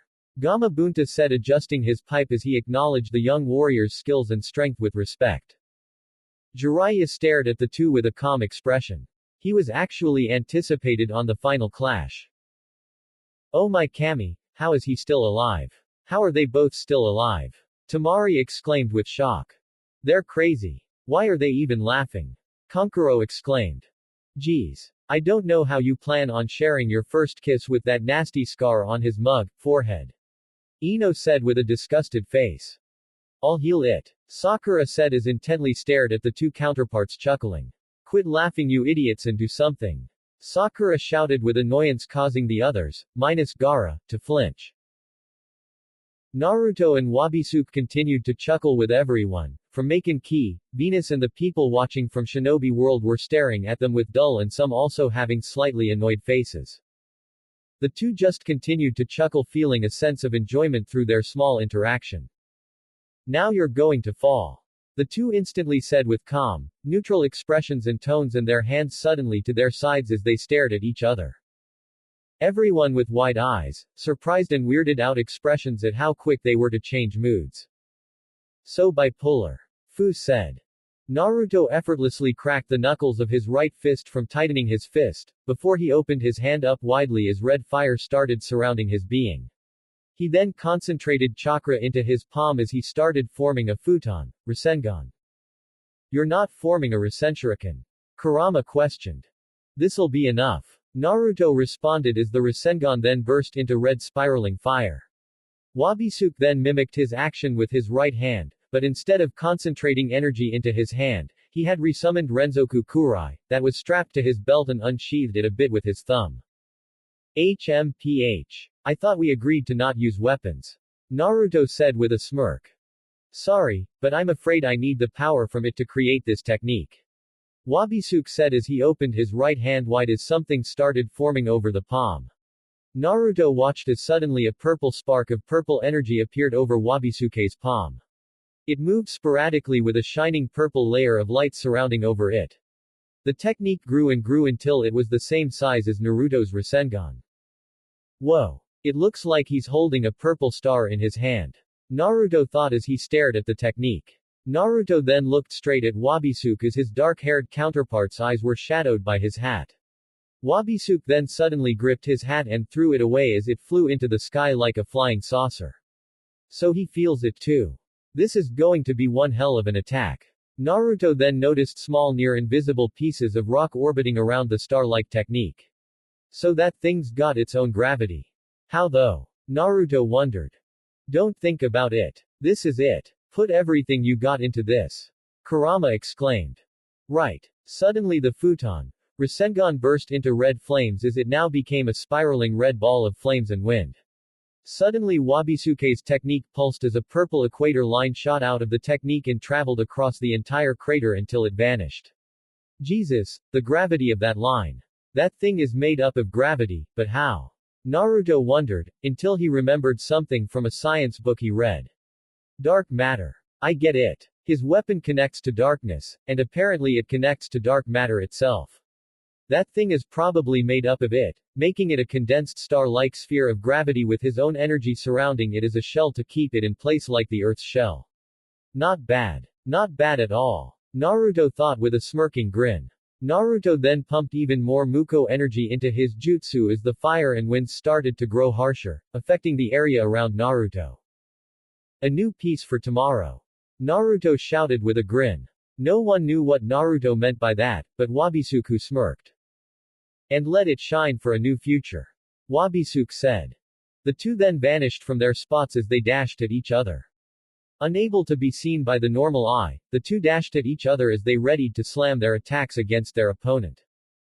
They both then suddenly appeared in front of each other as they brought their attacks closer to one another, but as they got close, everything seemed to have frozen. As Naruto stared at Wabisuke with a fierce gaze and gritted teeth, his life flashed before his eyes. His life as a toddler, as an academy student, as a genin, his training trip, the rest of his time as a shinobi before his first meeting with Wabisuke. He remembered bad memories, like the beatings, the insults, vandalism upon his home, his horrible birthdays, the downsides of being a part of Team 7. But there were also good times, like getting along with his team, the Chunin exams that didn't involve Orochimaru and the invasion during the third part of the exams, his training with Jiraiya, getting along with others from the Konoha 12 along with Sai and Yamato. He remembered the people that mattered to him the most in that world. Then after he remembered the time he spent in Shinobi World, his mind drifted to his time spent here, in Maken World. And boy was there a stark difference. He had more good memories than bad, and how long has he been here for? A couple of months. And yet the only bad memories he's had was only because of Mayanaka Moon Shikai. Other than that, a few beatings that he felt he didn't deserve, and that was it. And even he was okay with some of beatings because he didn't feel any regret, like the times he's seen his roommates naked, or when he got to see them and other girls naked when he accidentally went into the girls' changing room. Boy did Haruko and Azuki give him what for. Still, he really loved his life here. More so than in Konoha. In truth, the only thing he would change about this place would be to have the precious people he had gained from his world and bring them here, then it would be perfect. This life. My heart has never felt more love for anything else. I guess in a way, I got to thank you for bringing me here, Hayato Wabisuke. Naruto thought as he stared at Wabisuke. Time then suddenly continued as both attacks connected, causing what sounded like a blade grinding sound, sort of like a metal saw cutting metal. Sparks flew as both techniques grind against each other. Shikuden. Moru Yona Rasengan. Scorch Release. Fiery spiraling sphere, Naruto yelled as his technique pushed farther in. Enkoku Hoshi. Dark Star, Wabisuke yelled as he also pushed his technique further in, until both techniques became one and exploded. A dark layer of energy with a clear intangible dome beneath it expanded from the collision of both attacks, exploding, until it was at the end of the crater, before it then instantly retreated back to ground zero. Before an instant explosion of white with a black layer expanded, sending a blast of gravity that expanded the crater, causing the members of Maken, Ki and Venus to fly away as the gravity and winds went nuts from the shockwave as debris and harsh winds flew away with them all. Outside the school area, all the students, medics and police officers had to stand their ground from the harsh winds and gravity that hit them. Despite Ailalu and Lilu's barrier, the force of the attack had created cracks in it, causing the harsh winds and gravity to seep in, causing some people flying. Luckily other students of Tenbi like Kuragasa, Amio, Chishio and others catch them before they could fly away. After a while, explosion faded away with the shockwave of winds and gravity following. The school area was now a gigantic crater. What once stood as Tenbi now was a crater created by a final clash between two powerful beings on a level only thought to be imagined, and even then there was so much more within them, untapped, waiting to be awakened, little by little. In the debris surrounding the crater, some wood and concrete was moved out of the way as Cha-Cha and Azuki rose up and helped some of their friends. After helping Kimi, Furin and Uruchi, they scanned for the others. Oi! Where are you guys? Haruko. Imouto. Cha-Cha called out. Suddenly some more debris came out as Haruko and Takaru came out with Anaho in Takaru's arms and Himegami on his back while Haruko had Fu's arm wrapped around her neck. You guys are alright. Kimi cheered with a smile. Imouto. Nei-chan. Cha-Cha and Fu ran to each other and hugged one another, happy that they were both fine.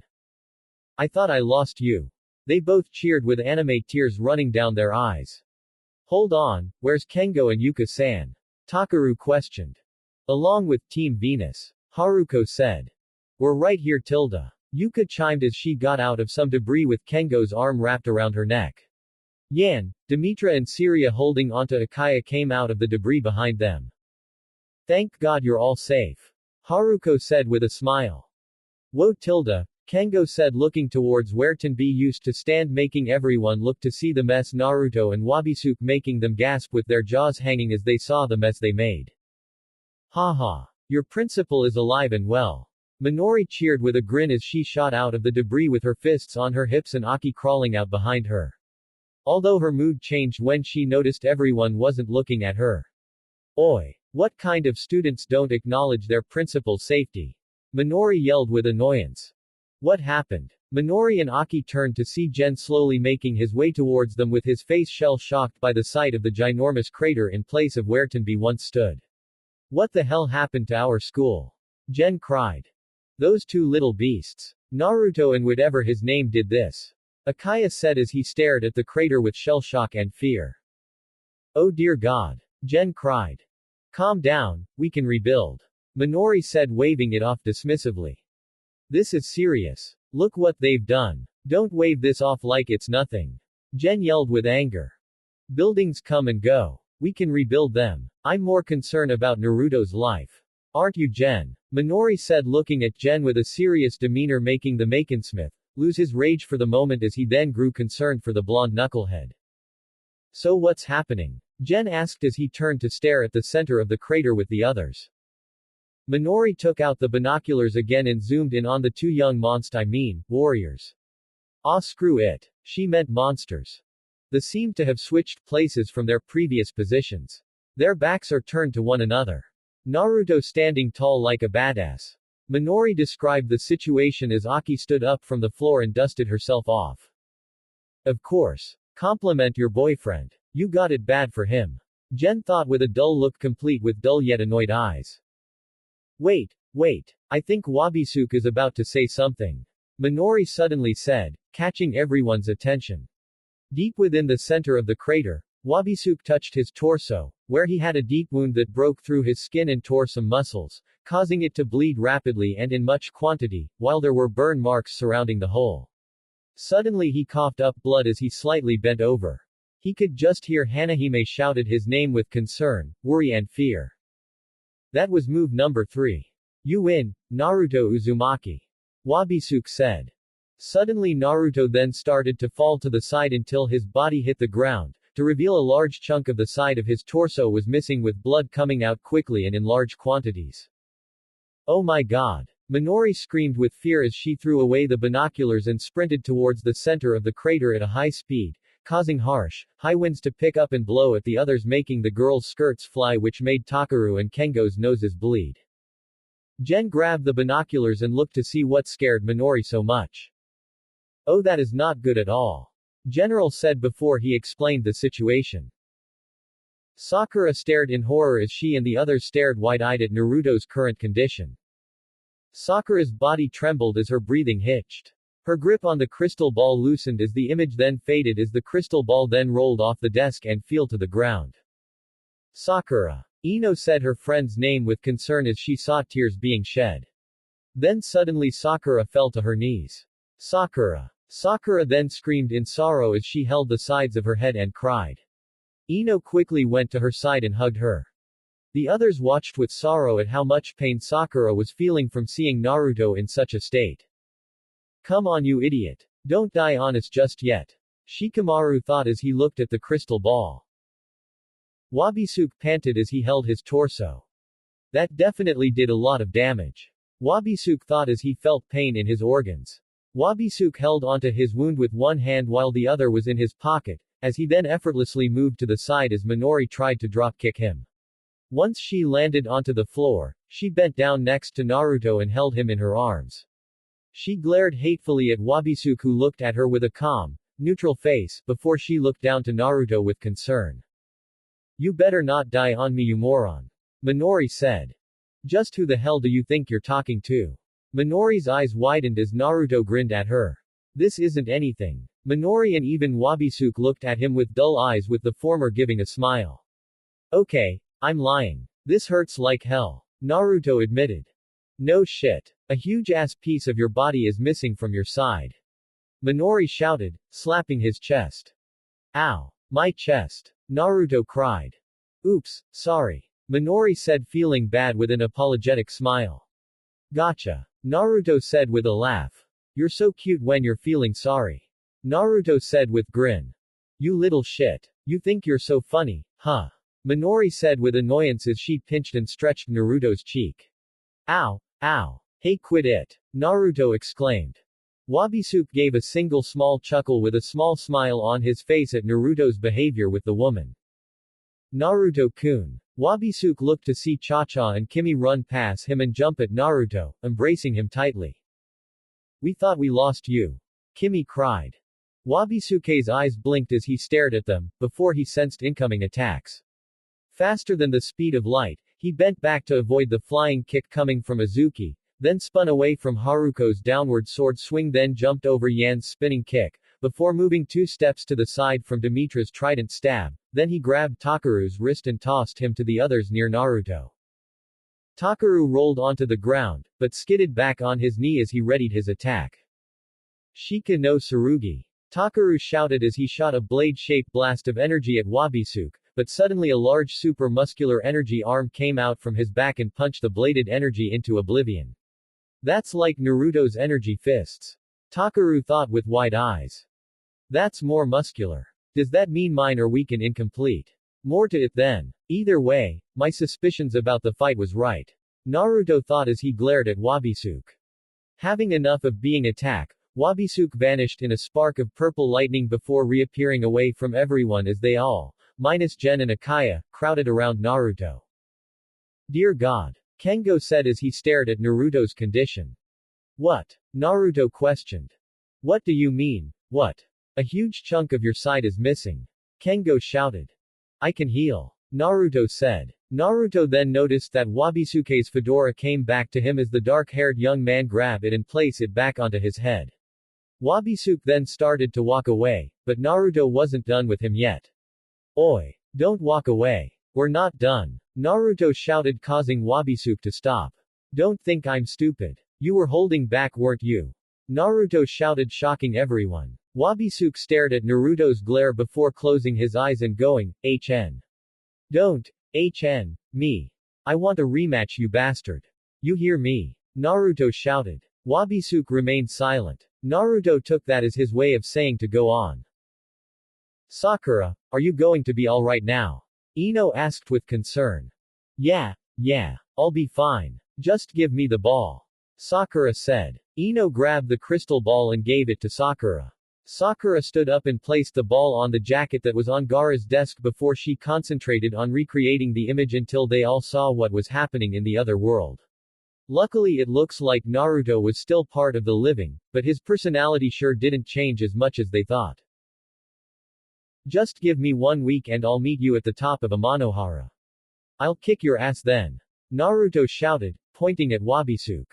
Wabisuke looked at him for a moment before responding. Make it 2. Wabisuke said, surprising everyone. I do believe that you can get stronger, Naruto, but I don't think even you could reach the desired results you're looking for in just a week. I know that I wouldn't. I want to see how strong you really can become, so I see 2 weeks is enough for you to reach that desired height. Wabisuke said with his eyes closed, making Naruto blink. Don't disappoint me. Wabisuke said as he started to leave. Naruto stared at Wabisuke before grinning. Oh, I won't. You're going to eat dirt when I win. Naruto said with a grin. Wabisuke had his back to them, but he had a small smile on his face. We'll see. Wabisuke thought before he vanished into a flash of purple light. Naruto couldn't help but grin. Even though Wabisuke didn't respond vocally, he knew what he really said to him mentally. He couldn't wait for their rematch. What the hell was that, you freaking idiot? Izuki shouted. Naruto looked up to meet Izuki's gaze. You're going to fight that guy again in just 2 weeks. Are you insane? Izuki shouted as her head grew. You can't be serious. And atop of Amanohara no less. Has that last attack made you lose your marbles? Haruko shouted with her own big head. My sentiments exactly. Sakura mumbled to herself with a dull look all the way from Shinobi World. You been really need a little faith in me, Tilda. Just give me time and I'll be strong enough to take on anyone. Trust me. Naruto said as he went to sit up on his own, but he flinched and grabbed his side as he felt more excruciating pain from the wound there. God damn. That attack even tore through my muscles. Any more force and my organs would have suffered too. Naruto thought. Dude, that looks nasty. We'll need to get you to the hospital. Takaru said. Naruto sighed in relief as he felt his regenerative properties begin to heal him. Don't worry about it. Look, I'm starting to heal already. Naruto said, gesturing to his side as new flesh and muscle started to grow. Whoa, lucky guy. Ino said, but then she heard some sniffing, so she turned to see Sakura with a pout on her face as she started shedding tears. Then that means he doesn't need me healing him anymore. That's so unfair. Sakura said with some depression.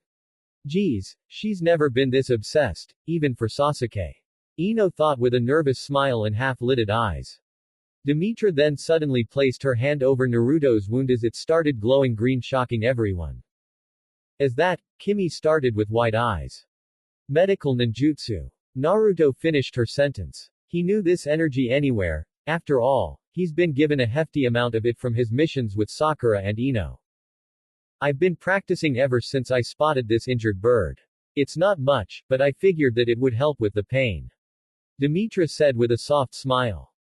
Thanks, Demetra-chan. It really is helping. Naruto said with a big smile, making Demetra blush at her praise. Damn girl. No one heals Naruto but me.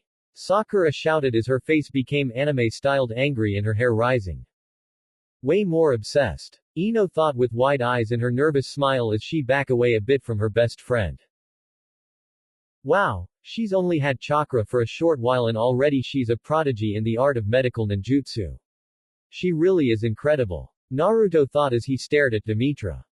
He's staring at me. Is that good? It's kind of hard to read him sometimes. Demetra thought as she focused her gaze on his wound, feeling a bit too embarrassed to look him in the eyes. I think that's enough, Demetra-chan. Naruto said. Demetra then ceased, as Naruto slowly started to get up from the ground. Alright buddy, let's help you out here. Takaru said as he and Kengo wrapped one of Naruto's arms around their necks and hoisted him up. I can move on my own. I don't need help. Naruto protested. Sure you don't. Kengo said sarcastically as they all then started to leave the enormous crater. Okay, I think that's enough. We do have a meeting to finish. Shikamaru said.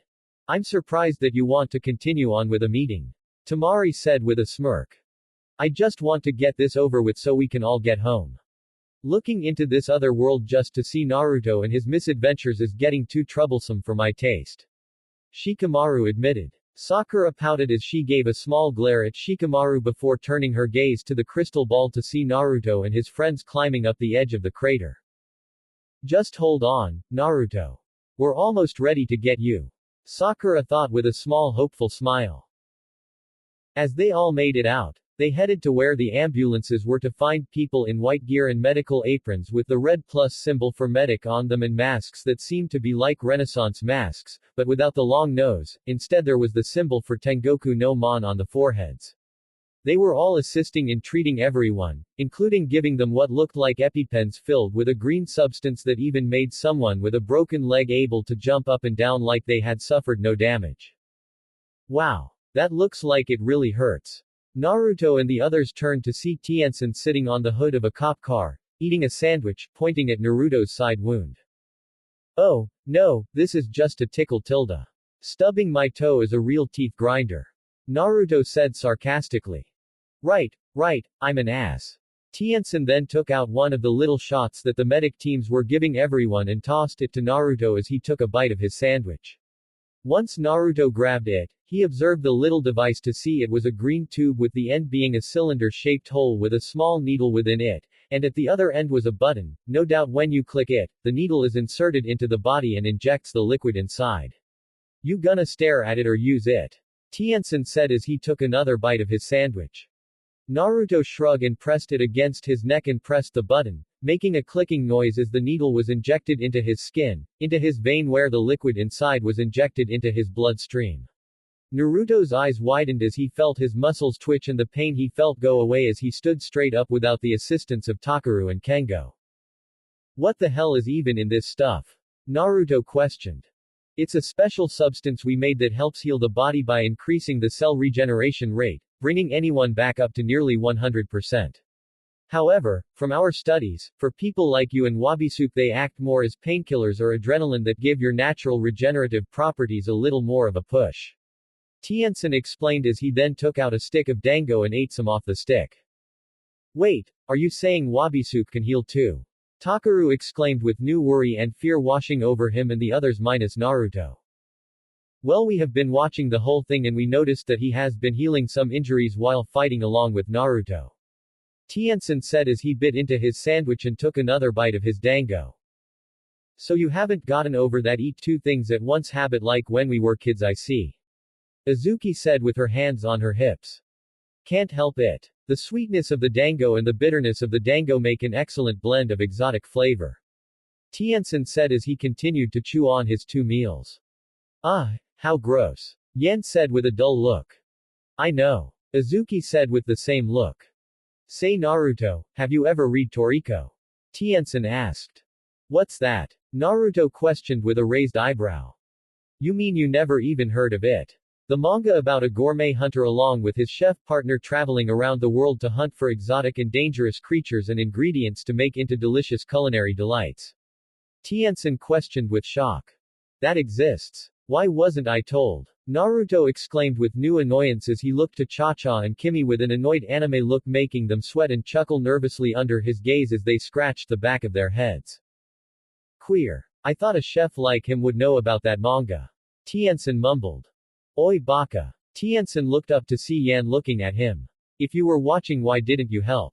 Yan asked as a soda appeared in Tien-san's hand out of nowhere as he sipped on the silly straw, causing Yan's eyebrow to twitch. Because I'd just be getting in the way. Besides, I'd get on Naruto's bad side if I intervened. He's been wanting this fight for a long time. Plus it was better to observe Wabisuke's skills for future defenses against him in case he brings another assault to the school or our organization. Couldn't really do that without someone as powerful as Naruto to bring out that much strength and power out of him. Tien-san said. He has some excellent points. Demetra admitted. Fine. But unless you haven't noticed, there is no school. Yan said, pointing to the enormous crater. Buildings can be rebuilt. All that matters is that the students and faculty are safe. Tien-san said. That's what I'm saying. Minori said. Well, that may be true, but unless neither of you have noticed, there's a huge crater where. Akaya stopped speaking when he noticed portals appeared around the crater and out came people in white armor and gear with white masks, who surrounded the crater. They all got in position with their hands separated apart with their palms glowing green. Earth element formation. Surface restoration. They all shouted as they slammed their palms against the edges as then the earth from within the crater shot up until the crater was now a flat surface, prime for building. Naruto whistled, impressed by the display of power as they all stared wide-eyed at the feat they had all just seen. Bring him in. One of the agents called out as new portals appeared as people with building supplies and floating building machines and vehicles come out. Hell, there were even people coming out with jetpacks. Oh cool. Jetpacks. Anaho shouted in amazement. I want one. Cha-cha, Kimi, Fu, Takaru, Sirya and Kuragasa shouted with sparkling, starry eyes. Fu, why would you want one? You can already fly. Haruko said. Yeah, but I can't fly like that. They got fire shooting out of them. Fu said in amazement as she watched a few of the Rocketeers help rise and balance large girders to create the foundations and structures of the new buildings. How advanced are you guys? Gen questioned as he and his fellow teachers continued to stare at the construction and the TNM agents and their special devices and vehicles. Pretty advanced. Tien-san said, taking a bite out of a new stick of dango. Anyway, my superior wished to talk with you, but we could wait till our men and women are finished. Tien-san said as he continued to chew before biting into his sandwich. Your superior? You mean that lawn guy you mentioned before? Naruto questioned. That's right. Tien-san said as he took a sip of his drink, making the food in his mouth soggy and easy to swallow. No, we could do the meeting now. It doesn't matter where as long as we get this meeting started. Naruto said with a smile. Alright then. I'll just get him now. Tien-san said as he leaned back, as he fell through an orange mirror that was on the hood of the cop car before it disappeared. El Lon Leandre is coming here. Akaya thought with fear as his legs began to shake and his teeth chattering. Akaya Taiko, are you alright? Sirya asked. Well, we best go now. Kamigari is expecting us. Akaya quickly said in one of his sparkling poses, but this one was a front so no one would be suspicious. It didn't work. What's got you so frightened? Gen questioned. Are you actually afraid of this long guy? Minori questioned with a cheeky grin. No. Of course not. I am not afraid of some G.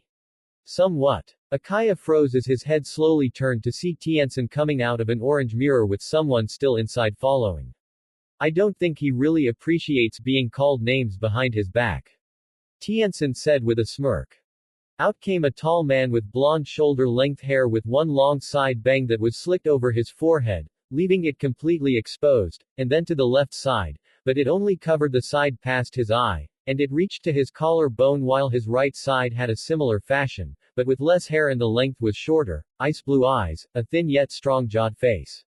He wore a long purple coat that reached halfway to his forelegs, a black sleeveless shirt that was low at the front, exposing half his chest, showing off his muscular chest, which gave a good indication that he was muscular underneath his clothing, black pants and boots, a diamond stud on his left earlobe, a silver pendant of a lion's head wrapped around his neck, and he had a long chain wrapped around his waist, acting as a sort of belt for his coat. He also held a black cane with a golden lion atop of the cane, acting as a handle. The man was no doubt handsome. I based his look off of Doragon C. Mikado from the Bouncer. Anyone remember that game? Well, I don't know whether you were lucky that you did or lucky out that you didn't, because Doragon was a hard bastard to fight. Definitely one strong boss, especially with ragdoll physics and his low spin kicks. A lot of the girls in the area were staring at him with hearts for eyes. Oh wow, he's so handsome tilde. Anaho said. Well, that helped with our self-esteem. Takaru said as he, Kengo and Naruto stared at all the girls with dull eyes, feeling like chopped liver at their girls along with the others ogling the blonde man. Lons looked to see Akaya, making the orange-haired man break into a sweat from being under his stare. Akaya Kodai. Lon said in a cool tone. Please don't kill me. I was only following orders when I stole that piece of the statue. I beg of you. Spare me. Akaya begged as he fell to his knees and bowed to Lon, shocking Venus, his old classmates and the members of Maken Ki. Now it was made clear. Lon is a very powerful man, not to be messed with. I honestly don't care for the piece at the moment. Nothing has happened that requires its retrieval.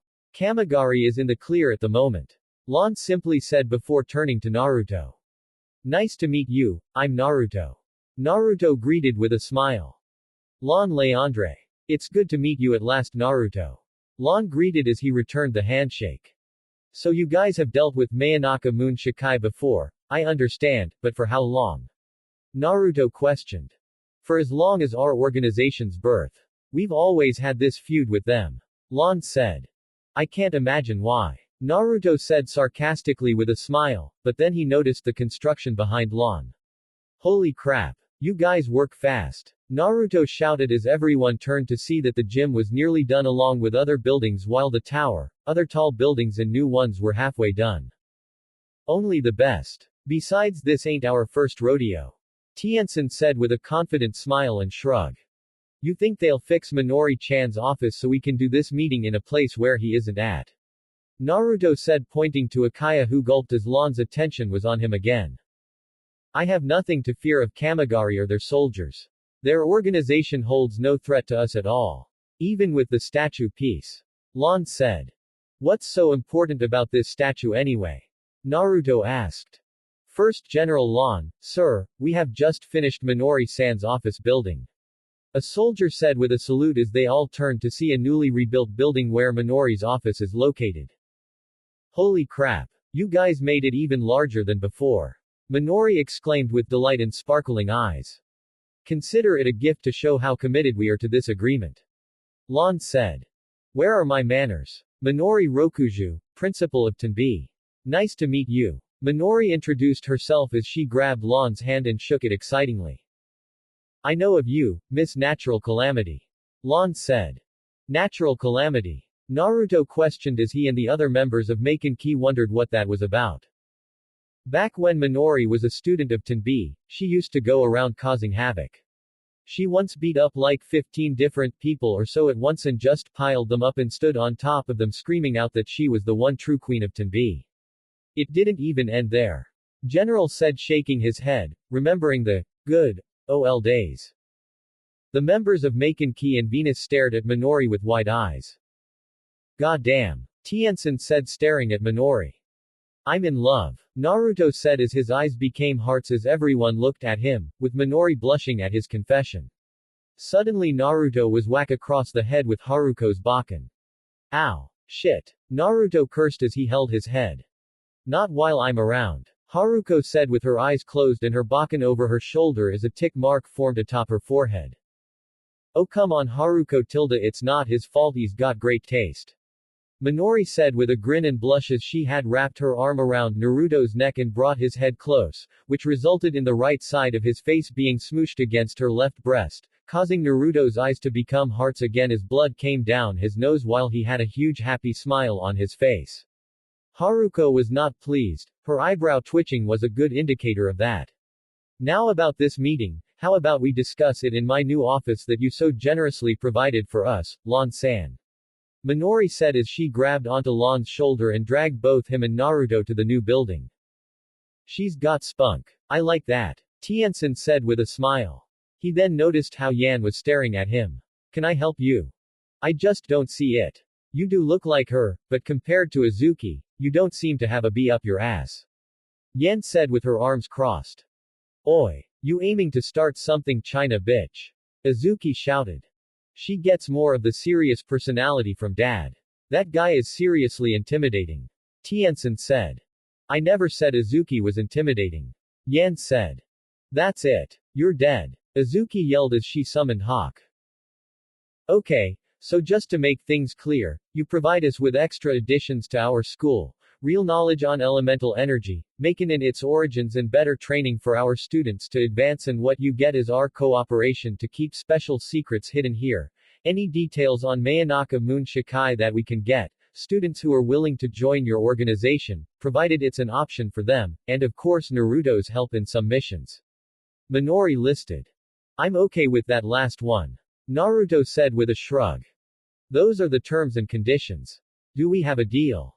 Lon extended his hand to Minori, who was sitting in her new, red extra comfy rich microfiber with cherry oak chair that was more like a large throne, especially since it now had gold lining in it. You bet. Minori shouted with a grin as she stood up and grabbed Lon's hand and shake it at a blurring pace. Pleasure doing business with you, stud. Minori said with a grin. The pleasure is all mine. Lon said with a nod. Hey Minori, what the hell happened here?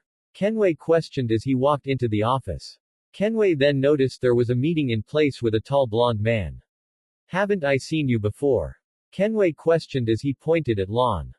You're Kenway. I believe I remember facing you in America. Lon said. Oh yeah, Lion God Leandre. You still owe me a rematch. Kenway said, earning laughter from Minori and chuckling from a grinning Naruto. I see. I figured whatever Mayanaka Moon Shikai were making was going to be big, but this is something else. Mega superhumans. Kenway said as he sat on the new red couch. Oh man, this couch is lovely. So comfortable. Kenway said as he sank into the couch. I know right. They even gave me a small liquor cabinet right there. Minori said, pointing at the carved wooden cabinet. Shut up. Kenway exclaimed as he ran to it and opened it to see sake, wine and other liquor inside. Wow, they really want to get on your good side. Kenway said as he looked at all the liquor. Hey, hand me that one. Naruto said, pointing at a sake bottle inside. Which one? Kenway asked. Right side, third to the end. Naruto said. Don't you fucking dare. I'm the one drinking from that cabinet first. Minori shouted with a threatening anime expression. Hey, speaking of these Mayanaka Moon Shikai guys, did this assault destroy any of the equipment I gave to the school? Kenway asked, turning back to them. All of it, sadly. Lon said. Yeah, everything was destroyed. Minori added. Bastards. Kenway shouted with new anger as his fist shook. Actually, I kind of helped in that department too. My fight kind of caused everything to get obliterated. Sorry. Naruto said, scratching the back of his head with a guilty look on his face as he looked to the side before hanging his head in shame. It's all right, Naruto. You were just protecting people. Kenway said. Ah. Plus the place was already in ruins, so no doubt it got crushed. Especially with how he caused all that destruction, I'd be shocked if any of that equipment didn't get destroyed. Minori said with a shrug. That's true. Lon agreed. Anyway, Kenway, I want to know, do you have anything else that'll make me way beyond stronger in 2 weeks? Naruto asked. 2 weeks. Jesus Christ, kid, are you planning on killing yourself? Kenway exclaimed. Don't answer that. Kenway said as Naruto opened his mouth. Well, honestly, I do have something. Although I locked it away long ago. Kenway said. Can it make me super powerful? Naruto asked. Oh, beyond. It's guaranteed to make a regular person superhuman. The only problem is that I haven't met anyone who could take it. I've tried it before with a friend of mine, however his body wasn't fit for it. I mean it was, but it was a fail during training. He would get hurt, but the armor added more to the damage. After enough hits, he couldn't take it anymore. The armor nearly crushed him. Kenway explained. Whoa. Naruto said in shock, disbelief and amazement as he and Minori stared wide-eyed at Kenway. I'll take it. Naruto shouted with a determined tone and look as he pumped his fist. What? Minori shouted in shock and disbelief as she stared at Naruto. You crazy son of a. Don't you dare end that sentence. My mom was awesome. Naruto said with a glare. Sorry, but you get my point. Kenway said with a hand up in defense. Naruto, are you serious? What if you can't take it? Minori exclaimed with worry and concern. I believe he can. Lon said, earning everyone's attention. From what we've seen, Naruto's body is obviously not normal. In fact, it's mutated. Mutated? Minori questioned. Naruto, after losing a battle after having your body altered, have you felt it change in any way? Lon asked. Actually yeah. I felt like my cells were changing. In fact now I just feel like I'm getting stronger. Like my cells are trying to rebuild into a new form that can take the force and damage. Kind of like an evolution. Sturdier. Stronger. More powerful. Only it feels like by little bit.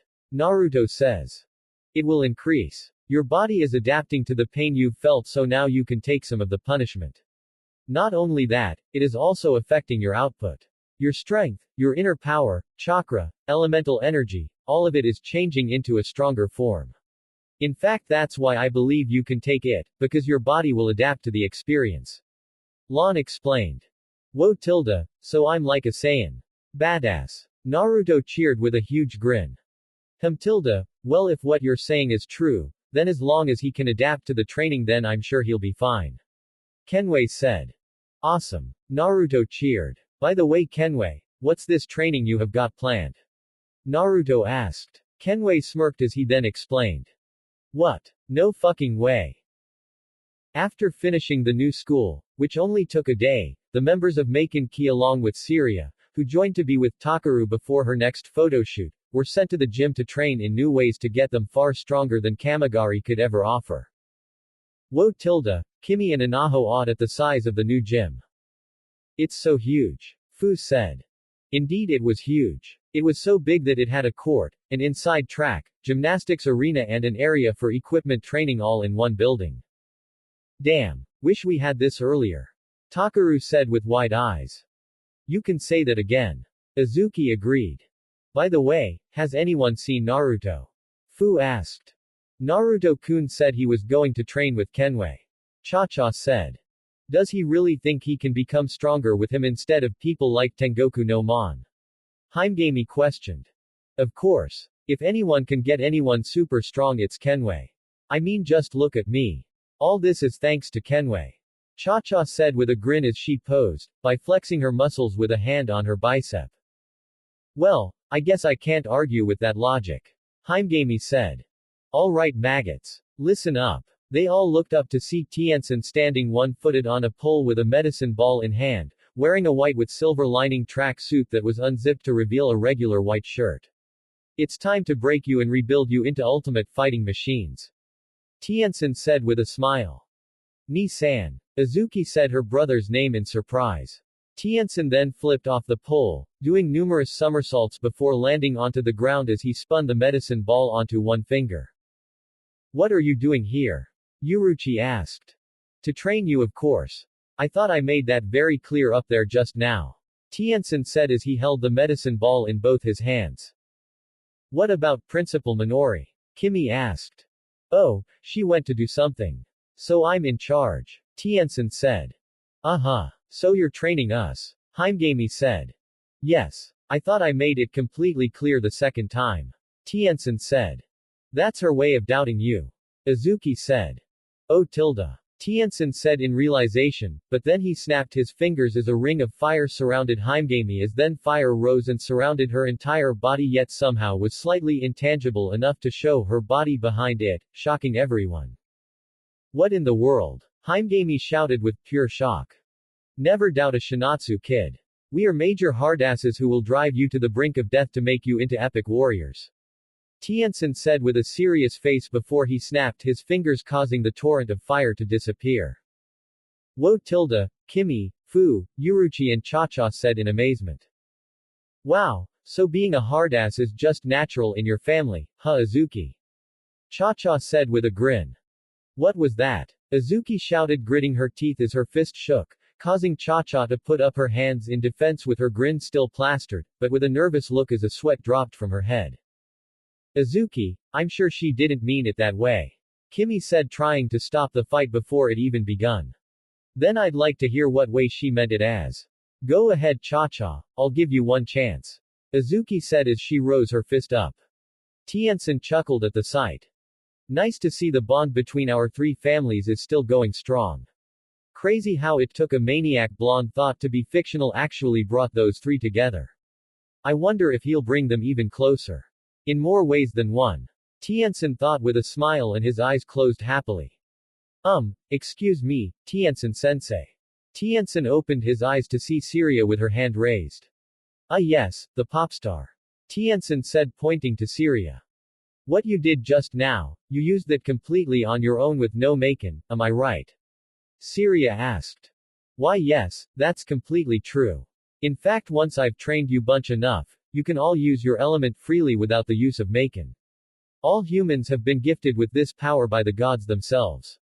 Sadly it's usually dormant in people, only a few rare cases like my father were born with the use of element. Tien-sen explained. Dad could use elements since he was born. Azuki exclaimed with shock. That's right sis. Tien-sen said with a smile and nod. How the hell did you know? He never told me. Azuki shouted. Oh he told me before I went to war. All I did was ask on his experiences in this sort of stuff and he told. Tien-sen said nonchalantly. Seriously. All I have to do is ask. Damn that old man. Azuki shouted. Did you just? No. I take it back. I take it back. I didn't mean it. Azuki exclaimed in fear with her face showing anime fear as she waved her hands frantically in defense as Tien-sen stared with wide anime eyes. Wow, I've never seen you like this before Azuki. Is your dad really that scary?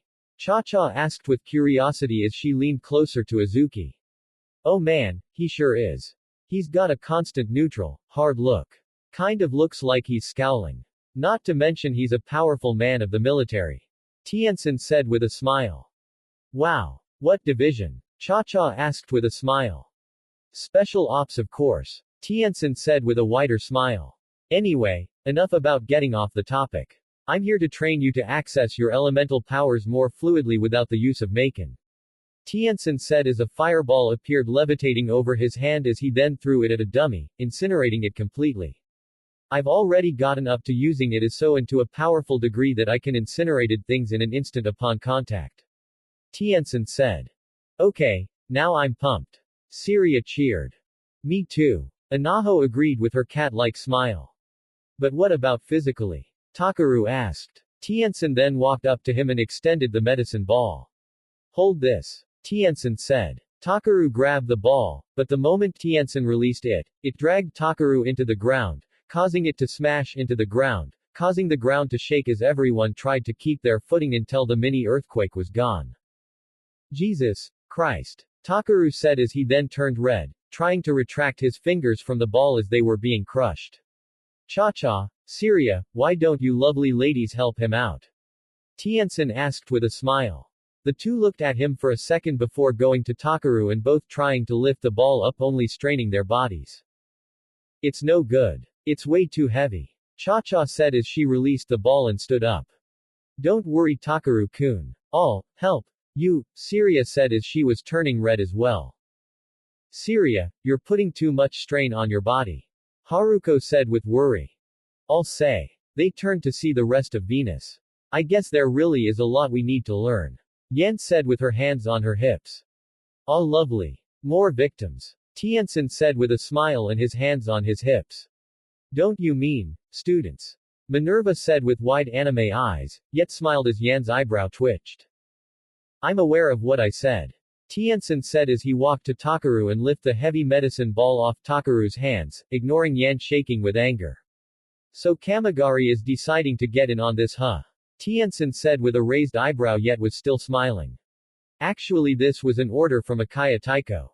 He said that he'd deal with Kamigari himself while we stay behind and increase our skills a bit. Dimitra explained. Well then welcome to hell. Tien-sen said cheerfully causing everybody to have a sweat drop.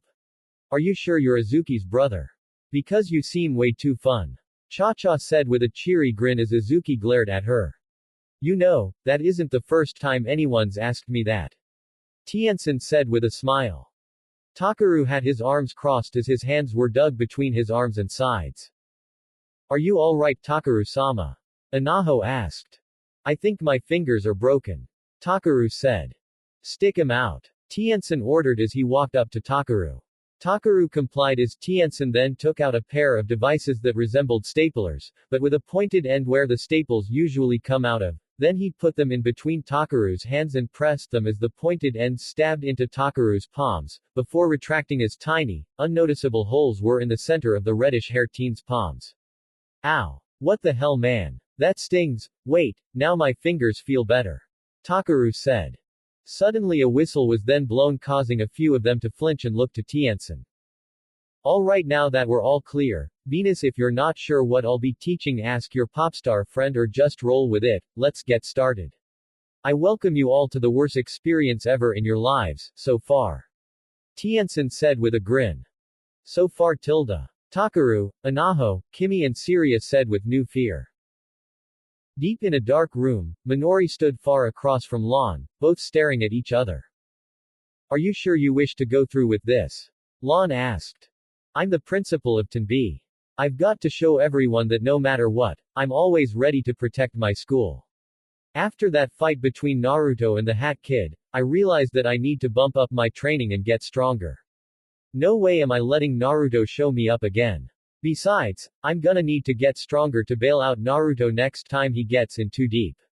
Minori said with a grin as she flexed and gripped her bicep.